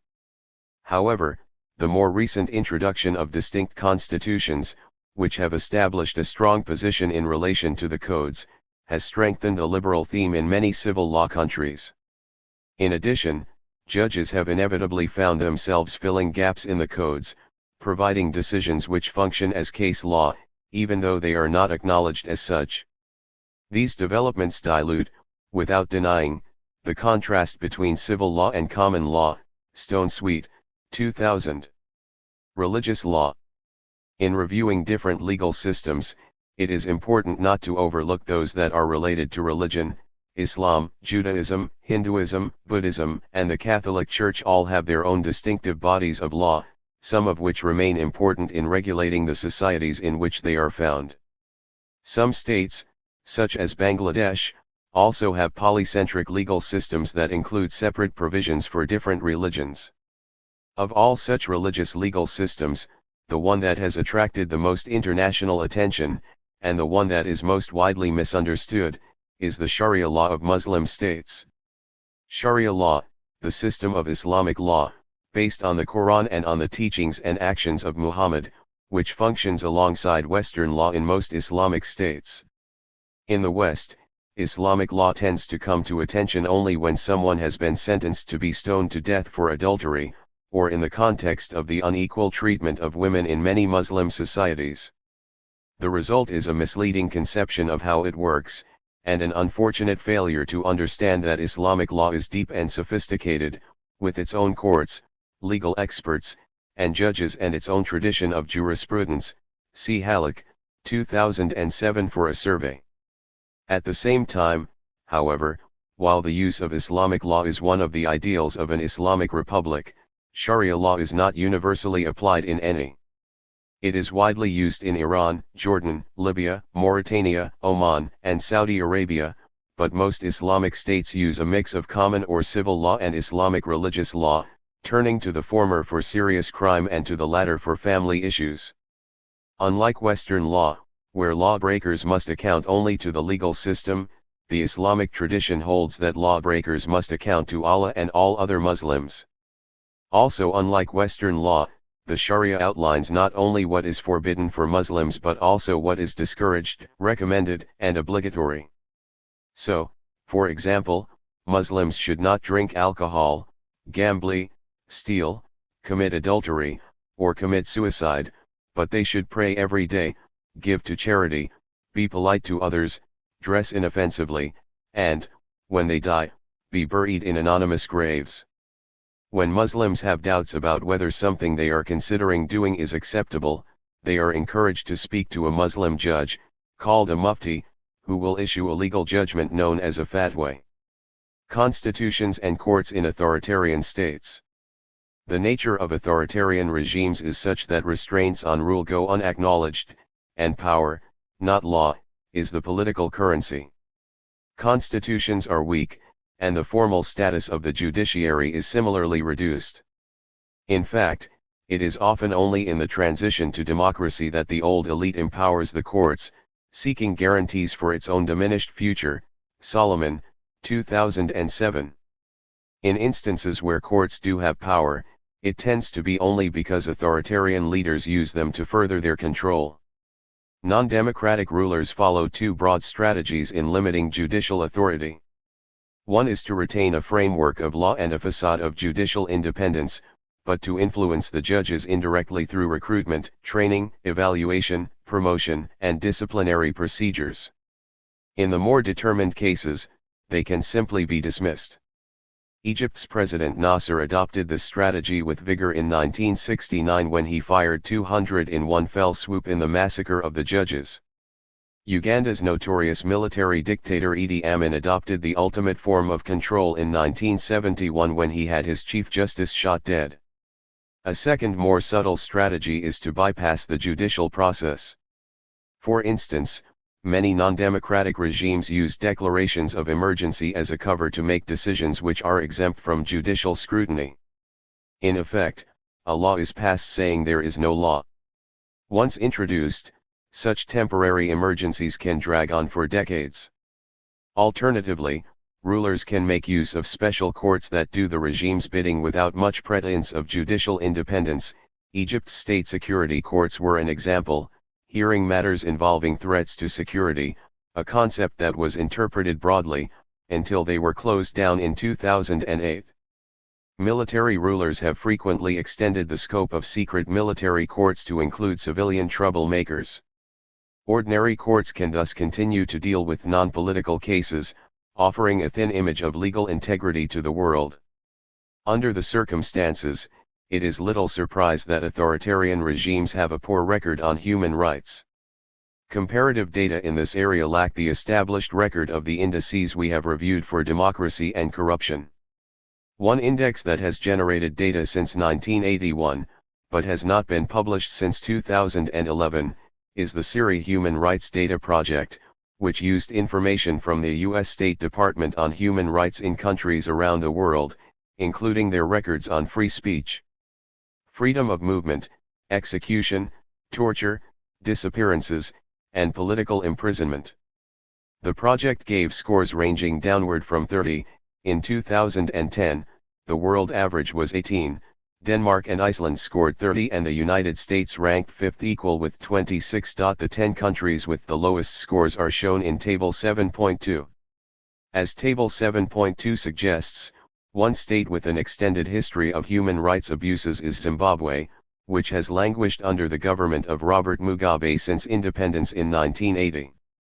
Following a period of growing political conflict and economic decline, a new constitution was adopted in 2013, offering hope that life for Zimbabweans might become more secure. But the governing party ZANU-PF, which won nearly 3/4 of the seats in the legislature in deeply flawed 2013 elections, dragged its feet in implementing the provisions of the constitution and in amending existing laws restricting freedom of expression and assembly. Media and academic freedom remain limited. Opponents of the regime are still routinely harassed, property rights are ignored, the military is used to support the regime, and the courts are manipulated to suit Mugabe's purposes. For example, the courts ruled the 2013 elections to be free and fair in spite of clear evidence to the contrary. Table 7.2, the 10 countries with the lowest scores on human rights. In states with a ruling party, courts are viewed not as a constraint upon political authority but as an aid to the party in its policy goals. China is currently on its fourth and most recent constitution, dating from 1982, and even though it begins by affirming the country's socialist status, and warning against sabotage of the socialist system, it is the least radical of the four. It seeks to establish a more predictable environment for economic development and to limit the Communist Party's historic emphasis on class conflict, national self-reliance, and revolutionary struggle. The leading role of the party is now mentioned only in the preamble, with the main text even declaring that all political parties must abide by the Constitution. Amendments in 2004 gave further support to private property and human rights. In the context of communist states, such liberal statements are remarkable, even if they remain a poor guide to reality. In addition to moderating the content of its constitution, today's China also gives greater emphasis to law in general. There were very few laws at all in the early decades of the People's Republic, reflecting a national tradition of unregulated power, and leaving the judiciary as, essentially, a branch of the police. However, laws did become more numerous, precise, and significant after the hiatus of the Cultural Revolution, 1966–76. In 1979, the country passed its first criminal laws. Later revisions abolished the vague crime of counter-revolution and established the right of defendants to seek counsel. Law could prevail to the benefit of economic development. For law-abiding citizens, life became more predictable. Despite such changes, Chinese politics remains authoritarian. Rule by law still means exerting political control through law, rather than limiting the exercise of power. The courts are regarded as just one bureaucratic agency among others, legal judgments are not tested against the Constitution, and many decisions are simply ignored. Rulings are unpublished and difficult cases are often left undecided. In comparison with liberal democracies, legal institutions remain less specialized, and legal personnel less sophisticated. Trial procedures, while improving, still offer only limited protection for the innocent. The death penalty remains in use, the police remain largely unaccountable, political opponents are still imprisoned without trial, and party officials continue to occupy a protected position above the law. Because the party still rules, power continues to trump the Constitution and human rights. Iran offers a further case of a legal system operating in the context of an authoritarian regime. To be sure, the country exhibits all the trappings of a constitution supported by a court system. The constitutional document makes noble statements about an Islamic republic endorsed by the people of Iran on the basis of their long-standing belief in the sovereignty of truth and Quranic justice, and about the exalted dignity and value of man and the independence of the judiciary. But Iran has one of the weaker records on human rights in the world. Many activists languish in jail on political charges. Iran has a rate of execution that is probably second only to that of China. There are many capital offenses in Iran, include apostasy, abandonment of Islam, and moharba, enmity against God and women and minorities face discrimination of many kinds. In contrast to Western states, the constitution expresses Islamic more than liberal values and the court system is a channel rather than a limitation on power. In hybrid or competitive authoritarian regimes, too, constitutions and the law are subsidiary to political authority. The leader may be elected within a constitutional framework, but that environment has been shaped by the leader, and the exercise of power is rarely constrained by an independent judiciary. Presidents occupy the highest ground, defining the national interest under the broad authority granted to them by the voters. In other words, presidential accountability is vertical, to the voters, rather than horizontal, to the judiciary.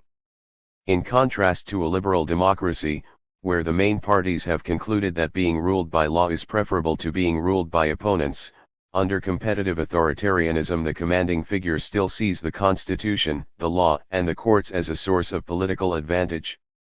Legal processes operate more extensively than in pure authoritarian regimes but remain subject to political manipulation. The Russian experience shows that law can gain ground, if only slowly and with difficulty, in at least some authoritarian regimes. Russia's post-communist constitution of 1993 set out an array of individual rights, including that of owning property, proclaimed that the individual and his rights and freedoms are the supreme value, and established a tripartite system of general, commercial, and constitutional courts. The Constitutional Court, in particular, represented a major innovation in Russian legal thinking. Since 1993, the government has established detailed and lengthy, if not always well-drafted, codes appropriate for a civil law system. From 1998, criminal defendants who have exhausted all domestic remedies have even been able to appeal to the European Court of Human Rights, Charlotte, 2005, 147. More prosaically, tax law and business law have been modernized.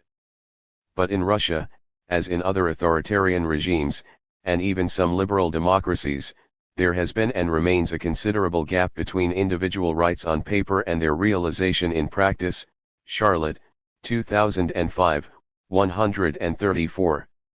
For instance, the conviction rate in criminal cases remains suspiciously high. Expertise and pay within the legal system are low, sustaining a culture of corruption. Violence by the police is common. Politics overwhelms the law on sensitive cases, such as the imprisonment in 2005 of business oligarch, Mikhail Khodorkovsky. Legal judgments, especially against the state, can be difficult to enforce.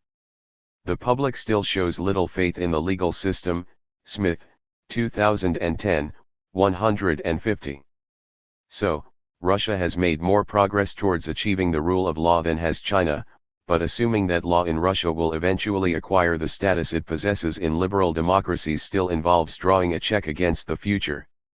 Smith, 2010, 135, concedes that much progress has been made in establishing a workable and independent judiciary and legal system, with new laws enacted and legal reforms undertaken, but notes that the enforcement of laws has been uneven and at times politicized, which erodes public support and belief in the courts.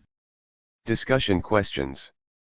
Which is best, a constitution that is short and ambiguous, leaving room for interpretation, or one that is long and detailed, leaving less room for misunderstanding?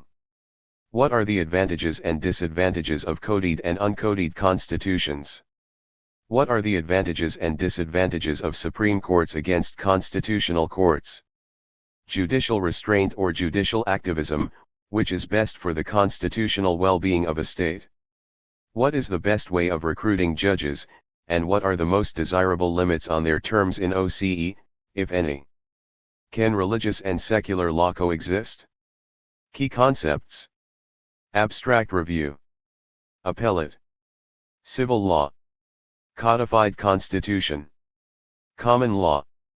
Concrete review. Constitution. Entrenchment. Flexible constitution. Internal independence. Judicial activism. Judicial restraint. Judicial review. Original jurisdiction. Rigid constitution. Rule of law. Sharia law. Statute law. Uncodified constitution. Chapter 8. Legislatures. Preview. Legislatures are the institutions of government that are closest to the citizens, since they are typically directly elected and are often responsible for representing local districts, rather than, as is the case with executives, the entire country. They are thus a key part of representative democracy. But how representation should be ensured or understood is an important question. And the tasks of legislatures go beyond representation, including also deliberation, the approval of legislation, the authorization of expenditure, the making of governments, and oversight of the executive. This chapter begins with a review of these multiple roles, opinion on the dynamics of which is often divided. In terms of representation, for example, should members of legislatures be focused on their districts, the people who voted for them, their parties, or the broad national interest? And how good a job do they actually do at representation? The chapter goes on to look at the structure of legislatures, and in particular at the differences between those with one chamber and those with two chambers. It then reviews the work of committees, whose influence depends on the strength of the legislature in the political system. It then considers the members of legislatures, with a particular focus on the rise of the career politician, and the pros and cons of imposing term limits on legislators. Finally, it looks at the shadow role of legislatures in authoritarian states. While they may appear weak, however, they do possess a number of uses for leaders and ruling elites. Contents: legislatures, an overview. Functions: structure. Members: legislatures in authoritarian states. Key arguments. Legislatures link society and state, making them an essential device in a representative democracy. Legislatures are not governing bodies, do not take major decisions, and do not even normally initiate proposals for laws, but they provide the foundations of liberal democracy. The issue of whether legislatures should have one chamber or two exposes contrasting perspectives on how democracy should be conceived. Oversight is an increasingly important function of nearly all legislatures in liberal democracies. Understanding this role means looking carefully at the work of legislative committees. Legislatures are increasingly home to career politicians, who collectively constitute a political class with a background and interests removed from the people it represents. Legislatures are found in most authoritarian regimes, but they mainly provide only a fig leaf of legitimacy, or controlled institutional channels through which demands and concessions can be made. Legislatures, an overview. Legislatures are symbols of popular representation in politics, and understanding the way they work is central to institutional theory. They are not governing bodies, they do not take major decisions, and they do not even normally initiate proposals for laws. Yet, they remain a foundation of both liberal and democratic politics. The words used to denote these bodies reflect their original purpose: assemblies gather, congresses congregate, diets meet, dumas deliberate, legislatures pass laws, and parliaments talk. Their significance arises from their representative role. For Olson, 1994, 1. They join society to the legal structure of authority in the state. Legislatures are representative bodies, they reflect the sentiments and opinions of the citizens. As the English political theorist John Locke observed, it is in their legislative, that the members of a commonwealth are united, and combined together into one coherent living body. This is the soul that gives form, life, and unity, to the commonwealth, from hence the several members have their mutual influence, sympathy, and connection, and, therefore, when the legislative is broken, or dissolved, dissolution and death follows. Locke, 1690, Sector 212. Legislature, a multi-member representative body which considers public issues and either accepts, amends or rejects proposals for new laws and policies. The earliest popular assemblies in the Western tradition were the Ecclesia of Athens, open to all male citizens with 2 years of military service. Later, in the ancient royal courts of Europe, monarchs would judge important legal cases and meet with nobles of the realm. Gradually these assemblies became more settled, coming to represent the various estates, the clergy, the nobility, and the towns, into which society was then divided. In the 13th and 14th centuries, kings began to consult estate leaders more consistently on issues of war, administration, commerce, and taxation. These early European assemblies were viewed as possessing a right to be consulted long before they became modern legislatures with the sovereign authority to pass laws. Where European parliaments accumulated powers gradually and with difficulty, most modern constitutions emphasize the importance of the legislature. In the debates surrounding the U.S. Constitution, for instance, James Madison declared that in republican government, the legislative power necessarily predominates. Hamilton, 1788b, 265. A leading role for the assembly was judged to be an essential defense against executive tyranny. In consequence, the list of powers awarded to Congress was longer and more detailed than that given to the president. The principle of expressing the popular will through an assembly is today a fundamental tenet of liberal democracy. Modern democratic legislatures contribute to detailed governance as well as to broad expressions of the popular will. They can improve the quality of legislation, oversee the actions of the executive, and hold influential hearings on matters of public concern. And as representative bodies, they are closer to the citizens than the more distant political executive. In authoritarian states, by contrast, they may be useful in providing a fig leaf of legitimacy, in incorporating moderate opponents, in helping integrate center and periphery, in recruiting for the elite, and in containing demands for change. Functions. Democratic legislatures have 6 major functions, ranging from representation to oversight, see Figure 8.1, the balance varying from one legislature to another. Hence, while they all represent in one form or another, for example, they will have different roles in the budgetary process, and parliamentary legislatures are more critical to the making of governments than those in presidential executives. Representation. While this is undoubtedly the essence of the work of legislatures, it is not always easy to judge whether, and how well, that function is fulfilled. The meaning of representation should be obvious, and yet political science has been unable to develop a definition with which everyone can agree. Pitkin, 1967, set the terms of the debate by outlining 4 different ways of understanding representation. Formalistic, concerned with the rules and arrangements for representation, asking how representatives come to office, how they enforce their decisions, how they respond to their constituents, and how they are held accountable by voters. Figure 8.1, the functions of legislatures. Symbolic, concerned with how representatives are perceived by their constituents. For example, are they seen to be competent and concerned with the broad interests of their district, or are they regarded as too partisan, captured by special interests, or unapproachable? Descriptive, suggests that a legislature should be society in miniature, literally representing society and not simply acting on its behalf. Phillips, 1995. Thus its members would have the same balance of men and women, rich and poor, black and white, straight and gay, educated and uneducated, as the general population. But how many different segments of society should, or realistically could, be represented? With the good, we would have to accept the bad, the incompetent, the corrupt, and the ignorant. Substantive, concerned with how representatives respond to the needs of their voters. While this may be the most important and obvious kind of representation, it raises the question of the extent to which voters have well-developed political needs, or understand all the options available to them.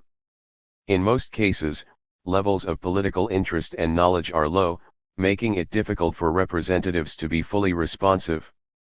A given district will also contain a variety of interests, concerns, and values among its population, requiring its representative to somehow achieve a balance among competing demands.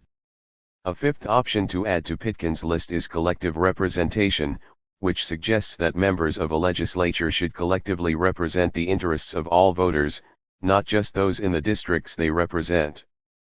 The Irish-born politician Edmund Burke offered the classic account of this position after being elected Member of Parliament for the English constituency of Bristol in 1774. He admitted in his victory speech that he knew nothing about his constituency and had played little part in the campaign, but, he continued, Parliament is not a congress of ambassadors from different and hostile interests but is instead a deliberative assembly of one nation, with one interest, that of the whole, where, not local purposes, not local prejudices, ought to guide, but the general good, resulting from the general reason of the whole. You choose a member indeed, but when you have chosen him, he is not a member for Bristol, but he is a member of Parliament. Burke, 1774. In spite of these competing analyses, representation in practice operates in a somewhat prosaic way, through political parties. Victorious candidates owe their election largely to their party and they vote in the legislature largely according to the commands and expectations of the party. This is particularly true of parliamentary systems, where representatives are expected to toe the party line. In India, members of parliament can even lose their seat if they vote against their party, the theory being that they are deceiving the voters if they switch parties after their election. Representatives are also assessed by voters in terms of party affiliation. A voter will look on a representative as more approachable, responsive, and trustworthy if they are both from the same party, and less so if they are not. Deliberation. Many legislatures serve as a deliberative body, considering public matters of national importance. The main contrast here is between a debating legislature and a committee-based legislature.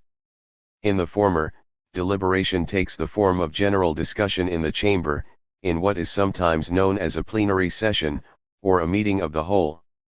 In the British House of Commons, for example, key issues eventually make their way to the floor of the House of Commons where they are discussed with passion, partisanship, and sometimes flair. Floor debate becomes the arena for national political discussion, forming part of a continuous election campaign. The mood of the House, as revealed in debate, is often more significant than the vote which follows. Debating legislature, one where floor debate is the central activity, through which major issues are addressed and parties gain or lose ground. Committee-based legislature, one where most work takes place in committees, where members transform bills into laws, conducting hearings, and scrutinizing the executive. Plenary session, a meeting of the entire legislature, as distinct from committee meetings. Appropriately, it was the 19th century English political philosopher John Stuart Mill who made the case for a debating assembly. I know not how a representative assembly can more usefully employ itself than in talk, when the subject of talk is the great public interests of the country, and every sentence of it represents the opinion either of some important body of persons in the nation, or of an individual in whom such bodies have reposed their confidence. Mill, 1861, 353. In committee-based legislatures, by contrast, such as the U.S. Congress and the Scandinavian parliaments, deliberation is less theatrical, taking the form of policy discussion in committees. The practical task is to assess the government's proposals, while also providing measured scrutiny of its actions. This deliberative style is less dramatic than a set-piece debate but often more constructive. Legislation. Legislatures are often alone in having the right to make laws, the painstaking process for passing bills into law underlining the importance attached to government by rules, rather than by individuals. The procedure is explicitly deliberative, involving several readings, debates, as the bill moves from the floor to committee and back again, figure 8.2. In bicameral legislatures, differences in the versions of the bill passed by each chamber must be reconciled. But legislation is rarely the function in which legislatures exert the greatest influence, because effective control over legislation in most liberal democracies rests with the government. Bills pass through the assembly without being designed, or even transformed, there. In Britain, the governing party has historically dominated lawmaking. As Moran, 2011, 157, points out, the House of Commons is misunderstood if viewed as a legislator. Virtually all legislative proposals originate from, and are shaped by, the executive. Nor are the Commons' extensive debates on legislative proposals of great significance in shaping the law. Secure government majorities, which up to now have been the usual state of affairs, mean that legislative proposals are hardly ever overturned wholesale, and detailed amendments are usually the result of concessions by ministers. In party-dominated Australia, the government treats the legislative function with virtual contempt. On a single night in 1991 it tried to put 26 bills through the Senate in 3 hours.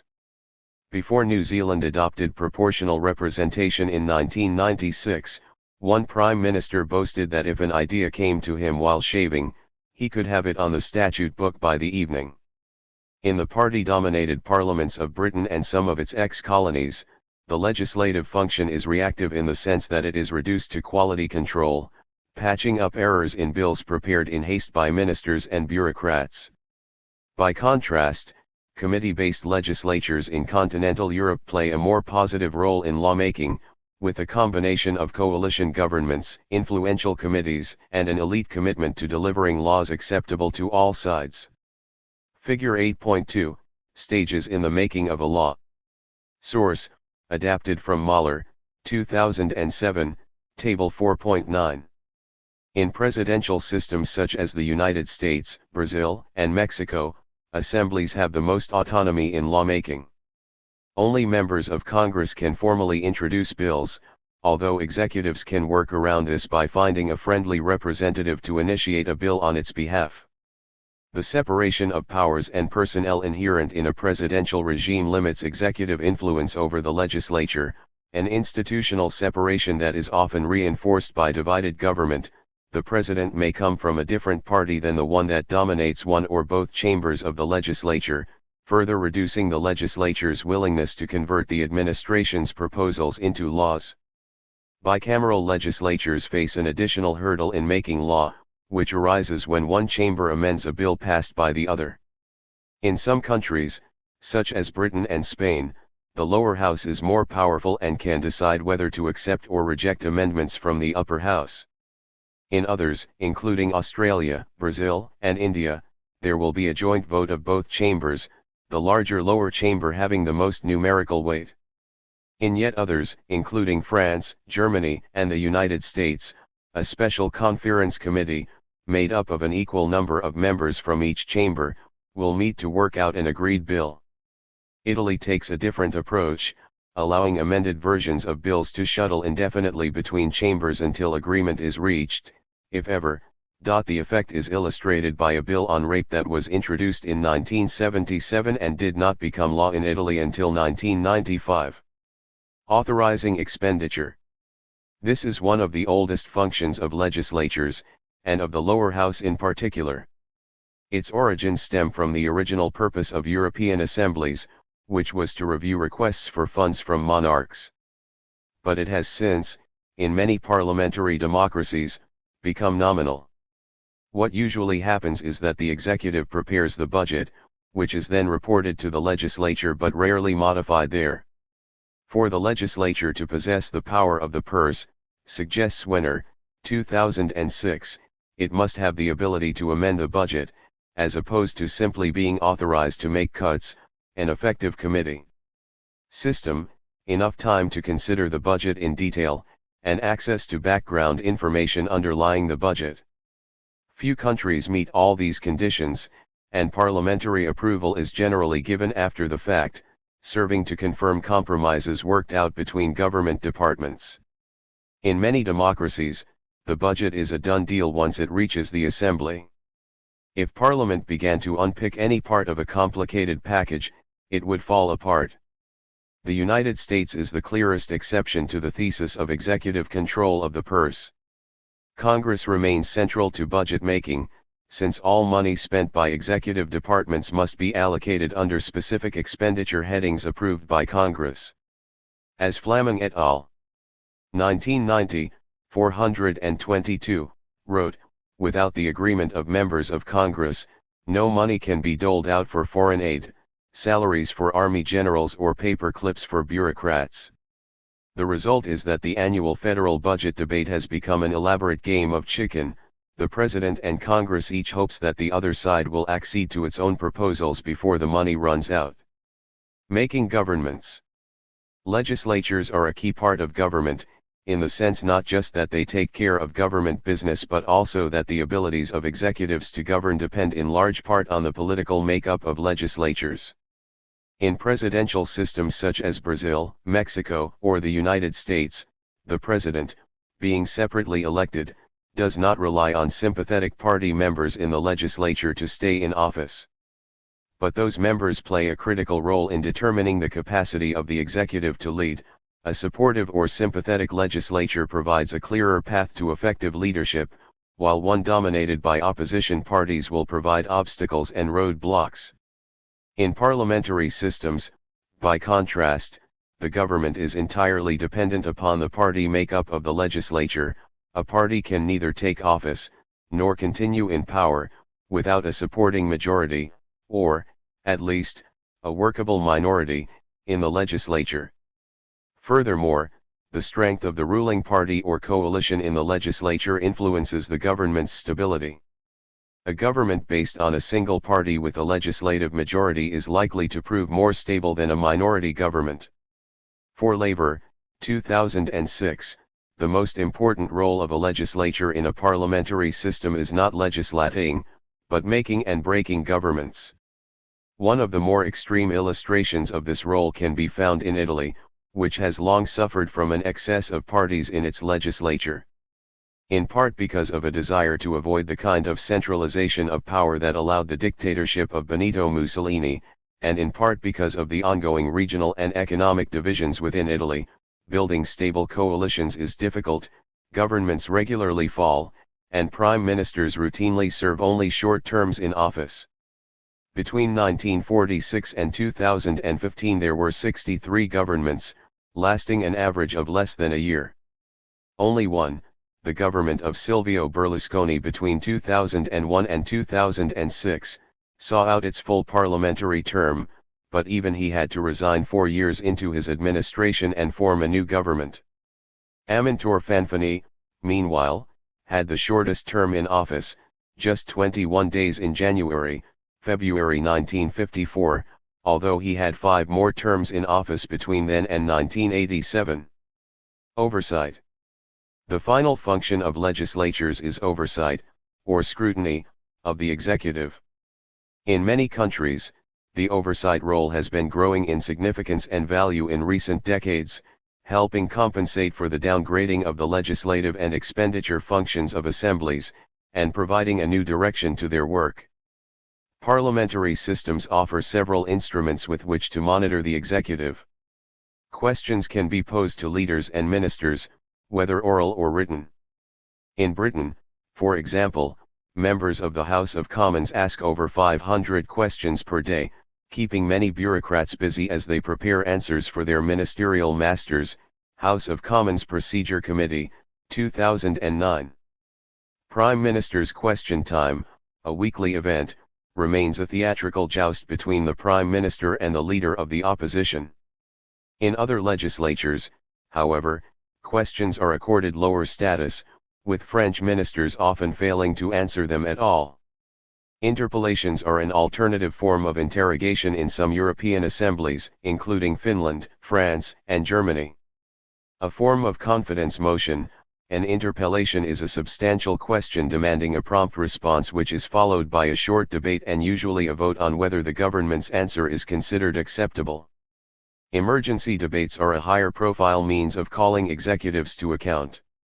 Typically, a minimum number of members, together with the presiding officer, speaker, must approve a proposal for an emergency debate. The discussion usually ends with a government win. The significance lies in the debate itself and the fact of its having been called. An emergency debate creates publicity and demands a considered response from the government's spokesperson. Without question, though, the most important means by which legislatures can hold executives accountable is through a vote of confidence or a censure motion. The former is a vote that, if it goes against the government, leads to compulsory resignation, while the latter indicates disapproval of a specific minister for a stated reason. Confidence votes are not so much a form of detailed oversight as a decision on whether the government can continue at all. Even though such votes are rare, they can determine the fate of the executive, with the potential to lead to a change of leadership and even new elections. In the British Parliament, a government can be brought down by losing a vote of confidence or by losing a vote on a matter of policy that has been described as a matter of confidence. In France and Sweden, a majority of all members, not only those voting, is required to confirm a legislature's loss of confidence. In other countries, a confidence motion is not specifically designated but is simply any vote on which the government would feel obliged to resign if defeated. Defeat on a motion to approve the budget would be a typical example. In some countries, again including Sweden, votes of confidence can be directed against individual ministers as well as the government as a whole. Vote of confidence, a vote in a legislature on the question of its confidence in the government to lead. If lost, it normally requires the resignation of the government. Structure. While the functions of legislatures, and the dynamics of those functions, vary from one to another, on matters of structure the options are more limited. First, almost every legislature has either one or two chambers, the number being determined by a combination of history and political need. Second, most legislatures operate through specialist committees where much of the work of lawmaking is actually done, with plenary sessions playing only a formal role in the legislative process. Chambers. For most countries, a single-chambered, or unicameral, legislature is enough to represent the interests of the population and to manage its responsibilities, hence about 60% of the world's legislatures have just one chamber. Interparliamentary Union, 2015. Their number increased in the second half of the 20th century as several smaller democracies, including Sweden, 1971, and Iceland, 1991, abolished their second chamber, and many smaller post-colonial and post-communist states also opted for a single chamber. For reasons of history, politics, or practical need, the rest have bicameral, double-chambered, legislatures. South Africa even went so far between 1984 and 1994 as to have a tricameral legislature, with each chamber representing a different race. Unicameral and bicameral, terms referring to the number of chambers in a legislature. In the case of bicameral legislatures, one is usually known as the first, or lower, chamber and the other as the second, or upper, chamber. Perhaps counterintuitively, the lower chamber is usually the bigger and the more powerful, while some upper chambers have near equal powers with their lower partners, most are both smaller and weaker. The lower chamber is almost always the originator of new proposals for legislation, bills, with the second chamber playing the role of taking a second look, and the lower chamber often has sole or dominating control over budgetary matters. The origins of the lower/upper designation are unclear, but they probably trace back to the manner in which the British Parliament was divided between aristocrats and commoners, with the Lords Spiritual and Temporal comprising the more historic and exclusive upper chamber. The choice between one and two chambers reflects contrasting visions of democracy. Unicameral legislatures are justified by a majoritarian reading of popular control, the idea being that an assembly based on direct popular election reflects the popular will and should not be obstructed. The radical French cleric Abbé Sieyès, 1748–1836, put the point well: if a second chamber dissents from the first, it is mischievous, and if it agrees, it is superfluous. Lively, 1991. Also, a single chamber is more accountable, economical, and decisive. It lacks the petty point scoring which becomes possible with two houses representing distinct interests. Figure 8.3, a selection of lower chambers. But the defenders of bicameral legislatures reject both the majoritarian logic of the abbé and the penny pinching of accountants. Bicameralists stress the liberal element of democracy, arguing that the upper chamber offers checks and balances, provides more considered debate because its members usually have longer terms in office, it can be more collegial because it is usually smaller, and it can defend individual and group interests against a potentially oppressive majority in the lower house. Bicameral legislatures are most often found in larger countries and in democracies, and they are universal in federations, where the second chamber typically represents the component states. The second chamber can also share the workload of the lower chamber, and serve as a house of review, revising bills, examining constitutional amendments, and eliminating intemperate legislation. In short, it can be a second chamber for second thoughts. James Madison, one of America's founding fathers, suggested that an upper house afforded protection against an excess of lawmaking. Hamilton, 1788 c. As such, it can offer a modern approximation to the traditional idea of a council of elders, often debating in a less partisan style than the lower house. Or to adopt the terms used by Edmund Burke, quoted earlier in this chapter, the upper house can be a deliberative assembly of one nation, rather than a mere congress of ambassadors. Where legislatures consist of two chambers, the question arises of the relationship between them. Usually, the lower chamber dominates in an arrangement known as weak bicameralism. In this system, which is typical of parliamentary governments in unitary systems, the government's survival depends on maintaining the assembly's support, and for clarity one chamber must, or should, become the focus of such accountability. The task of sustaining or voting down the government falls naturally to the lower house, with its popular mandate.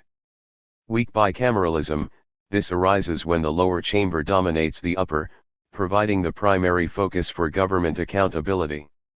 Strong bicameralism, this occurs when the two chambers are more balanced, as in federations with presidential executives. The dominance of the lower chamber can also be seen in other ways. It is usually the larger house, averaging 254 members compared with 95 in the upper house, IPU, 2015. It often has special responsibility for the budget. It is the forum where major proposals are introduced. It is entitled to override vetoes or amendments proffered by the second chamber. Focus 8.1. Does the size of legislatures matter? It makes intuitive sense that the size of a legislature should reflect the size of a country's population.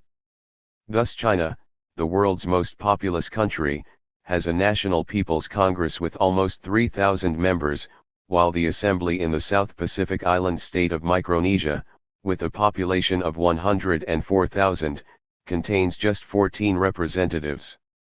However, size is a poor measure of strength. Giant assemblies may seem powerful, but they are rendered impotent by their inability to act cohesively, and are in constant danger of being taken over by more coherent actors, such as political parties, or even their own committees. Ruling communist parties, as in China, prefer a large legislature precisely because it is easier to control. By contrast, a small chamber, numbering, say, under 100, offers more opportunities for all deputies to have their say in a collegial environment. A more telling statistic is the number of representatives per head of population, see figure 8.4. The Chinese legislature may be large, but once its members are divided up among China's population, we find that each delegate represents about 460,000 people. By contrast, the Swedish Riksdag is much smaller, but its 349 members each represent only 27,500 people, and thus Swedes have more intensive representation at the national level than do the Chinese. At first glance, Indians may seem to have the worst level of political representation, with more than 2.3 million people per member of parliament. But India is a federal system, so Indians are also represented in state and local legislatures. The same point applies to other countries with relatively high numbers of people per representative, such as the United States and Nigeria. Conversely, Britain and Sweden appear to have the most generous levels of representation, but they have weaker local units of government than is the case with federations. Figure 8.4, comparing levels of legislative representation notes, calculated based on data in Interparliamentary Union, 2015, assembly size, and in World Bank, 2015, population. For bicameral assemblies, the size of the lower chamber only is used. In presidential systems, where presidents are directly elected and their continuation in office does not depend on the confidence of the legislature, there is no need for the executive's accountability to focus on a single chamber. Strong bicameralism can emerge in these conditions, especially when combined with federalism. The U.S. Congress is the best illustration of this more balanced arrangement. With its constitutional position as representative of the states, the Senate plays a full part in the country's governance. Selection of the upper chamber. There is not much point in a bicameral legislature unless the two chambers represent public interests differently, if they are the same size, are elected in the same way, and have the same powers, they will simply replicate one another. One means of avoiding this duplication is to select the chambers in different ways, to which end there are three main options: direct election, indirect election, or appointment, Fig 8.5. Figure 8.5, selecting the upper chamber. Note, based on total number of seats, not number of upper chambers. For comparison, 95% of members of the first, lower, chamber are directly elected.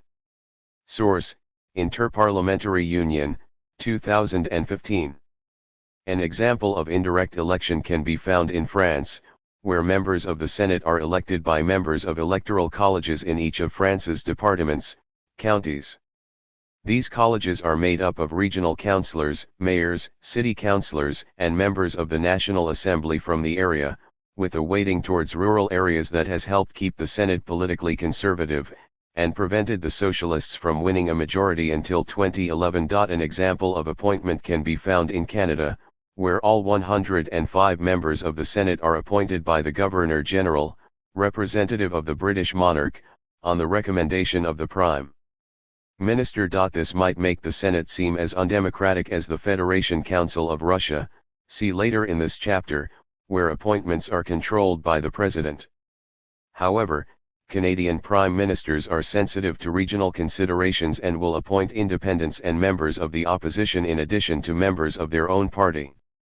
In any case, the Senate rarely goes against the will of the lower House of Commons, and has a tradition of being less partisan than the House. Even when upper chambers are directly elected, a contrast with the lower house is still normally achieved by offering members of the upper house a longer tenure, typically 5 or 6 years compared with 4 or 5 in the lower chamber, Table 8.1. To sharpen the contrast further, the election cycle is often staggered, hence federal senators in the United States serve 6-year terms, with 1/3 of the seats up for election every 2 years, while senators in France serve 3-year terms with half the seats up for election every 3 years. A federal structure also produces a natural divergence between chambers. This contrast arises because elections to federal upper chambers are arranged by state, with smaller states deliberately overrepresented. For instance, the U.S. Senate contains 2 members for each of 50 states, meaning that California, population 39 million, has the same representation as Wyoming, 580,000. The same is true of the Brazilian Senate, which has 3 members for each state, meaning that São Paulo in the south, population 44 million, has the same representation as Amapá in the north, population 750,000. Meanwhile, electoral districts for the U.S. House of Representatives and the Brazilian Chamber of Deputies, the lower chambers, are designed to be equal in population.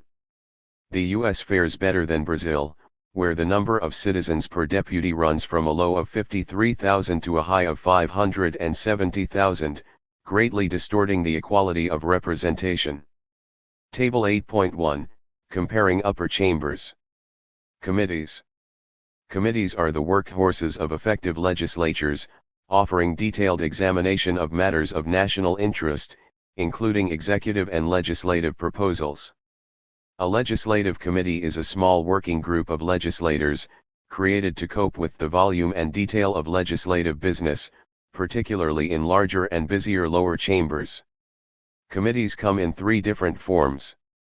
Standing committees are permanent, and grouped by policy specialties, so there will usually be separate committees dealing with foreign affairs, economic affairs, budgets, health, education, the environment, and so on. They offer line-by-line examination of bills in their particular areas of policy responsibility.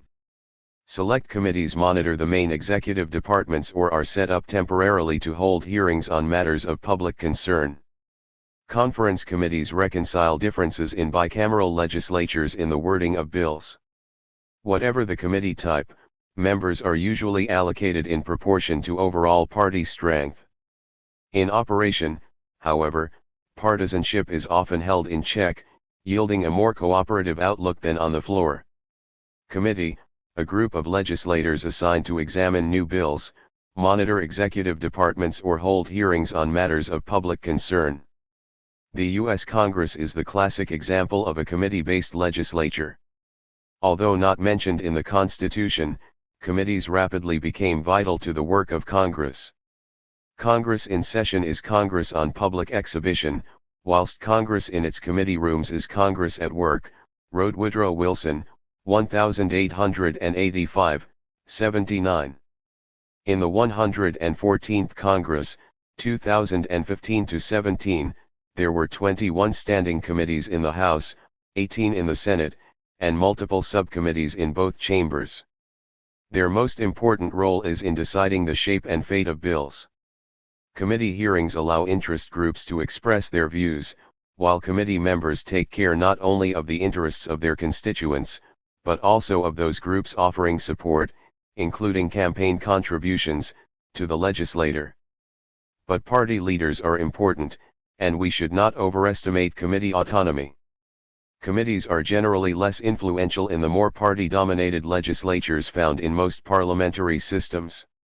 In Britain's House of Commons, for instance, government bills are examined by standing committees which largely replicate party combat on the floor of the chamber. These committees do not challenge executive dominance in framing legislation, and they tend to be unpopular, unspecialized, and under-resourced. However, like many other legislatures, the Commons has expanded its system of select committees. These shadow all the main government departments, probing government policy and monitoring its implementation. Their reports contribute to governance and sometimes attract wider interest. In 2011, for example, a committee interrogation of the media magnate Rupert Murdoch in the wake of a phone hacking scandal attracted international attention.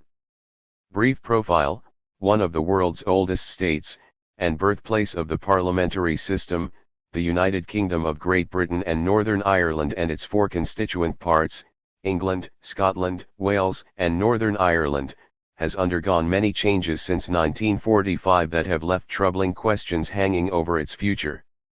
The creation and now the decay of a welfare state, the end of empire, and the country's declining economic and military weight have forced a redefinition of the role of government, and of Britain's place in the world. Membership of the European Union has proved controversial, as has the definition of what it means to be British. A failed independence referendum in Scotland in 2014 has not ended the debate over the future of the Union.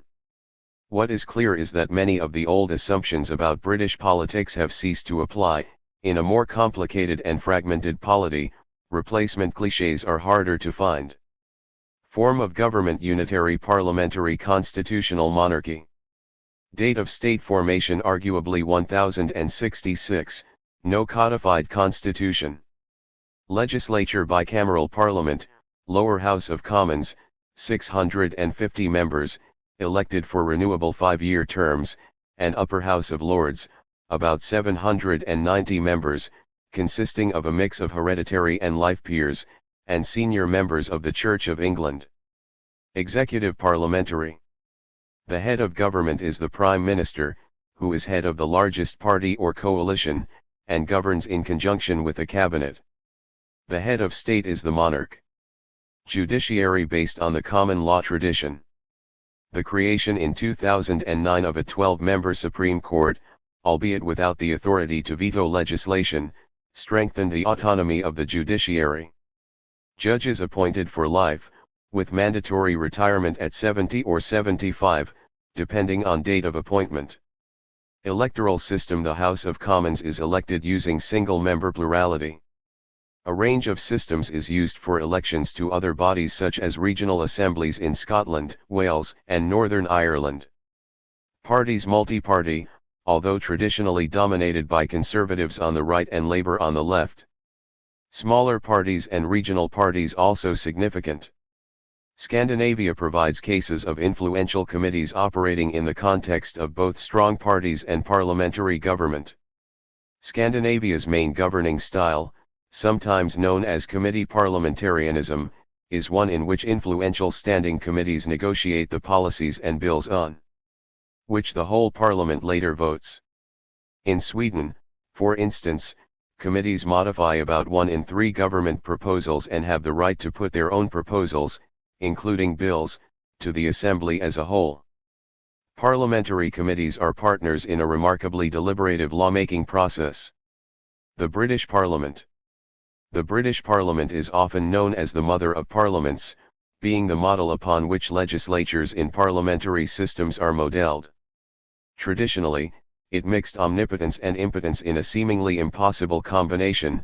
It was considered omnipotent because parliamentary sovereignty, allied to an uncodified constitution, meant there was no higher authority in the land, but it was considered impotent because the governing party exercised tight control over its members of parliament, MPs, turning parliament into an instrument, rather than a wielder, of power. In the 21st century, parliament's position has become less certain. The tired rituals of adversary politics in the House of Commons have become less convincing, not least for its newest members. The notion that Parliament possesses sovereignty still carries weight, but it risks being left behind as European law becomes more important and powers are devolved to regional assemblies, by competition from the media as an arena of debate, and by the indifference of prime ministers who choose to spend less time in the House. But MPs themselves have become more committed, and the era of the amateur legislator is over. They are predominantly drawn from professional, business, and political backgrounds. They devote more time to an increasing volume of constituency casework, and the number of late sittings has been cut. Select committees have established themselves in the debate over policy and contribute to scrutinizing the executive. The Prime Minister now appears twice a year before a select committee for a more detailed discussion than is possible during weekly question time. Kelso, 2011, 69, notes that there has been a clear shift away from a chamber-based institution towards a committee-based institution, illustrated by the growing emphasis given to new public bill committees, select committees, and committee-based scrutiny of the Prime Minister. The upper house of Lords occupies an uncertain position. Its 790 members consist mainly of appointed life peers, but reform, when finally agreed, is likely to involve a substantial measure of election. Such a development may well make the Lords more assertive in challenging the executive. Yet, even as Britain's Parliament updates its skills, it will continue to do what it has always done best, acting as an arena for debating issues of significance to the nation, its government, and its leaders. Members. It is important to understand legislatures as institutions, but also important to understand their members and how they go about their work. The most important development in liberal democracies has been the rise of the career politician, the degree-educated legislator with limited experience outside politics who expects politics to provide a full-time, fulfilling profession. The amateurs of yesteryear have given way to political professionals who know no other job, and for whom specialization is necessary for success. Even when politicians have experience of other careers such as law, the earlier occupation is often chosen as a pathway to politics. In many democracies, the rise of the professional politician has led to speculation about the growth of a political class with a background and interests removed from the broad electorate, and quite often captured by particular interests. Borchert and Zeiss, 2003. While professionals might offer advantages in expertise and even commitment over amateurs, the rise of a professional class could also be interpreted as a threat to representative democracy, particularly if that class does not reflect the backgrounds and attitudes of the general population. In a sense, it threatens democracy with oligarchy, rule by a few. Reports of corruption in a number of assemblies support this notion of a horizontal class division between legislators and electors, which supplements the traditional vertical distinction between parties. An example here is the damaging expenses scandal which engulfed Britain's House of Commons in 2009. Members of all parties, it turned out, had been claiming expenses for all kinds of spurious costs such as cleaning moats and tuning pianos. Several members resigned, were diselected by their parties, or announced that they would not run again, while the Speaker of the House of Commons stood down from his job and criminal proceedings were begun against the worst offenders. Faith in politicians, already low, sank even lower. Political class, a group of professional politicians that possesses, and can act on, its shared interests. Mosca, 1896. More importantly, incumbent members from all parties typically seek re-election. To achieve this goal, they arm themselves with campaign resources, e.g. free mail, unavailable to their challengers, thus creating a powerful cartel against newcomers. Viewing politics as a clash between parties often leads to inadequate emphasis on this distinction within parties between incumbents and challengers. As in any other established class, politicians in post are reluctant to upset the apple cart that has served them so well. Indeed, the greater the proportion of professional politicians in an assembly, the more likely it is that incumbent candidates will be re-elected. Berry et al., 2000. Politics as a profession implies a distinct view not only of representation, but also of politics. It rejects the notion that governance is a task which Athenian-style citizen legislators can undertake. It implies dissatisfaction with the idea that an assembly should draw together a representative sample of citizens different in nature, different in interests, different in looks, different in language. Bagehot, 1867, 155. Rather, politics as a profession implies an emphasis on elitism, training, knowledge, experience, and skill. Politics becomes a job, in the same way as law, medicine, and teaching. There is a contrast here between the kinds of political entrepreneurs found in the United States and the more party-based careerists found in the legislatures of other liberal democracies. In the U.S. Congress, candidates must compete against opponents from their own party in a primary.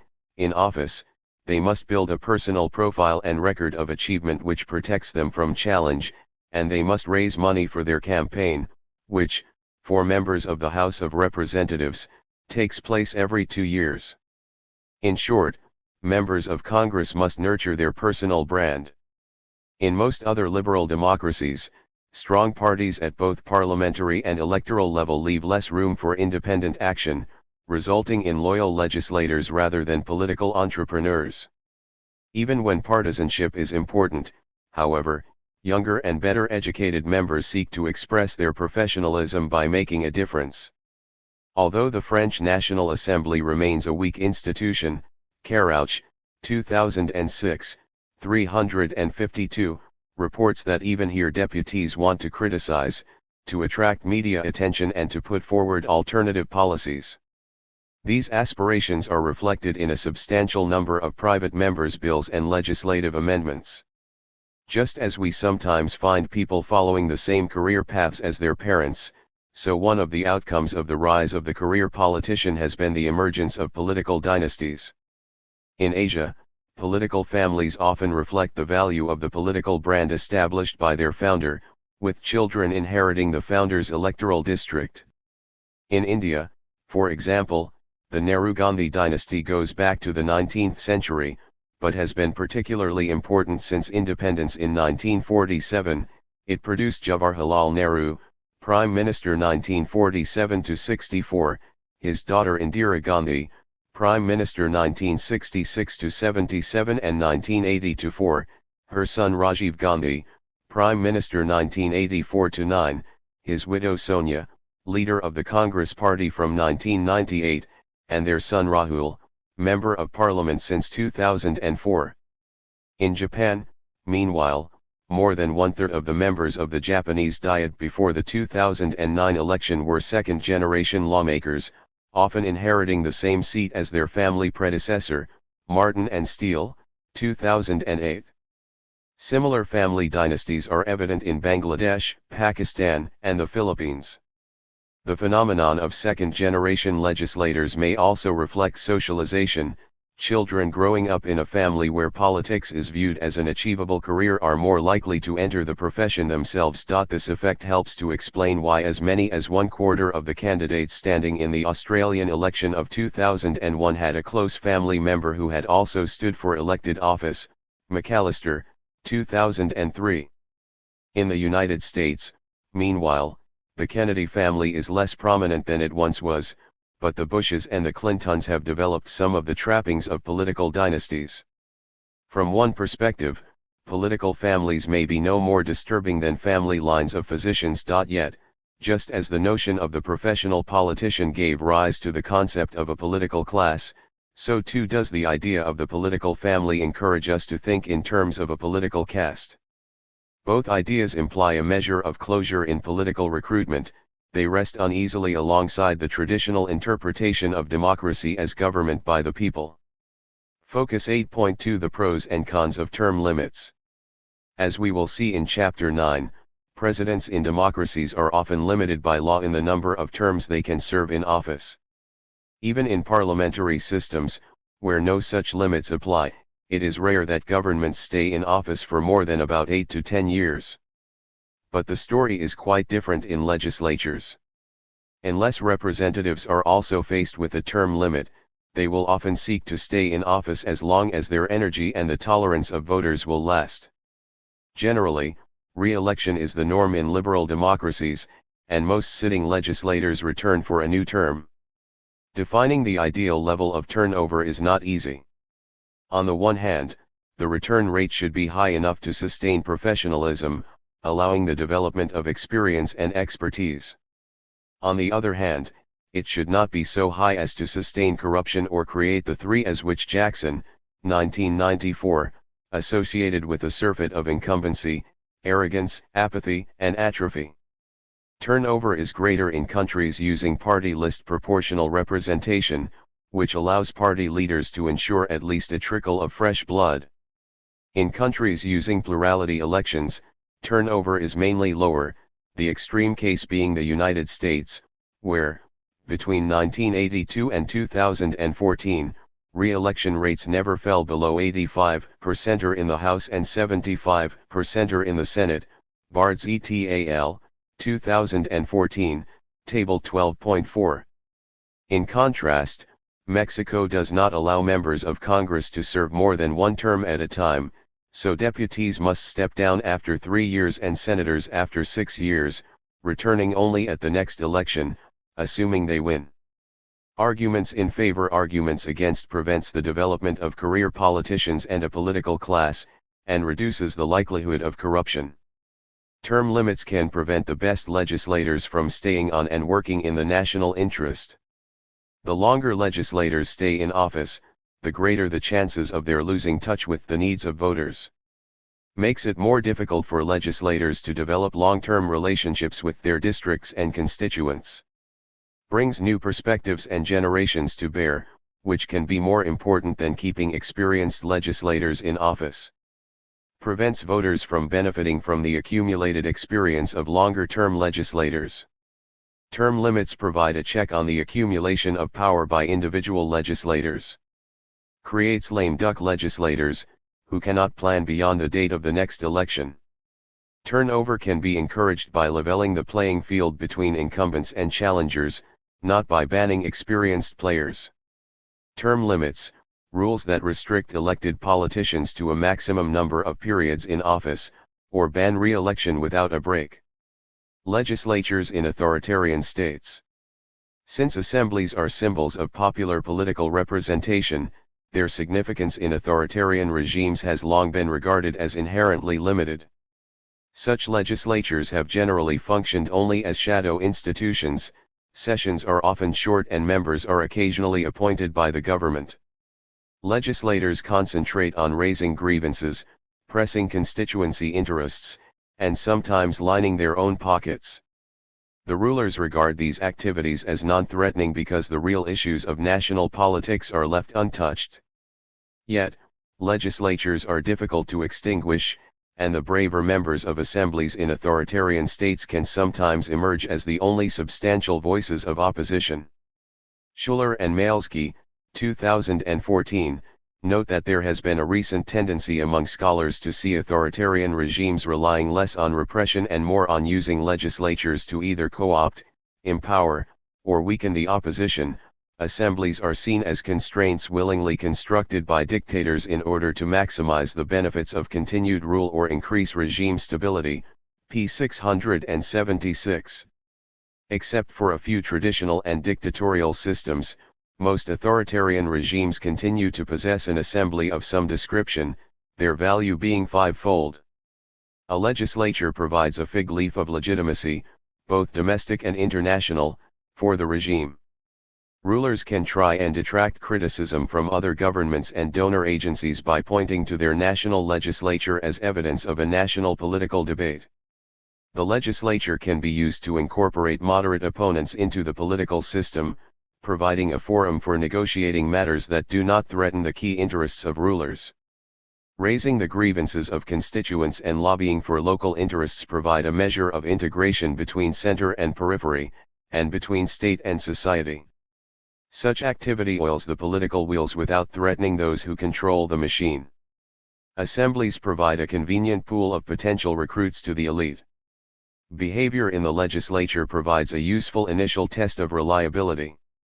For dictators, argues Gandhi, 2008, 181, legislatures serve as controlled institutional channels through which outside groups can make their demands and leaders can make concessions without appearing to cave into popular protest. At the heart of the role of legislatures in authoritarian regimes is the idea of co-option. Authoritarian leaders may not have to worry about public opinion, but they always face the prospect of challenges from within the elite, or at least of demands for a share of the spoils of control. Svalek, 2012, 12-13, contrasts the roles of legislatures in democracies, where they serve to represent the diversity of political interests, with those in authoritarian states, where their role is to enhance the stability of authoritarian power sharing by alleviating commitment and monitoring problems among authoritarian elites. In hybrid regimes, legislatures are an essential part of the political furniture. Their position can be significant in areas that do not threaten the realities of presidential leadership, in representing local districts, for example, and in passing routine legislation. However, such assemblies still operate in the shadow of executive authority.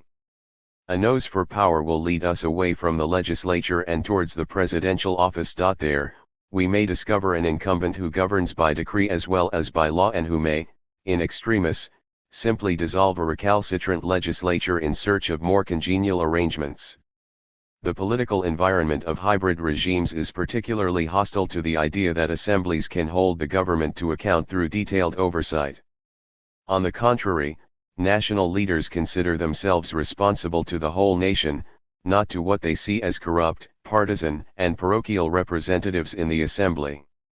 In addition, many hybrid systems are either new regimes, or located in relatively poor countries. Both factors militate against the development of a professional legislature with a stable membership, extensive research support, and a well-developed committee system. The case of the Egyptian legislature illustrates some of the problems found in hybrid regimes. Egypt has had a legislature since 1923, but first the king and then, following the revolution of 1952, the president have always had the capacity to override its votes or to manipulate elections to ensure a majority of friendly legislators. The legislature was renamed the People's Assembly in 1971, and was granted several constitutional powers that seemed to limit those of the president.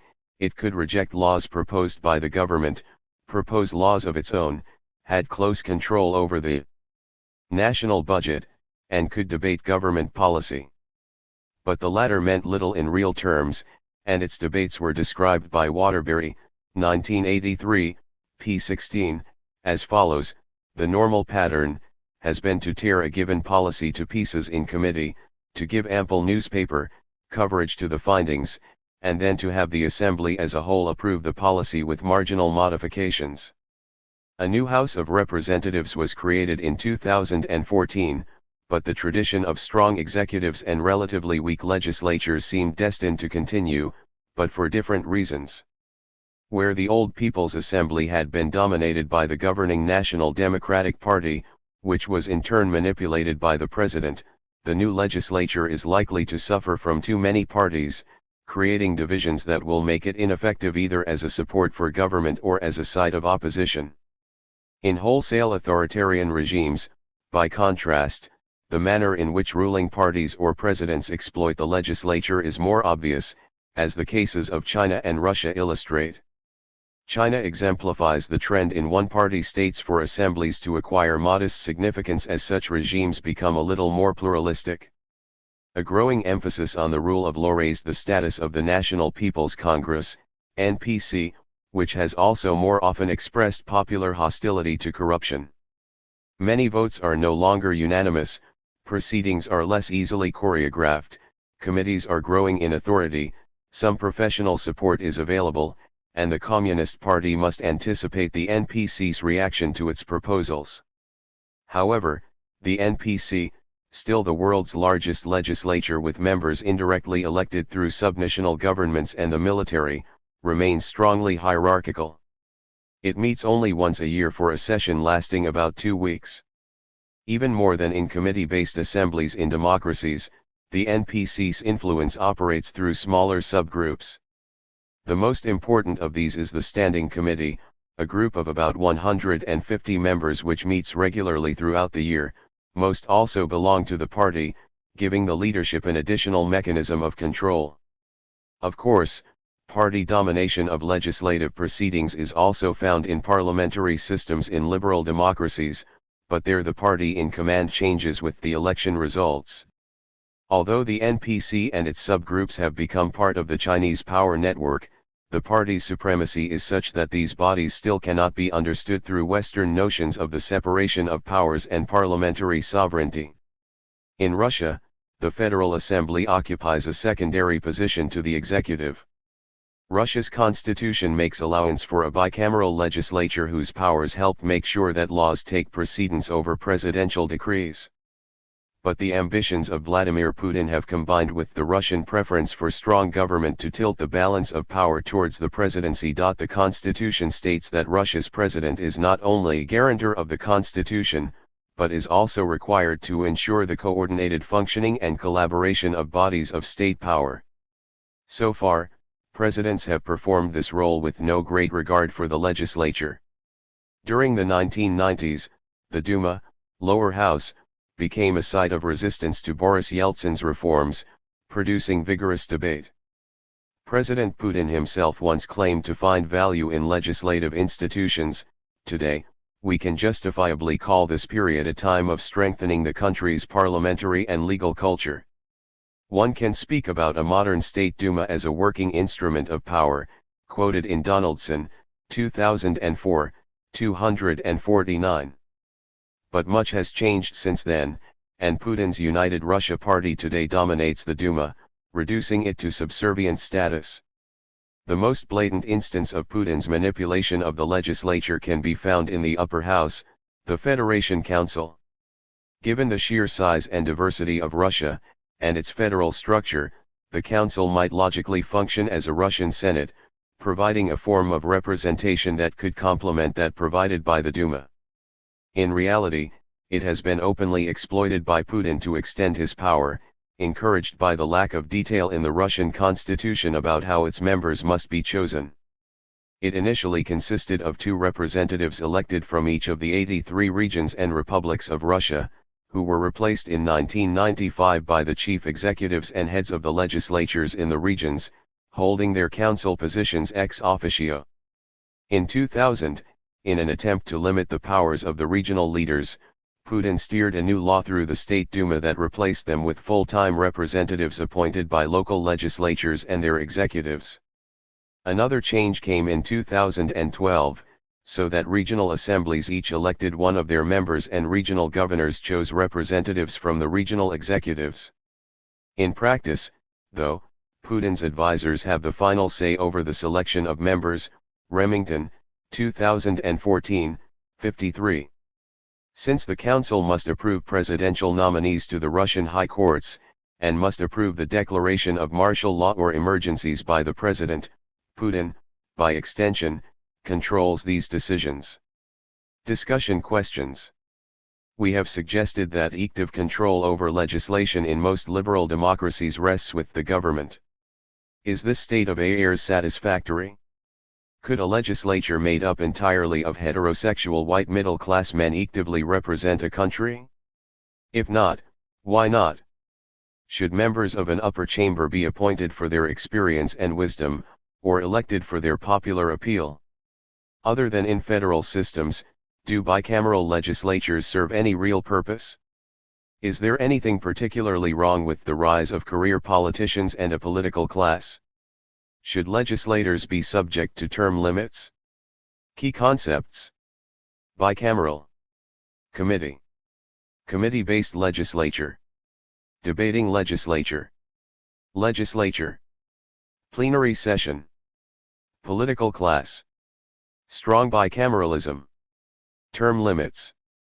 Unicameral. Vote of confidence. Weak bicameralism. Chapter 9. Executives. Preview. The focus of this chapter is the most visible tier in any system of government, the top level of leadership. Whether we are talking about presidents, prime ministers, chancellors, dictators, or despots, those who sit at the peak of the pyramid of governmental power typically excite the most public interest, whether opinions are positive or negative. To be sure, executives, in democracies, at least, consist not just of individual leaders but of large networks of people and institutions, including the ministers and secretaries who form the cabinet or the council of ministers. But a single figure usually becomes the best-known face of government, representing its successes and failures and acting as a focus of popular attention. The chapter begins by looking in turn at the 3 major forms of executive: presidential, parliamentary, and semi-presidential. It compares and contrasts their roles and powers, focusing in particular depth on the various subtypes of parliamentary executive and the experience they have had with legislative coalitions. The contrasting roles of head of state and head of government are also reviewed. They are combined in presidential systems and divided in others, with important and contrasting consequences. The chapter then looks at executives in authoritarian systems, and at the particular qualities and effects of personal rule. Authoritarian leaders may enjoy more power than their democratic peers, but they also enjoy fewer formal protections on their person or their tenure in office. This inevitably affects the way they approach their positions. Contents. Executives, An overview: presidential executives, parliamentary executives, semi-presidential executives, executives in authoritarian states. Key arguments. The political executive is the top tier of government, responsible for setting priorities, mobilizing support, resolving crises, making decisions, and overseeing their implementation. Executives take three main institutional forms: presidential, parliamentary, and semi-presidential. Studies of presidential executives routinely refer back to the somewhat atypical case of the United States. There is ongoing debate about the strengths and weaknesses of the presidential model. Parliamentary government is often studied through the British example, even if it is more accurately represented through the multi-party coalitions of continental Europe. The smaller countries, in particular, provide opportunities to address the origins, stability, and effectiveness of different types of coalition.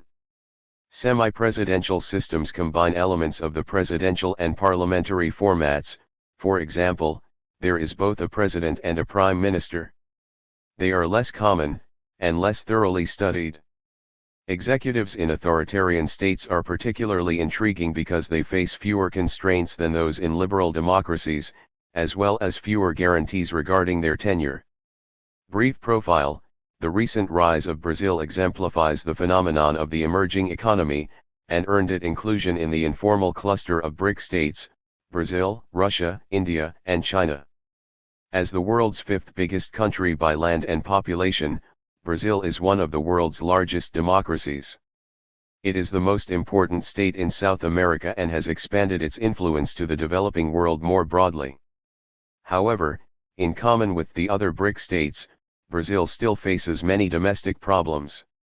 There is a wide gap between rich and poor, much of the arable land is owned by a few wealthy families, social conditions in its major cities are poor, the deforestation of the Amazon basin has global ecological implications, and corruption is rife at all levels of government. Recent economic developments have sent mixed signals, with oil discoveries pointing to energy self-sufficiency, but an economic downturn and a return to politics as usual casts clouds over Brazil's continued progress. Form of government: federal presidential republic consisting of 26 states and a federal district. State formed 1822, and most recent constitution adopted 1988. Legislature: bicameral National Congress, lower chamber of deputies, 513 members, elected for renewable 4-year terms, and upper Senate, 81 members, elected from the states, 3 members each, for renewable 8-year terms. Executive: presidential. A president directly elected for no more than 2 consecutive 4-year terms. Judiciary: a dual system of state and federal courts, with justices of superior courts nominated for life by the president and confirmed by the Senate. Supreme Federal Court serves as constitutional court, 11 members, nominated by president and confirmed by Senate for life, but must retire at 70. Electoral system: a 2-round majority system is used for elections to the presidency and the Senate, while elections to the Chamber of Deputies use proportional representation. Parties: multi-party, with more than a dozen parties organized within Congress into 4 main coalitions and a cluster of non-attached parties. Executives: an overview. The political executive is the core of government, consisting as it does of the political leaders who form the top level of the administration: presidents, prime ministers, ministers, and cabinets. The institutional approach to comparison focuses on the role of the executive as a government's energizing force, setting priorities, mobilizing support, reacting to problems, resolving crises, making decisions, and overseeing their execution. Governing without an assembly or judiciary is feasible, but ruling without an executive is arguably impossible. And in authoritarian systems, the executive is often the only institution that wields true power. The political executive in Brazil. The American model of the presidential executive is used in most Latin American countries, but often with local variations. Brazil is a case in point. On the one hand, its president would seem to be more powerful than the U.S. equivalent, being able to issue decrees in specified areas, to declare bills to be urgent, forcing Congress to make a prompt decision, to initiate bills in Congress, and to propose a budget which goes into effect, month by month, if Congress does not itself pass a budget. But Brazilian presidents must work with two features of government, proportional representation and a multi-party system, that are absent in the United States, and that make it more difficult to bend Congress to their will. First, they are faced by a much more complex party landscape. For example, the October 2014 legislative elections resulted in 28 parties winning seats in the Brazilian Chamber of Deputies. No party won more than 70 seats, 13 parties each won less than 10 seats, and the parties formed themselves into four groupings, with the pro-government coalition holding 59% of the seats. To further complicate matters for the president, party discipline is exceptionally weak. Deputies often switch party in midterm, and are more concerned with winning resources for their districts than with showing loyalty to their party, a reality also, but to a lesser extent, in the United States. In response, Brazil's presidents build informal coalitions by appointing ministers from a range of parties in an attempt to extract loyalty from them. The Brazilian case shows that the executive in presidential government does not need to be drawn from a single party.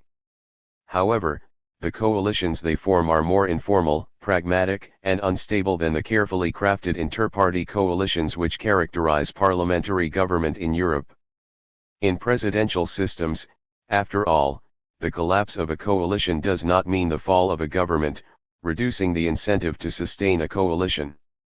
So, although Latin American constitutions appear to give the chief executive a more important political role, appearances are deceptive. The Latin American experience confirms that presidents operating in a democratic setting confront inherent difficulties in securing their program. It is important to distinguish the political executive, which makes policy, from the bureaucracy, which puts policy into effect. Unlike appointed officials, the members of the executive, in democracies, at least, are chosen by political means, most often by election, and can be removed by the same method. The executive is accountable for the activities of government, it is where the buck stops. It is also important to distinguish between two different roles carried out by executives: the head of state, the figurehead representative of the state and all its citizens, and the head of government, the political leader of a government. In presidential executives such as the United States, Mexico, and Nigeria, the two jobs are combined in one office. In parliamentary systems, the prime minister or chancellor is the head of government, while monarchs or non-executive presidents carry out the role of head of state. In semi-presidential systems, the division of roles, as we will see, is more complicated. Head of state, the figurehead leader of a state, who may be elected or appointed, or, in the case of monarchs, may inherit the position. The role is non-political and has many functions but few substantive powers. Head of government, the elected leader of a government, who comes to office because of the support of voters who identify with their party and platform. In liberal democracies, understanding the executive begins with the study of institutional arrangements. Liberal democracies have succeeded in the delicate and difficult task of subjecting executive power to constitutional constraint. The government is not only elected, but remains subject to rules which limit its power. It must also face regular re-election. In authoritarian regimes, by contrast, constitutional and electoral controls are absent or ineffective. The scope of the executive is limited not so much by the constitution as by political realities, and the executive tends to be more fluid, patterned by informal relationships rather than formal rules. The executives of liberal democracies fall into three main groups: presidential, parliamentary, and semi-presidential. In all three types, power is diffused, and they can each be understood as contrasting methods for dividing and controlling executive authority. These arrangements can be tested against their contributions to political stability and effective governance. In presidential and semi-presidential regimes, the Constitution sets up a system of checks and balances between distinct executive, legislative and judicial institutions. In parliamentary systems, the government is constrained in different ways, its survival depending on retaining the confidence of the assembly. Typically, its freedom of action is limited by the need to sustain a coalition between parties that have agreed to share the task of governing. Presidential executives. The world contains many presidents but fewer examples of presidential government. This is in part because many parliamentary systems possess a president who serves only as ceremonial head of state, and in part because any dictator can style themselves president, and many do so.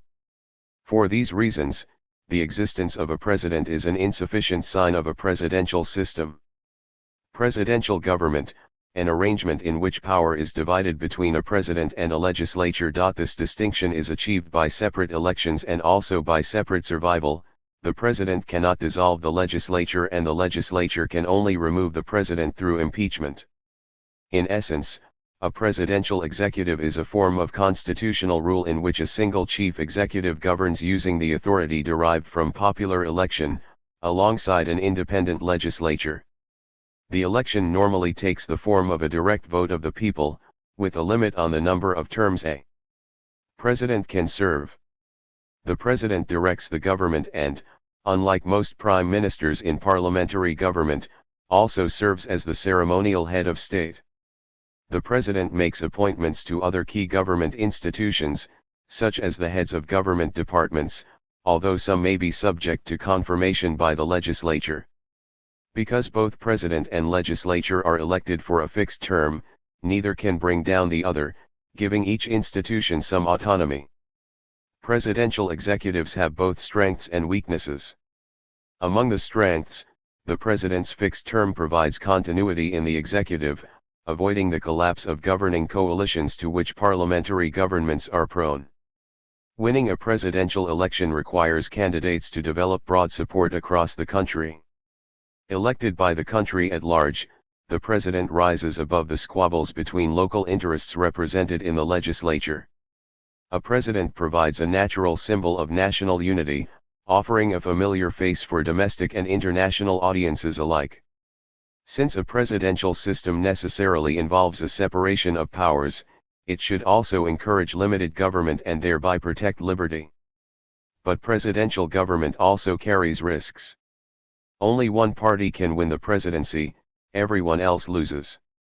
All-or-nothing politics can lead to political instability, especially in new regimes. Fixed terms of office are inflexible, and the American experience shows that deadlock can arise when executive and legislature disagree, leaving the political system unable to address pressing problems. Presidential systems also lack the natural rallying point for opposition provided by the leaders of non-ruling parties in some parliamentary systems. In particular, there is no natural equivalent to Britain's notion of the leader of Her Majesty's opposition. Table 9.1, Presidential Executives. Elected president steers the government and makes senior appointments. Fixed terms of offices for the president and the legislature, neither of which can ordinarily bring down the other. Presidents are usually limited to a specified number of terms in office, usually 2. Little overlap in membership between the executive and the legislature. President serves as head of government as well as head of state. Examples: Afghanistan, Argentina, Brazil, Egypt, Indonesia, Nigeria, United States. Focus 9.1 The separation of powers. The separation of powers is the hallmark of the presidential system. Executives have the power to lead and to execute, legislatures have the power to make law, and courts have the power to adjudicate. While there is certainly an overlap in practice, the focus of responsibilities is generally clear, and is typically reinforced by a separation of personnel. Neither the president nor members of the cabinet can sit in the legislature, creating further distance between the two institutions. Similarly, legislators must resign their seats if they wish to serve in the government, meaning the president's ability to buy members' votes with the promise of a job is self-limiting. Contrasting methods of election create a natural difference of interests. Legislators depend only on the support of voters in their home district, while the president, and the president only, is elected by a broader constituency, typically, the entire country. This divergence generates the political dynamic whereby the president pursues a national agenda as distinct from the special and local interests of the legislature. So, despite the focus on a single office, presidential government divides power. The system creates a requirement for the executive to negotiate with the legislature, and vice versa, and thereby ensures the triumph of deliberation over dictatorship. There is a practical separation of powers in parliamentary systems as well, in the sense that executive and legislative functions are distinct. But members of the executive also sit in the legislature, and rather than legislators having to resign in order to serve in government, occupying a seat in the legislature is all but a prerequisite to being appointed to a top government job, such as the head of a government department. Above all, the very survival of the executive in a parliamentary system depends on it retaining the legislature's confidence. Separation of powers, an arrangement in which executive and legislature are given distinct but complementary sets of powers, such that neither can govern alone and that both should, ideally, govern together. Under these circumstances, there is a danger that presidents will grow too big for their boots. In the past, Latin American and African presidents have frequently amended the constitution so as to continue in office beyond their 1 or 2 term limits. Even worse, a frustrated or ambitious president can turn into a dictator. Presidential democracies are more likely than parliamentary democracies to disintegrate. Chibub, 2002. Presidential government predominates in the Americas, and is also found in many African countries, such as Nigeria. The United States is the representative case, and as such provides important insights into how the presidential executive works. The framers of the U.S. Constitution wanted to create an office that could both make decisions and be prevented from accumulating too much power. They also wanted to insulate the office from influence by the excitable masses, so they created an electoral college within which each state had a specific number of votes, all of which, in most cases, go to the candidate who wins the most votes in each state. Controversially, it is possible for a presidential candidate to win the popular vote but lose in the college, as Al Gore discovered in his defeat by George W. Bush in 2000. In addition to a general obligation to oversee the execution of laws, the president is given explicit duties, such as commander-in-chief, that have been interpreted over time as giving presidents further implied powers. For instance, presidents can claim executive privilege, the right to withhold information from Congress and the courts which, if released, would damage the president's capacity to execute the laws. Presidents can also issue executive orders, statements, and proclamations. At the same time, they also often find their hands tied, because they share important powers with Congress. The president is commander-in-chief but only Congress can declare war. The president can make government appointments and sign treaties, but only with the consent of the Senate. The president can veto legislation, but Congress can override the veto. Congress, not the president, controls the purse strings. Describing the relationship between the president and Congress as a separation of powers is misleading, because there is in reality a separation of institutions. The two share authority, each seeking to influence the other but neither being in a position to dictate. In parliamentary systems, prime ministers can normally rely on strong support in the legislature from their party or coalition. This is rarely the case in presidential executives. The paradox of the American presidency, a weak governing position amid the trappings of omnipotence, is reflected in the president's support network.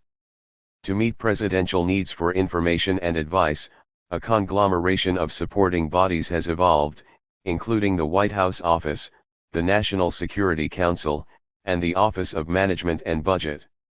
Collectively, they provide far more direct support than is available to the Prime Minister in a parliamentary system, forming what is sometimes known as the institutional presidency.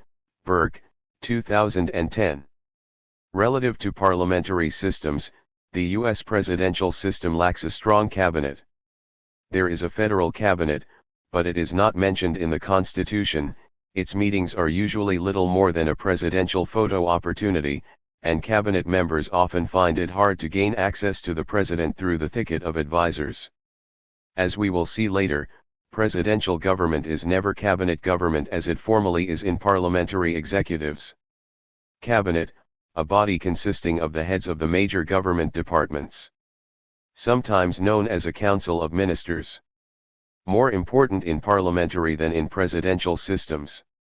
The norm in a presidential system is for the president to be elected separately from the legislature.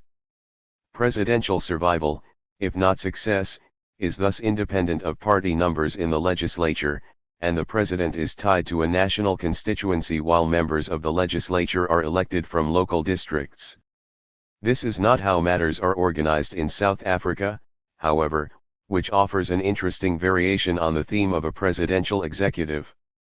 It has a president, but the office holder is elected by members of the legislature rather than in a direct national vote. This makes the South African president more like a prime minister in a parliamentary system, particularly since the president is usually head of the largest party in the legislature. However, the South African president is both head of state and head of government, is limited to 2 5-year terms in office, and while required to be a member of the legislature in order to qualify to be president, must resign from the legislature upon election as president. Only 2 other countries, Burma and Botswana, use this system.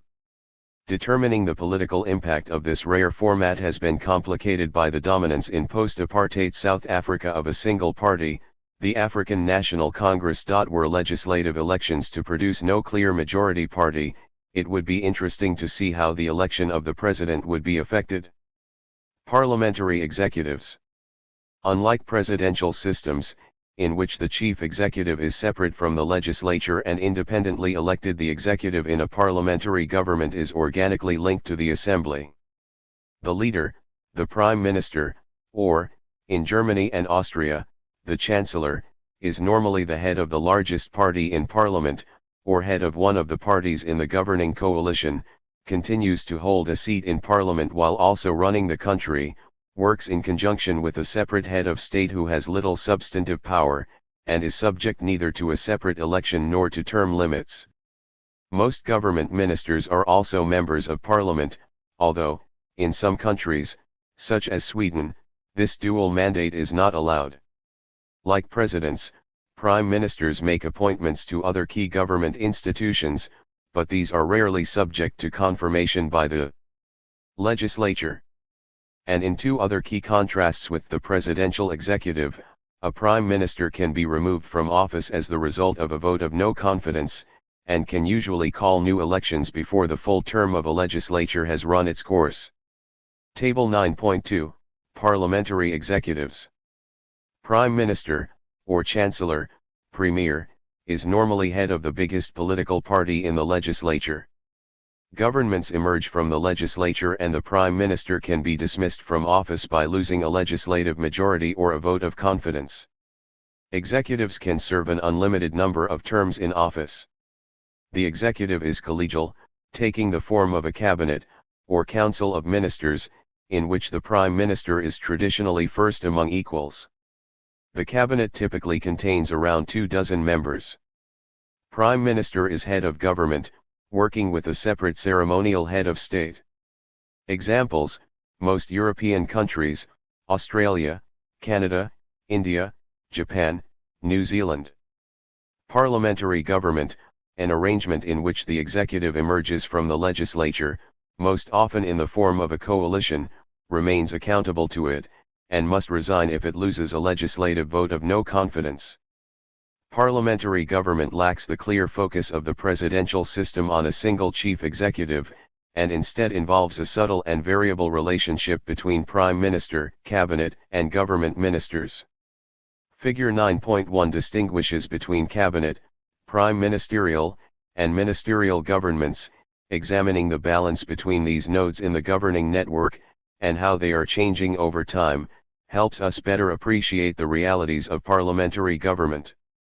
For advocates of the parliamentary system, cabinet government has the advantage of encouraging more deliberation and collective leadership than occurs in a presidential system.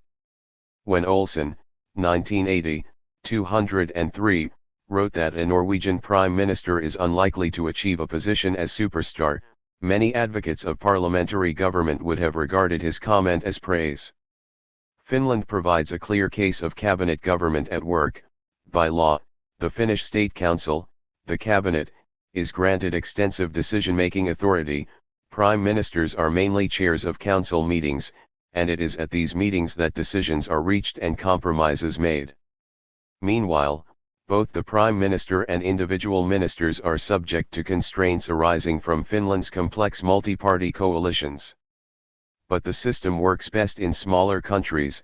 In many larger countries, the number and complexity of decisions means they cannot all be settled around a cabinet table. As regards prime ministerial government, the guiding principle is hierarchy rather than collegiality. Germany has an arrangement known as a chancellor democracy in which the Bundestag, Germany's lower house, appoints the chancellor, and accountability to the Bundestag is mainly through the chancellor's office. The chancellor answers to parliament, while ministers answer to the chancellor. The strong position of Germany's chief executive derives from the basic law, the German constitution, which says that the chancellor shall determine, and be responsible for, the general policy guidelines. Figure 9.1, Types of Parliamentary Government. Note, none of these features is institutionalized or constitutionalized. Instead, each is a matter of politics and tradition. Several commentators suggest that parliamentary executives are moving in the direction of prime ministerial government. Prime ministers have ceased to be primus inter pares, first among equals, and have instead become president ministers. Writing of Canada, Savoy, 1999, suggests that in setting the government's agenda and taking major decisions, there is no longer any inter or pares, only primus. Similarly, Fiers and Cruel, 2005, 128, argue that since the 1990s prime ministers in Belgium and the Netherlands have acquired more prominent and powerful positions, transforming these democracies into a kind of presidentialized parliamentary system. King, 1994, identified three factors at work: increasing media focus on the prime minister, the growing international role of the chief executive, and the emerging need for policy coordination as governance becomes more complex. A substantial prime minister's office reflects these distinctive responsibilities and reinforces prime ministerial authority. The third type is ministerial government, which arises when ministers operate without extensive direction from either prime minister or cabinet. This decentralized pattern can emerge either from respect for expertise, or from the realities of a coalition. Looking again at Germany, the chancellor sets the overall guidelines, but the constitution goes on to say that each federal minister shall conduct the affairs of his department autonomously and on his own responsibility. Ministers are appointed for their knowledge of the field and are expected to use their professional experience to shape their ministry's policy under the chancellor's guidance. So, Germany mixes two models, operating ministerial government within the framework of chancellor democracy. In many coalitions, parties appoint their own leading figures to head particular ministries, again giving rise to ministerial government. In the Netherlands, for instance, the Prime Minister does not appoint, dismiss, or reshuffle ministers. Cabinet members serve with, but certainly not under, the government's formal leader. In these conditions, the Prime Minister's status is diminished, with ministers owing more loyalty to their party than to either the Prime Minister or the Cabinet. The chief executive is neither a chief nor an executive but, rather, a skilled conciliator. In India's multi-party coalitions, too, open defiance of the Prime Minister is far from unknown. Mitra, 2014, 583. In Japan, too, ministers must often operate without strong guidance from the Prime Minister. The Prime Minister is more like the keeper of the helm than captain of the ship, and few office holders leave a lasting personal stamp on government. Turnover has been rapid. While the United States had 4 presidents and Britain had 4 prime ministers between 1990 and 2015, Japan had 14 prime ministers serving 21 terms among them, some of those terms lasting only a matter of months. The comparison is with Italy, see Chapter 8, rather than the United States or Britain. In Japan, limits are placed on prime ministerial power by the powerful bureaucracy and upper legislative chamber, factions within political parties, other party leaders, and the consensus style of Japanese politics. In particular, prime ministers from the leading Liberal Democratic Party are limited by the requirement to secure regular re-election as party leader. Japanese prime ministers are far from powerless, because they can, for example, hire and fire members of the cabinet and all other senior members of the government. And reflecting the wider international trend towards a focus on the prime minister, Shinzo Abe, prime minister, 2006-7, 2012, has achieved a higher domestic and international profile than most of his predecessors. Even so, the contrast with, say, Germany's chancellor democracy remains acute. If the paradox of the presidential executive is weakness amid the appearance of strength, the puzzle of parliamentary government is to explain why effective government can still emerge from the mutual vulnerability of legislature and executive. The solution is clear: the party provides the necessary unifying device, bridging government and legislature in a manner that presidential systems are designed to prevent. Where a single party has a parliamentary majority, government can be stable and decisive, perhaps excessively so. But majority governments are increasingly rare, with the result that the typical parliamentary executive is a coalition government or a minority administration. Looking in more depth at different kinds of coalitions provides more insight into how parliamentary executives work. Majority, coalition, and minority governments. In presidential and semi-presidential systems of government, executives and legislatures are elected separately and have distinct powers. The reach and authority of presidents is impacted by party numbers in the legislature, but there is much that the president can do regardless. In parliamentary systems, by contrast, the executive and the legislature are fused, and the power of the executive depends greatly upon the party balance in the legislature. A prime minister whose party has a clear majority will be in a much stronger situation than one governing a coalition or running a minority government. For this reason, no review of parliamentary executives can be complete without taking each of these variations into account. Majority government. Britain is the classic example of parliamentary government based on a single ruling party with a secure majority. The plurality, or winner-take-all, method of election, see Chapter 16, usually delivers a working majority in the House of Commons to a single party. The leader of that party normally becomes Prime Minister, PM, and the cabinet is made up of 20 or so parliamentary colleagues from the same party. The cabinet is still the formal linchpin of the system. It is the focus of accountability to Parliament, formally ratifies important government decisions, and coordinates the work of government departments. Its political support is essential to even the strongest PM. The key to the system's stability is the party discipline that turns the cabinet into the master of the Commons, rather than its servant. The governing party spans the cabinet and the legislature, ensuring domination of the parliamentary agenda. The cabinet is officially the top committee of state, but it is also an unofficial meeting of the party's leaders. As long as senior party figures remain sensitive to the views of other members of parliament, MPs, and, often, even if they do not, they can control the Commons. The government may emerge from the parliamentary womb, but it dominates its parent from the moment of its birth. How does the ruling party achieve this level of control? Each party has a whip's office to ensure that MPs vote as its leaders require. Even without the attention of the whips, MPs will generally toe the party line if they want to become ministers themselves. In a strong party system such as Britain's, a member who shows too much independence is unlikely to win promotion.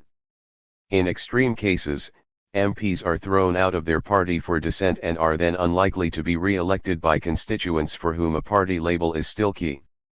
Whatever their personal views, it is in the interests of MPs to show public loyalty to their party. Coalition and minority governments. It is quite usual in parliamentary systems, particularly those using proportional representation, discussed in Chapter 16, for no single party to win a majority after an election. In this situation, the tight link between the election result and government formation weakens, and government takes one of three main forms. A majority coalition government in which two or more parties with a majority of seats join together. This is the most common form of rule in continental Europe. A minority coalition or alliance in which parties, even working together, still lack a parliamentary majority. Minority coalitions have predominated in Denmark since the 1980s. A single-party minority government formed by the largest party.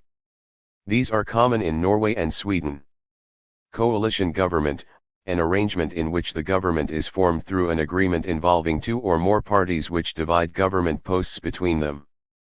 Figure 9.2 shows the party composition of West European governments in the second half of the 20th century, revealing that majority coalitions were the most frequent, followed by single-party minority governments, minority coalitions, and single-party majority governments.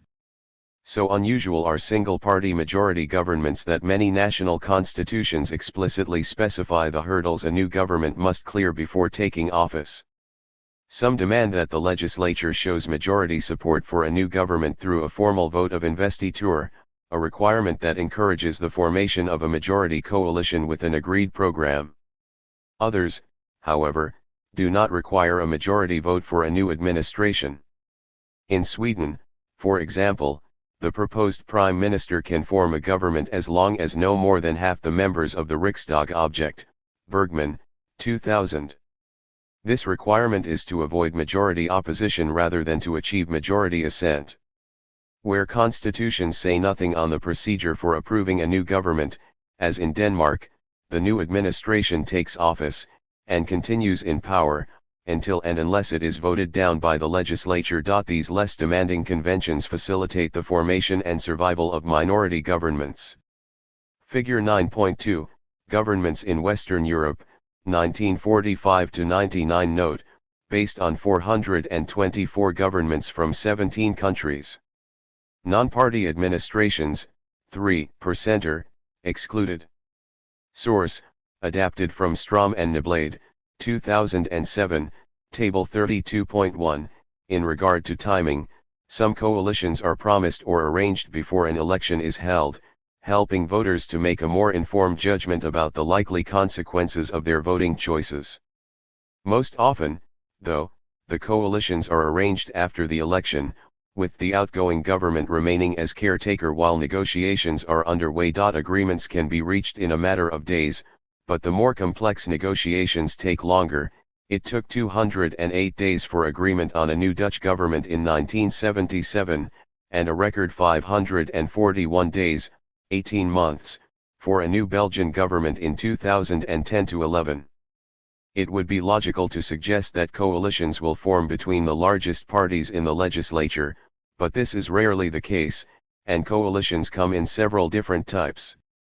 Most contain the smallest number of parties needed to make a viable government, which is typically 2 to 4. Party interests favor these minimum winning coalitions, MWCs, because including additional parties in a coalition which already has a majority would simply dilute the number of posts and the amount of policy influence available to each participant. In addition, coalitions are usually based on parties with adjacent positions on the ideological spectrum. These connected coalitions particularly benefit center parties, which can jump either way. In Germany, for instance, the small liberal Free Democrat Party has been a part of most coalitions, sometimes with the left-wing Social Democrats and, between 2009 and 2013, with the more conservative Christian Democrats. Either coalition could be presented as ideologically coherent. Germany, however, also has some experience of grand coalitions between the two major parties, marginalizing the Free Democrats. When the Free Democrats failed to win any seats at the 2013 election, Chancellor Angela Merkel's Christian Democrats took the decision to form a grand coalition with the Social Democrats. Occasionally, oversized coalitions emerge, containing more parties than are needed for a majority. These arrangements typically emerge when the partners are uncertain about the stability of their pact, or there is need to address policy problems of a kind where it makes strategic sense to win the support of as many parties as possible. For example, when Hungary was in the throes of its post-communist reforms, the 1994 election gave the Social Democrats an absolute majority of 209 out of 386 seats. Even so, they invited the Liberals, with 70 seats, to join them in an oversized coalition, and then launched an austerity program that included unpopular cuts in public sector wages and employee numbers. Because the government had a broad-based coalition, its ability to impose unpopular policies in the interests of promoting the market economy was strengthened. Wittenberg, 1999. Semi-presidential government, an arrangement in which an elected president coexists with a separately elected prime minister and legislature. Semi-presidential executives. The third major form of executive is a combination of the presidential and the parliamentary, mixing both models to produce a distinct system with its own characteristics, advantages, and disadvantages. In semi-presidential government, otherwise known as a dual executive, we find both an elected president and a prime minister and cabinet accountable to the legislature. The president is separately elected, and shares power with a prime minister who heads a cabinet accountable to the legislature. The prime minister is usually appointed by the president, but must have the support of a majority in the legislature. The president is head of state, and shares the duties of being head of government with the prime minister. The president has an oversight role and responsibility for foreign affairs, and can usually take emergency powers, while the prime minister is responsible for day-to-day domestic government. The president has more opportunity to play the role of head of state than is the case with the presidential executive, but must also deal with the division of authority within the executive that creates the potential for a struggle between president and prime minister. Focus 9.2 Heads of state in parliamentary systems. No analysis of parliamentary executives is complete without saying something about the distinction between the head of state and the head of government. The classic analysis was offered by the Victorian British commentator Walter Bagehot, a one-time editor of The Economist. In his book The English Constitution, he wrote of the two key elements of constitutions, boldface added first, those which excite and preserve the reverence of the population, the dignified parts, if I may so call them, and next the efficient parts, those by which it, in fact, works and rules. Every constitution must first gain authority and then use authority. It must first win the loyalty and confidence of mankind, and then employ that homage in the work of government. Bagehot, 1867, 6. Unlike presidential systems, which combine the offices of head of state and head of government, parliamentary systems separate the two positions. Dignified or ceremonial leadership lies with the head of state, while efficient leadership is based on the prime minister. Heads of state possess few significant political powers, and their job is primarily non-political, and to act as a unifying influence. Prime ministers, meanwhile, are the elected political leaders with executive power. This separation of roles creates more time for prime ministers to concentrate on running the country, and also helps to separate government and state in the public mind. Heads of state are not entirely non-political, however, and sometimes play a role in the formation of governments.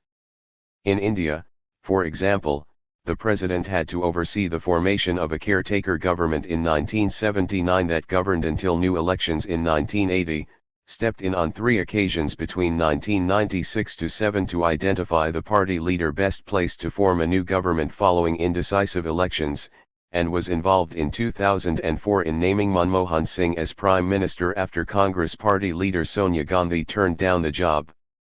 Heads of state are typically either monarchs who inherit their position, or presidents who are appointed or elected, see Table 9.3. 8 European countries, Belgium, Denmark, Luxembourg, a duchy, the Netherlands, Norway, Spain, Sweden, and the United Kingdom, have a constitutional monarchy, while Malaysia's supreme head of state provides a rare contemporary example of an elected monarch.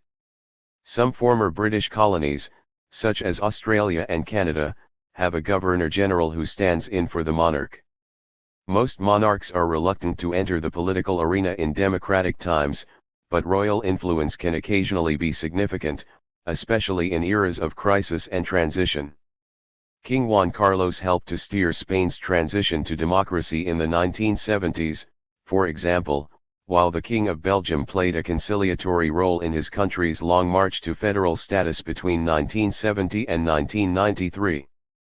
Elsewhere, heads of state in parliamentary systems are presidents, and are elected either through a popular vote, e.g. Ireland, by Parliament, e.g. Israel, or by a special electoral college, often comprising the national legislature plus representatives from regional or local government, e.g. Germany.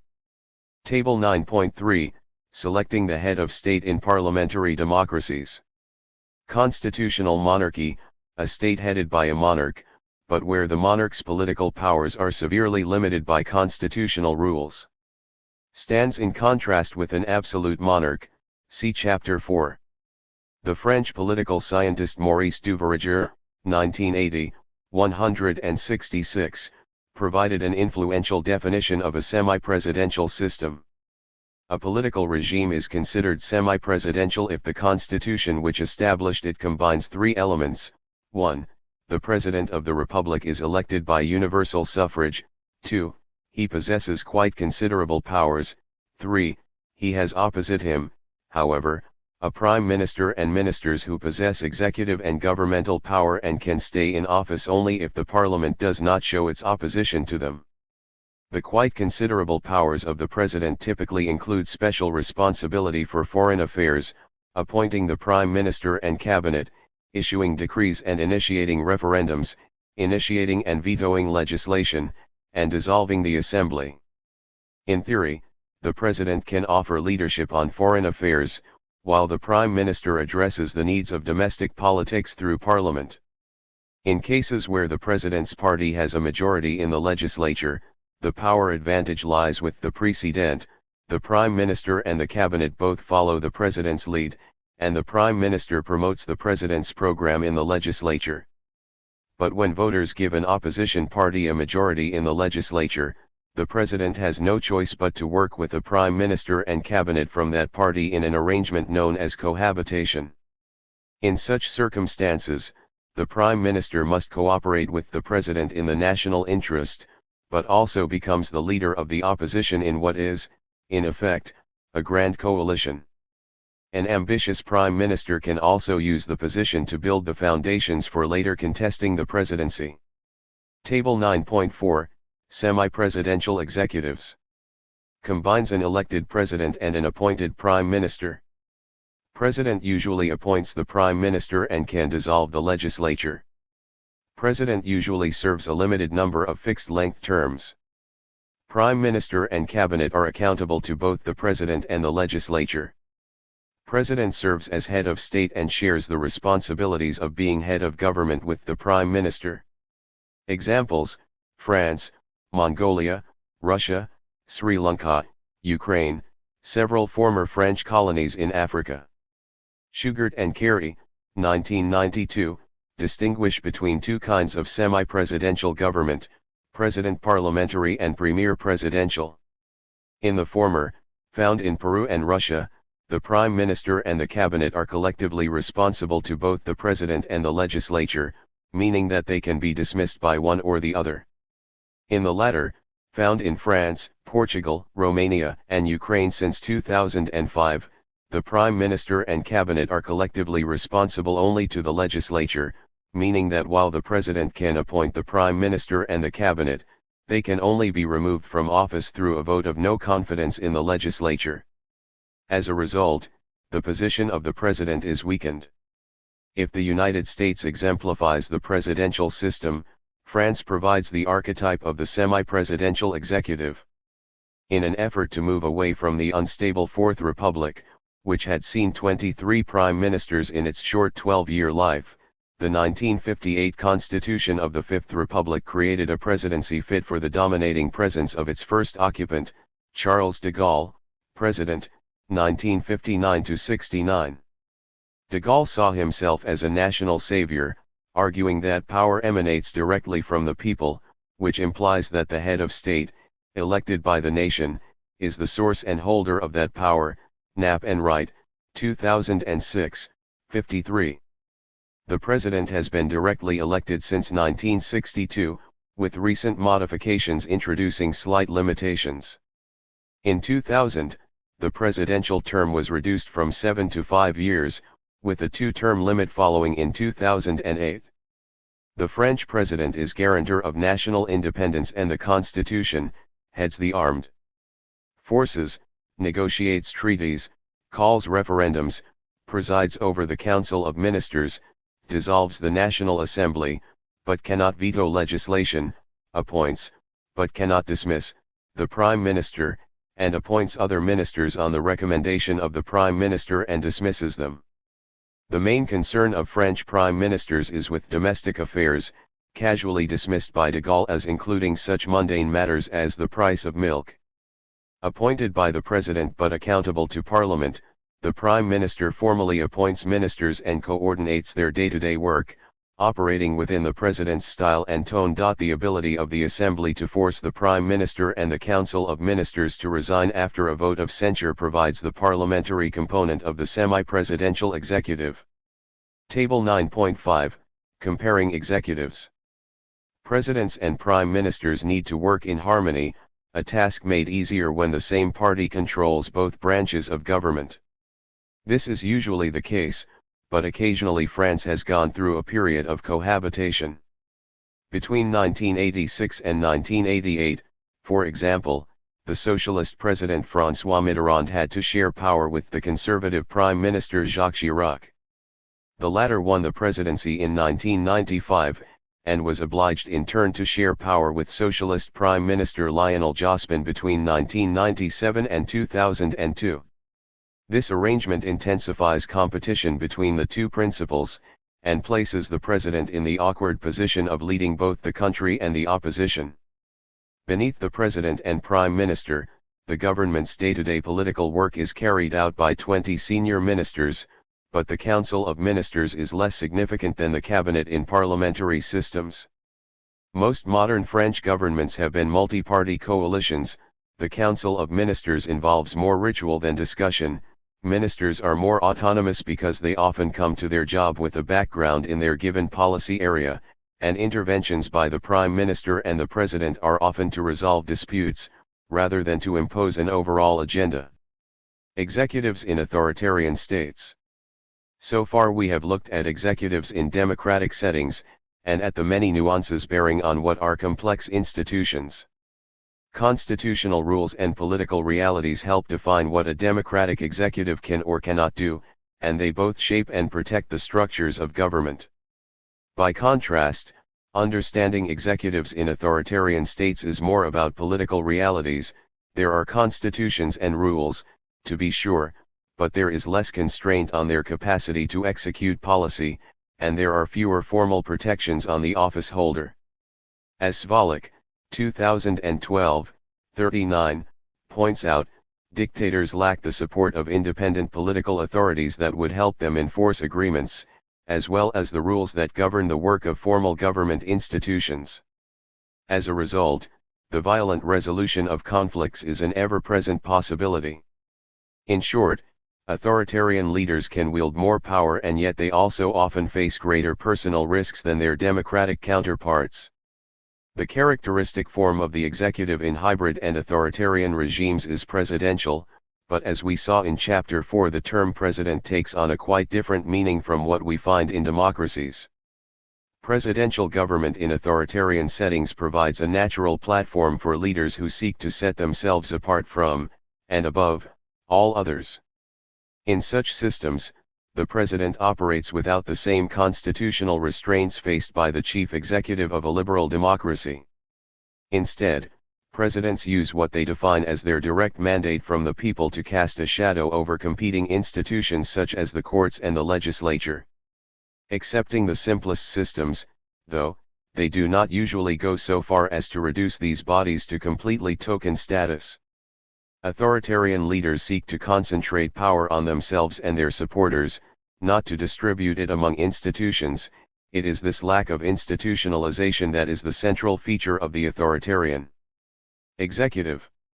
Although developed in the context of African politics, the idea of personal rule developed by Jackson and Rosberg, 1982, travels widely through the authoritarian world.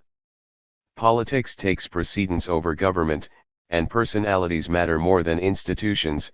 There is, in other words, a feast of presidents but a famine of presidencies. Personal rule, a form of rule in which authority is based less on office as such than on personal and often corrupt links between rulers and patrons, associates, clients, and supporters. Personal rule can be stable but remains vulnerable because of its dependence upon persons rather than institutions. The result of personal rule is often a struggle over succession, insufficient emphasis on policy, and poor governance. In particular, the lack of a succession procedure, excepting hereditary monarchies, can create a conflict among potential successors not only after the leader's exit, but also in the run-up to it. Authoritarian leaders keep their job for as long as they can ward off their rivals. They must monitor threats and be prepared to neuter those who are becoming too strong. Politics comes before policy. The price of defeat, furthermore, is high. Politics in authoritarian systems can be a matter of life and death. When the leaders of Western democracies leave office, they can often give well-paid lectures, write and sell their memoirs for large sums, be appointed to well-paid consultancies, or set up foundations to do good works. Ousted dictators risk a harsher fate, assuming they even live long enough to have a retirement. Some might live in wealthy exile, a few languish in prison, and the least fortunate are murdered. It is hardly surprising, then, that the governing style of authoritarian rulers inclines to the ruthless.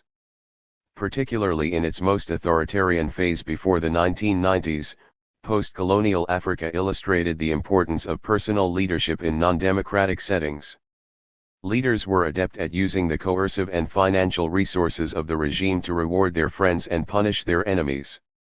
As an example, Sandbrook, 1985, wrote this of the administration of Mobutu Sese Seko during his dictatorial tenure as president of Zaire, 1965–97. No potential challenger is permitted to gain a power base. Mobutu's officials know that their jobs depend solely on the president's discretion. Frequently, Mobutu fires cabinet ministers, often without explanation. Everyone is kept off balance. Everyone must vie for his patronage. However, in post-colonial Africa, as in other authoritarian settings, personal rule has been far from absolute. Inadequately accountable in a constitutional sense, many personal rulers have found themselves constrained by other political actors, including the military, leaders of ethnic groups, landowners, the business class, the bureaucracy, multinational companies, and even factions in the leader's own court. To survive, leaders have to distribute the perks of office so as to maintain a viable coalition of support. Enemies can be bought off by allowing them a share of the pie, but their slice must not become so large as to threaten the big man himself. Mobutu's own ground rules illustrate the dilemma: if you want to steal, steal a little in a nice way. But if you steal too much to become rich overnight, you'll be caught. Gould, 1980, 485. In the Middle East, personal rule remains central to those authoritarian regimes that survived the Arab Spring of 2011.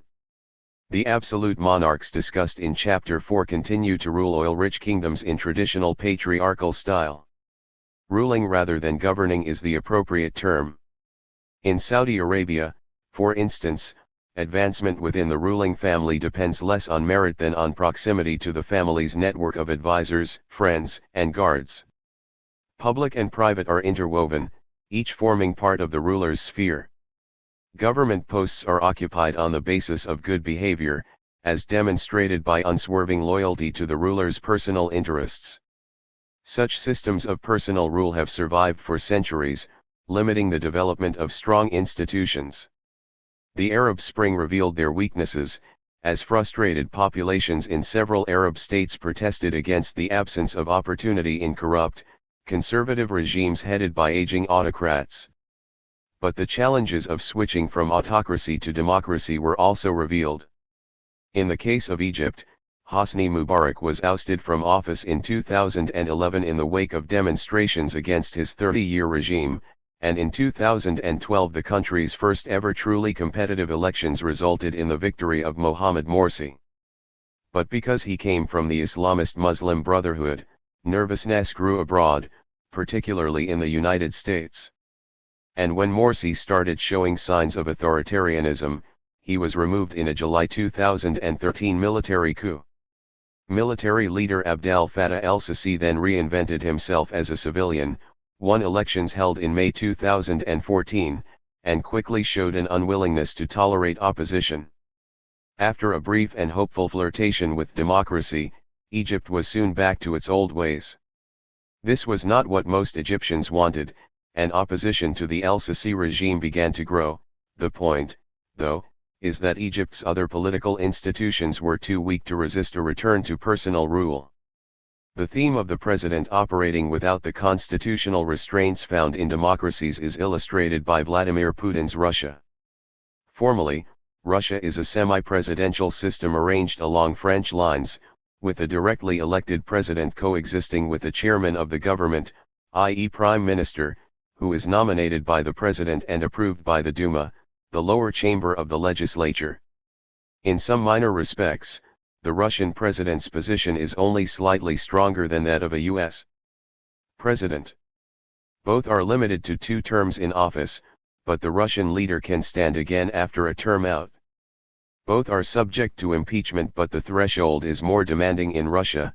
The U.S. requires only a majority of members in favor in the House of Representatives, while Russia requires a 2/3 majority in both parliamentary chambers plus confirmation by the courts. In reality, though, Russian presidents can grasp the levers of power more easily than either their American or French equivalents.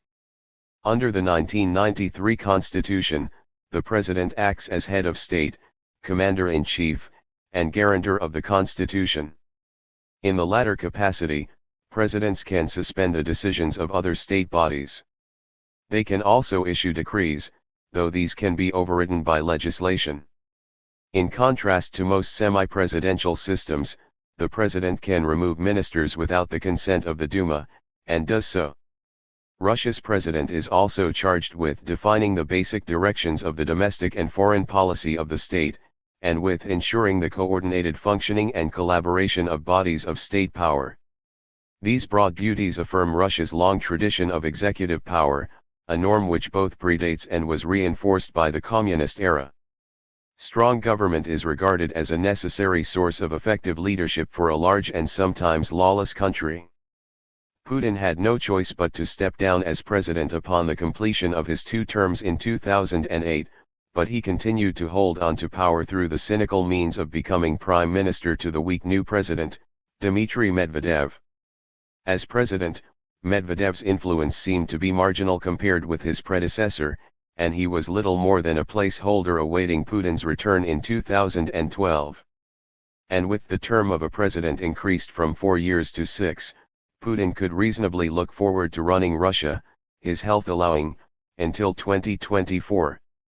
So, even in Russia, with its powerful state institutions centered on the Kremlin, a substantial measure of personal rule is superimposed on the institutions of state.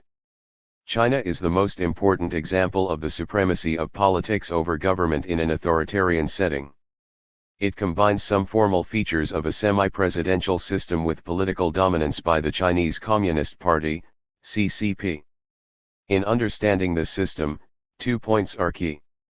First, in spite of China's intricate governmental structure, which includes a cabinet, a legislature, and a network of supporting agencies, these bodies do little more than legitimize the decisions already taken by the party leadership.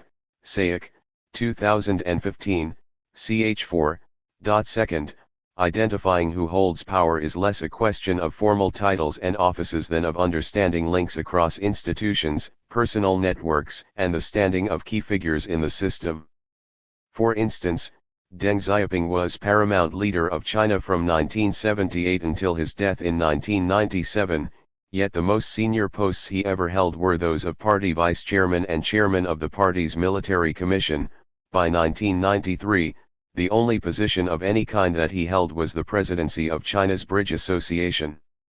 So even in China, with its enormous population, we see strong elements of personal rule. As China's politics has stabilized, so recent changes have given a government that looks more like some of its democratic counterparts. At the apex is the president, who is nominated by the leadership of the Chinese legislature, the National People's Congress, NPC, and then elected, or confirmed, by the NPC for a maximum of 2 5-year terms. The presidency is mainly a ceremonial head of state, but has many conventional executive powers, such as the ability to appoint, with NPC approval, all members of the State Council, the functional equivalent of a cabinet. The office holder is also conventionally head of the CCP and of the Central Military Commission, posts that provide enormous political power. The president must also work with the premier, who is the de facto head of government, is always a senior member of the party, and is nominated by the president and confirmed by the NPC. The CCP continues to drive the governmental machine. Military leaders are perhaps the ultimate form of the authoritarian executive, combining as they do control over civilian and military institutions. But while great power in democracies is said to come with great responsibilities, in military dictatorships it also comes with great risks. Executives in democratic states must always worry about their standing in the opinion polls, their capacity to work with legislatures, and threats to their leadership from others seeking power.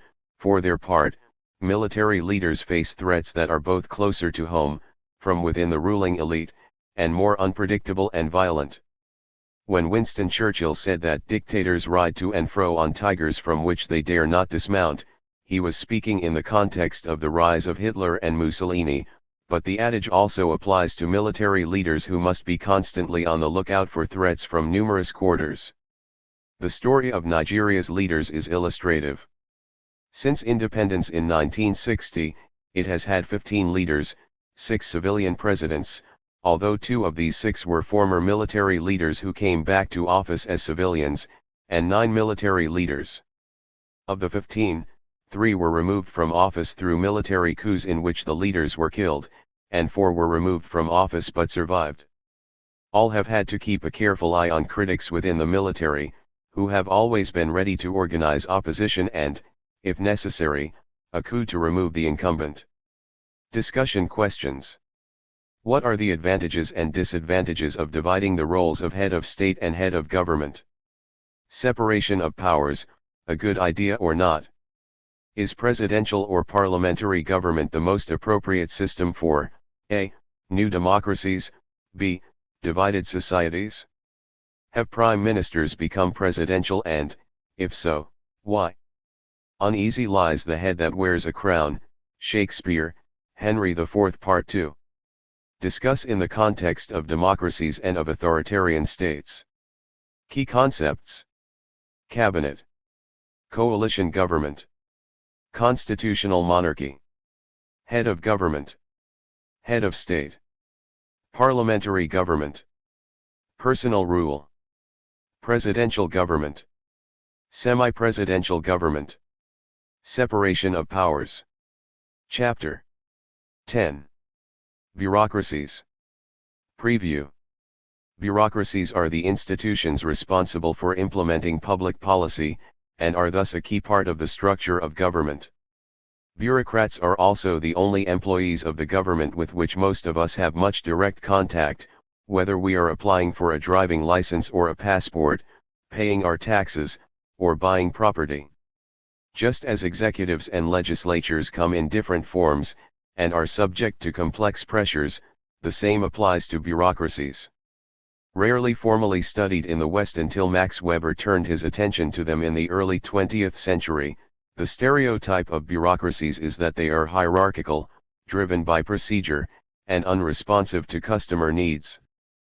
But they are an essential part of government, and in order to understand their dynamics we need to understand how they are structured, the political and professional pressures that come to bear on the work of bureaucrats, and how bureaucracies are changing. This chapter begins with a review of how bureaucracies evolved and how they are organized, ranging from the largest government departments down through the divisions within each department to the non-departmental public bodies that are increasingly used to deliver public services. It then looks at how bureaucrats are recruited and kept accountable, before briefly assessing the new public management approach that caused some excitement in the late 20th century, and the rise of e-government that many wealthier countries are witnessing today. The chapter ends with a review of the contrasting role that bureaucracies play in authoritarian regimes. Contents: bureaucracies, an overview, evolution, organization, recruitment, new public management, e-government, bureaucracies in authoritarian states. Key arguments. Max Weber's traditional model of bureaucracy remains the starting point for understanding the modern bureaucracy. In liberal democracies, the public sector is a complex network encompassing departments, ministries, divisions, and non-departmental public bodies such as regulatory agencies. Increasingly, outsourcing to private companies is a factor in understanding public service provision. Two questions running through our understanding of bureaucracies concern how best to recruit public employees and how to keep them accountable. The issue of recruitment has recently focused on the challenges of promoting diversity in the public sector. New public management emerged in the 1980s as an attempt to apply business-like practices in the public sector. It is now past its peak but still offers an interesting contrast to Weber's traditional model. The newest aspect of bureaucracy is e-government. This offers numerous opportunities for comparative research and lesson drawing, while also raising concerns about surveillance, privacy, and data protection. Bureaucracies are one of the exceptions to the rule of marginal political institutions in authoritarian regimes. Dictators cannot dictate without officials to give effect to their will. Bureaucracies, an overview. The study of the bureaucracy, also known as the civil service, focuses on the networks of central departments and public agencies that underpin the political executive. These networks have two main functions: they give advice to politicians before policy is made, and they help to implement decisions once reached. The head of department offering advice to the government minister or secretary, the inspector checking tax returns, the health officer implementing a national anti-obesity strategy, all are part of the complex operation that is the public bureaucracy. The notion of bureaucracy can be extended further. The administrative staff of any large organization, such as a university, a political party, or a corporation, can be considered a bureaucracy, and the nature of the organizations of which they are a part gives them many of the same incentives, limitations, and motives as we find in the public bureaucracy. Bureaucracy, literally, rule by officials. Used more precisely to describe the organizations employing appointed public officials and forming the public administration. Traditionally, studies of the bureaucracy focused on the permanent salaried officials employed in central government departments. These elite officials, and the departments they occupy, remain of obvious importance, and the term bureaucracy is sometimes confined to them. However, attention increasingly focuses on the wider governance beyond, in semi-independent agencies, local governments, and even the non-governmental organizations and the private corporations to which the delivery of public programs is increasingly outsourced. We refer here to all public networks as comprising the bureaucracy. Others employ such terms as public administration or public management to denote the study of the public sector in this wider sense. Whatever the labels, understanding the modern state, and following a career within it, requires a mental map of what are remarkably complex networks. In understanding bureaucracies, we need to review how they are structured, how their staff are recruited and held accountable, how best to achieve coordination across departments, and how to ensure that services are delivered efficiently in the absence of a normal market. Seeking out the best recruits and then giving employees of public agencies, particularly those at the less skilled and lower paid end of the spectrum, a sense of mission and a desire to serve is not easy. Professionals providing a key public service, such as doctors and nurses in a public health system, will have the highest sense of mission, but the stereotypical view of bureaucrats pushing paper, literally or metaphorically, and tying services in red tape still often holds true. Red tape, the classic image of bureaucracies tied up in procedure and rules, deriving from the habit in some 16th century European countries of binding administrative documents in red tape. Reducing red tape is a common election promise. Bureaucracies have undergone substantial changes in recent decades, however, pressed by efforts to reform the delivery of public services, and caught up in the transition to e-government.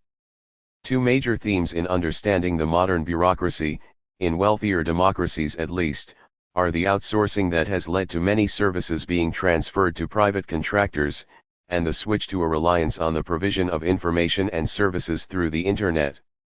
Evolution. To appreciate today's bureaucracy, we must first consider what preceded it. Ancient kingdoms and empires had some form of bureaucracy, perhaps the most famous being that of China.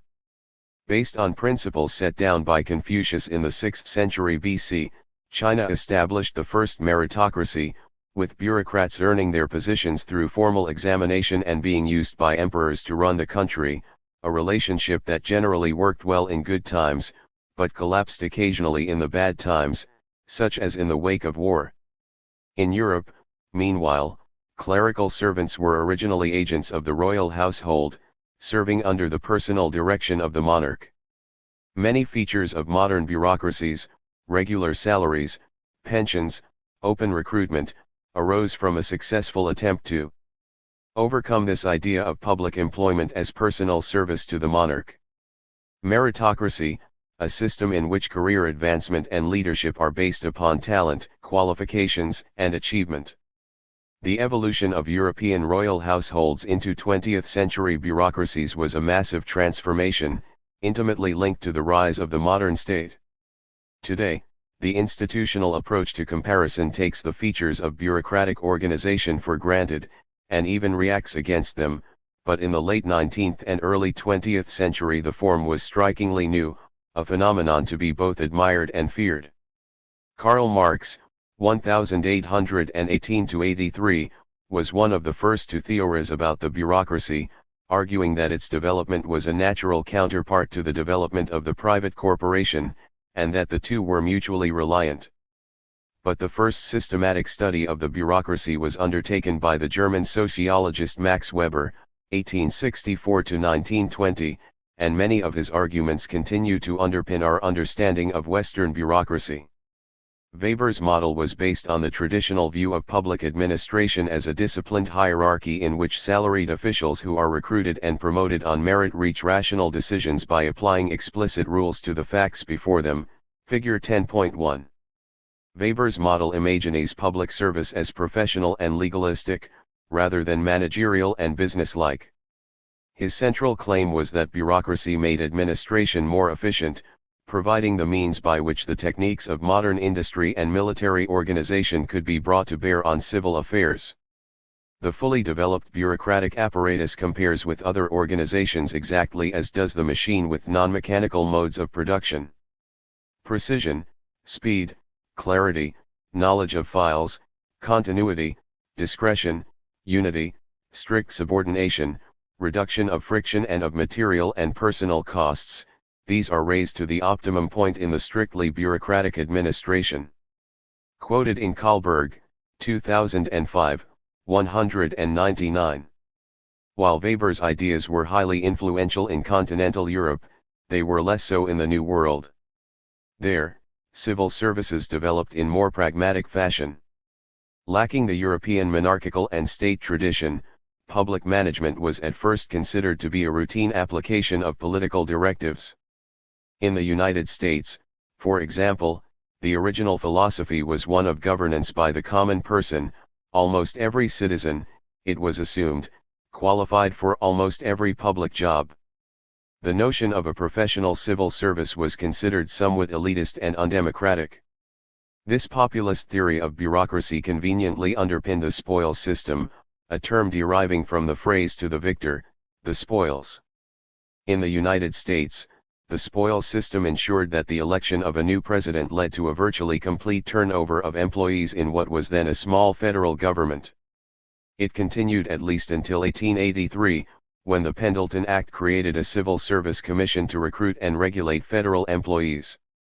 In Canada, the merit principle was introduced in 1908 and adopted fully in the Civil Service Act, 1918. So, where a meritocracy emerged in Europe in reaction to monarchy, in North America it supplanted spoils. Figure 10.1, Weber's model of bureaucracy. Spoils system, a patronage-based arrangement in which elected politicians distribute government jobs to those with the foresight to support the winning candidate. Western bureaucracies reached their zenith in the 20th century. The Depression and two world wars vastly increased government intervention in society. The welfare state, completed in Western and especially Northern European countries in the decades following the Second World War, required a massive bureaucratic apparatus to distribute grants, allowances, and pensions. By 1980, public employment accounted for almost one-third of the total workforce in Britain and Scandinavia, though much of this expansion had taken place at local level.